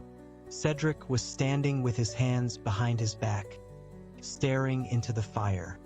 Fleur Delacour looked around when Harry walked in and threw back her sheet of long, silvery hair. "What is it?" she said. "Do they want us back in Z Hall?" She thought he had come to deliver a message. Harry didn't know how to explain what had just happened. He just stood there, looking at the three champions. It struck him how very tall all of them were. There was a sound of scurrying feet behind him, and Ludo Bagman entered the room. He took Harry by the arm and led him forward. "Extraordinary," he muttered, squeezing Harry's arm. "Absolutely extraordinary. Gentlemen, lady," he added, approaching the fireside and addressing the other three. "May I introduce, incredible though it may seem, the fourth Triwizard champion?" Victor Crumb straightened up. His surly face darkened as he surveyed Harry. Cedric looked nonplussed. He looked from Bagman to Harry and back again, as though sure he must have misheard what Bagman had said. Fleur Delacour, however, tossed her hair, smiling, and said, "Oh, very funny joke, Mr. Bagman." "Joke?" Bagman repeated, bewildered. "No, not at all. Harry's name just came out of the Goblet of Fire." Crumb's thick eyebrows contracted slightly. Cedric was still looking politely bewildered. Fleur frowned. "But evidently there has been a mistake," she said contemptuously to Bagman. "E cannot compete. E is too young." "Well, it is amazing," said Bagman, rubbing his smooth chin and smiling down at Harry. "But, as you know, the age restriction was only imposed this year as an extra safety measure. And as his name's come out of the goblet. I mean, I don't think there can be any ducking out at this stage. It's down in the rules, you're obliged. Harry will just have to do the best he..." The door behind them opened again, and a large group of people came in. Professor Dumbledore, followed closely by Mr. Crouch, Professor Karkaroff, Madame Maxime, Professor McGonagall, and Professor Snape. Harry heard the buzzing of the hundreds of students on the other side of the wall before Professor McGonagall closed the door. "Madame Maxime," said Fleur at once, striding over to her headmistress. "They are saying that this little boy is to compete also." Somewhere under Harry's numb disbelief, he felt a ripple of anger. Little boy. Madame Maxime had drawn herself up to her full and considerable height. The top of her handsome head brushed the candle-filled chandelier, and her gigantic black satin bosom swelled. "What is the meaning of this, Dumbledore?" she said imperiously. "I'd rather like to know that myself, Dumbledore," said Professor Karkaroff. He was wearing a steely smile, and his blue eyes were like chips of ice. "Two Hogwarts champions? I don't remember anyone telling me the host school is allowed 2 champions. Or have I not read the rules carefully enough?" He gave a short and nasty laugh. "Say impossible," said Madame Maxime, whose enormous hand with its many superb opals was resting upon Fleur's shoulder. "Hogwarts cannot have 2 champions. It is most unjust. We were under the impression that your age line would keep out younger contestants, Dumbledore," said Karkaroff, his steely smile still in place, though his eyes were colder than ever. "Otherwise, we would, of course, have brought along a wider selection of candidates from our own schools." "It's no one's fault but Potter's, Karkaroff," said Snape softly. His black eyes were alight with malice. "Don't go blaming Dumbledore for Potter's determination to break rules. He has been crossing lines ever since he arrived here." "Thank you, Severus," said Dumbledore firmly, and Snape went quiet, though his eyes still glinted malevolently through his curtain of greasy black hair. Professor Dumbledore was now looking down at Harry, who looked right back at him, trying to discern the expression of the eyes behind the half-moon spectacles. "Did you put your name into the Goblet of Fire, Harry?" he asked calmly. "No," said Harry. He was very aware of everybody watching him closely. Snape made a soft noise of impatient disbelief in the shadows. "Did you ask an older student to put it into the Goblet of Fire for you?" said Professor Dumbledore, ignoring Snape. "No," said Harry vehemently. "Ah, but of course he is lying," cried Madame Maxime. Snape was now shaking his head, his lip curling. "He could not have crossed the age line," said Professor McGonagall sharply. "I am sure we are all agreed on that." "Dumbledore must have made a mistake with the line," said Madame Maxime, shrugging. "It is possible, of course," said Dumbledore politely. "Dumbledore, you know perfectly well you did not make a mistake," said Professor McGonagall angrily. "Really, what nonsense! Harry could not have crossed the line himself, and as Professor Dumbledore believes that he did not persuade an older student to do it for him, I'm sure that should be good enough for everybody else." She shot a very angry look at Professor Snape. "Mr. Crouch." "Mr. Bagman," said Karkaroff, his voice unctuous once more. "You are our objective judges. Surely you will agree that this is most irregular." Bagman wiped his round, boyish face with his handkerchief and looked at Mr. Crouch, who was standing outside the circle of the firelight, his face half hidden in shadow. He looked slightly eerie, the half-darkness making him look much older, giving him an almost skull-like appearance. When he spoke, however, it was in his usual curt voice. "We must follow the rules, and the rules state clearly that those people whose names come out of the Goblet of Fire are bound to compete in the tournament." "Well, Barty knows the rule book back to front," said Bagman, beaming and turning back to Karkaroff and Madame Maxime, as though the matter was now closed. "I insist upon resubmitting the names of the rest of my students," said Karkaroff. He had dropped his unctuous tone and his smile now. His face wore a very ugly look indeed. "You will set up the Goblet of Fire once more, and we will continue adding names until each school has 2 champions. It's only fair, Dumbledore." But Karkaroff, it doesn't work like that, said Bagman. The Goblet of Fire's just gone out. It won't reignite until the start of the next tournament, in which Durmstrang will most certainly not be competing, exploded Karkaroff. After all our meetings and negotiations and compromises, I little expected something of this nature to occur. I have half a mind to leave now. Empty threat, Karkaroff, growled a voice from near the door. You can't leave your champion now. He's got to compete. They've all got to compete. Binding magical contract, like Dumbledore said. Convenient, eh? Moody had just entered the room. He limped toward the fire, and with every right step he took, there was a loud clunk. Convenient, said Karkaroff. I'm afraid I don't understand you, Moody. Harry could tell he was trying to sound disdainful, as though what Moody was saying was barely worth his notice. But his hands gave him away. They had balled themselves into fists. Don't you? Said Moody quietly. It's very simple, Karkaroff. Someone put Potter's name in that goblet knowing he'd have to compete if it came out. Evidently, someone wished to give Hogwarts 2 bites at the apple, said Madame Maxime. I quite agree, Madame Maxime, said Karkaroff, bowing to her. I shall be lodging complaints with the Ministry of Magic and the International Confederation of Wizards. If anyone's got reason to complain, it's Potter, growled Moody. But, funny thing, I don't hear him saying a word. Why should he complain? Burst out Fleur Delacour, stamping her foot. He has the chance to compete. Snt? We have all been hoping to be chosen for weeks and weeks. They honor for our schools. 1,000 galleons in prize money. This is a chance many would die for. Maybe someone's hoping Potter is going to die for it, said Moody, with the merest trace of a growl. An extremely tense silence followed these words.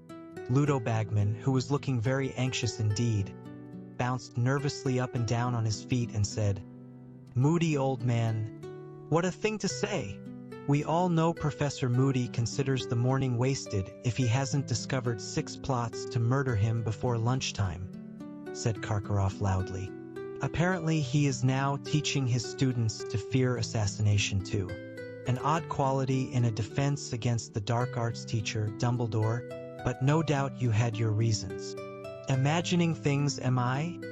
Growled Moody. Seeing things, eh? It was a skilled witch or wizard who put the boy's name in that goblet. Ah, what evidence is there of that? Said Madame Maxime, throwing up her huge hands. Because they hoodwinked a very powerful magical object, said Moody. It would have needed an exceptionally strong confundus charm to bamboozle that goblet into forgetting that only 3 schools compete in the tournament. I'm guessing they submitted Potter's name under a 4th school to make sure he was the only one in his category. You seem to have given this a great deal of thought, Moody, said Karkaroff coldly. And a very ingenious theory it is, though of course, I heard you recently got it into your head that one of your birthday presents contained a cunningly disguised basilisk egg, and smashed it to pieces before realizing it was a carriage clock. So you'll understand if we don't take you entirely seriously. There are those who'll turn innocent occasions to their advantage, Moody retorted in a menacing voice. It's my job to think the way dark wizards do, Karkaroff, as you ought to remember. Alaster, said Dumbledore warningly. Harry wondered for a moment whom he was speaking to, but then realized Mad Eye could hardly be Moody's real first name. Moody fell silent, though still surveying Karkaroff with satisfaction. Karkaroff's face was burning. How this situation arose we do not know, said Dumbledore, speaking to everyone gathered in the room. It seems to me, however, that we have no choice but to accept it.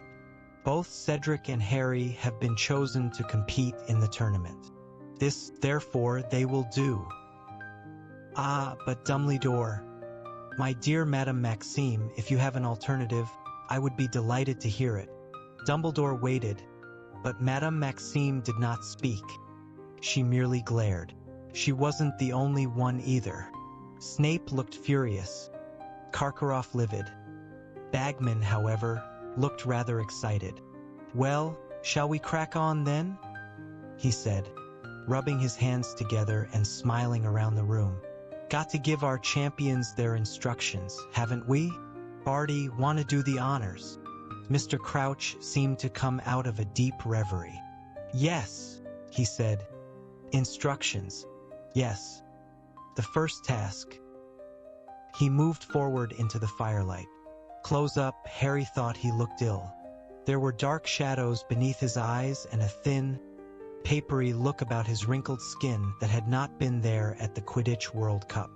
"The first task is designed to test your daring," he told Harry, Cedric, Fleur, and Victor. "So we are not going to be telling you what it is. Courage in the face of the unknown is an important quality in a wizard. Very important. The first task will take place on November the 24th, in front of the other students and the panel of judges. The champions are not permitted to ask for or accept help of any kind from their teachers to complete the tasks in the tournament. The champions will face the first challenge armed only with their wands. They will receive information about the second task when the first is over. Owing to the demanding and time-consuming nature of the tournament, the champions are exempted from end-of-year tests." Mr. Crouch turned to look at Dumbledore. "I think that's all, is it, Albus?" "I think so," said Dumbledore, who was looking at Mr. Crouch with mild concern. "Are you sure you wouldn't like to stay at Hogwarts tonight, Barty?"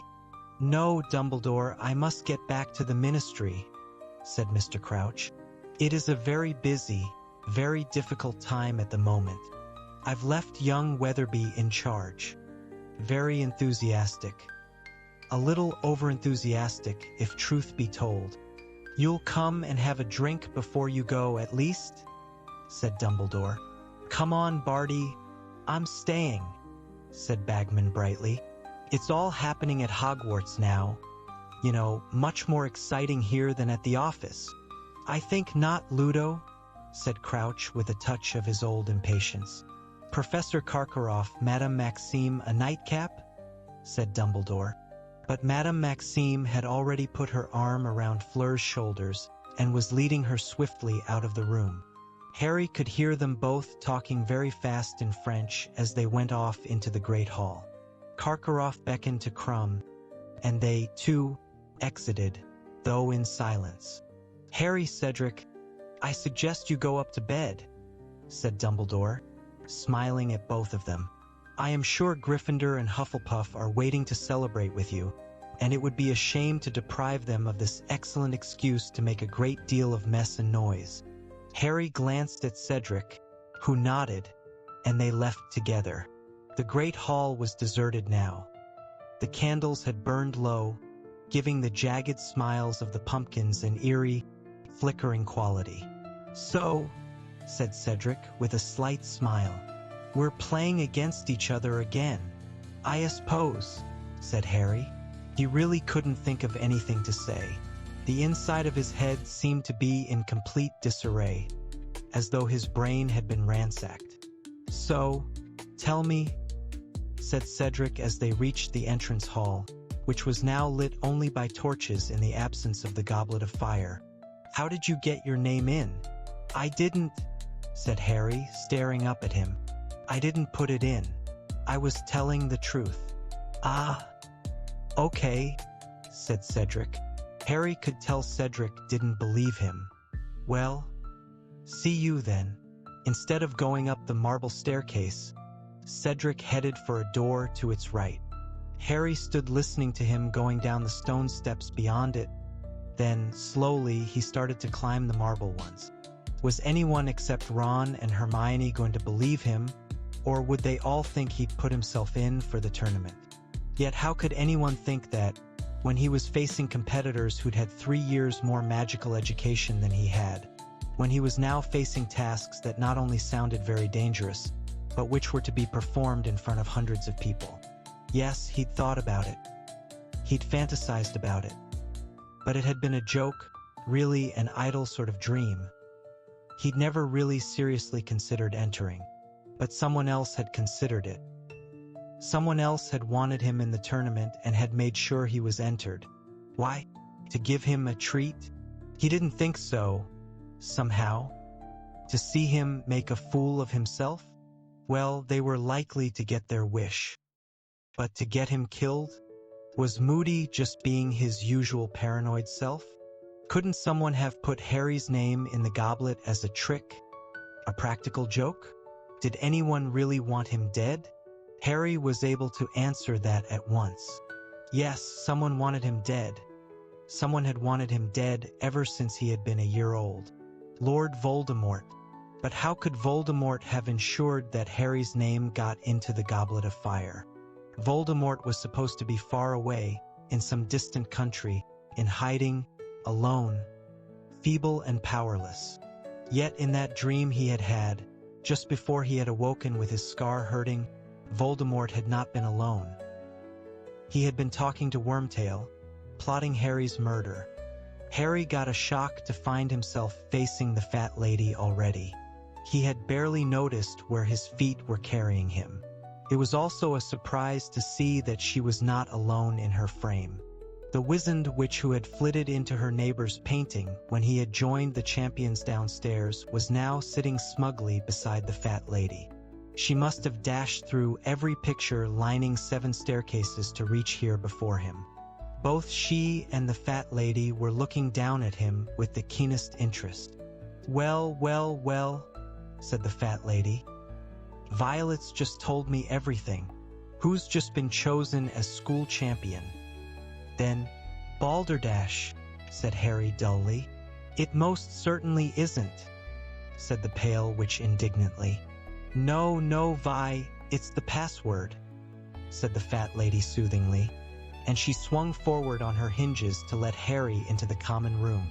The blast of noise that met Harry's ears when the portrait opened almost knocked him backward. Next thing he knew, he was being wrenched inside the common room by about a dozen pairs of hands, and was facing the whole of Gryffindor House, all of whom were screaming, applauding, and whistling. "You should have told us you'd entered," bellowed Fred. He looked half annoyed, half deeply impressed. "How did you do it without getting a beard?" "Brilliant," roared George. "I didn't," Harry said. "I don't know how," but Angelina had now swooped down upon him. "Oh, if it couldn't be me, at least it's a Gryffindor." "You'll be able to pay back Diggory for that last Quidditch match, Harry?" shrieked Katie Bell, another of the Gryffindor chasers. "We've got food, Harry. Come and have some." "I'm not hungry. I had enough at the feast." But nobody wanted to hear that he wasn't hungry. Nobody wanted to hear that he hadn't put his name in the goblet. Not one single person seemed to have noticed that he wasn't at all in the mood to celebrate. Lee Jordan had unearthed a Gryffindor banner from somewhere, and he insisted on draping it around Harry like a cloak. Harry couldn't get away. Whenever he tried to sidle over to the staircase up to the dormitories, the crowd around him closed ranks, forcing another butterbeer on him, stuffing crisps and peanuts into his hands. Everyone wanted to know how he had done it, how he had tricked Dumbledore's age line and managed to get his name into the goblet. "I didn't," he said over and over again. "I don't know how it happened, but for all the notice anyone took, he might just as well not have answered at all." "I'm tired," he bellowed finally, after nearly half an hour. "No, seriously, George, I'm going to bed." He wanted more than anything to find Ron and Hermione, to find a bit of sanity, but neither of them seemed to be in the common room. Insisting that he needed to sleep, and almost flattening the little Creevy brothers as they attempted to waylay him at the foot of the stairs, Harry managed to shake everyone off and climb up to the dormitory as fast as he could. To his great relief, he found Ron was lying on his bed in the otherwise empty dormitory, still fully dressed. He looked up when Harry slammed the door behind him. "Where've you been?" Harry said. "Oh, hello," said Ron.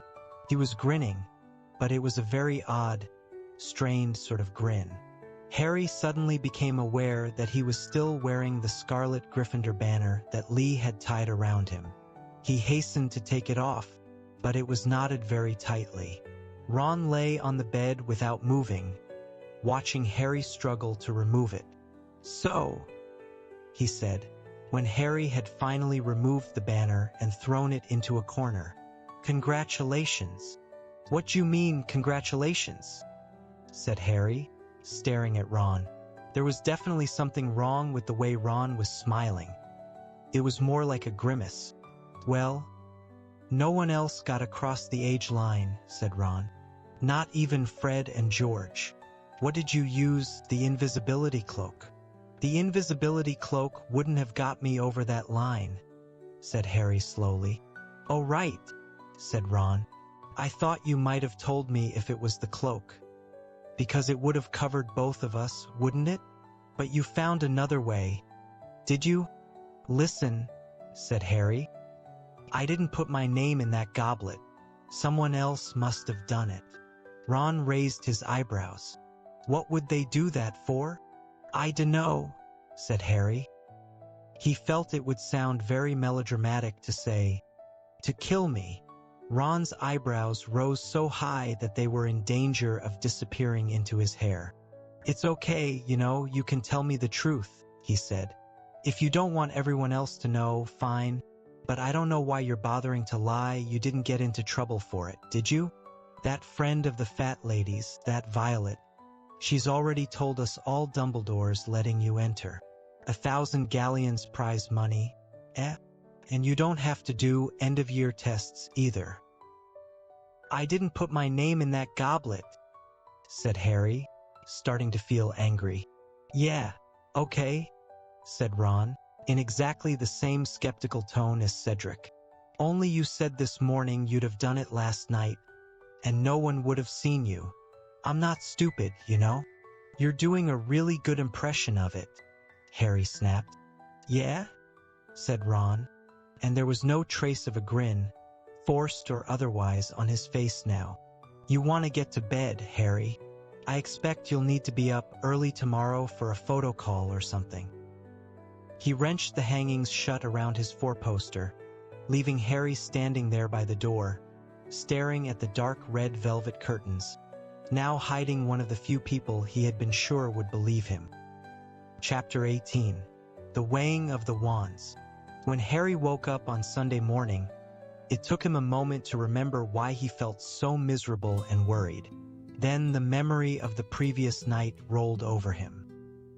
He sat up and ripped back the curtains of his own four-poster, intending to talk to Ron, to force Ron to believe him, only to find that Ron's bed was empty. He had obviously gone down to breakfast. Harry dressed and went down the spiral staircase into the common room. The moment he appeared, the people who had already finished breakfast broke into applause again. The prospect of going down into the Great Hall and facing the rest of the Gryffindors, all treating him like some sort of hero, was not inviting. It was that, however, or stay here and allow himself to be cornered by the Creevy brothers, who were both beckoning frantically to him to join them. He walked resolutely over to the portrait hole, pushed it open, climbed out of it, and found himself face to face with Hermione. "Hello," she said, holding up a stack of toast, which she was carrying in a napkin. "I brought you this. Want to go for a walk?" "Good idea," said Harry gratefully. They went downstairs, crossed the entrance hall quickly without looking in at the Great Hall, and were soon striding across the lawn toward the lake, where the Durmstrang ship was moored, reflected blackly in the water. It was a chilly morning, and they kept moving, munching their toast, as Harry told Hermione exactly what had happened after he had left the Gryffindor table the night before. To his immense relief, Hermione accepted his story without question. "Well, of course I knew you hadn't entered yourself," she said when he'd finished telling her about the scene in the chamber off the hall. "The look on your face when Dumbledore read out your name. But the question is, who did put it in? Because Moody's right, Harry. I don't think any student could have done it. They'd never be able to fool the goblet or get over Dumbledore's." "Have you seen Ron?" Harry interrupted. Hermione hesitated. Yes," He was at breakfast, she said. Does he still think I entered myself? Well, no, I don't think so. Not really, said Hermione awkwardly. What's that supposed to mean? Not really? Oh, Harry, isn't it obvious? Hermione said despairingly. He's jealous. Jealous, Harry said incredulously. Jealous of what? He wants to make a prat of himself in front of the whole school. Does he? Look, said Hermione patiently. It's always you who gets all the attention. You know it is. I know it's not your fault, she added quickly, seeing Harry open his mouth furiously. I know you don't ask for it. But, well, Ron's got all those brothers to compete against at home, and you're his best friend, and you're really famous. He's always shunted to one side whenever people see you, and he puts up with it, and he never mentions it, but I suppose this is just one time too many. Great, said Harry bitterly. Really great. Tell him from me I'll swap anytime he wants. Tell him from me he's welcome to it. People gawping at my forehead everywhere I go. I'm not telling him anything, Hermione said shortly. Tell him yourself. It's the only way to sort this out. I'm not running around after him trying to make him grow up, Harry said, so loudly that several owls in a nearby tree took flight in alarm. Maybe he'll believe I'm not enjoying myself once I've got my neck broken, or... That's not funny, said Hermione quietly. That's not funny at all. She looked extremely anxious.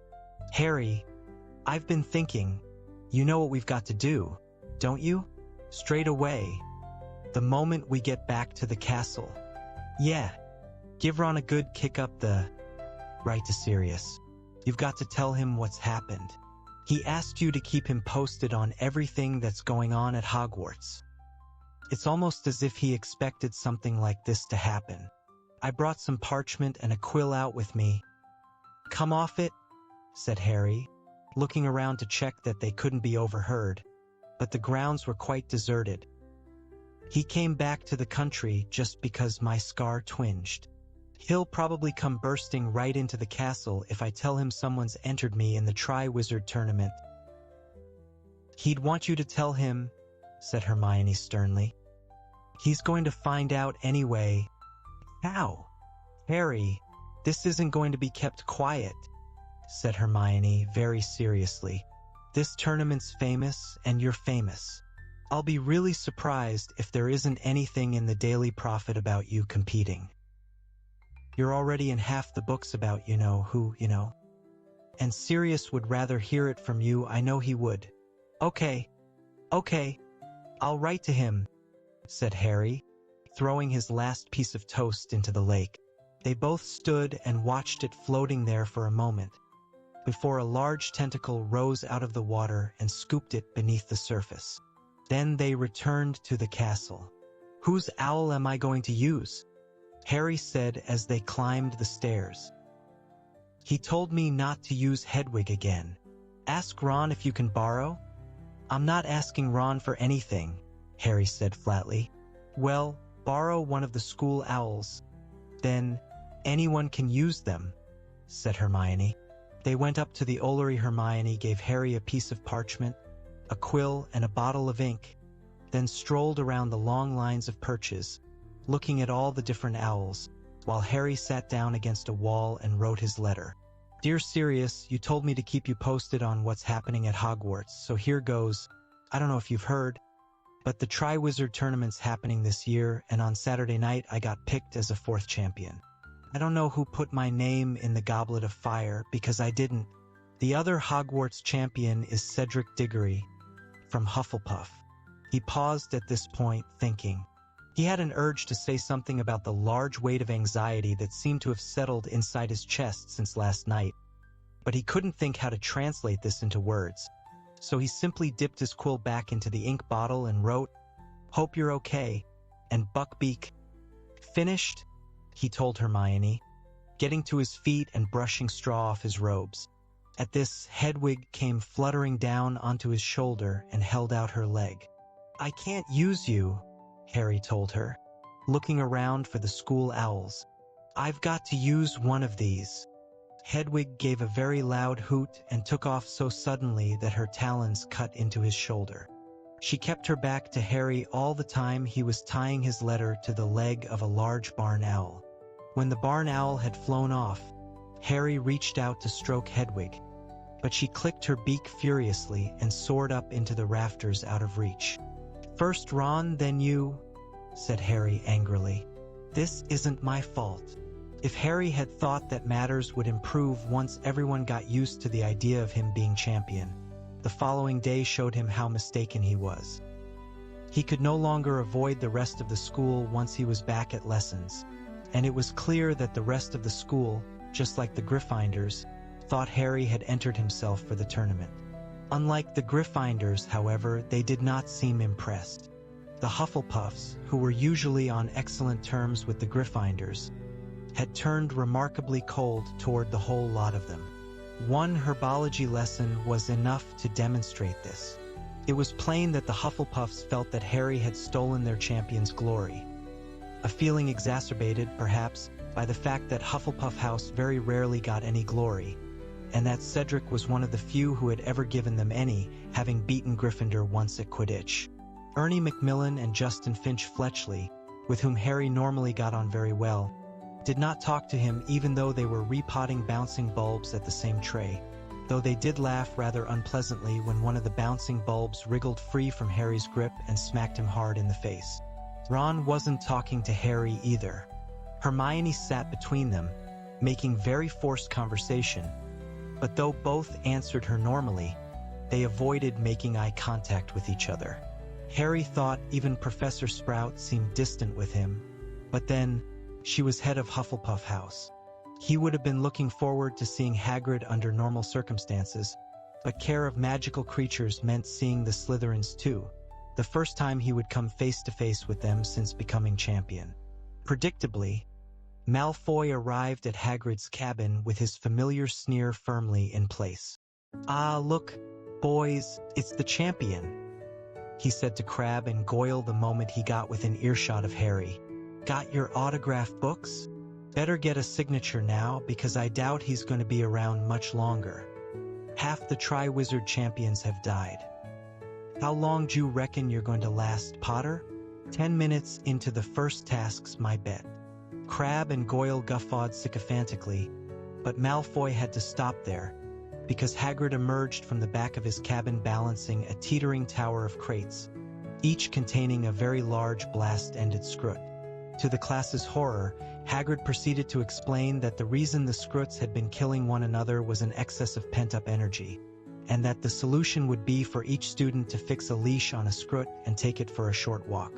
The only good thing about this plan was that it distracted Malfoy completely. "Take this thing for a walk?" he repeated in disgust, staring into one of the boxes. "And where exactly are we supposed to fix the leash? Around the sting, the blasting end, or the sucker?" "Ruin the middle," said Hagrid, demonstrating. Yeah, might want to put on your dragonhide gloves, just as an extra precaution, like, Harry, you come here and help me with this big one." Hagrid's real intention, however, was to talk to Harry away from the rest of the class. He waited until everyone else had set off with their Skruts, then turned to Harry and said, very seriously, "So, you're competent, Harry. In the tournament. School champion." "One of the champions," Harry corrected him. Hagrid's beetle-black eyes looked very anxious under his wild eyebrows. "No idea who put ye in ferret, Harry? You believe I didn't do it, then?"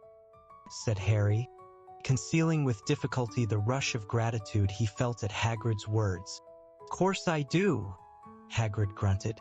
"Ye say it was you, and I believe ye, and Dumbledore believes yer, and all. Wish I knew who did do it," said Harry bitterly. The pair of them looked out over the lawn. The class was widely scattered now, and all in great difficulty. The Skruts were now over 3 feet long, and extremely powerful. No longer shell-less and colorless, they had developed a kind of thick, grayish, shiny armor. They looked like a cross between giant scorpions and elongated crabs, but still without recognizable heads or eyes. They had become immensely strong and very hard to control. Look like they're having fun, don't they? Hagrid said happily. Harry assumed he was talking about the Scroots because his classmates certainly weren't. Every now and then, with an alarming bang, one of the Scroots' ends would explode, causing it to shoot forward several yards, and more than one person was being dragged along on their stomach, trying desperately to get back on their feet. "Ah, I don't know, Harry," Hagrid sighed suddenly, looking back down at him with a worried expression on his face. "School champion. Everything seems to happen to you, doesn't it?" Harry didn't answer. Yes, everything did seem to happen to him. That was more or less what Hermione had said as they had walked around the lake, and that was the reason, according to her, that Ron was no longer talking to him. The next few days were some of Harry's worst at Hogwarts. The closest he had ever come to feeling like this had been during those months, in his second year, when a large part of the school had suspected him of attacking his fellow students. But Ron had been on his side then. He thought he could have coped with the rest of the school's behavior if he could just have had Ron back as a friend. But he wasn't going to try and persuade Ron to talk to him if Ron didn't want to. Nevertheless, it was lonely with dislike pouring in on him from all sides. He could understand the Hufflepuff's attitude, even if he didn't like it. They had their own champion to support. He expected nothing less than vicious insults from the Slytherins. He was highly unpopular there and always had been, because he had helped Gryffindor beat them so often, both at Quidditch and in the Interhouse Championship. But he had hoped the Ravenclaws might have found it in their hearts to support him as much as Cedric. He was wrong, however. Most Ravenclaws seemed to think that he had been desperate to earn himself a bit more fame by tricking the goblet into accepting his name. Then there was the fact that Cedric looked the part of a champion so much more than he did. Exceptionally handsome, with his straight nose, dark hair, and gray eyes. It was hard to say who was receiving more admiration these days, Cedric or Victor Crumb. Harry actually saw the same sixth-year girls who had been so keen to get Crumb's autograph begging Cedric to sign their school bags one lunchtime. Meanwhile, there was no reply from Sirius. Hedwig was refusing to come anywhere near him. Professor Trelawney was predicting his death with even more certainty than usual, and he did so badly at summoning charms in Professor Flitwick's class that he was given extra homework, the only person to get any apart from Neville.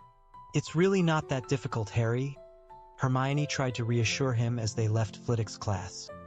She had been making objects zoom across the room to her all lesson, as though she were some sort of weird magnet for board dusters, waste paper baskets, and lunoscopes.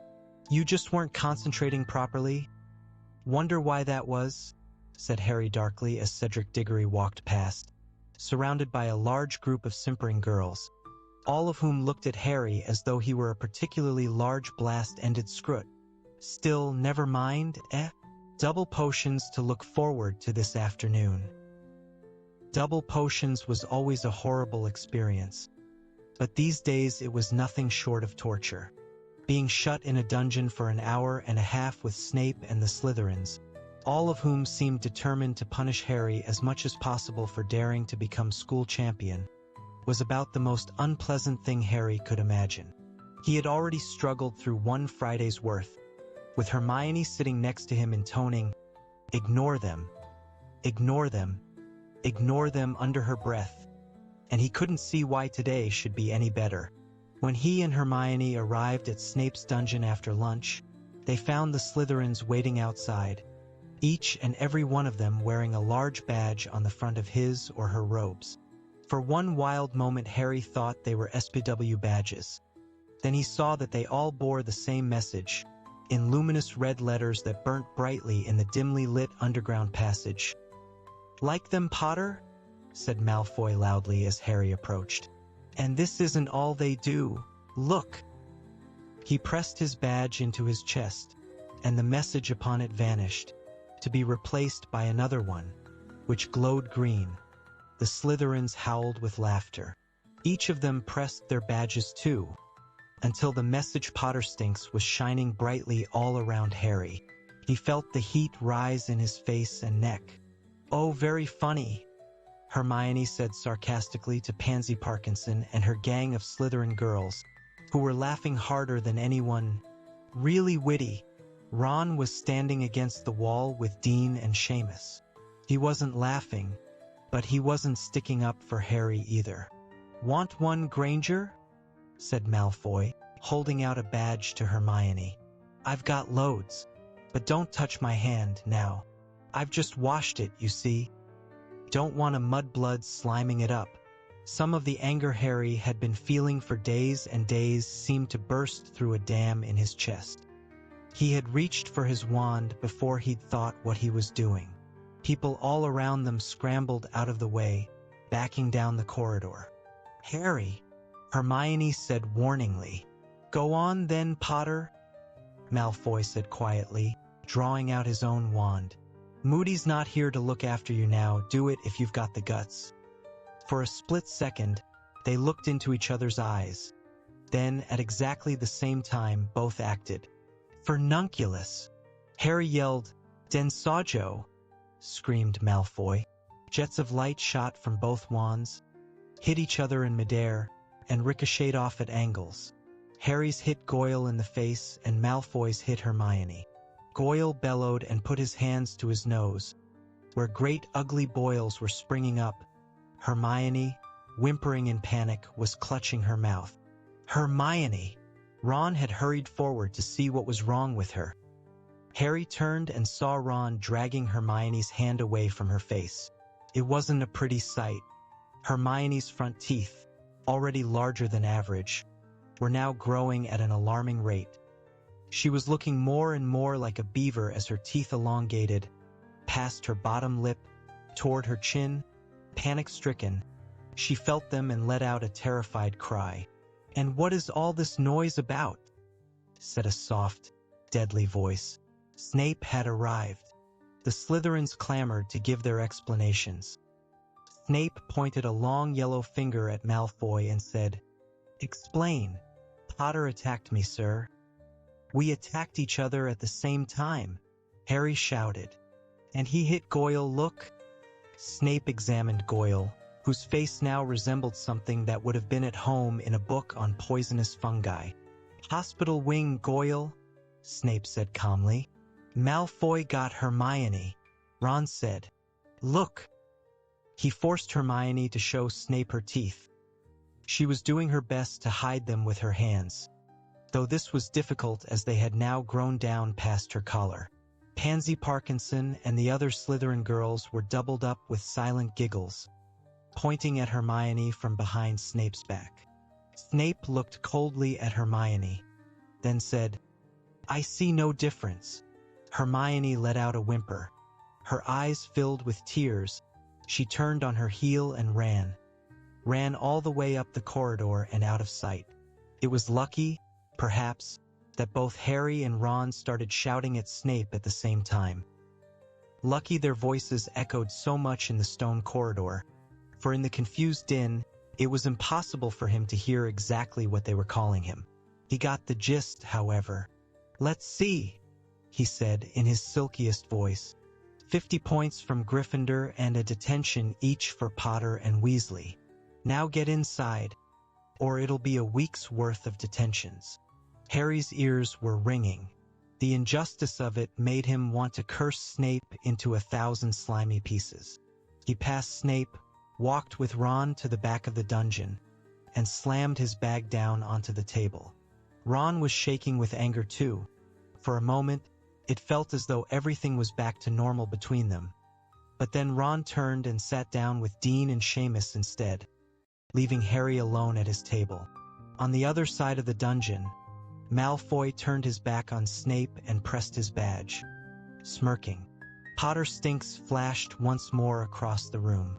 Harry sat there staring at Snape as the lesson began, picturing horrific things happening to him. If only he knew how to do the Cruciatus Curse.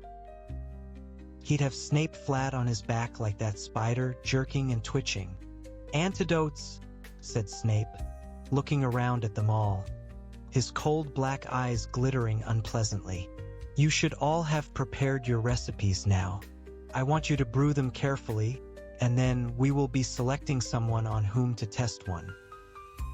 Snape's eyes met Harry's, and Harry knew what was coming. Snape was going to poison him. Harry imagined picking up his cauldron and sprinting to the front of the class and bringing it down on Snape's greasy head, and then a knock on the dungeon door burst in on Harry's thoughts. It was Colin Creevey. He edged into the room, beaming at Harry, and walked up to Snape's desk at the front of the room. "Yes?" said Snape curtly. "Please, sir. I'm supposed to take Harry Potter upstairs." Snape stared down his hooked nose at Colin, whose smile faded from his eager face. "Potter has another hour of potions to complete," said Snape coldly. "He will come upstairs when this class is finished." Colin went pink. Sir, Mr. Bagman wants him," he said nervously. "All the champions have got to go. I think they want to take photographs." Harry would have given anything he owned to have stopped Colin saying those last few words. He chanced half a glance at Ron, but Ron was staring determinedly at the ceiling. Very well, Snape snapped. "Potter, leave your things here. I want you back down here later to test your antidote." "Please, sir, he's got to take his things with him," squeaked Colin. "All the champions." "Very well," said Snape. "Potter, take your bag and get out of my sight." Harry swung his bag over his shoulder, got up, and headed for the door. As he walked through the Slytherin desks, Potter stinks flashed at him from every direction. "It's amazing, isn't it, Harry?" said Colin, starting to speak the moment Harry had closed the dungeon door behind him. "Isn't it, though? You being champion?" "Yeah, really amazing," said Harry heavily as they set off toward the steps into the entrance hall. "What do they want photos for, Colin?" "The Daily Prophet, I think." "Great," said Harry dully. "Exactly what I need. More publicity." "Good luck," said Colin when they had reached the right room. Harry knocked on the door and entered. He was in a fairly small classroom. Most of the desks had been pushed away to the back of the room, leaving a large space in the middle. 3 of them, however, had been placed end-to-end in front of the blackboard and covered with a long length of velvet. 5 chairs had been set behind the velvet-covered desks, and Ludo Bagman was sitting in one of them, talking to a witch Harry had never seen before, who was wearing magenta robes. Victor Crumb was standing moodily in a corner as usual and not talking to anybody. Cedric and Fleur were in conversation. Fleur looked a good deal happier than Harry had seen her so far. She kept throwing back her head so that her long silvery hair caught the light. A paunchy man, holding a large black camera that was smoking slightly, was watching Fleur out of the corner of his eye. Bagman suddenly spotted Harry, got up quickly, and bounded forward. "Ah, here he is. Champion number 4. In you come, Harry, in you come. Nothing to worry about, it's just the wand-weighing ceremony. The rest of the judges will be here in a moment." "Wand-weighing?" Harry repeated nervously. "We have to check that your wands are fully functional. No problems, you know, as they're your most important tools in the tasks ahead," said Bagman.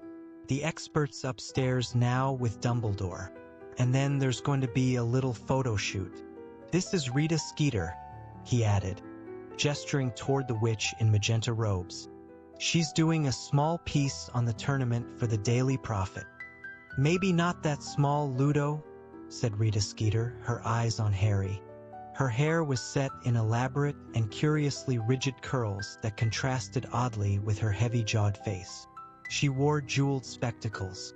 The thick fingers clutching her crocodile skin handbag ended in 2-inch nails, painted crimson. "I wonder if I could have a little word with Harry before we start?" she said to Bagman, but still gazing fixedly at Harry. "The youngest champion, you know? To add a bit of color?" "Certainly," cried Bagman. "That is, if Harry has no objection?" said Harry. Lovely, said Rita Skeeter. And in a second, her scarlet-taloned fingers had Harry's upper arm in a surprisingly strong grip, and she was steering him out of the room again and opening a nearby door. "We don't want to be in there with all that noise," she said. "Let's see." "Ah, yes, this is nice and cozy." It was a broom cupboard. Harry stared at her. "Come along, dear. That's right." "Lovely," said Rita Skeeter again, perching herself precariously upon an upturned bucket, pushing Harry down onto a cardboard box, and closing the door, throwing them into darkness. "Let's see now." She unsnapped her crocodile skin handbag and pulled out a handful of candles, which she lit with a wave of her wand and magicked into midair, so that they could see what they were doing. "You won't mind, Harry, if I use a quick quotes quill? It leaves me free to talk to you normally." "A what?" said Harry. Rita Skeeter's smile widened. Harry counted 3 gold teeth. She reached again into her crocodile bag and drew out a long acid green quill and a roll of parchment, which she stretched out between them on a crate of Mrs. Scour's all-purpose magical mess remover. She put the tip of the green quill into her mouth, sucked it for a moment with apparent relish, then placed it upright on the parchment, where it stood balanced on its point, quivering slightly. "Testing. My name is Rita Skeeter, Daily Prophet reporter." Harry looked down quickly at the quill. The moment Rita Skeeter had spoken, the green quill had started to scribble, skidding across the parchment. Attractive blonde Rita Skeeter, 43, whose savage quill has punctured many inflated reputations. "Lovely," said Rita Skeeter, yet again, and she ripped the top piece of parchment off, crumpled it up, and stuffed it into her handbag. Now she leaned toward Harry and said, "So, Harry, what made you decide to enter the Triwizard Tournament?" Said Harry again, but he was distracted by the quill. Even though he wasn't speaking, it was dashing across the parchment, and in its wake he could make out a fresh sentence. "An ugly scar, souvenir of a tragic past, disfigures the otherwise charming face of Harry Potter, whose eyes—" "Ignore the quill, Harry," said Rita Skeeter firmly. Reluctantly, Harry looked up at her instead. "Now, why did you decide to enter the tournament, Harry?" "I didn't," said Harry. "I don't know how my name got into the Goblet of Fire. I didn't put it in there." Rita Skeeter raised one heavily penciled eyebrow. "Come now, Harry. There's no need to be scared of getting into trouble. We all know you shouldn't really have entered at all. But don't worry about that. Our readers love a rebel." "But I didn't enter," Harry repeated. "I don't know who—" "How do you feel about the tasks ahead?" said Rita Skeeter. "Excited? Nervous? I haven't really thought." "Yeah, nervous, I suppose," said Harry. His insides squirmed uncomfortably as he spoke. "Champions have died in the past, haven't they?" said Rita Skeeter briskly. "Have you thought about that at all?" "Well, they say it's going to be a lot safer this year," said Harry. The quill whizzed across the parchment between them, back and forward as though it were skating. "Of course, you've looked death in the face before, haven't you?" said Rita Skeeter, watching him closely. "How would you say that's affected you?" Said Harry yet again. "Do you think that the trauma in your past might have made you keen to prove yourself? To live up to your name? Do you think that perhaps you were tempted to enter the Triwizard Tournament because—" "I didn't enter," said Harry, starting to feel irritated. "Can you remember your parents at all?"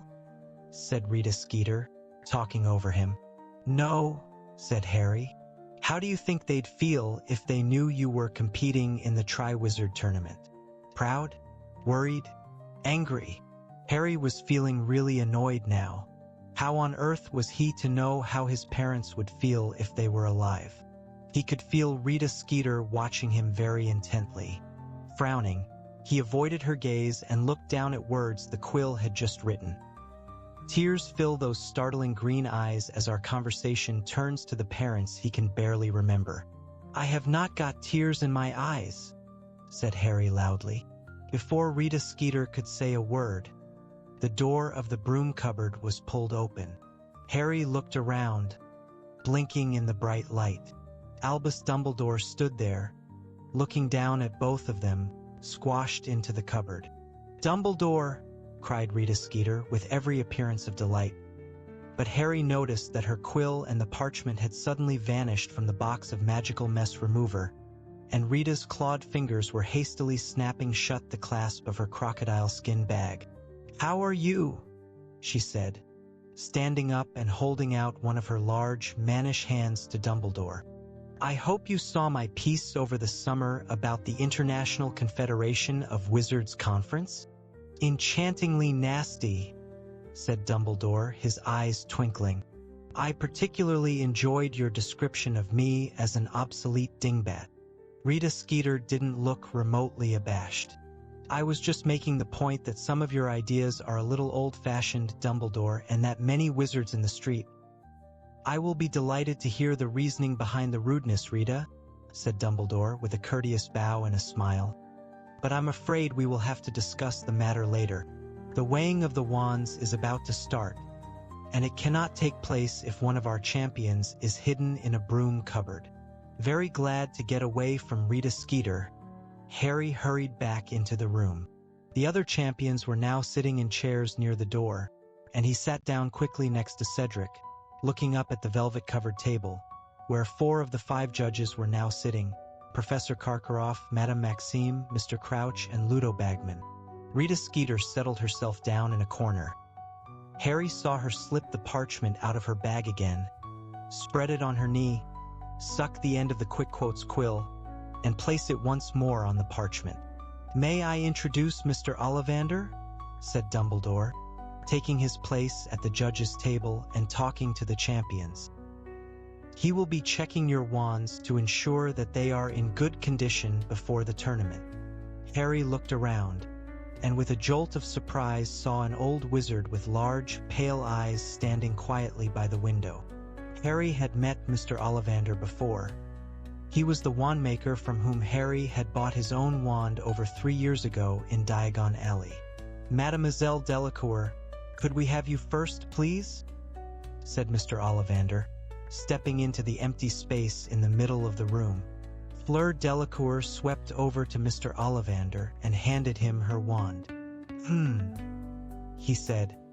He twirled the wand between his long fingers like a baton, and it emitted a number of pink and gold sparks.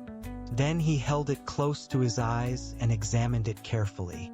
"Yes," he said quietly, 9.5 inches, inflexible, rosewood, and containing, dear me, an heir from Ziadiva Vila," said Fleur. "One of my grandmothers." So Fleur was part Vila, thought Harry, making a mental note to tell Ron. Then he remembered that Ron wasn't speaking to him. "Yes," said Mr. Ollivander. "Yes, I've never used Vila hair myself, of course. I find it makes for rather temperamental wands. However, to each his own, and if this suits you." Mr. Ollivander ran his fingers along the wand, apparently checking for scratches or bumps. Then he muttered, "Orchideus!" and a bunch of flowers burst from the wand tip. Very well, very well. It's in fine working order," said Mr. Ollivander, scooping up the flowers and handing them to Fleur with her wand. "Mr. Diggory, you next." Fleur glided back to her seat, smiling at Cedric as he passed her. "Ah, now, this is one of mine, isn't it?" said Mr. Ollivander with much more enthusiasm, as Cedric handed over his wand. "Yes, I remember it well. Containing a single hair from the tail of a particularly fine male unicorn. Must have been 17 hands. Nearly gored me with his horn after I plucked his tail. 12.25 inches. Ash. Pleasantly springy.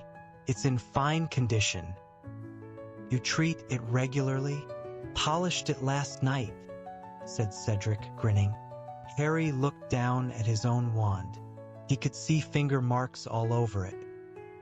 He gathered a fistful of robe from his knee and tried to rub it clean surreptitiously. Several gold sparks shot out of the end of it. Fleur Delacour gave him a very patronizing look, and he desisted. Mr. Ollivander sent a stream of silver smoke rings across the room from the tip of Cedric's wand, pronounced himself satisfied, and then said, "Mr. Crumb, if you please." Victor Crumb got up and slouched, round-shouldered and duck-footed, toward Mr. Ollivander. He thrust out his wand and stood scowling, with his hands in the pockets of his robes. Said Mr. Ollivander. "This is a Gregorovitch creation, unless I'm much mistaken? A fine wand maker, though the styling is never quite what however." He lifted the wand and examined it minutely, turning it over and over before his eyes. "Yes. Hornbeam and dragon heartstring?" He shot at Crumb, who nodded. "Rather thicker than one usually sees. Quite rigid. 10¼ inches. Avis." The hornbeam wand let off a blast like a gun, and a number of small, twittering birds flew out of the end and through the open window into the watery sunlight. "Good," said Mr. Ollivander, handing Crumb back his wand. "Which leaves?" "Mr. Potter." Harry got to his feet and walked past Crumb to Mr. Ollivander. He handed over his wand. Yes," said Mr. Ollivander, his pale eyes suddenly gleaming. Yes. How well I remember." Harry could remember too. He could remember it as though it had happened yesterday. For summers ago, on his 11th birthday, he had entered Mr. Ollivander's shop with Hagrid to buy a wand. Mr. Ollivander had taken his measurements and then started handing him wands to try. Harry had waved what felt like every wand in the shop, until at last he had found the one that suited him. This one, which was made of holly 11 inches long, and contained a single feather from the tail of a phoenix. Mr. Ollivander had been very surprised that Harry had been so compatible with this wand. "Curious," he had said. "Curious." And not until Harry asked what was curious had Mr. Ollivander explained that the phoenix feather in Harry's wand had come from the same bird that had supplied the core of Lord Voldemort's. Harry had never shared this piece of information with anybody. He was very fond of his wand, and as far as he was concerned its relation to Voldemort's wand was something it couldn't help, rather as he couldn't help being related to Aunt Petunia. However, he really hoped that Mr. Ollivander wasn't about to tell the room about it. He had a funny feeling Rita Skeeter's quick quotes might just explode with excitement if he did. Mr. Ollivander spent much longer examining Harry's wand than anyone else's. Eventually, however, he made a fountain of wine shoot out of it, and handed it back to Harry, announcing that it was still in perfect condition. "Thank you all," said Dumbledore, standing up at the judge's table. "You may go back to your lessons now, or perhaps it would be quicker just to go down to dinner, as they are about to end." Feeling that at last something had gone right today, Harry got up to leave, but the man with the black camera jumped up and cleared his throat. "Photos, Dumbledore, photos!" cried Bagman excitedly. "All the judges and champions. What do you think, Rita?" Yes, let's do those first," said Rita Skeeter, whose eyes were upon Harry again. "And then perhaps some individual shots." The photographs took a long time. Madame Maxime cast everyone else into shadow wherever she stood, and the photographer couldn't stand far enough back to get her into the frame. Eventually she had to sit while everyone else stood around her. Karkaroff kept twirling his goatee around his finger to give it an extra curl. Crumb, whom Harry would have thought would have been used to this sort of thing, skulked, half hidden, at the back of the group. The photographer seemed keenest to get Fleur at the front, but Rita Skeeter kept hurrying forward and dragging Harry into greater prominence. Then she insisted on separate shots of all the champions. At last, they were free to go. Harry went down to dinner. Hermione wasn't there. He supposed she was still in the hospital wing having her teeth fixed. He ate alone at the end of the table, then returned to Gryffindor Tower, thinking of all the extra work on summoning charms that he had to do. Up in the dormitory, he came across Ron. "You've had an owl," said Ron brusquely the moment he walked in. He was pointing at Harry's pillow. The school barn owl was waiting for him there. "Oh, right," said Harry. "And we've got to do our detentions tomorrow night." "Snape's dungeon," said Ron. He then walked straight out of the room, not looking at Harry. For a moment, Harry considered going after him. He wasn't sure whether he wanted to talk to him or hit him. Both seemed quite appealing, but the lure of Sirius's answer was too strong. Harry strode over to the barn owl, took the letter off its leg, and unrolled it.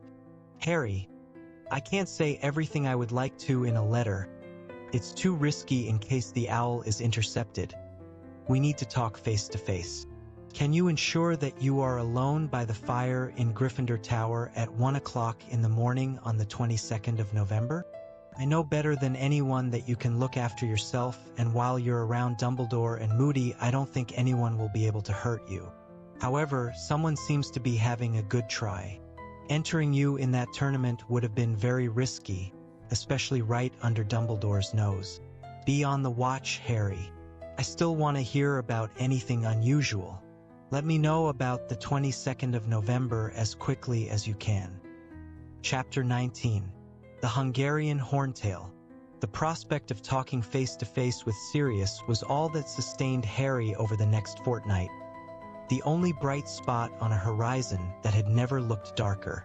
The shock of finding himself school champion had worn off slightly now, and the fear of what was facing him had started to sink in.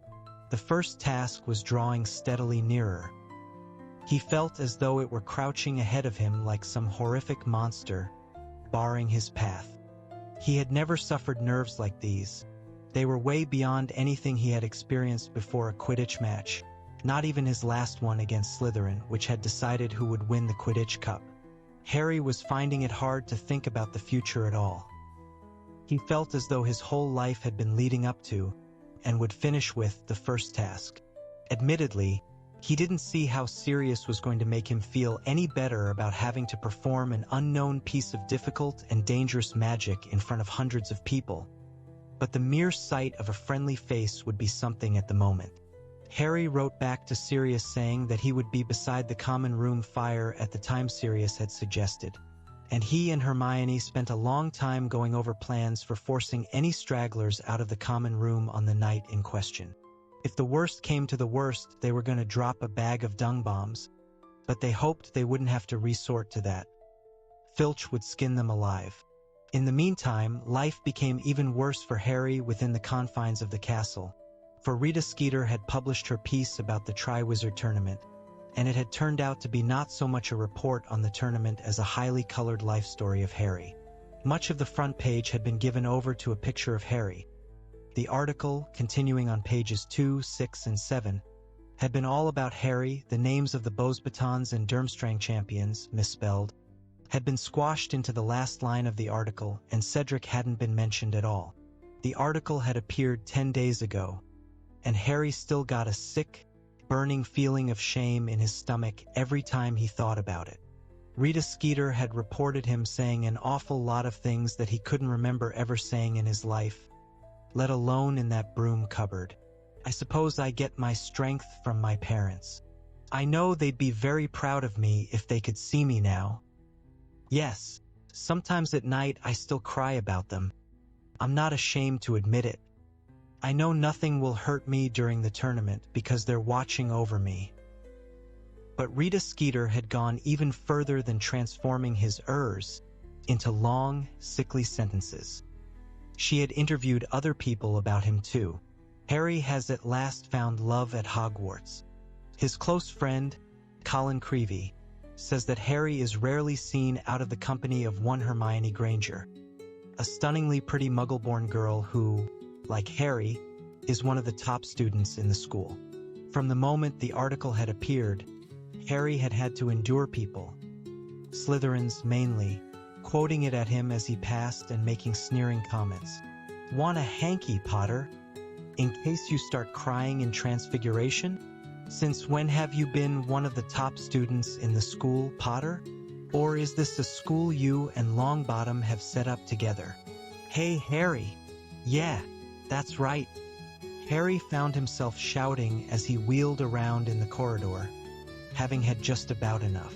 I've just been crying my eyes out over my dead mum, and I'm just off to do a bit more. No, it was just, you dropped your quill. It was Cho. Harry felt the color rising in his face. Oh, right, sorry, he muttered, taking the quill back. Good luck on Tuesday, she said. I really hope you do well. Which left Harry feeling extremely stupid. Hermione had come in for her fair share of unpleasantness too, but she hadn't yet started yelling at innocent bystanders. In fact, Harry was full of admiration for the way she was handling the situation. Stunningly pretty? Her. Pansy Parkinson had shrieked the first time she had come face to face with Hermione after Rita's article had appeared. What was she judging against? A chipmunk? Ignore it, Hermione said in a dignified voice, holding her head in the air and stalking past the sniggering Slytherin girls as though she couldn't hear them. Just ignore it, Harry. But Harry couldn't ignore it. Ron hadn't spoken to him at all since he had told him about Snape's detentions. Harry had half hoped they would make things up during the 2 hours they were forced to pickle Rat's brains in Snape's dungeon. But that had been the day Rita's article had appeared, which seemed to have confirmed Ron's belief that Harry was really enjoying all the attention. Hermione was furious with the pair of them. She went from one to the other, trying to force them to talk to each other, but Harry was adamant. He would talk to Ron again only if Ron admitted that Harry hadn't put his name in the Goblet of Fire and apologized for calling him a liar. I didn't start this, Harry said stubbornly. It's his problem. You miss him, Hermione said impatiently. And I know he misses you. Miss him? Said Harry. I don't miss him. But this was a downright lie. Harry liked Hermione very much, but she just wasn't the same as Ron.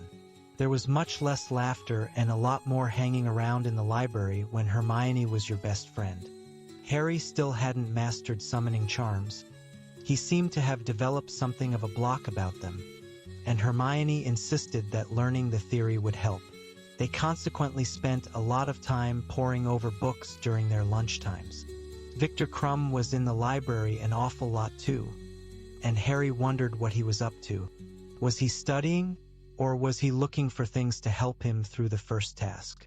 Hermione often complained about Crumb being there, not that he ever bothered them, but because groups of giggling girls often turned up to spy on him from behind bookshelves, and Hermione found the noise distracting. He's not even good looking, she muttered angrily, glaring at Crumb's sharp profile. They only like him because he's famous. They wouldn't look twice at him if he couldn't do that wonky feint thing. Ronsky feint, said Harry, through gritted teeth. Quite apart from liking to get Quidditch terms correct, it caused him another pang to imagine Ron's expression if he could have heard Hermione talking about wonky feints. It is a strange thing, but when you are dreading something and would give anything to slow down time, it has a disobliging habit of speeding up. The days until the first task seemed to slip by as though someone had fixed the clocks to work at double speed. Harry's feeling of barely controlled panic was with him wherever he went, as ever-present as the snide comments about the Daily Prophet article. On the Saturday before the first task, all students in the 3rd year and above were permitted to visit the village of Hogsmeade. Hermione told Harry that it would do him good to get away from the castle for a bit, and Harry didn't need much persuasion. What about Ron, though? He said. Don't you want to go with him? Oh, well. Hermione went slightly pink. I thought we might meet up with him in the 3 Broomsticks. No, said Harry flatly. Oh, Harry, this is so stupid. I'll come, but I'm not meeting Ron, and I'm wearing my invisibility cloak. Oh, all right then. Hermione snapped. But I hate talking to you in that cloak. I never know if I'm looking at you or not. So Harry put on his invisibility cloak in the dormitory, went back downstairs, and together he and Hermione set off for Hogsmeade. Harry felt wonderfully free under the cloak. He watched other students walking past them as they entered the village, most of them sporting support Cedric Diggory badges, but no horrible remarks came his way for a change, and nobody was quoting that stupid article. "People keep looking at me now," said Hermione grumpily as they came out of Honeyduke's sweet shop later, eating large cream-filled chocolates. "They think I'm talking to myself. Don't move your lips so much then. Come on. Please just take off your cloak for a bit. No one's going to bother you here." "Oh yeah," said Harry. "Look behind you." Rita Skeeter and her photographer friend had just emerged from the Three Broomsticks pub. Talking in low voices, they passed right by Hermione without looking at her. Harry backed into the wall of Honeydukes to stop Rita Skeeter from hitting him with her crocodile skin handbag. When they were gone, Harry said, "She's staying in the village. I bet she's coming to watch the first task." As he said it, his stomach flooded with a wave of molten panic. He didn't mention this. He and Hermione hadn't discussed what was coming in the first task much. He had the feeling she didn't want to think about it. "She's gone," said Hermione, looking right through Harry toward the end of the street. "Why don't we go and have a butterbeer in the Three Broomsticks? It's a bit cold, isn't it? You don't have to talk to Ron," she added irritably, correctly interpreting his silence. The Three Broomsticks was packed, mainly with Hogwarts students enjoying their free afternoon, but also with a variety of magical people Harry rarely saw anywhere else. Harry supposed that as Hogsmeade was the only all-wizard village in Britain, it was a bit of a haven for creatures like hags, who were not as adept as wizards at disguising themselves. It was very hard to move through crowds in the invisibility cloak, in case you accidentally trod on someone, which tended to lead to awkward questions. Harry edged slowly toward a spare table in the corner while Hermione went to buy drinks. On his way through the pub, Harry spotted Ron, who was sitting with Fred, George, and Lee Jordan. Resisting the urge to give Ron a good hard poke in the back of the head, he finally reached the table and sat down at it. Hermione joined him a moment later and slipped him a butterbeer under his cloak. "I look like such an idiot, sitting here on my own," she muttered. "Lucky I brought something to do." And she pulled out a notebook in which she had been keeping a record of SPEW members. Harry saw his and Ron's names at the top of the very short list. It seemed a long time ago that they had sat making up those predictions together, and Hermione had turned up and appointed them secretary and treasurer. "You know, maybe I should try and get some of the villagers involved in SPEW," Hermione said thoughtfully, looking around the pub. "Yeah, right," said Harry. He took a swig of butterbeer under his cloak. "Hermione, when are you going to give up on this spew stuff? When house elves have decent wages and working conditions?" she hissed back. "You know, I'm starting to think it's time for more direct action. I wonder how you get into the school kitchens." "No idea, ask Fred and George," said Harry. Hermione lapsed into thoughtful silence, while Harry drank his butterbeer, watching the people in the pub. All of them looked cheerful and relaxed.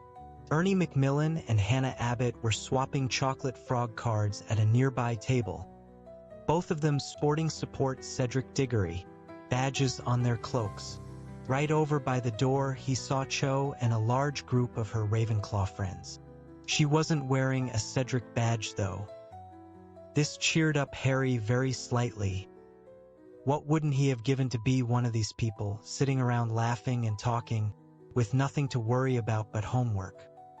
He imagined how it would have felt to be here if his name hadn't come out of the Goblet of Fire. He wouldn't be wearing the invisibility cloak, for one thing. Ron would be sitting with him. The three of them would probably be happily imagining what deadly dangerous task the school champions would be facing on Tuesday.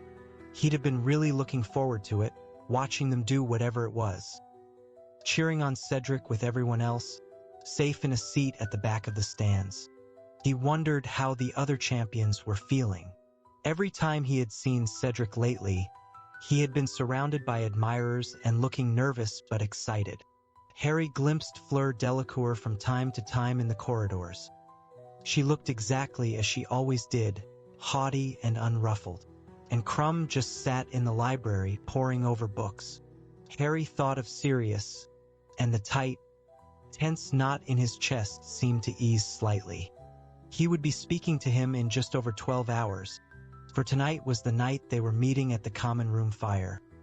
Assuming nothing went wrong, as everything else had done lately. "Look, it's Hagrid," said Hermione. The back of Hagrid's enormous shaggy head.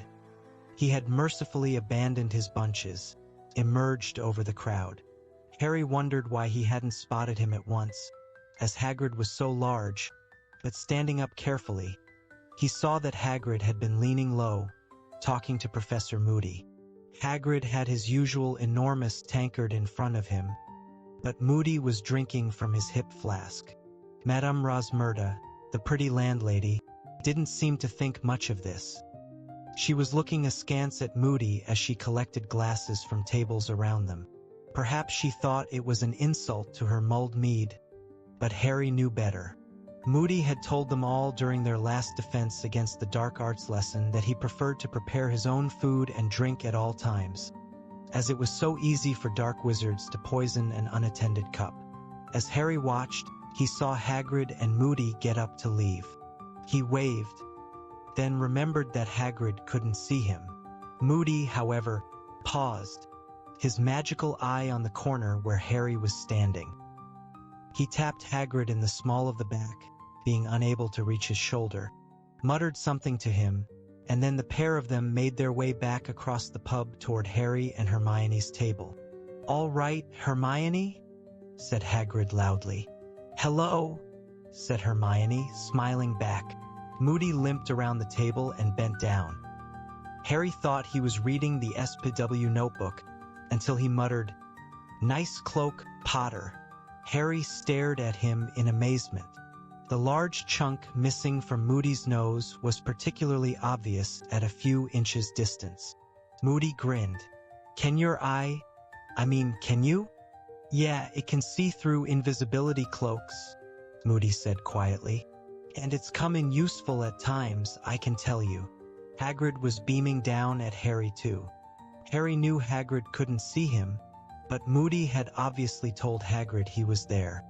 Hagrid now bent down on the pretext of reading the SPW notebook as well, and said in a whisper so low that only Harry could hear it, "Harry, meet me tonight at midnight at me cabin. Wear that cloak." Straightening up, Hagrid said loudly, "Nice ter see ya." Hermione winked and departed. Moody followed him. "Why does Hagrid want me to meet him at midnight?" Harry said, very surprised. "Does he?" said Hermione, looking startled. "I wonder what he's up to." "I don't know whether you should go, Harry." She looked nervously around and hissed, "It might make you late for Sirius." It was true that going down to Hagrid's at midnight would mean cutting his meeting with Sirius very fine indeed. Hermione suggested sending Hedwig down to Hagrid's to tell him he couldn't go, always assuming she would consent to take the note. Of course, Harry, however, thought it better just to be quick at whatever Hagrid wanted him for. He was very curious to know what this might be. Hagrid had never asked Harry to visit him so late at night. At 11:30 that evening, Harry, who had pretended to go up to bed early, pulled the invisibility cloak back over himself and crept back downstairs through the common room. Quite a few people were still in there. The Creevy brothers had managed to get hold of a stack of Support Cedric Diggory badges and were trying to bewitch them to make them say Support Harry Potter instead. So far, however, all they had managed to do was get the badges stuck on Potter Stinks. Harry crept past them to the portrait hole and waited for a minute or so, keeping an eye on his watch. Then Hermione opened the fat lady for him from outside as they had planned. He slipped past her with a whispered thanks and set off through the castle. The grounds were very dark. Harry walked down the lawn toward the lights shining in Hagrid's cabin. The inside of the enormous Beauxbatons carriage was also lit up. Harry could hear Madame Maxime talking inside it as he knocked on Hagrid's front door. "You there, Harry?" Hagrid whispered, opening the door and looking around. "Yeah," said Harry, slipping inside the cabin and pulling the cloak down off his head. "What's up? Got summit to show ya," said Hagrid. There was an air of enormous excitement about Hagrid. He was wearing a flower that resembled an oversized artichoke in his buttonhole. It looked as though he had abandoned the use of axle grease, but he had certainly attempted to comb his hair. Harry could see the comb's broken teeth tangled in it. "What are you showing me?" Harry said warily, wondering if the Scroots had laid eggs, or Hagrid had managed to buy another giant three-headed dog off a stranger in a pub. "Come with me, keep quiet, and keep yourself covered with that cloak," said Hagrid. "We won take Fong, he won like it. Listen, Hagrid, I can't stay long. I've got to be back up at the castle by 1 o'clock. But Hagrid wasn't listening. He was opening the cabin door and striding off into the night. Harry hurried to follow and found, to his great surprise, that Hagrid was leading him to the Beauxbatons carriage. "Hagrid, what?" "Sure," said Hagrid, and he knocked 3 times on the door bearing the crossed golden wands. Madame Maxime opened it. She was wearing a silk shawl wrapped around her massive shoulders. She smiled when she saw Hagrid. "Ah, Hagrid, it is time? Bong sewer," said Hagrid, beaming at her, and holding out a hand to help her down the golden steps. Madame Maxime closed the door behind her. Hagrid offered her his arm, and they set off around the edge of the paddock containing Madame Maxime's giant winged horses, with Harry, totally bewildered, running to keep up with them. Had Hagrid wanted to show him Madame Maxime? He could see her any old time he wanted. She wasn't exactly hard to miss. But it seemed that Madame Maxime was in for the same treat as Harry, because after a while she said playfully, "Where is it you are taking me, Hagrid?" "You'll enjoy this," said Hagrid gruffly. "Worth seein', trust me. Ani, don't go tellin' anyone I showed ya, right? Yeri not supposed to know." "Of course not," said Madame Maxime, fluttering her long black eyelashes. And still they walked, Harry getting more and more irritated as he jogged along in their wake, checking his watch every now and then. Hagrid had some harebrained scheme in hand, which might make him mysterious.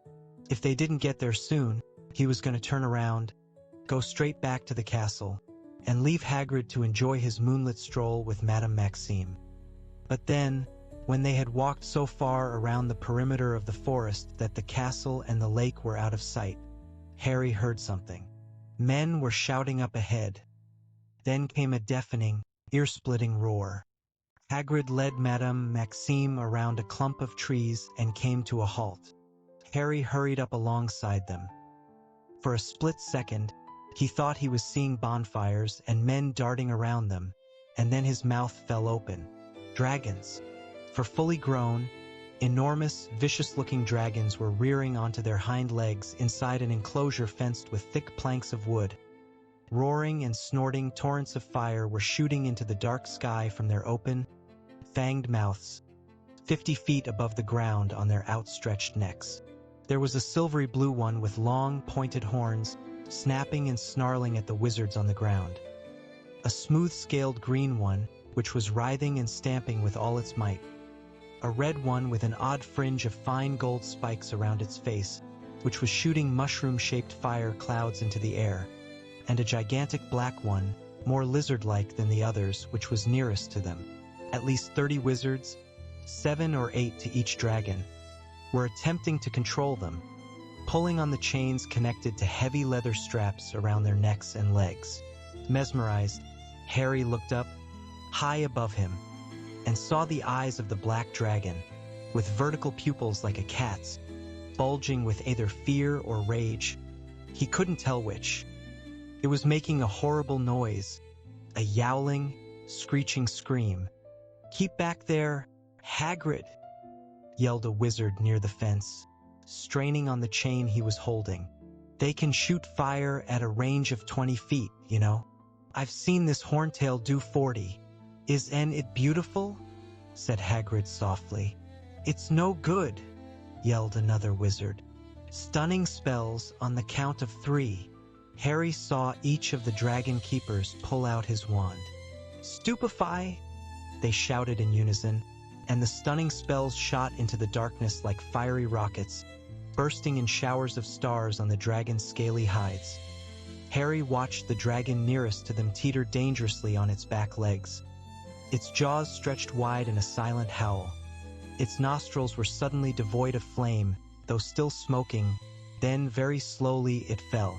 Several tons of sinewy, scaly black dragon hit the ground with a thud that Harry could have sworn made the trees behind him quake. The dragon keepers lowered their wands and walked forward to their fallen charges, each of which was the size of a small hill.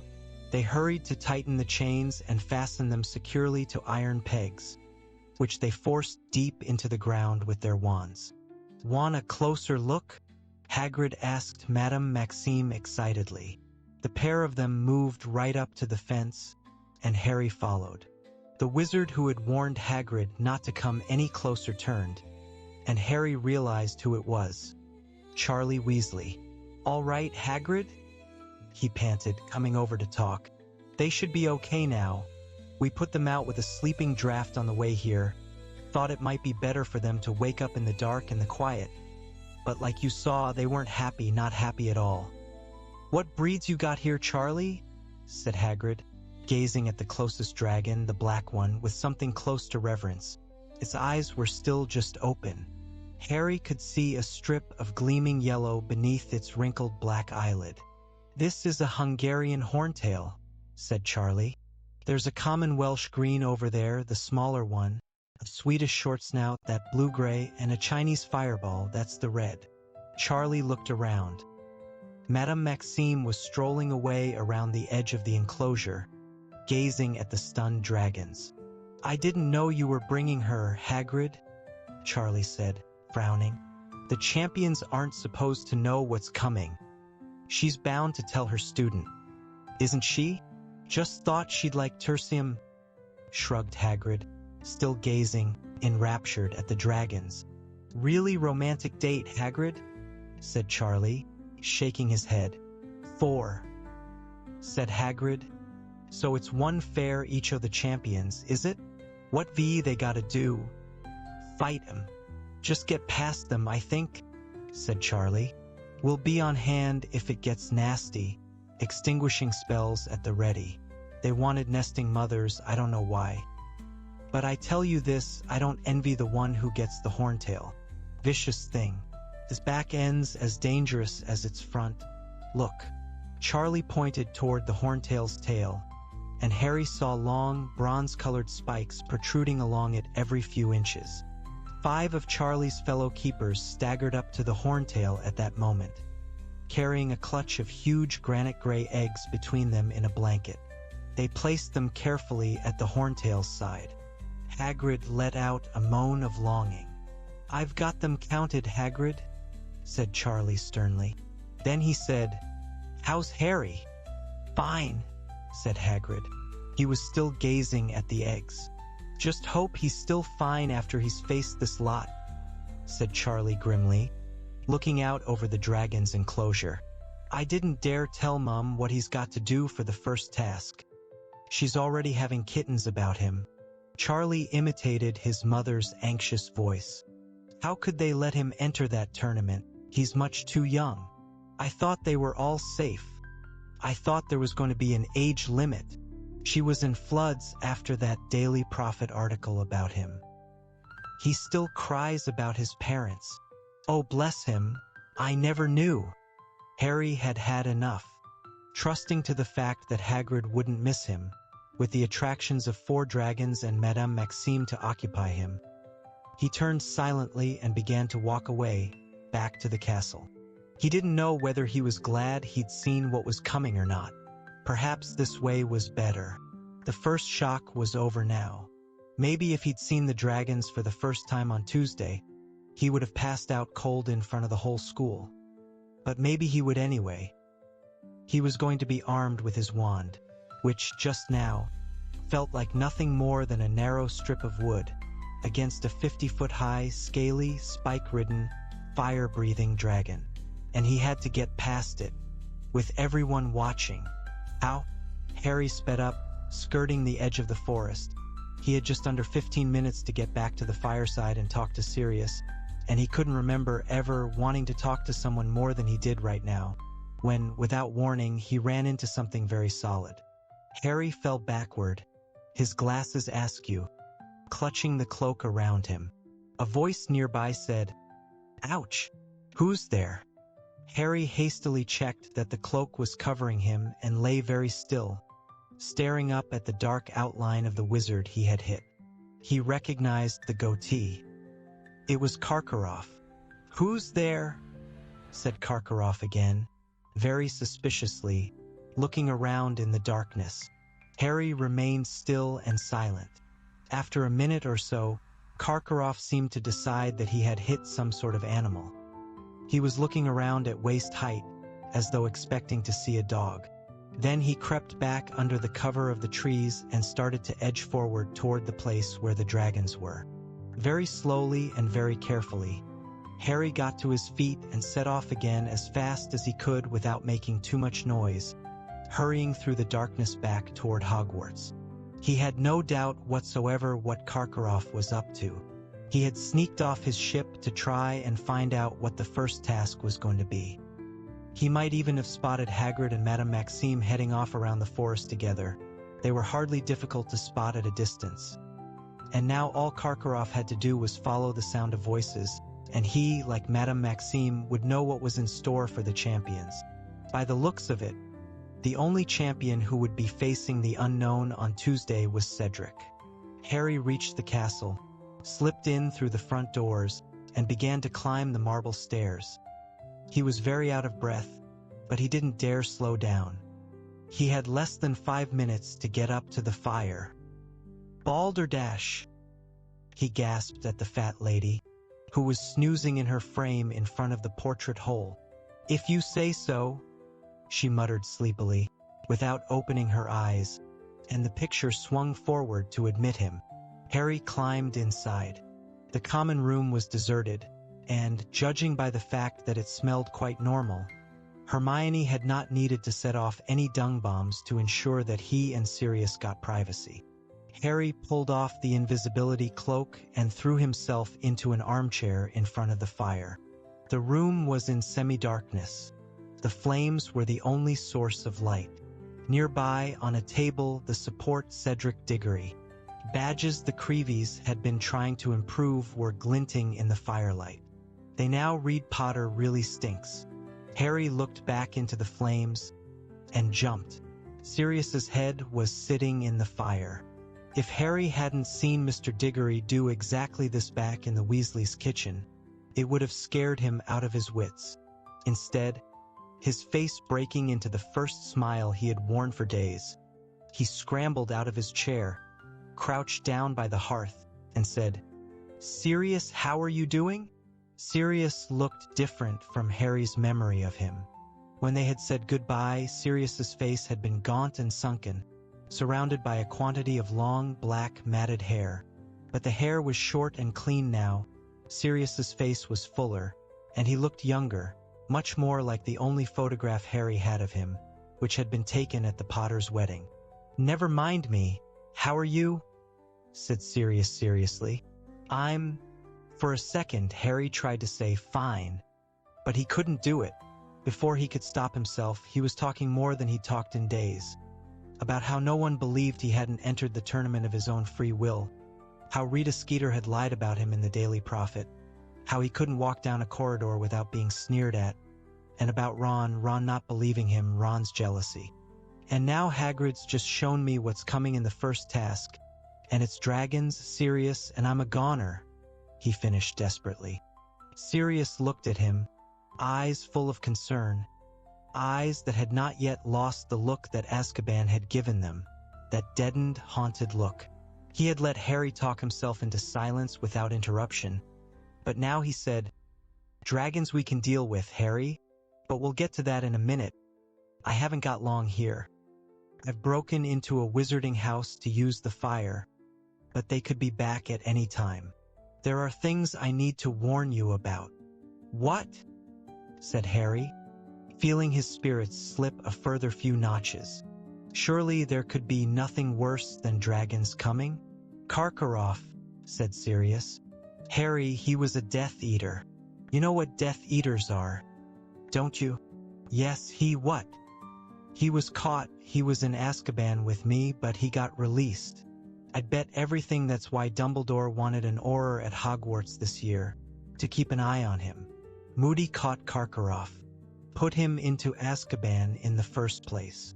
"Karkaroff got released?" Harry said slowly. His brain seemed to be struggling to absorb yet another piece of shocking information. "Why did they release him?" "He did a deal with the Ministry of Magic," said Sirius bitterly. "He said he'd seen the error of his ways, and then he named names. He put a load of other people into Azkaban in his place. He's not very popular in there, I can tell you. And since he got out, from what I can tell, he's been teaching the dark arts to every student who passes through that school of his. So watch out for the Durmstrang champion as well." "Okay," said Harry slowly. "But are you saying Karkaroff put my name in the goblet? Because if he did, he's a really good actor. He seemed furious about it. He wanted to stop me from competing." "We know he's a good actor," said Sirius, "because he convinced the Ministry of Magic to set him free, didn't he? Now, I've been keeping an eye on the Daily Prophet, Harry." "You and the rest of the world," said Harry bitterly. "And reading between the lines of that Skeeter woman's article last month, Moody was attacked the night before he started at Hogwarts." "Yes, I know she says it was another false alarm," Sirius said hastily, seeing Harry about to speak. "But I don't think so somehow. I think someone tried to stop him from getting to Hogwarts. I think someone knew their job would be a lot more difficult with him around. And no one's going to look into it too closely. Medai's heard intruders a bit too often. But that doesn't mean he can't still spot the real thing. Moody was the best Auror the Ministry ever had." "So, what are you saying?" said Harry slowly. "Karkaroff's trying to kill me? But why?" Sirius hesitated. "I've been hearing some very strange things," he said slowly. "The Death Eaters seem to be a bit more active than usual lately. They showed themselves at the Quidditch World Cup, didn't they? Someone set off the Dark Mark. And then, did you hear about that Ministry of Magic who's gone missing?" "Bertha Jorkins?" said Harry. "Exactly. She disappeared in Albania, and that's definitely where Voldemort was rumored to be last. And she would have known the Triwizard Tournament was coming up, wouldn't she?" "Yeah, but it's not very likely she'd have walked straight into Voldemort, is it?" said Harry. "Listen, I knew Bertha Jorkins," said Sirius grimly. "She was at Hogwarts when I was a few years above your dad and me, and she was an idiot. Very nosy, but no brains, none at all. It's not a good combination, Harry. I'd say she'd be very easy to lure into a trap." So Voldemort could have found out about the tournament?" said Harry. "Is that what you mean? You think Karkaroff might be here on his orders?" "I don't know," said Sirius slowly. "I just don't know. Karkaroff doesn't strike me as the type who'd go back to Voldemort unless he knew Voldemort was powerful enough to protect him. But whoever put your name in that goblet did it for a reason, and I can't help thinking the tournament would be a very good way to attack you and make it look like an accident." "Looks like a really good plan from where I'm standing," said Harry, grinning bleakly. "They'll just have to stand back and let the dragons do their stuff." "Right. These dragons," said Sirius, speaking very quickly now. "There's a way, Harry. Don't be tempted to try a stunning spell. Dragons are strong and too powerfully magical to be knocked out by a single stunner. You need about half a dozen wizards at a time to overcome a dragon. Yeah, I know, I just saw, said Harry. But you can do it alone, said Sirius. There is a way, and a simple spell's all you need. But Harry held up a hand to silence him, his heart suddenly pounding as though it would burst. He could hear footsteps coming down the spiral staircase behind him. Go, he hissed at Sirius. Go, there's someone coming. Harry scrambled to his feet, hiding the fire. If someone saw Sirius's face within the walls of Hogwarts, they would raise an almighty uproar. The ministry would get dragged in. He, Harry, would be questioned about Sirius's whereabouts. Harry heard a tiny pop in the fire behind him and knew Sirius had gone. He watched the bottom of the spiral staircase, who had decided to go for a stroll at 1 o'clock in the morning, and stopped Sirius from telling him how to get past a dragon. It was Ron, dressed in his maroon paisley pajamas. Ron stopped dead, facing Harry across the room, and looked around. Who were you talking to? He said. What's that got to do with you? Harry snarled. What are you doing down here at this time of night? I just wondered where you... Ron broke off, shrugging.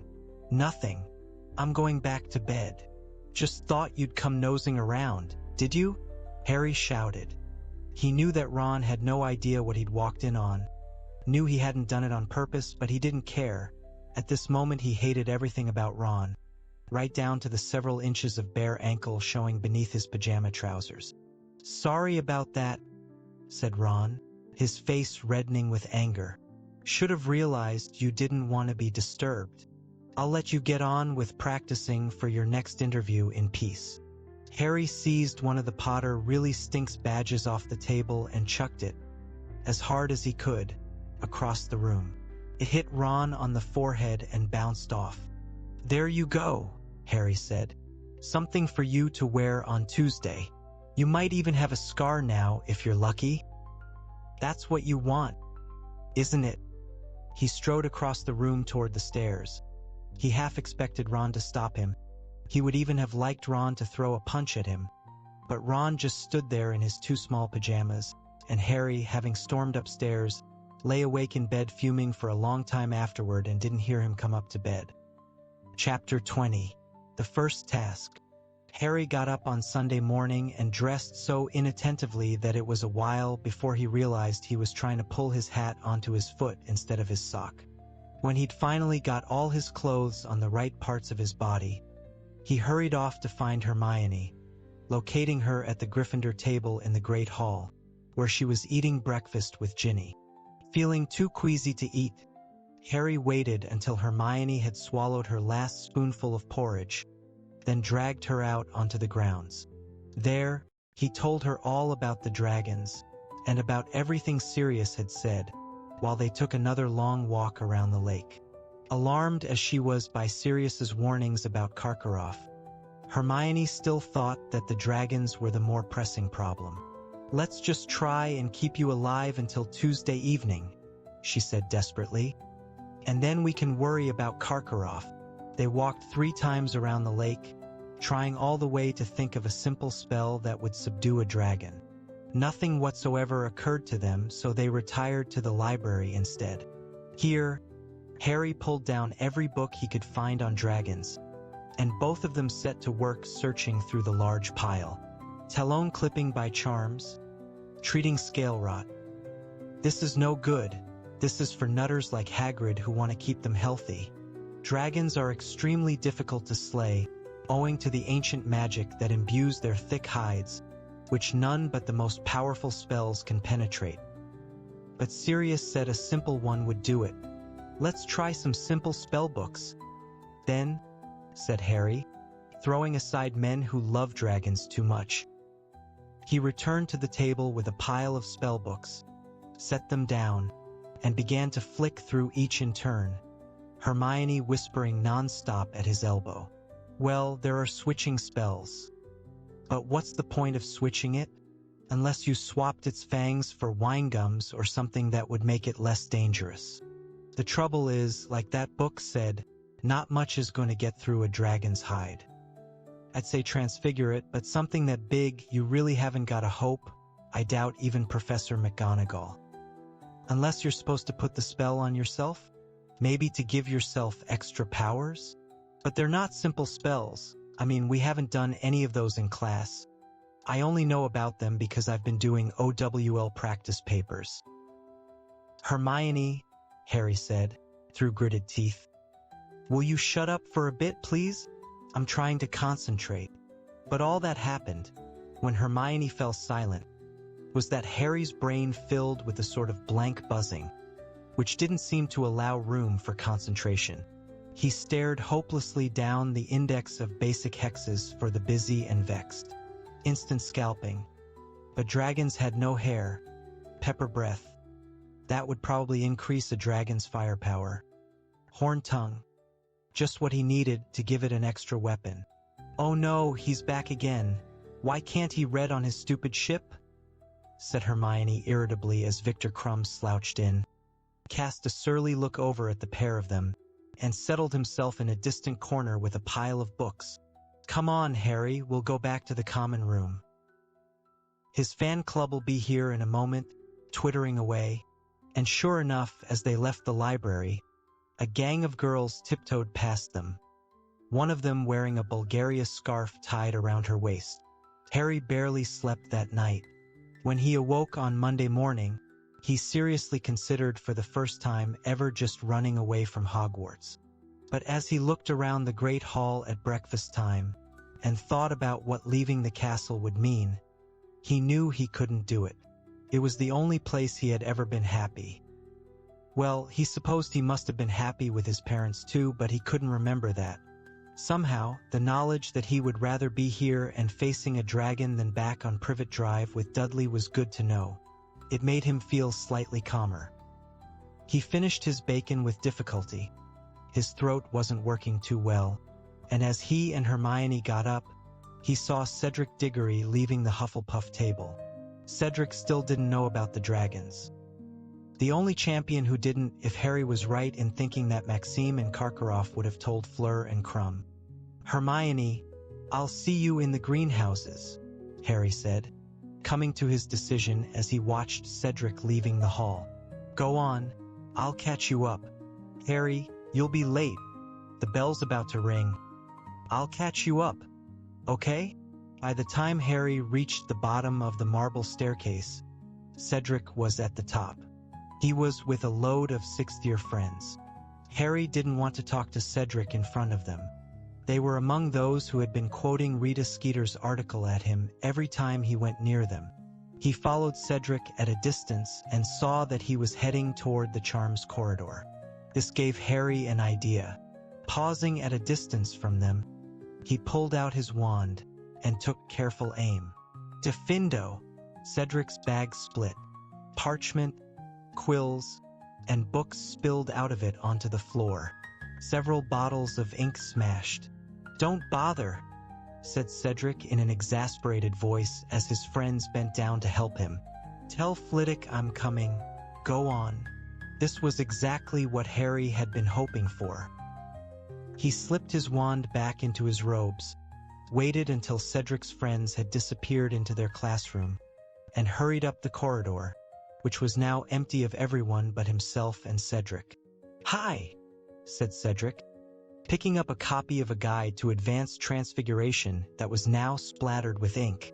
My bag just split. Brand new and all. Cedric, said Harry. The first task is dragons. What? Said Cedric, looking up. Dragons, said Harry, speaking quickly, in case Professor Flitwick came out to see where Cedric had got to. They've got 4. 1 for each of us, and we've got to get past them. Cedric stared at him. Harry saw some of the panic he'd been feeling since Saturday night flickering in Cedric's gray eyes. Are you sure? Cedric said in a hushed voice. Dead sure, said Harry. I've seen them. But how did you find out? We're not supposed to know. Never mind, said Harry quickly. He knew Hagrid would be in trouble if he told the truth. But I'm not the only one who knows. Fleur and Crumb will know by now. Maxime and Karkaroff both saw the dragons too. Cedric straightened up, his arms full of inky quills, parchment, and books, his ripped bag dangling off one shoulder. He stared at Harry, and there was a puzzled, almost suspicious look in his eyes. "Why are you telling me?" he asked. Harry looked at him in disbelief. He was sure Cedric wouldn't have asked that if he had seen the dragons himself. Harry wouldn't have let his worst enemy face those monsters unprepared. Well, perhaps Malfoy or Snape. "It's just fair, isn't it?" he said to Cedric. "We all know now. We're on an even footing, aren't we?" Cedric was still looking at him in a slightly suspicious way when Harry heard a familiar clunking noise behind him. He turned around and saw Mad-Eye Moody emerging from a nearby classroom. "Come with me, Potter," he growled. "Diggory, off you go." Harry stared apprehensively at Moody. Had he overheard them? Professor, I'm supposed to be in herbology." "Never mind that, Potter. In my office, please." Harry followed him, wondering what was going to happen to him now. What if Moody wanted to know how he'd found out about the dragons? Would Moody go to Dumbledore and tell on Hagrid, or just turn Harry into a ferret?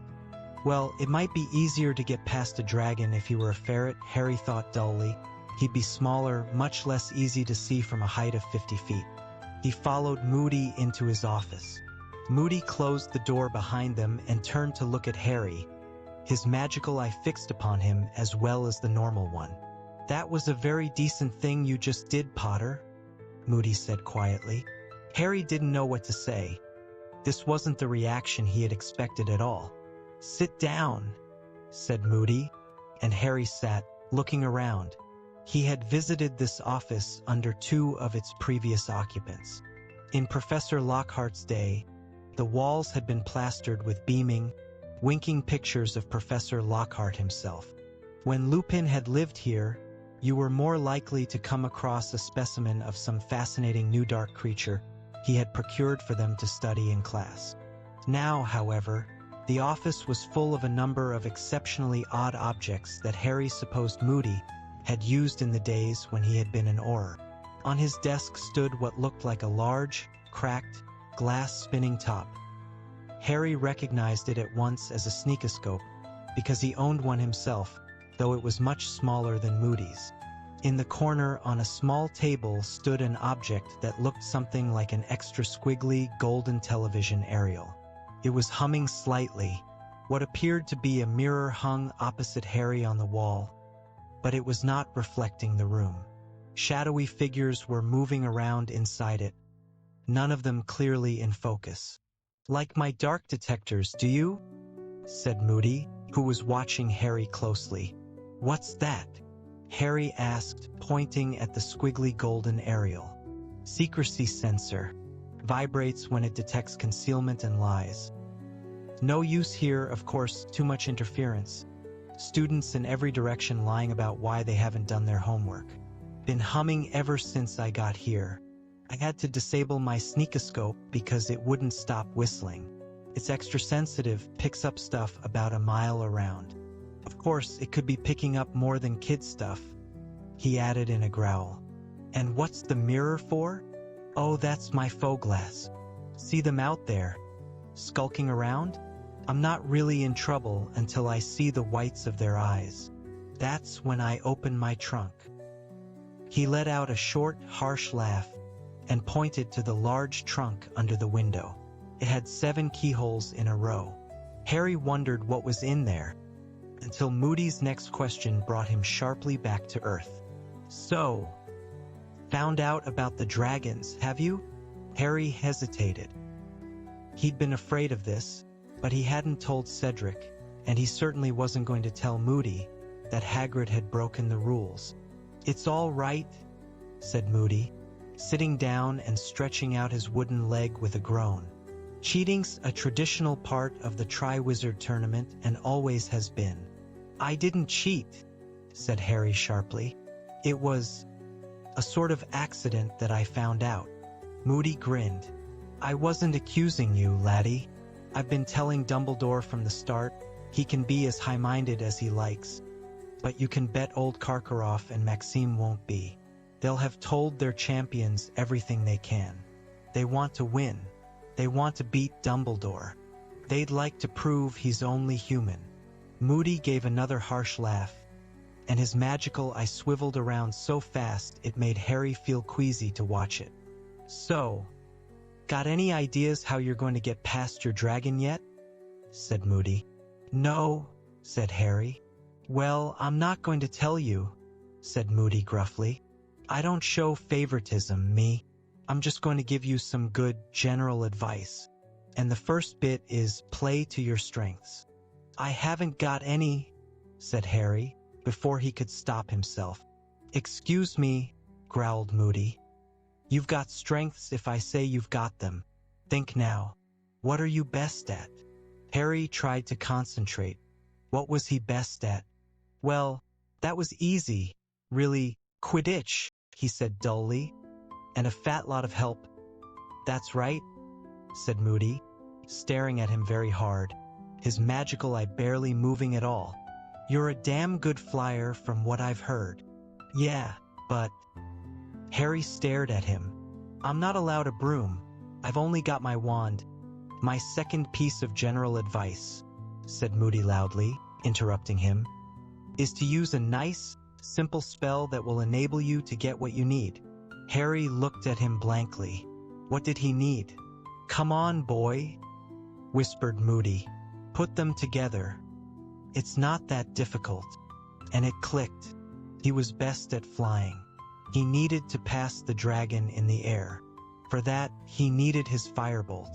And for his firebolt, he needed... Hermione, Harry whispered, when he had sped into Greenhouse 3 minutes later, uttering a hurried apology to Professor Sprout as he passed her. Hermione, I need you to help me. What do you think I've been trying to do, Harry? She whispered back, her eyes round with anxiety over the top of the quivering Flutterby bush she was pruning. Hermione, I need to learn how to do a summoning charm properly by tomorrow afternoon. And so they practiced. They didn't have lunch, but headed for a free classroom, where Harry tried with all his might to make various objects fly across the room toward him. He was still having problems. The books and quills kept losing heart halfway across the room and dropping like stones to the floor. Concentrate, Harry, concentrate. What do you think I'm trying to do? Said Harry angrily. A great big dragon keeps popping up in my head for some reason. Okay, try again. He wanted to skip divination to keep practicing, but Hermione refused point-blank to skive off arithmancy, and there was no point in staying without her. He therefore had to endure over an hour of Professor Trelawney, who spent half the lesson telling everyone that the position of Mars with relation to Saturn at that moment meant that people born in July were in great danger of sudden, violent deaths. Well, that's good, said Harry loudly, his temper getting the better of him. Just as long as it's not drawn out. I don't want to suffer. Ron looked for a moment as though he was going to laugh. He certainly caught Harry's eye for the first time in days, but Harry was still feeling too resentful toward Ron to care. He spent the rest of the lesson trying to attract small objects toward him under the table with his wand. He managed to make a fly zoom straight into his hand, though he wasn't entirely sure that was his prowess at summoning charms. Perhaps the fly was just stupid. He forced down some dinner after divination, then returned to the empty classroom with Hermione, using the invisibility cloak to avoid the teachers. They kept practicing until past midnight. They would have stayed longer, but Peeves turned up and, pretending to think that Harry wanted things thrown at him, started chucking chairs across the room. Harry and Hermione left in a hurry before the noise attracted Filch, and went back to the Gryffindor common room, which was now mercifully empty. At 2 o'clock in the morning, Harry stood near the fireplace, surrounded by heaps of objects. Books, quills, several upturned chairs, an old set of gobstones, and Neville's toad, Trevor. Only in the last hour had Harry really got the hang of the summoning charm. "That's better, Harry, that's loads better," Hermione said, looking exhausted but very pleased. "Well, now we know what to do next time I can't manage a spell," Harry said, throwing a rune dictionary back to Hermione, so he could try again. "Threaten me with a dragon, right?" He raised his wand once more. Accio Dictionary. The heavy book soared out of Hermione's hand, flew across the room, and Harry caught it. "Harry, I really think you've got it," said Hermione delightedly. "Just as long as it works tomorrow," Harry said. "The firebolt's going to be much farther away than the stuff in here. It's going to be in the castle, and I'm going to be out there on the grounds." "That doesn't matter," said Hermione firmly. "Just as long as you're concentrating really, really hard on it, it'll come. Harry, we'd better get some sleep. You're going to need it." Harry had been focusing so hard on learning the summoning charm that evening that some of his blind panic had left him. It returned in full measure, however, on the following morning. The atmosphere in the school was one of great tension and excitement. Lessons were to stop at midday, giving all the students time to get down to the dragon's enclosure, though of course they didn't yet know what they would find there. Harry felt oddly separate from everyone around him. Whether they were wishing him good luck or hissing, "We'll have a box of tissues ready, Potter," as he passed. It was a state of nervousness so advanced that he wondered whether he mightn't just lose his head when they tried to lead him out to his dragon and start trying to curse everyone in sight. Time was behaving in a more peculiar fashion than ever, rushing past in great dollops, so that one moment he seemed to be sitting down in his first lesson, History of Magic, and the next walking into lunch. And then, where had the morning gone? The last of the dragon-free hours? Professor McGonagall was hurrying over to him in the Great Hall.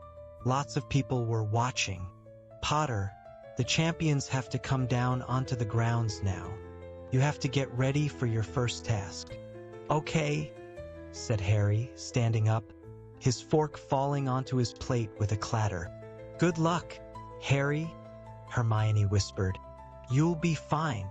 "Yeah," said Harry in a voice that was most unlike his own.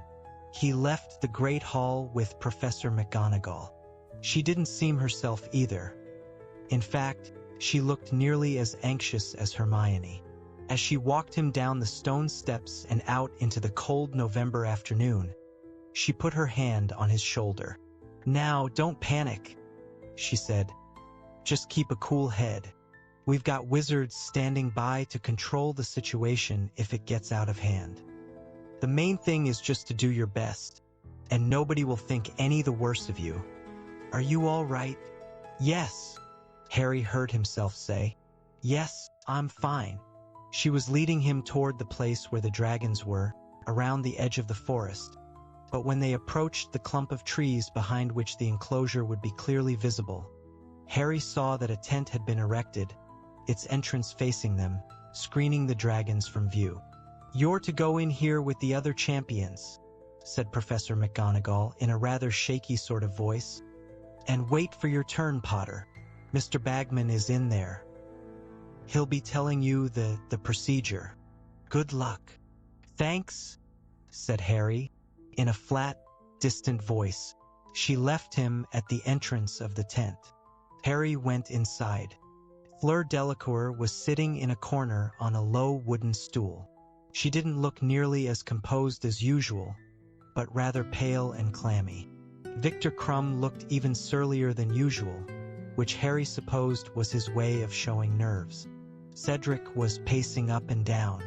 When Harry entered, Cedric gave him a small smile, which Harry returned, feeling the muscles in his face working rather hard, as though they had forgotten how to do it. "Harry, good-o," said Bagman happily, looking around at him. Come in, make yourself at home." Bagman looked somehow like a slightly overblown cartoon figure, standing amid all the pale-faced champions. He was wearing his old wasp robes again. "Well, now we're all here," "Time to fill you in," said Bagman brightly. "When the audience has assembled, I'm going to be offering each of you this bag." He held up a small sack of purple silk and shook it at them. "From which you will each select a small model of the thing you are about to face. There are different, varieties, you see. And I have to tell you something else too. Ah, yes. Your task is to collect the golden egg." Harry glanced around. Cedric had nodded once, to show that he understood Bagman's words, and then started pacing around the tent again. He looked slightly green. Fleur Delacour and Crumb hadn't reacted at all. Perhaps they thought they might be sick if they opened their mouths. That was certainly how Harry felt. But they, at least, had volunteered for this. And in no time at all, hundreds upon hundreds of pairs of feet could be heard passing the tent, their owners talking excitedly, laughing, joking. Harry felt as separate from the crowd as though they were a different species. And then, it seemed like about a second later to Harry, Bagman was opening the neck of the purple silk sack. "Ladies first," he said, offering it to Fleur Delacour. She put a shaking hand inside the bag and drew out a tiny, perfect model of a dragon. A Welsh green. It had the number 2 around its neck. And Harry knew, by the fact that Fleur showed no sign of surprise, but rather a determined resignation, that he had been right. Madame Maxime had told her what was coming. The same held true for Crumb. He pulled out the scarlet Chinese fireball. It had a number 3 around its neck. He didn't even blink, just sat back down and stared at the ground. Cedric put his hand into the bag, and out came the bluish-gray Swedish short snout, the number 1 tied around its neck. Knowing what was left, Harry put his hand into the silk bag and pulled out the Hungarian horntail and the number 4. It stretched its wings as he looked down at it, and bared its minuscule fangs. "Well, there you are," said Bagman. "You have each pulled out the dragon you will face, and the numbers refer to the order in which you are to take on the dragons. Do you see? Now, I'm going to have to leave you in a moment because I'm commentating. Mr. Diggory, you're first. Just go out into the enclosure when you hear a whistle, all right? Now, Harry, could I have a quick word? Outside. Yes, said Harry blankly, and he got up and went out of the tent with Bagman, who walked him a short distance away, into the trees, and then turned to him with a fatherly expression on his face. "Feeling all right, Harry? Anything I can get you?" "What?" said Harry. "I know nothing." "Got a plan?" said Bagman, lowering his voice conspiratorially. "Because I don't mind sharing a few pointers if you'd like them, you know. I mean," Bagman continued, lowering his voice still further, "you're the underdog here, Harry. Anything I can do to help?" "No," said Harry so quickly he knew he had sounded rude. "No, I know what I'm going to do, thanks." "Nobody would know, Harry," said Bagman, winking at him. "No, I'm fine," said Harry, wondering why he kept telling people this, and wondering whether he had ever been less fine. "I've got a plan worked out. A whistle had blown somewhere. "Good Lord, I've got to run," said Bagman in alarm, and he hurried off. Harry walked back to the tent and saw Cedric emerging from it, greener than ever. Harry tried to wish him luck as he walked past, but all that came out of his mouth was a sort of hoarse grunt. Harry went back inside to Fleur and Crumb. Seconds later, they heard the roar of the crowd, which meant Cedric had entered the enclosure and was now face to face with the living counterpart of his model. It was worse than Harry could ever have imagined. Sitting there and listening, the crowd screamed, yelled, gasped like a single many-headed entity, as Cedric did whatever he was doing to get past the Swedish short snout. Crumb was still staring at the ground. Fleur had now taken to retracing Cedric's steps, around and around the tent, and Bagman's commentary made everything much, much worse. Horrible pictures formed in Harry's mind as he heard, "Oh, narrow miss there. Very narrow. He's taking risks. This one, Clever move. Pity it didn't work. And then, after about 15 minutes, Harry heard the deafening roar that could mean only one thing. Cedric had gotten past his dragon and captured the golden egg. Very good indeed, Bagman was shouting. And now the marks from the judges. But he didn't shout out the marks. Harry supposed the judges were holding them up and showing them to the crowd. 1 down, 3 to go, Bagman yelled as the whistle blew again. Miss Delacour, if you please. Fleur was trembling from head to foot. Harry felt more warmly toward her than he had done so far as she left the tent with her head held high and her hand clutching her wand. He and Crumb were left alone, at opposite sides of the tent, avoiding each other's gaze. The same process started again. Oh, I'm not sure that was wise, they could hear Bagman shouting gleefully. Oh, nearly. Careful now. Good Lord, I thought she'd had it then. 10 minutes later, Harry heard the crowd erupt into applause once more. Fleur must have been successful too. A pause while Fleur's marks were being shown. More clapping. Then, for the 3rd time, the whistle. And here comes Mr. Crumb, cried Bagman, and Crumb slouched out, leaving Harry quite alone. He felt much more aware of his body than usual, very aware of the way his heart was pumping fast and his fingers tingling with fear. Yet at the same time, he seemed to be outside himself, seeing the walls of the tent and hearing the crowd as though from far away. Very daring, Bagman was yelling, and Harry heard the Chinese fireball emit a horrible, roaring shriek, while the crowd drew its collective breath. That's some nerve he's showing. And yes, he's got the egg. Applause shattered the wintry air like breaking glass. Crumb had finished. It would be Harry's turn any moment. He stood up, noticing dimly that his legs seemed to be made of marshmallow. He waited, and then he heard the whistle blow. He walked out through the entrance of the tent, the panic rising into a crescendo inside him. And now he was walking past the trees, through a gap in the enclosure fence. He saw everything in front of him as though it was a very highly colored dream. There were hundreds and hundreds of faces staring down at him from stands that had been magicked there since he'd last stood on this spot. And there was the horntail at the other end of the enclosure, crouched low over her clutch of eggs, her wings half furled, her evil yellow eyes upon him, a monstrous, scaly black lizard, thrashing her spiked tail, leaving yard-long gouge marks in the hard ground. The crowd was making a great deal of noise, but whether friendly or not, Harry didn't know or care. It was time to do what he had to do. To focus his mind entirely and absolutely upon the thing that was his only chance. He raised his wand. "Accio Firebolt," he shouted. Harry waited, every fiber of him hoping, praying. If it hadn't worked, if it wasn't coming. He seemed to be looking at everything around him through some sort of shimmering, transparent barrier, like a heat haze, which made the enclosure and the hundreds of faces around him swim strangely. And then he heard it, speeding through the air behind him. He turned and saw his firebolt hurtling toward him around the edge of the woods, soaring into the enclosure, and stopping dead in midair beside him, waiting for him to mount. The crowd was making even more noise. Bagman was shouting something, but Harry's ears were not working properly anymore. Listening wasn't important.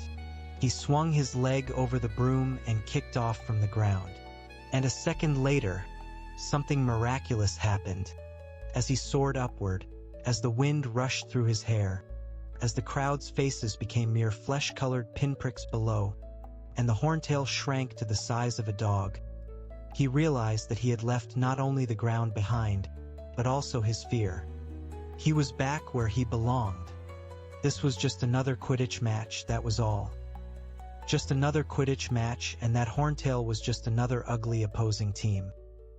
He looked down at the clutch of eggs and spotted the gold one, gleaming against its cement-colored fellows, residing safely between the dragon's front legs.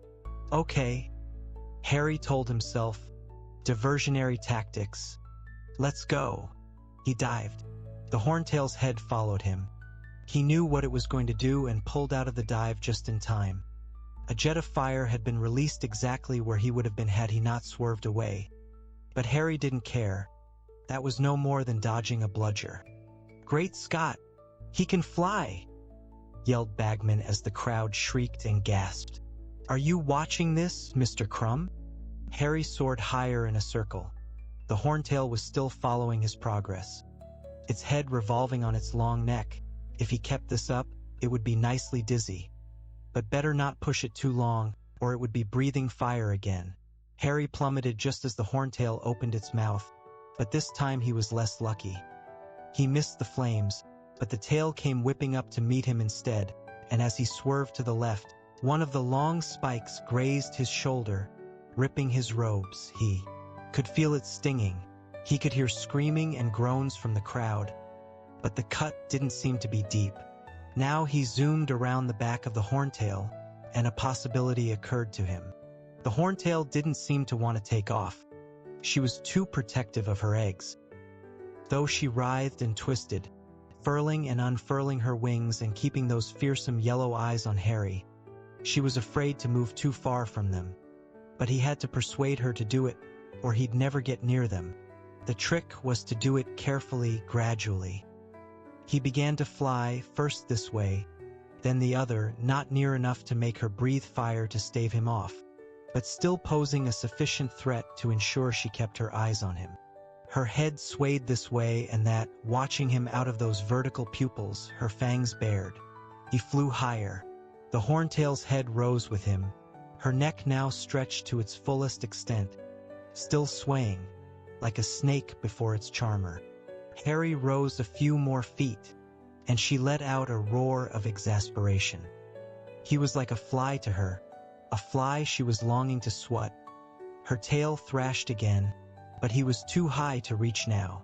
She shot fire into the air, which he dodged. Her jaws opened wide. Come on, Harry hissed, swerving tantalizingly above her. Come on, come and get me. Up you get now. And then she reared, spreading her great, black, leathery wings at last, as wide as those of a small airplane, and Harry dived. Before the dragon knew what he had done, or where he had disappeared to, he was speeding toward the ground as fast as he could go, toward the eggs now unprotected by her clawed front legs. He had taken his hands off his firebolt.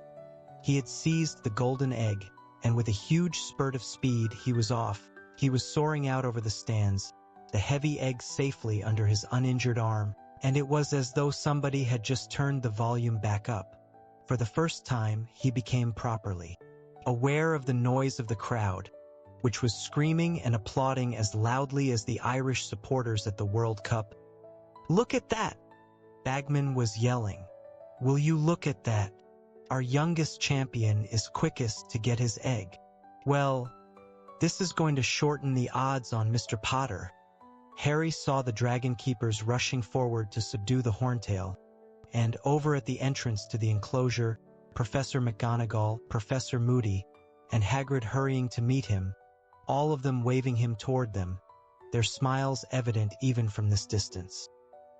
He flew back over the stands, the noise of the crowd pounding his eardrums, and came in smoothly to land, his heart lighter than it had been in weeks. He had got through the first task. He had survived. That was excellent, Potter, cried Professor McGonagall as he got off the firebolt, which from her was extravagant praise. He noticed that her hand shook as she pointed at his shoulder. You'll need to see Madame Pomfrey before the judges give out your score. Over there. She's had to mop up Diggory already. Yeah, did it, Harry, said Hagrid hoarsely. Yeah, did it. And against the Horntail and all. And you know Charlie said that was the wars. Thanks, Hagrid, said Harry loudly, so that Hagrid wouldn't blunder on and reveal that he had shown Harry the dragons beforehand. Professor Moody looked very pleased too. His magical eye was dancing in its socket. Nice and easy does the trick, Potter, he growled. Right then, Potter, the first aid tent, please. said Professor McGonagall.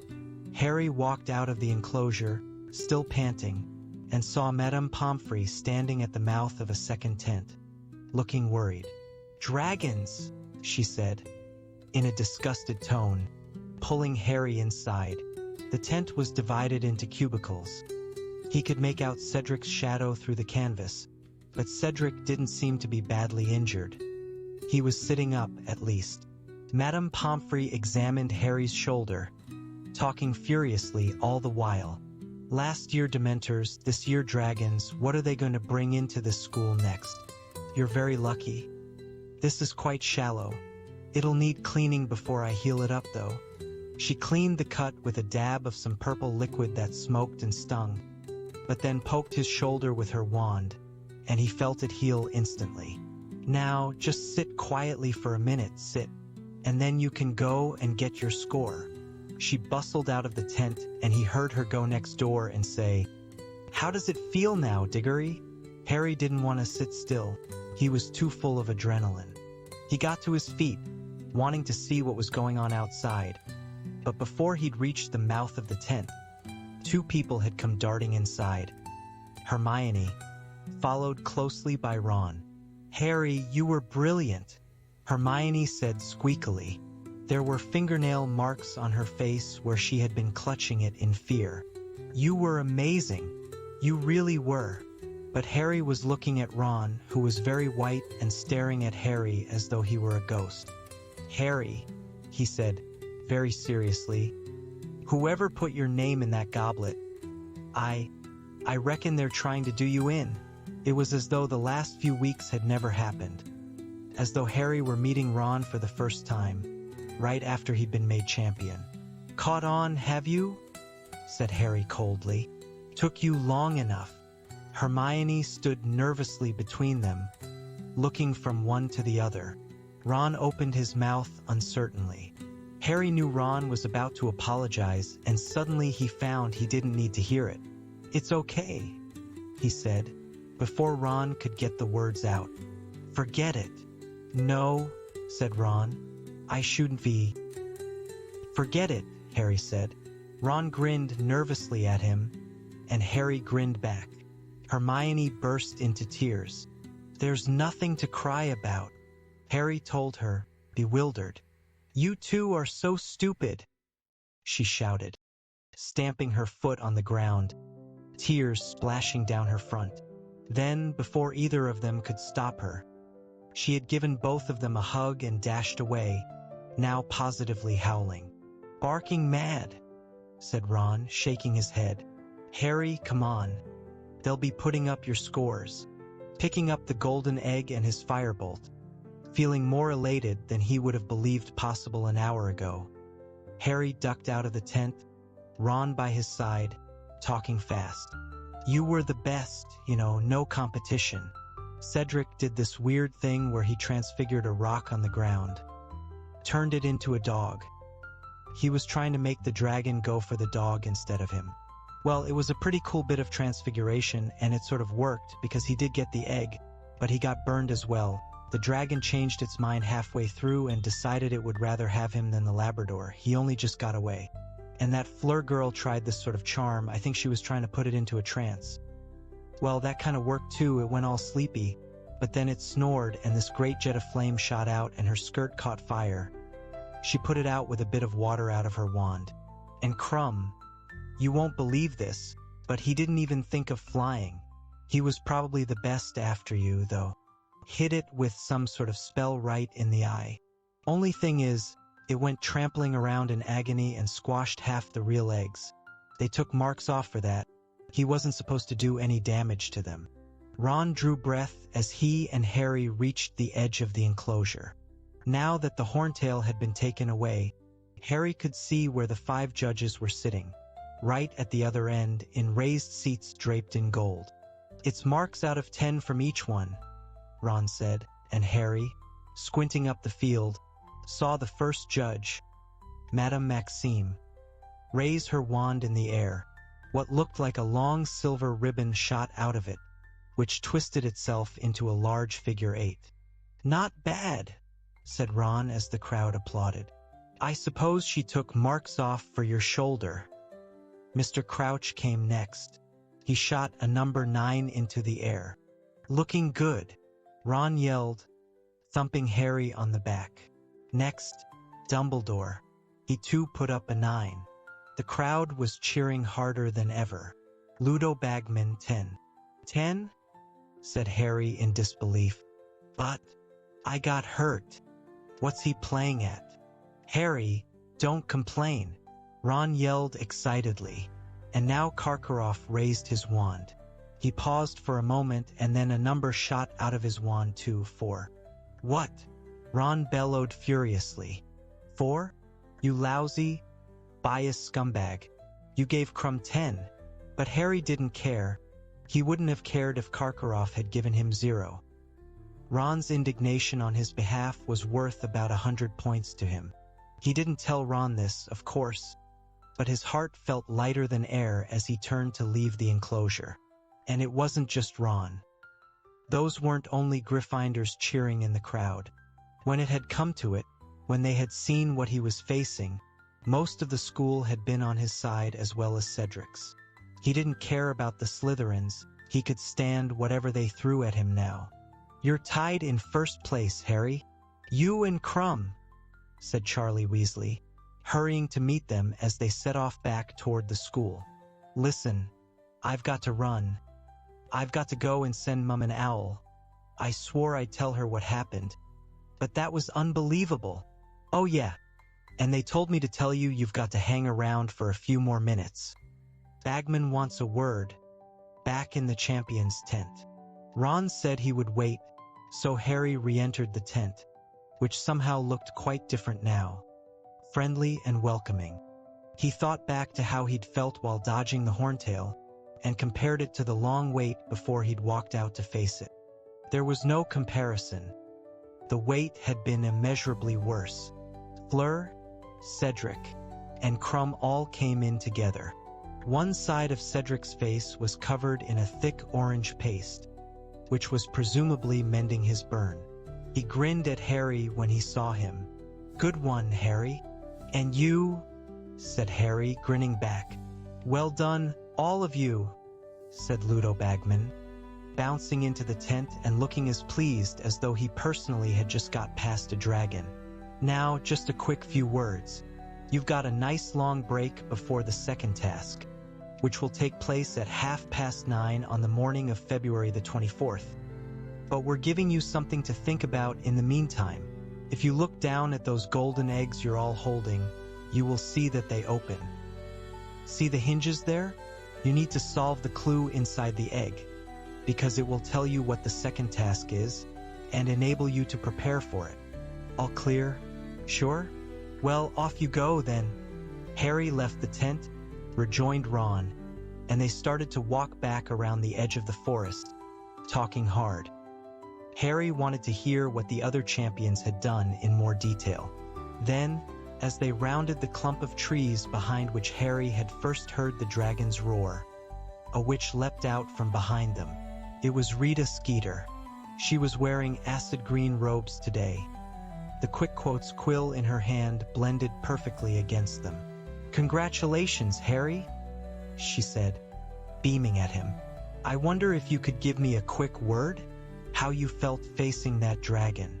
How you feel now about the fairness of the scoring. Yeah, you can have a word, said Harry savagely. Goodbye. And he set off back to the castle with Ron. Chapter 21. The House ELF Liberation Front. Harry, Ron, and Hermione went up to the Ollery that evening to find Pigwidgeon, so that Harry could send Sirius a letter telling him that he had managed to get past his dragon unscathed. On the way, Harry filled Ron in on everything Sirius had told him about Karkaroff. Though shocked at first to hear that Karkaroff had been a Death Eater, by the time they entered the Ollery, Ron was saying that they ought to have suspected it all along. Fits, doesn't it? He said. Remember what Malfoy said on the train about his dad being friends with Karkaroff? Now we know where they knew each other. They were probably running around in masks together at the World Cup. I'll tell you one thing though, Harry, If it was Karkaroff who put your name in the goblet, he's gonna be feeling really stupid now, isn't he? Didn't work, did it? You only got a scratch. Come here. I'll do it. Pigwidgeon was so overexcited at the idea of a delivery he was flying around and around Harry's head, hooting incessantly. Ron snatched Pigwidgeon out of the air and held him still while Harry attached the letter to his leg. There's no way any of the other tasks are going to be that dangerous. How could they be? Ron went on as he carried Pigwidgeon to the window. You know what? I reckon you could win this tournament, Harry. I'm serious. Harry knew that Ron was only saying this to make up for his behavior of the last few weeks, but he appreciated it all the same. Hermione, however, leaned against the Ollery wall, folded her arms, and frowned at Ron. Harry's got a long way to go before he finishes this tournament, she said seriously. If that was the first task, I hate to think what's coming next. Right, little ray of sunshine, aren't you? Said Ron. You and Professor Trelawney should get together sometime. He threw Pigwidgeon out of the window. Pigwidgeon plummeted 12 feet before managing to pull himself back up again. The letter attached to his leg was much longer and heavier than usual. Harry hadn't been able to resist giving Sirius a blow-by-blow account of exactly how he had swerved, circled, and dodged the Horntail. They watched Pigwidgeon disappear into the darkness, and then Ron said, Well, we'd better get downstairs for your surprise party. Harry, Fred and George should have nicked enough food from the kitchens by now. Sure enough, when they entered the Gryffindor common room, it exploded with cheers and yells again. There were mountains of cakes and flagons of pumpkin juice and butterbeer on every surface. Lee Jordan had let off some filibusters fireworks, so that the air was thick with stars and sparks, and Dean Thomas, who was very good at drawing, had put up some impressive new banners, most of which depicted Harry zooming around the Horntail's head on his firebolt, though a couple showed Cedric with his head on fire. Harry helped himself to food. He had almost forgotten what it was like to feel properly hungry, and sat down with Ron and Hermione. He couldn't believe how happy he felt. He had Ron back on his side. He'd gotten through the first task, and he wouldn't have to face the second one for 3 months. Blimey, this is heavy, said Lee Jordan, picking up the golden egg, which Harry had left on a table, and weighing it in his hands. Open it, Harry, go on. Let's just see what's inside it. He's supposed to work out the clue on his own, Hermione said swiftly. It's in the tournament rules. I was supposed to work out how to get past the dragon on my own too, Harry muttered, so only Hermione could hear him, and she grinned rather guiltily. Yeah, go on, Harry, open it, several people echoed. Lee passed Harry the egg, and Harry dug his fingernails into the groove that ran all the way around it and prized it open. It was hollow and completely empty, but the moment Harry opened it, the most horrible noise, a loud and screechy wailing, filled the room. The nearest thing to it Harry had ever heard was the ghost orchestra at nearly Headless Nick's Death Day party, who had all been playing the musical Saw. Shut it, Fred bellowed, his hands over his ears. What was that? Said Seamus Finnegan, staring at the egg as Harry slammed it shut again. Sounded like a banshee. Maybe you've got to get past one of those next, Harry. It was someone being tortured, said Neville, who had gone very white and spilled sausage rolls all over the floor. You're going to have to fight the Cruciatus curse. Don't be a prat, Neville, that's illegal, said George. They wouldn't use the Cruciatus curse on the champions. I thought it sounded a bit like Percy singing. Maybe you've got to attack him while he's in the shower, Harry. Want a jam tart, Hermione? Said Fred. Hermione looked doubtfully at the plate he was offering her. Fred grinned. It's all right, he said. I haven't done anything to them. It's the custard creams you've got to watch. Neville, who had just bitten into a custard cream, choked and spat it out. Fred laughed. Just my little joke, Neville. Hermione took a jam tart. Then she said, Did you get all this from the kitchens, Fred? Yep, said Fred, grinning at her. He put on a high-pitched squeak and imitated a house elf. Anything we can get you, sir. Anything at all. They're dead helpful. Get me a roast ox if I said I was peckish. How do you get in there? Hermione said in an innocently casual sort of voice. Easy, said Fred. Concealed door behind a painting of a bowl of fruit. Just tickle the pear and it giggles and... He stopped and looked suspiciously at her. Why? Nothing, said Hermione quickly. Going to try and lead the house elves out on strike now, are you? Said George. Going to give up all the leaflet stuff and try and stir them up into rebellion? Several people chortled. Hermione didn't answer. Don't you go upsetting them and telling them they've got to take clothes and salaries, said Fred warningly. You'll put them off their cooking. Just then, Neville caused a slight diversion by turning into a large canary. Oh, sorry, Neville, Fred shouted over all the laughter. I forgot. It was the custard creams we hexed. Within a minute, however, Neville had molted, and once his feathers had fallen off, he reappeared looking entirely normal. He even joined in laughing. Canary creams, Fred shouted to the excitable crowd. George and I invented them. 7 sickles each, a bargain. It was nearly 1 a.m. when Harry finally went up to the dormitory with Ron, Neville, Seamus, and Dean. Before he pulled the curtains of his 4-poster shut, Harry set his tiny model of the Hungarian horntail on the table next to his bed, where it yawned, curled up, and closed its eyes. Really, Harry thought as he pulled the hangings on his 4-poster closed, Hagrid had a point. They were all right, really dragons. The start of December brought wind and sleet to Hogwarts. Drafty though the castle always was in winter, Harry was glad of its fires and thick walls every time he passed the Durmstrang ship on the lake, which was pitching in the high winds, its black sails billowing against the dark skies. He thought the Beauxbatons caravan was likely to be pretty chilly too. Hagrid, he noticed, was keeping Madame Maxime's horses well provided with their preferred drink of single malt whiskey. The fumes wafting from the trough in the corner of their paddock was enough to make the entire care of magical creatures class lightheaded. This was unhelpful, as they were still tending the horrible Scroots and needed their wits about them. I'm not sure whether they hibernate or not, Hagrid told the shivering class in the windy pumpkin patch next lesson. Thought we'd just try and see if they fancied a kip. We'll just settle them down in these boxes. There were now only 10 Scroots left. Apparently their desire to kill one another had not been exorcised out of them. Each of them was now approaching 6 feet in length. Their thick gray armor, their powerful, scuttling legs, their fire-blasting ends, their stings and their suckers combined to make the Scroots the most repulsive things Harry had ever seen. The class looked dispiritedly at the enormous boxes Hagrid had brought out, all lined with pillows and fluffy blankets. We'll just let him in here, Hagrid said, and put the lids on and we'll see what happens. But the Scroots, it transpired, did not hibernate and did not appreciate being forced into pillow-lined boxes and nailed in. Hagrid was soon yelling, "Don Panic!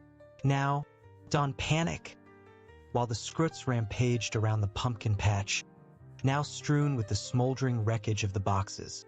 Most of the class, Malfoy, Crabbe, and Goyle in the lead, had fled into Hagrid's cabin through the back door and barricaded themselves in.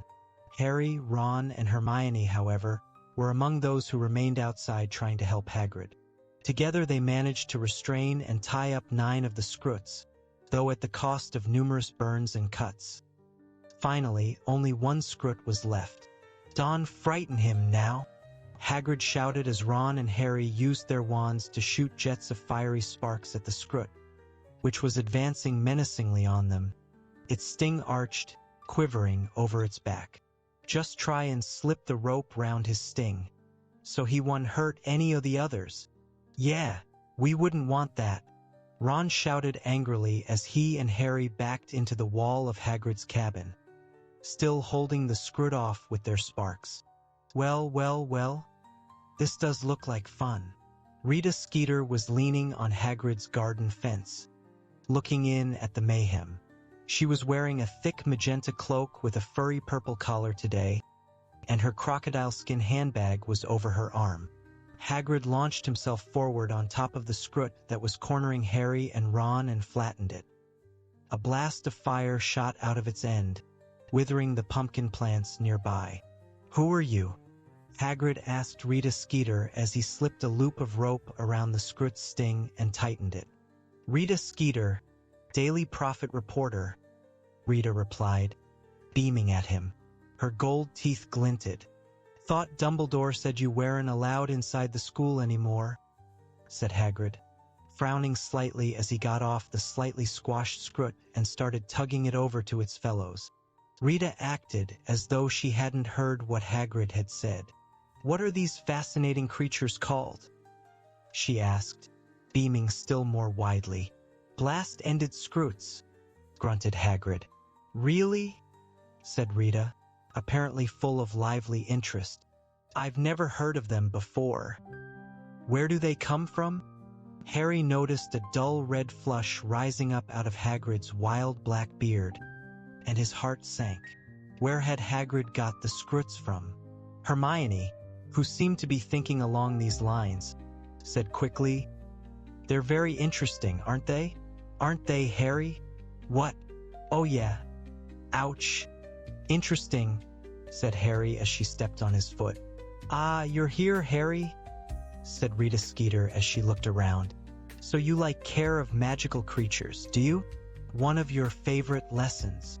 "Yes," said Harry stoutly. Hagrid beamed at him. "Lovely," said Rita. "Really lovely. Been teaching long?" she added to Hagrid.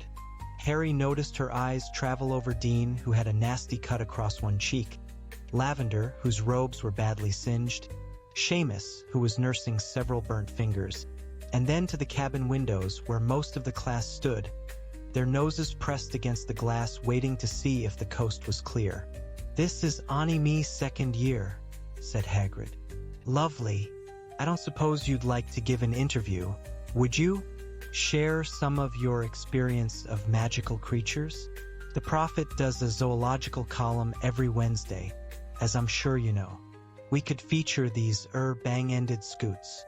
"Blast-ended scruts," Hagrid said eagerly. Yeah, why not?" Harry had a very bad feeling about this, but there was no way of communicating it to Hagrid without Rita Skeeter seeing.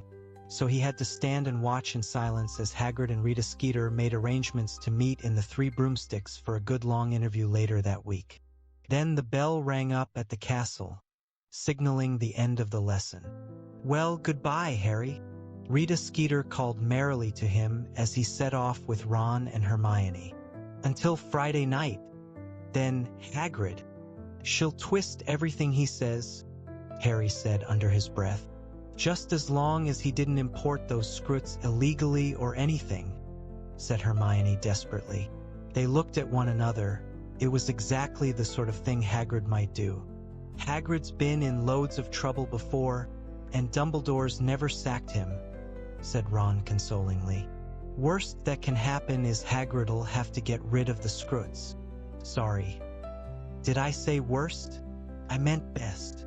Harry and Hermione laughed, and, feeling slightly more cheerful, went off to lunch. Harry thoroughly enjoyed double divination that afternoon. They were still doing star charts and predictions, but now that he and Ron were friends once more, the whole thing seemed very funny again. Professor Trelawney, who had been so pleased with the pair of them when they had been predicting their own horrific deaths, quickly became irritated as they sniggered through her explanation of the various ways in which Pluto could disrupt everyday life. "I would think," she said, in a mystical whisper that did not conceal her obvious annoyance, "that some of us," she stared very meaningfully at Harry, "might be a little less frivolous had they seen what I have seen during my crystal gazing last night. As I sat here, absorbed in my needlework, the urge to consult the orb overpowered me. I arose, I settled myself before it, and I gazed into its crystalline depths. And what do you think I saw gazing back at me? An ugly old bat in outsized specs? Ron muttered under his breath. Harry fought hard to keep his face straight. Death, my dears. Parvati and Lavender both put their hands over their mouths, looking horrified. Yes, said Professor Trelawney, nodding impressively. It comes ever closer. It circles overhead like a vulture, ever lower over the castle. She stared pointedly at Harry, who yawned very widely and obviously.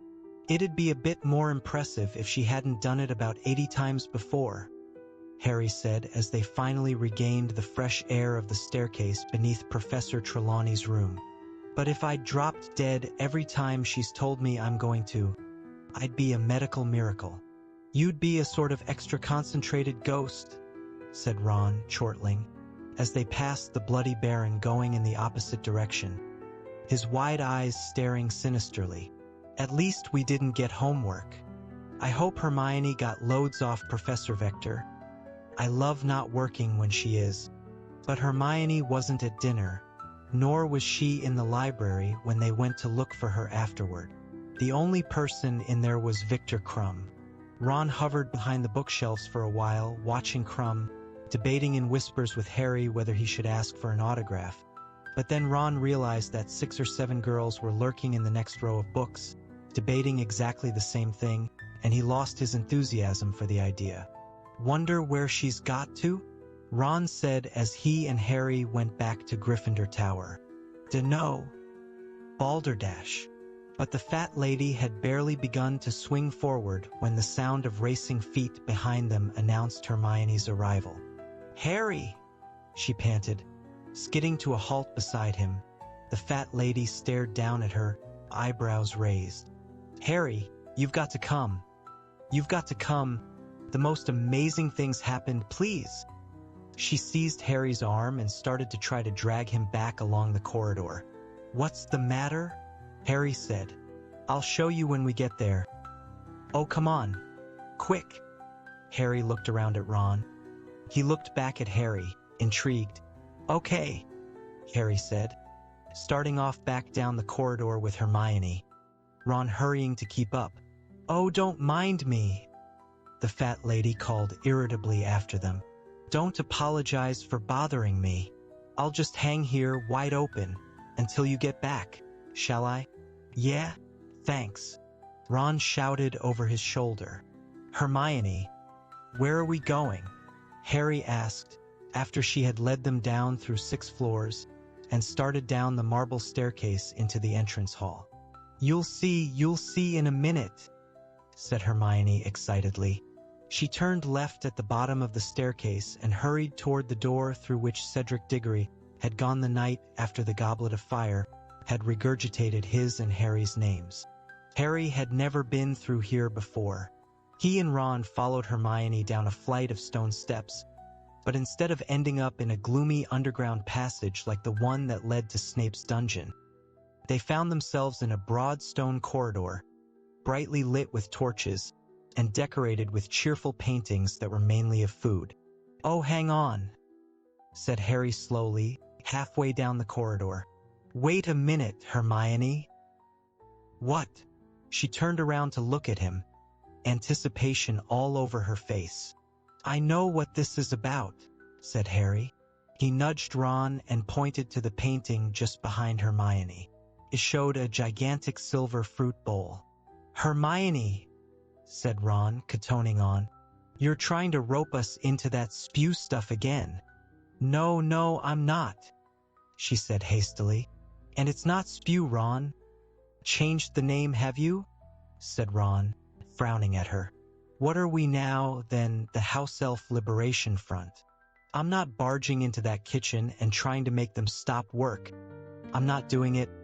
I'm not asking you to, Hermione said impatiently. I came down here just now to talk to them all and I found... Oh, come on, Harry, I want to show you. She seized his arm again, pulled him in front of the picture of the giant fruit bowl, stretched out her forefinger, and tickled the huge green pear. It began to squirm, chuckling, and suddenly turned into a large green door handle. Hermione seized it, pulled the door open, and pushed Harry hard in the back, forcing him inside. He had one brief glimpse of an enormous, high-ceilinged room, large as the great hall above it, with mounds of glittering brass pots and pans heaped around the stone walls, and a great brick fireplace at the other end, when something small hurtled toward him from the middle of the room, squealing, "Harry Potter, sir! Harry Potter!" Next second, all the wind had been knocked out of him as the squealing elf hit him hard in the midriff, hugging him so tightly he thought his ribs would break. Dobby?" Harry gasped. "It is Dobby, sir. It is," squealed the voice from somewhere around his navel. "Dobby has been hoping and hoping to see Harry Potter, sir. And Harry Potter has come to see him, sir." Dobby let go and stepped back a few paces, beaming up at Harry, his enormous, green, tennis ball-shaped eyes brimming with tears of happiness. He looked almost exactly as Harry remembered him.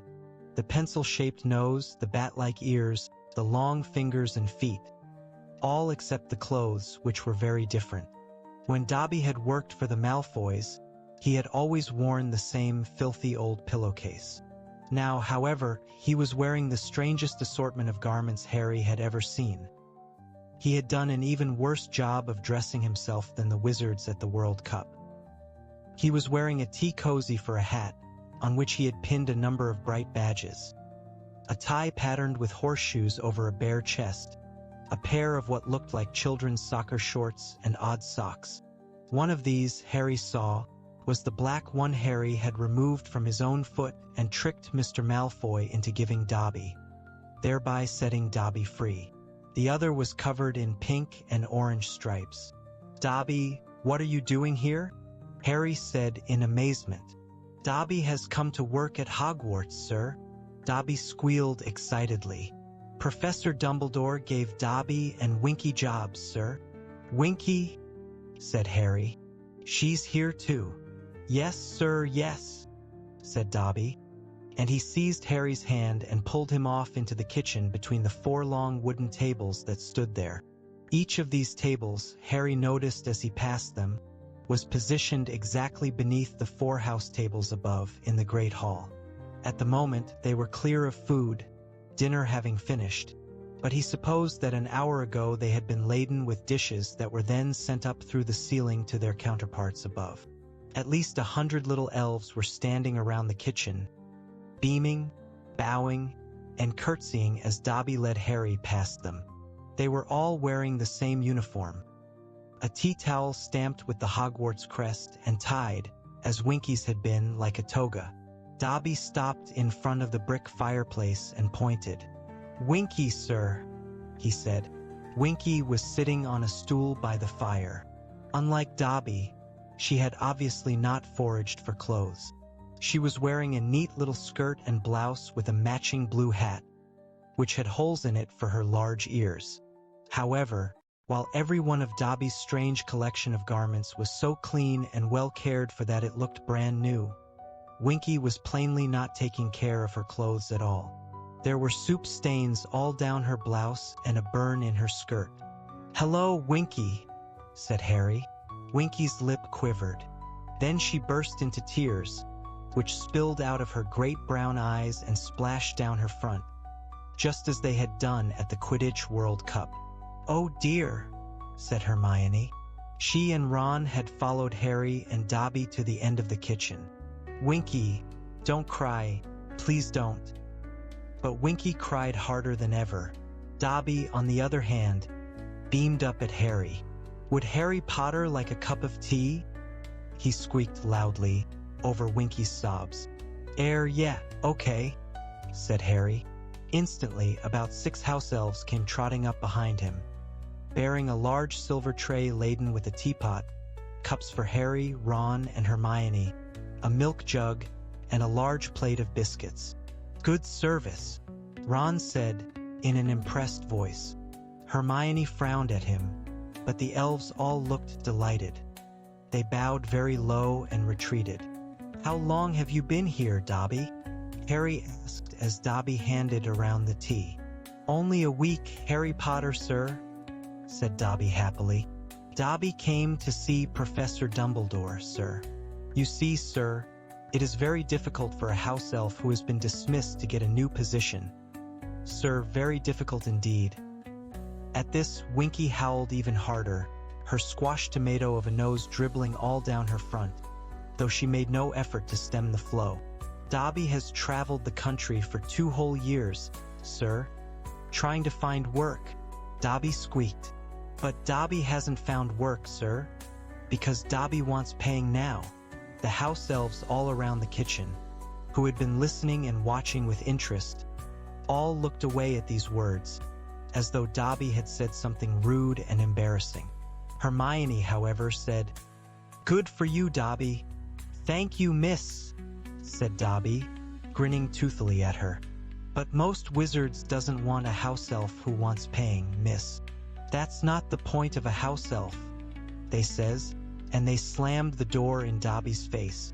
"Dobby likes work, but he wants to wear clothes and he wants to be paid, Harry Potter. Dobby likes being free." The Hogwarts house elves had now started edging away from Dobby, as though he were carrying something contagious. Winky, however, remained where she was, though there was a definite increase in the volume of her crying. And then, Harry Potter, Dobby goes to visit Winky, and finds out Winky has been freed too, sir, said Dobby delightedly. At this, Winky flung herself forward off her stool and lay face down on the flagged stone floor, beating her tiny fists upon it and positively screaming with misery. Hermione hastily dropped down to her knees beside her and tried to comfort her, but nothing she said made the slightest difference. Dobby continued with his story, shouting shrilly over Winky's screeches. And then Dobby had the idea, "Harry Potter, sir, why doesn't Dobby and Winky find work together?" Dobby says, "Where is there enough work for 2 house elves?" says Winky. And Dobby thinks, and it comes to him, "Sir, Hogwarts." So Dobby and Winky came to see Professor Dumbledore, sir, and Professor Dumbledore took us on. Dobby beamed very brightly, and happy tears welled in his eyes again. And Professor Dumbledore says he will pay Dobby, sir, if Dobby wants paying. And so Dobby is a free elf, sir. And Dobby gets a galleon a week and 1 day off a month. That's not very much, Hermione shouted indignantly from the floor, over Winky's continued screaming and fist-beating. Professor Dumbledore offered Dobby 10 galleons a week and weekends off, said Dobby, suddenly giving a little shiver, as though the prospect of so much leisure and riches were frightening. But Dobby beat him down, miss. Dobby likes freedom, miss, but he isn't wanting too much, miss, he likes work better. And how much is Professor Dumbledore paying you, Winky? Hermione asked kindly. If she had thought this would cheer up Winky, she was wildly mistaken. Winky did stop crying, but when she sat up she was glaring at Hermione through her massive brown eyes, her whole face sopping wet and suddenly furious. Winky is a disgraced elf, but Winky is not yet getting paid, she squeaked. Winky is not sunk so low as that. Winky is properly ashamed of being freed. Ashamed? Said Hermione blankly. But Winky, come on. It's Mr. Crouch who should be ashamed. Not you. You didn't do anything wrong. He was really horrible to you. But at these words, Winky clapped her hands over the holes in her hat, flattening her ears so that she couldn't hear a word, and screeched, "You is not insulting my master, miss. You is not insulting Mr. Crouch. Mr. Crouch is a good wizard, miss. Mr. Crouch is right to sack bad Winky. Winky is having trouble adjusting. Harry Potter," squeaked Dobby confidentially. "Winky forgets she is not bound to Mr. Crouch anymore. She is allowed to speak her mind now, but she won't do it." "Can't house elves speak their minds about their masters, then?" Harry asked. "Oh no, sir, no," said Dobby, looking suddenly serious. "'Tis part of the house elf's enslavement, sir. We keeps their secrets and our silence, sir." We upholds the family's honor, and we never speaks ill of them, though Professor Dumbledore told Dobby he does not insist upon this. Professor Dumbledore said we is free to. Dobby looked suddenly nervous and beckoned Harry closer. Harry bent forward. Dobby whispered. He said we is free to call him a barmy old codger if we likes, sir. Dobby gave a frightened sort of giggle. But Dobby is not wanting to, Harry Potter, he said, talking normally again, and shaking his head so that his ears flapped. Dobby likes Professor Dumbledore very much, sir, and is proud to keep his secrets and our silence for him.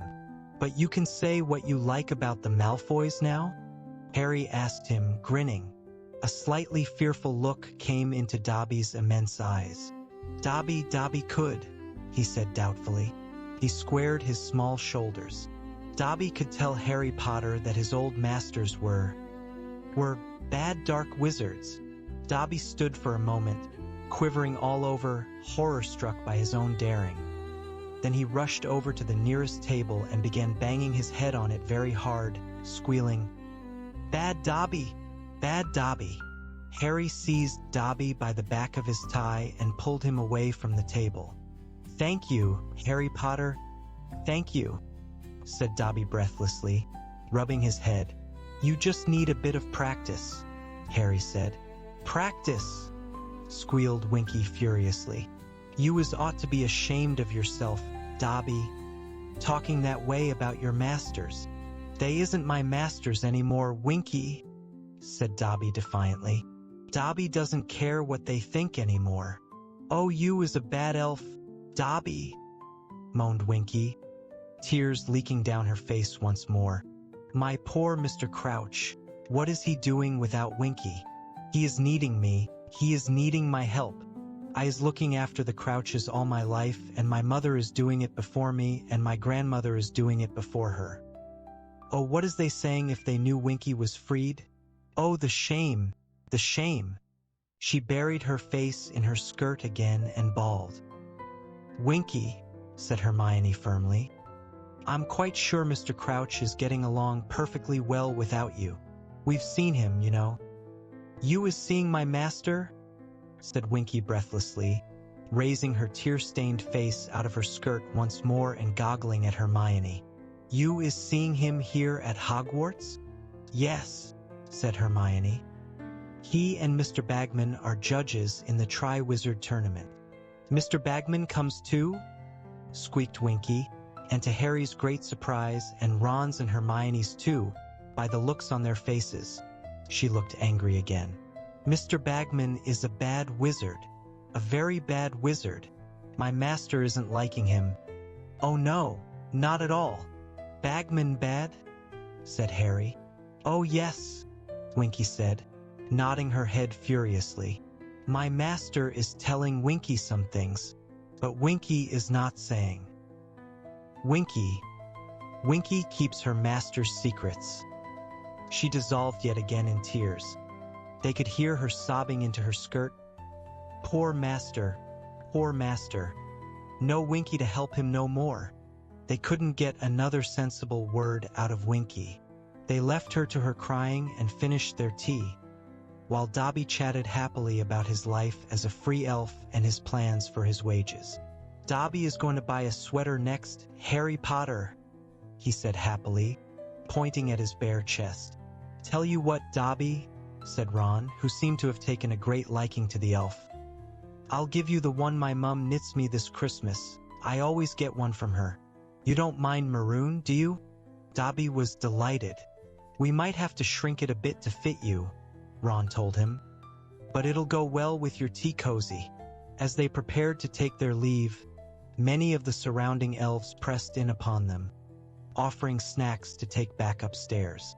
Hermione refused, with a pained look at the way the elves kept bowing and curtsying, but Harry and Ron loaded their pockets with cream cakes and pies. "Thanks a lot," Harry said to the elves, who had all clustered around the door to say good night. "See you, Dobby, Harry Potter." "Can Dobby come and see you sometimes, sir?" Dobby asked tentatively. "Course you can," said Harry, and Dobby beamed. "You know what?" said Ron. Once he, Hermione, and Harry had left the kitchens behind and were climbing the steps into the entrance hall again. "All these years I've been really impressed with Fred and George, nicking food from the kitchens. Well, it's not exactly difficult, is it? They can't wait to give it away. I think this is the best thing that could have happened to those elves, you know," said Hermione, leading the way back up the marble staircase. "Dobby coming to work here, I mean, the other elves will see how happy he is, being free, and slowly it'll dawn on them that they want that too. Let's hope they don't look too closely at Winky," said Harry. "Oh, she'll cheer up," said Hermione, though she sounded a bit doubtful. "Once the shock's worn off, and she's got used to Hogwarts, she'll see how much better off she is without that Crouch man." "She seems to love him," said Ron thickly. He had just started on a cream cake. "Doesn't think much of Bagman, though, does she?" said Harry. "Wonder what Crouch says at home about him? Probably says he's not a very good head of department," said Hermione. "And let's face it, he's got a point, hasn't he? I'd still rather work for him than old Crouch," said Ron. "At least Bagman's got a sense of humor." "Don't let Percy hear you saying that," Hermione said, smiling slightly. "Yeah, well, Percy wouldn't want to work for anyone with a sense of humor, would he?" said Ron, now starting on a chocolate eclair. "Percy wouldn't recognize a joke if it danced naked in front of him wearing Dobby's tea cozy." Chapter 22. The Unexpected Task. "Potter, Weasley, will you pay attention?" Professor McGonagall's irritated voice cracked like a whip through the Transfiguration class on Thursday, and Harry and Ron both jumped and looked up. It was the end of the lesson. They had finished their work. The guinea fowl they had been changing into guinea pigs had been shut away in a large cage on Professor McGonagall's desk. Neville still had feathers. They had copied down their homework from the blackboard, describe with examples the ways in which transforming spells must be adapted when performing cross-species switches. The bell was due to ring at any moment, and Harry and Ron, who had been having a sword fight with a couple of Fred and George's fake wands at the back of the class, looked up, Ron holding a tin parrot and Harry a rubber haddock. "Now that Potter and Weasley have been kind enough to act their age," said Professor McGonagall, with an angry look at the pair of them as the head of Harry's haddock drooped and fell silently to the floor. Ron's parrot's beak had severed it moments before. "I have something to say to you all. The Yule Ball is approaching, a traditional part of the Triwizard Tournament, and an opportunity for us to socialize with our foreign guests. Now, the ball will be open only to 4th years and above, although you may invite a younger student if you wish." Lavender Brown let out a shrill giggle. Parvati Patil nudged her hard in the ribs, her face working furiously as she too fought not to giggle. They both looked around at Harry. Professor McGonagall ignored them, which Harry thought was distinctly unfair, as she had just told off him and Ron. "Dress robes will be worn," Professor McGonagall continued, "and the ball will start at 8 o'clock on Christmas Day, finishing at midnight in the Great Hall. Now then," Professor McGonagall stared deliberately around the class. "The Yule Ball is of course a chance for us all to let our hair down," she said, in a disapproving voice. Lavender giggled harder than ever, with her hand pressed hard against her mouth to stifle the sound. Harry could see what was funny this time. Professor McGonagall, with her hair in a tight bun, looked as though she had never let her hair down in any sense. "But that does not mean," Professor McGonagall went on, "that we will be relaxing the standards of behavior we expect from Hogwarts students. I will be most seriously displeased if a Gryffindor student embarrasses the school in any way." The bell rang, and there was the usual scuffle of activity as everyone packed their bags and swung them onto their shoulders. Professor McGonagall called above the noise, "Potter, a word, if you please," assuming this had something to do with his headless rubber haddock. Harry proceeded gloomily to the teacher's desk. Professor McGonagall waited until the rest of the class had gone, and then said, "Potter, the champions and their partners."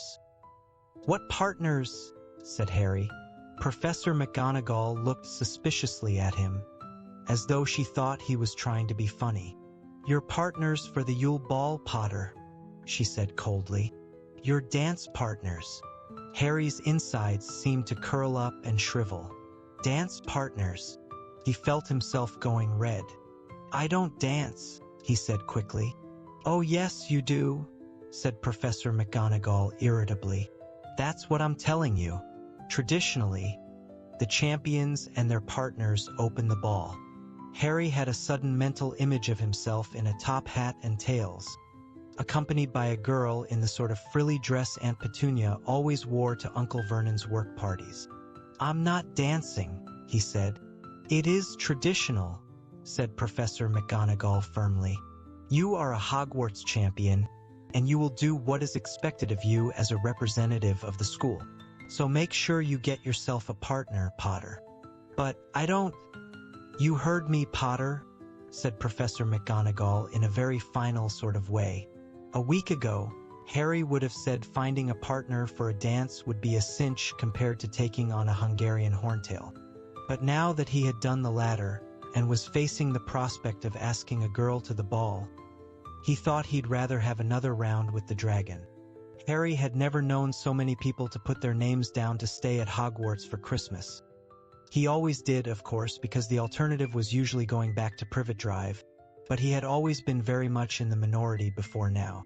This year, however, everyone in the 4th year and above seemed to be staying, and they all seemed to Harry to be obsessed with the coming ball, or at least all the girls were, and it was amazing how many girls Hogwarts suddenly seemed to hold. He had never quite noticed that before. Girls giggling and whispering in the corridors.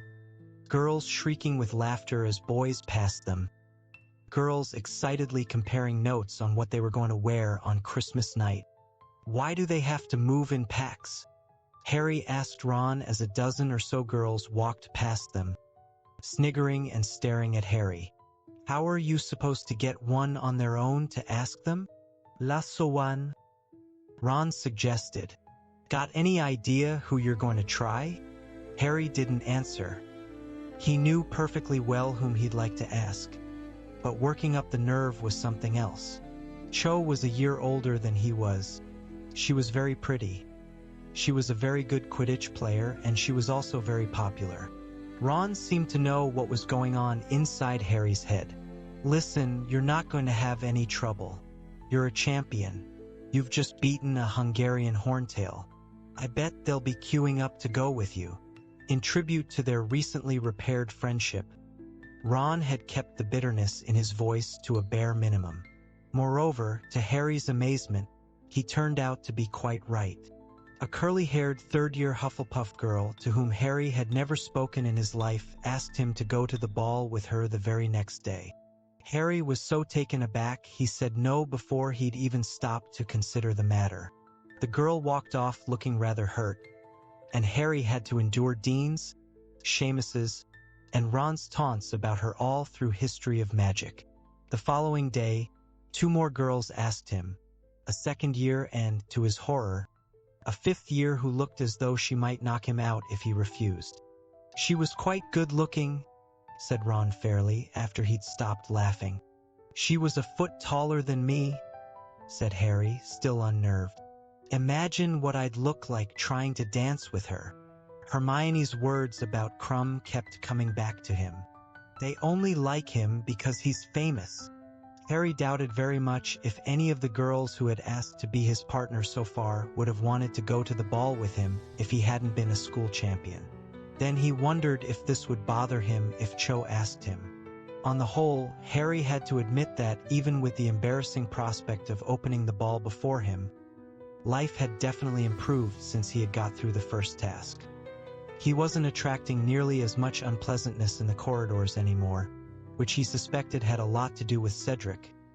He had an idea Cedric might have told the Hufflepuffs to leave Harry alone, in gratitude for Harry's tip-off about the dragons. There seemed to be fewer support Cedric Diggory. Badges around too. Draco Malfoy, of course, was still quoting Rita Skeeter's article to him at every possible opportunity, but he was getting fewer and fewer laughs out of it. And just to heighten Harry's feeling of well-being, no story about Hagrid had appeared in the Daily Prophet. She didn't seem very interested in magical creatures.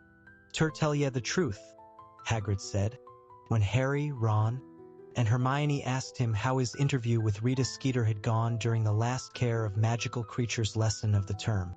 To their very great relief, Hagrid had given up on direct contact with the Scroots now, and they were merely sheltering behind his cabin today, sitting at a trestle table and preparing a fresh selection of food with which to tempt the Scroots. "She just wanted me to talk about you, Harry," Hagrid continued in a low voice. "Well, I told her we'd been friends since I went to fetch ye from the Dursleys. Never had to tell him off in 4 years?" she said. "Never played you up in lessons, has he?" I told her no, and she didn't seem happy at all. Yet think she wanted me to say, "Yeah, we're horrible, Harry." "Course she did," said Harry, throwing lumps of dragon liver into a large metal bowl and picking up his knife to cut some more. "She can't keep writing about what a tragic little hero I am. It'll get boring." "She wants a new angle, Hagrid," said Ron wisely as he shelled salamander eggs. "You were supposed to say Harry's a mad delinquent." "But he's not," said Hagrid, looking genuinely shocked. "She should have interviewed Snape," said Harry grimly. "He'd give her the goods on me any day. Potter has been crossing lines ever since he first arrived at this school." "Said that, did he?" said Hagrid while Ron and Hermione laughed. "Well, ya might have bent a few rules, Harry. Harry alright really, aren't you?" "Cheers, Hagrid," said Harry, grinning. "You coming to this ball thing on Christmas Day, Hagrid?" said Ron.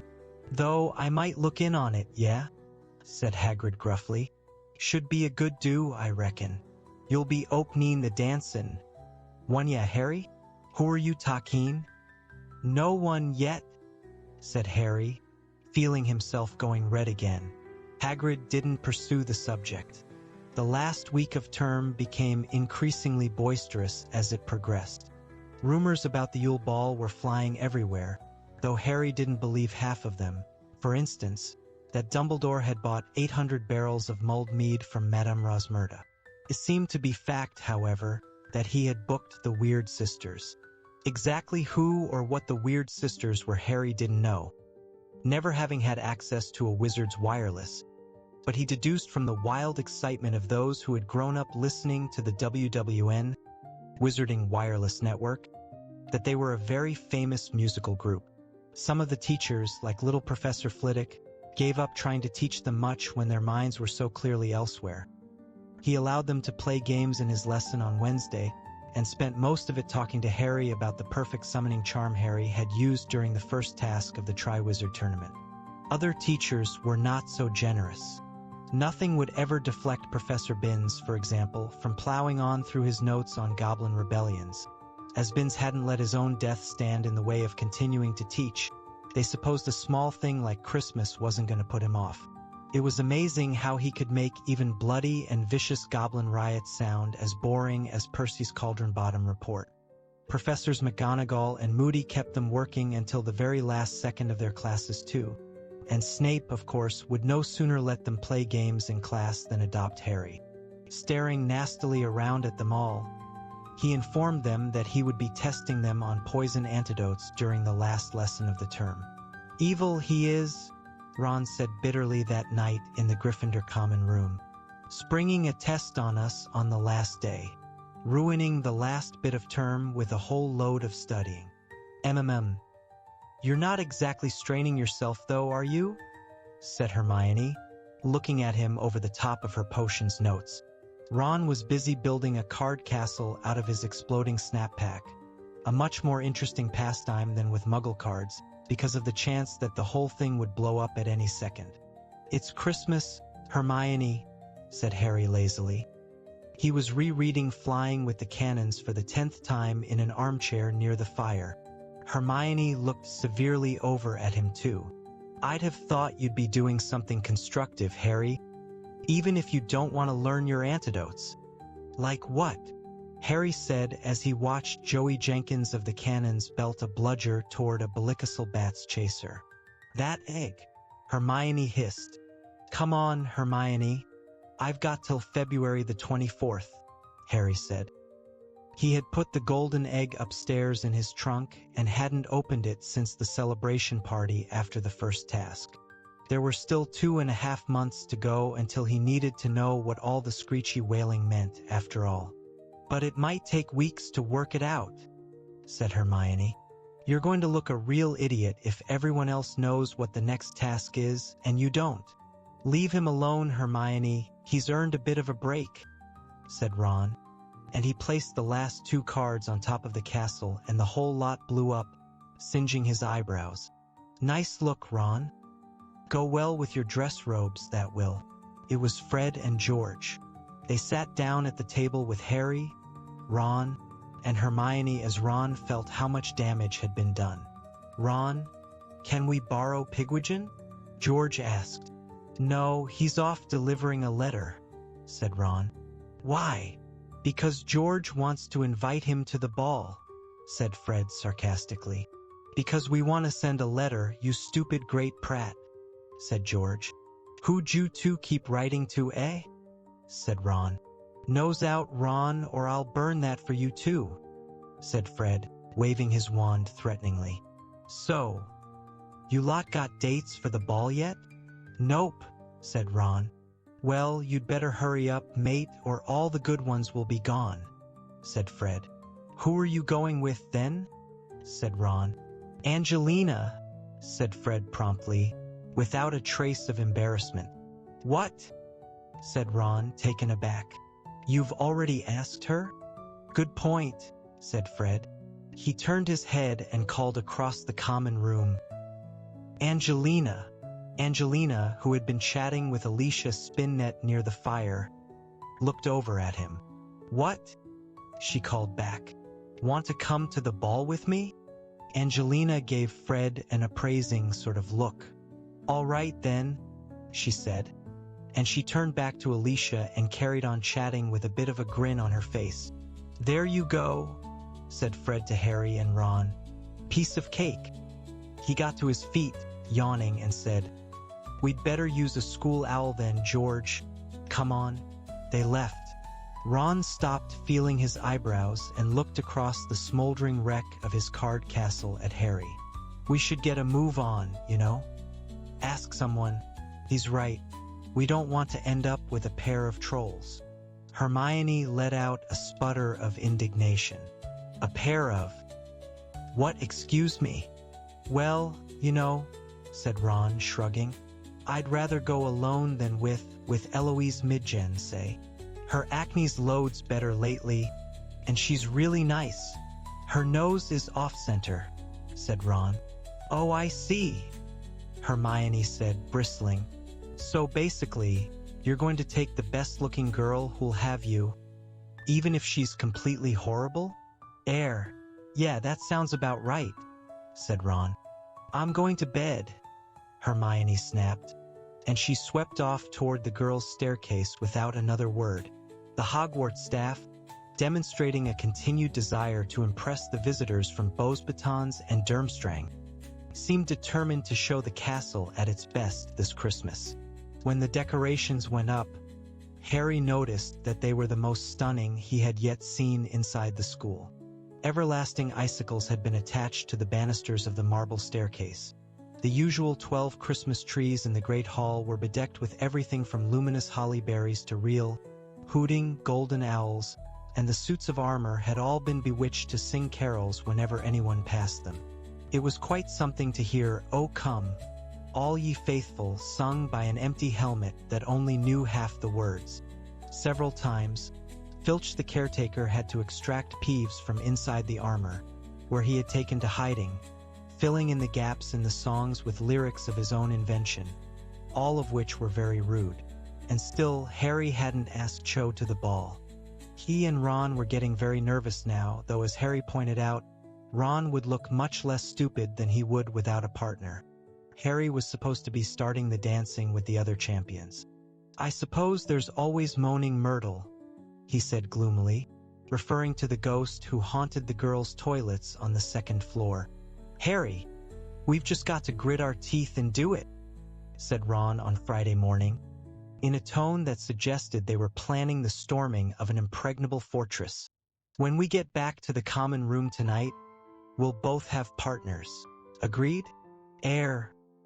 "Okay," said Harry. But every time he glimpsed Cho that day during break and then lunchtime and once on the way to History of Magic, she was surrounded by friends. Didn't she ever go anywhere alone? Could he perhaps ambush her as she was going into a bathroom? But no.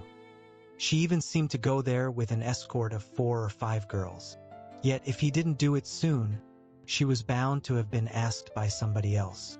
He found it hard to concentrate on Snape's potions test, and consequently forgot to add the key ingredient, a Bezoar, meaning that he received bottom marks. He didn't care, though. He was too busy screwing up his courage for what he was about to do. When the bell rang, he grabbed his bag and hurried to the dungeon door. "I'll meet you at dinner," he said to Ron and Hermione, and he dashed off upstairs. He'd just have to ask Cho for a private word. That was all. He hurried off through the packed corridors looking for her, and rather sooner than he had expected, he found her, emerging from a defense against the dark arts lesson. Cho, could I have a word with you?" Giggling should be made illegal, Harry thought furiously, as all the girls around Cho started doing it. She didn't, though. She said, "Okay," and followed him out of earshot of her classmates. Harry turned to look at her, and his stomach gave a weird lurch as though he had missed a step going downstairs. He said. He couldn't ask her. He couldn't, but he had to. Cho stood there looking puzzled, watching him. The words came out before Harry had quite got his tongue around them. "Wango ballwime." "Sorry," said Cho. Ju wanna go to the ball with me?" said Harry. Why did he have to go red now? "Why?" "Oh," said Cho, and she went red too. "Oh, Harry, I'm really sorry." And she truly looked it. "I've already said I'll go with someone else." "Oh," said Harry. It was odd.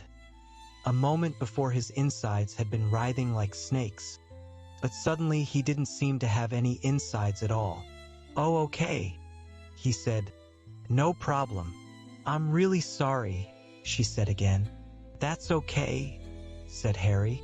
They stood there looking at each other, and then Cho said, "Well, yeah," said Harry. "Well, bye," said Cho, still very red. She walked away. Harry called after her before he could stop himself. "Who are you going with?" "Oh, Cedric," she said. "Cedric Diggory." "Oh, right," said Harry. His insides had come back again. It felt as though they had been filled with lead in their absence. Completely forgetting about dinner, he walked slowly back up to Gryffindor Tower, Cho's voice echoing in his ears with every step he took. Cedric Diggory. He had been starting to quite like Cedric, prepared to overlook the fact that he had once beaten him at Quidditch and was handsome and popular and nearly everyone's favorite champion. Now he suddenly realized that Cedric was in fact a useless pretty boy who didn't have enough brains to fill an egg cup. "Fairy lights," he said dully to the fat lady. The password had been changed the previous day. "Yes, indeed, dear," she trilled, straightening her new tinsel hairband as she swung forward to admit him. Entering the common room, Harry looked around, and to his surprise he saw Ron sitting ashen-faced in a distant corner. Ginny was sitting with him, talking to him in what seemed to be a low, soothing voice. "What's up, Ron?" said Harry, joining them. Ron looked up at Harry, a sort of blind horror in his face. "Why did I do it?" he said wildly. "I don't know what made me do it." "What?" said Harry. He just asked Fleur Delacour to go to the ball with him," said Ginny. She looked as though she was fighting back a smile, but she kept patting Ron's arm sympathetically. "You what?" said Harry. "I don't know what made me do it." Ron gasped again. "What was I playing at? There were people all around. I've gone mad. Everyone watching. I was just walking past her in the entrance hall. She was standing there talking to Diggory, and it sort of came over me, and I asked her." Ron moaned and put his face in his hands. He kept talking, though the words were barely distinguishable. "She looked at me like I was a sea slug or something, didn't even answer. And then, I dunno, I just sort of came to my senses and ran for it." "She's part Vila," said Harry. "You were right, her grandmother was one. It wasn't your fault. I bet you just walked past when she was turning on the old charm for Diggory and got a blast of it. But she was wasting her time. He's going with Cho Chang." Ron looked up. "I asked her to go with me just now," Harry said dully. "And she told me." Ginny had suddenly stopped smiling. "This is mad," said Ron. "We're the only ones left who haven't got anyone, well, except Neville. Hey, guess who he asked? Hermione." "What?" said Harry, completely distracted by this startling news. "Yeah, I know," said Ron, some of the color coming back into his face as he started to laugh. "He told me after potions, said she's always been really nice, helping him out with work and stuff. But she told him she was already going with someone. Ah, as if she just didn't want to go with Neville. I mean, who would?" "Don't," said Ginny, annoyed. "Don't laugh." Just then Hermione climbed in through the portrait hole. "Why weren't you two at dinner?" she said, coming over to join them. "Because—" "Oh, shut up laughing, you two. Because they've both just been turned down by girls they asked to the ball," said Ginny. That shut Harry and Ron up. "Thanks a bunch, Ginny," said Ron sourly. "All the good-looking ones taken, Ron," said Hermione loftily. "Eloise mid-gen's starting to look quite pretty now, is she? Well, I'm sure you'll find someone somewhere who'll have you." But Ron was staring at Hermione as though suddenly seeing her in a whole new light. "Hermione, Neville's right. You are a girl." "Oh, well spotted," she said acidly. "Well, you can come with one of us." "No, I can't," snapped Hermione. "Oh, come on," he said impatiently. "We need partners. We're going to look really stupid if we haven't got any. Everyone else has." "I can't come with you," said Hermione, now blushing, "because I'm already going with someone." "No, you're not," said Ron. "You just said that to get rid of Neville." "Oh, did I?" said Hermione, and her eyes flashed dangerously. "Just because it's taken you 3 years to notice, Ron, doesn't mean no one else has spotted I'm a girl." Ron stared at her. Then he grinned again. Okay, we know you're a girl," he said. "That do? Will you come now?" "I've already told you," Hermione said very angrily. "I'm going with someone else." And she stormed off toward the girls' dormitories again. "She's lying," said Ron flatly, watching her go. "She's not," said Ginny quietly. "Who is it then?" said Ron sharply. "I'm not telling you. It's her business," said Ginny. "Right?" said Ron, who looked extremely put out. "This is getting stupid. Ginny, you can go with Harry and I'll just—" "I can't," said Ginny, and she went scarlet too. "I'm going with Neville. He asked me when Hermione said no, and I thought, well, I'm not going to be able to go otherwise. I'm not in 4th year." She looked extremely miserable. "I think I'll go and have dinner," she said, and she got up and walked off to the portrait hole, her head bowed. Ron goggled at Harry. "What's got into them?" he demanded. But Harry had just seen Parvati and Lavender come in through the portrait hole. The time had come for drastic action. "Wait here," he said to Ron, and he stood up, walked straight up to Parvati and said, "Parvati, will you go to the ball with me?" Parvati went into a fit of giggles. Harry waited for them to subside. His fingers crossed in the pocket of his robes. "Yes, all right then," she said finally, blushing furiously. "Thanks," said Harry in relief. "Lavender, will you go with Ron?" "She's going with Seamus," said Parvati, and the pair of them giggled harder than ever. Harry sighed. "Can't you think of anyone who'd go with Ron?" he said, lowering his voice so that Ron wouldn't hear. "What about Hermione Granger?" said Parvati. "She's going with someone else." Parvati looked astonished. "Oh, who?" she said keenly. Harry shrugged. "No idea," he said. "So what about Ron?" "Well," said Parvati slowly, "I suppose my sister might. Padma, you know. In Ravenclaw. I'll ask her if you like." "Yeah, that would be great," said Harry. "Let me know, will you?" And he went back over to Ron, feeling that this ball was a lot more trouble than it was worth, and hoping very much that Padma Patil's nose was dead center.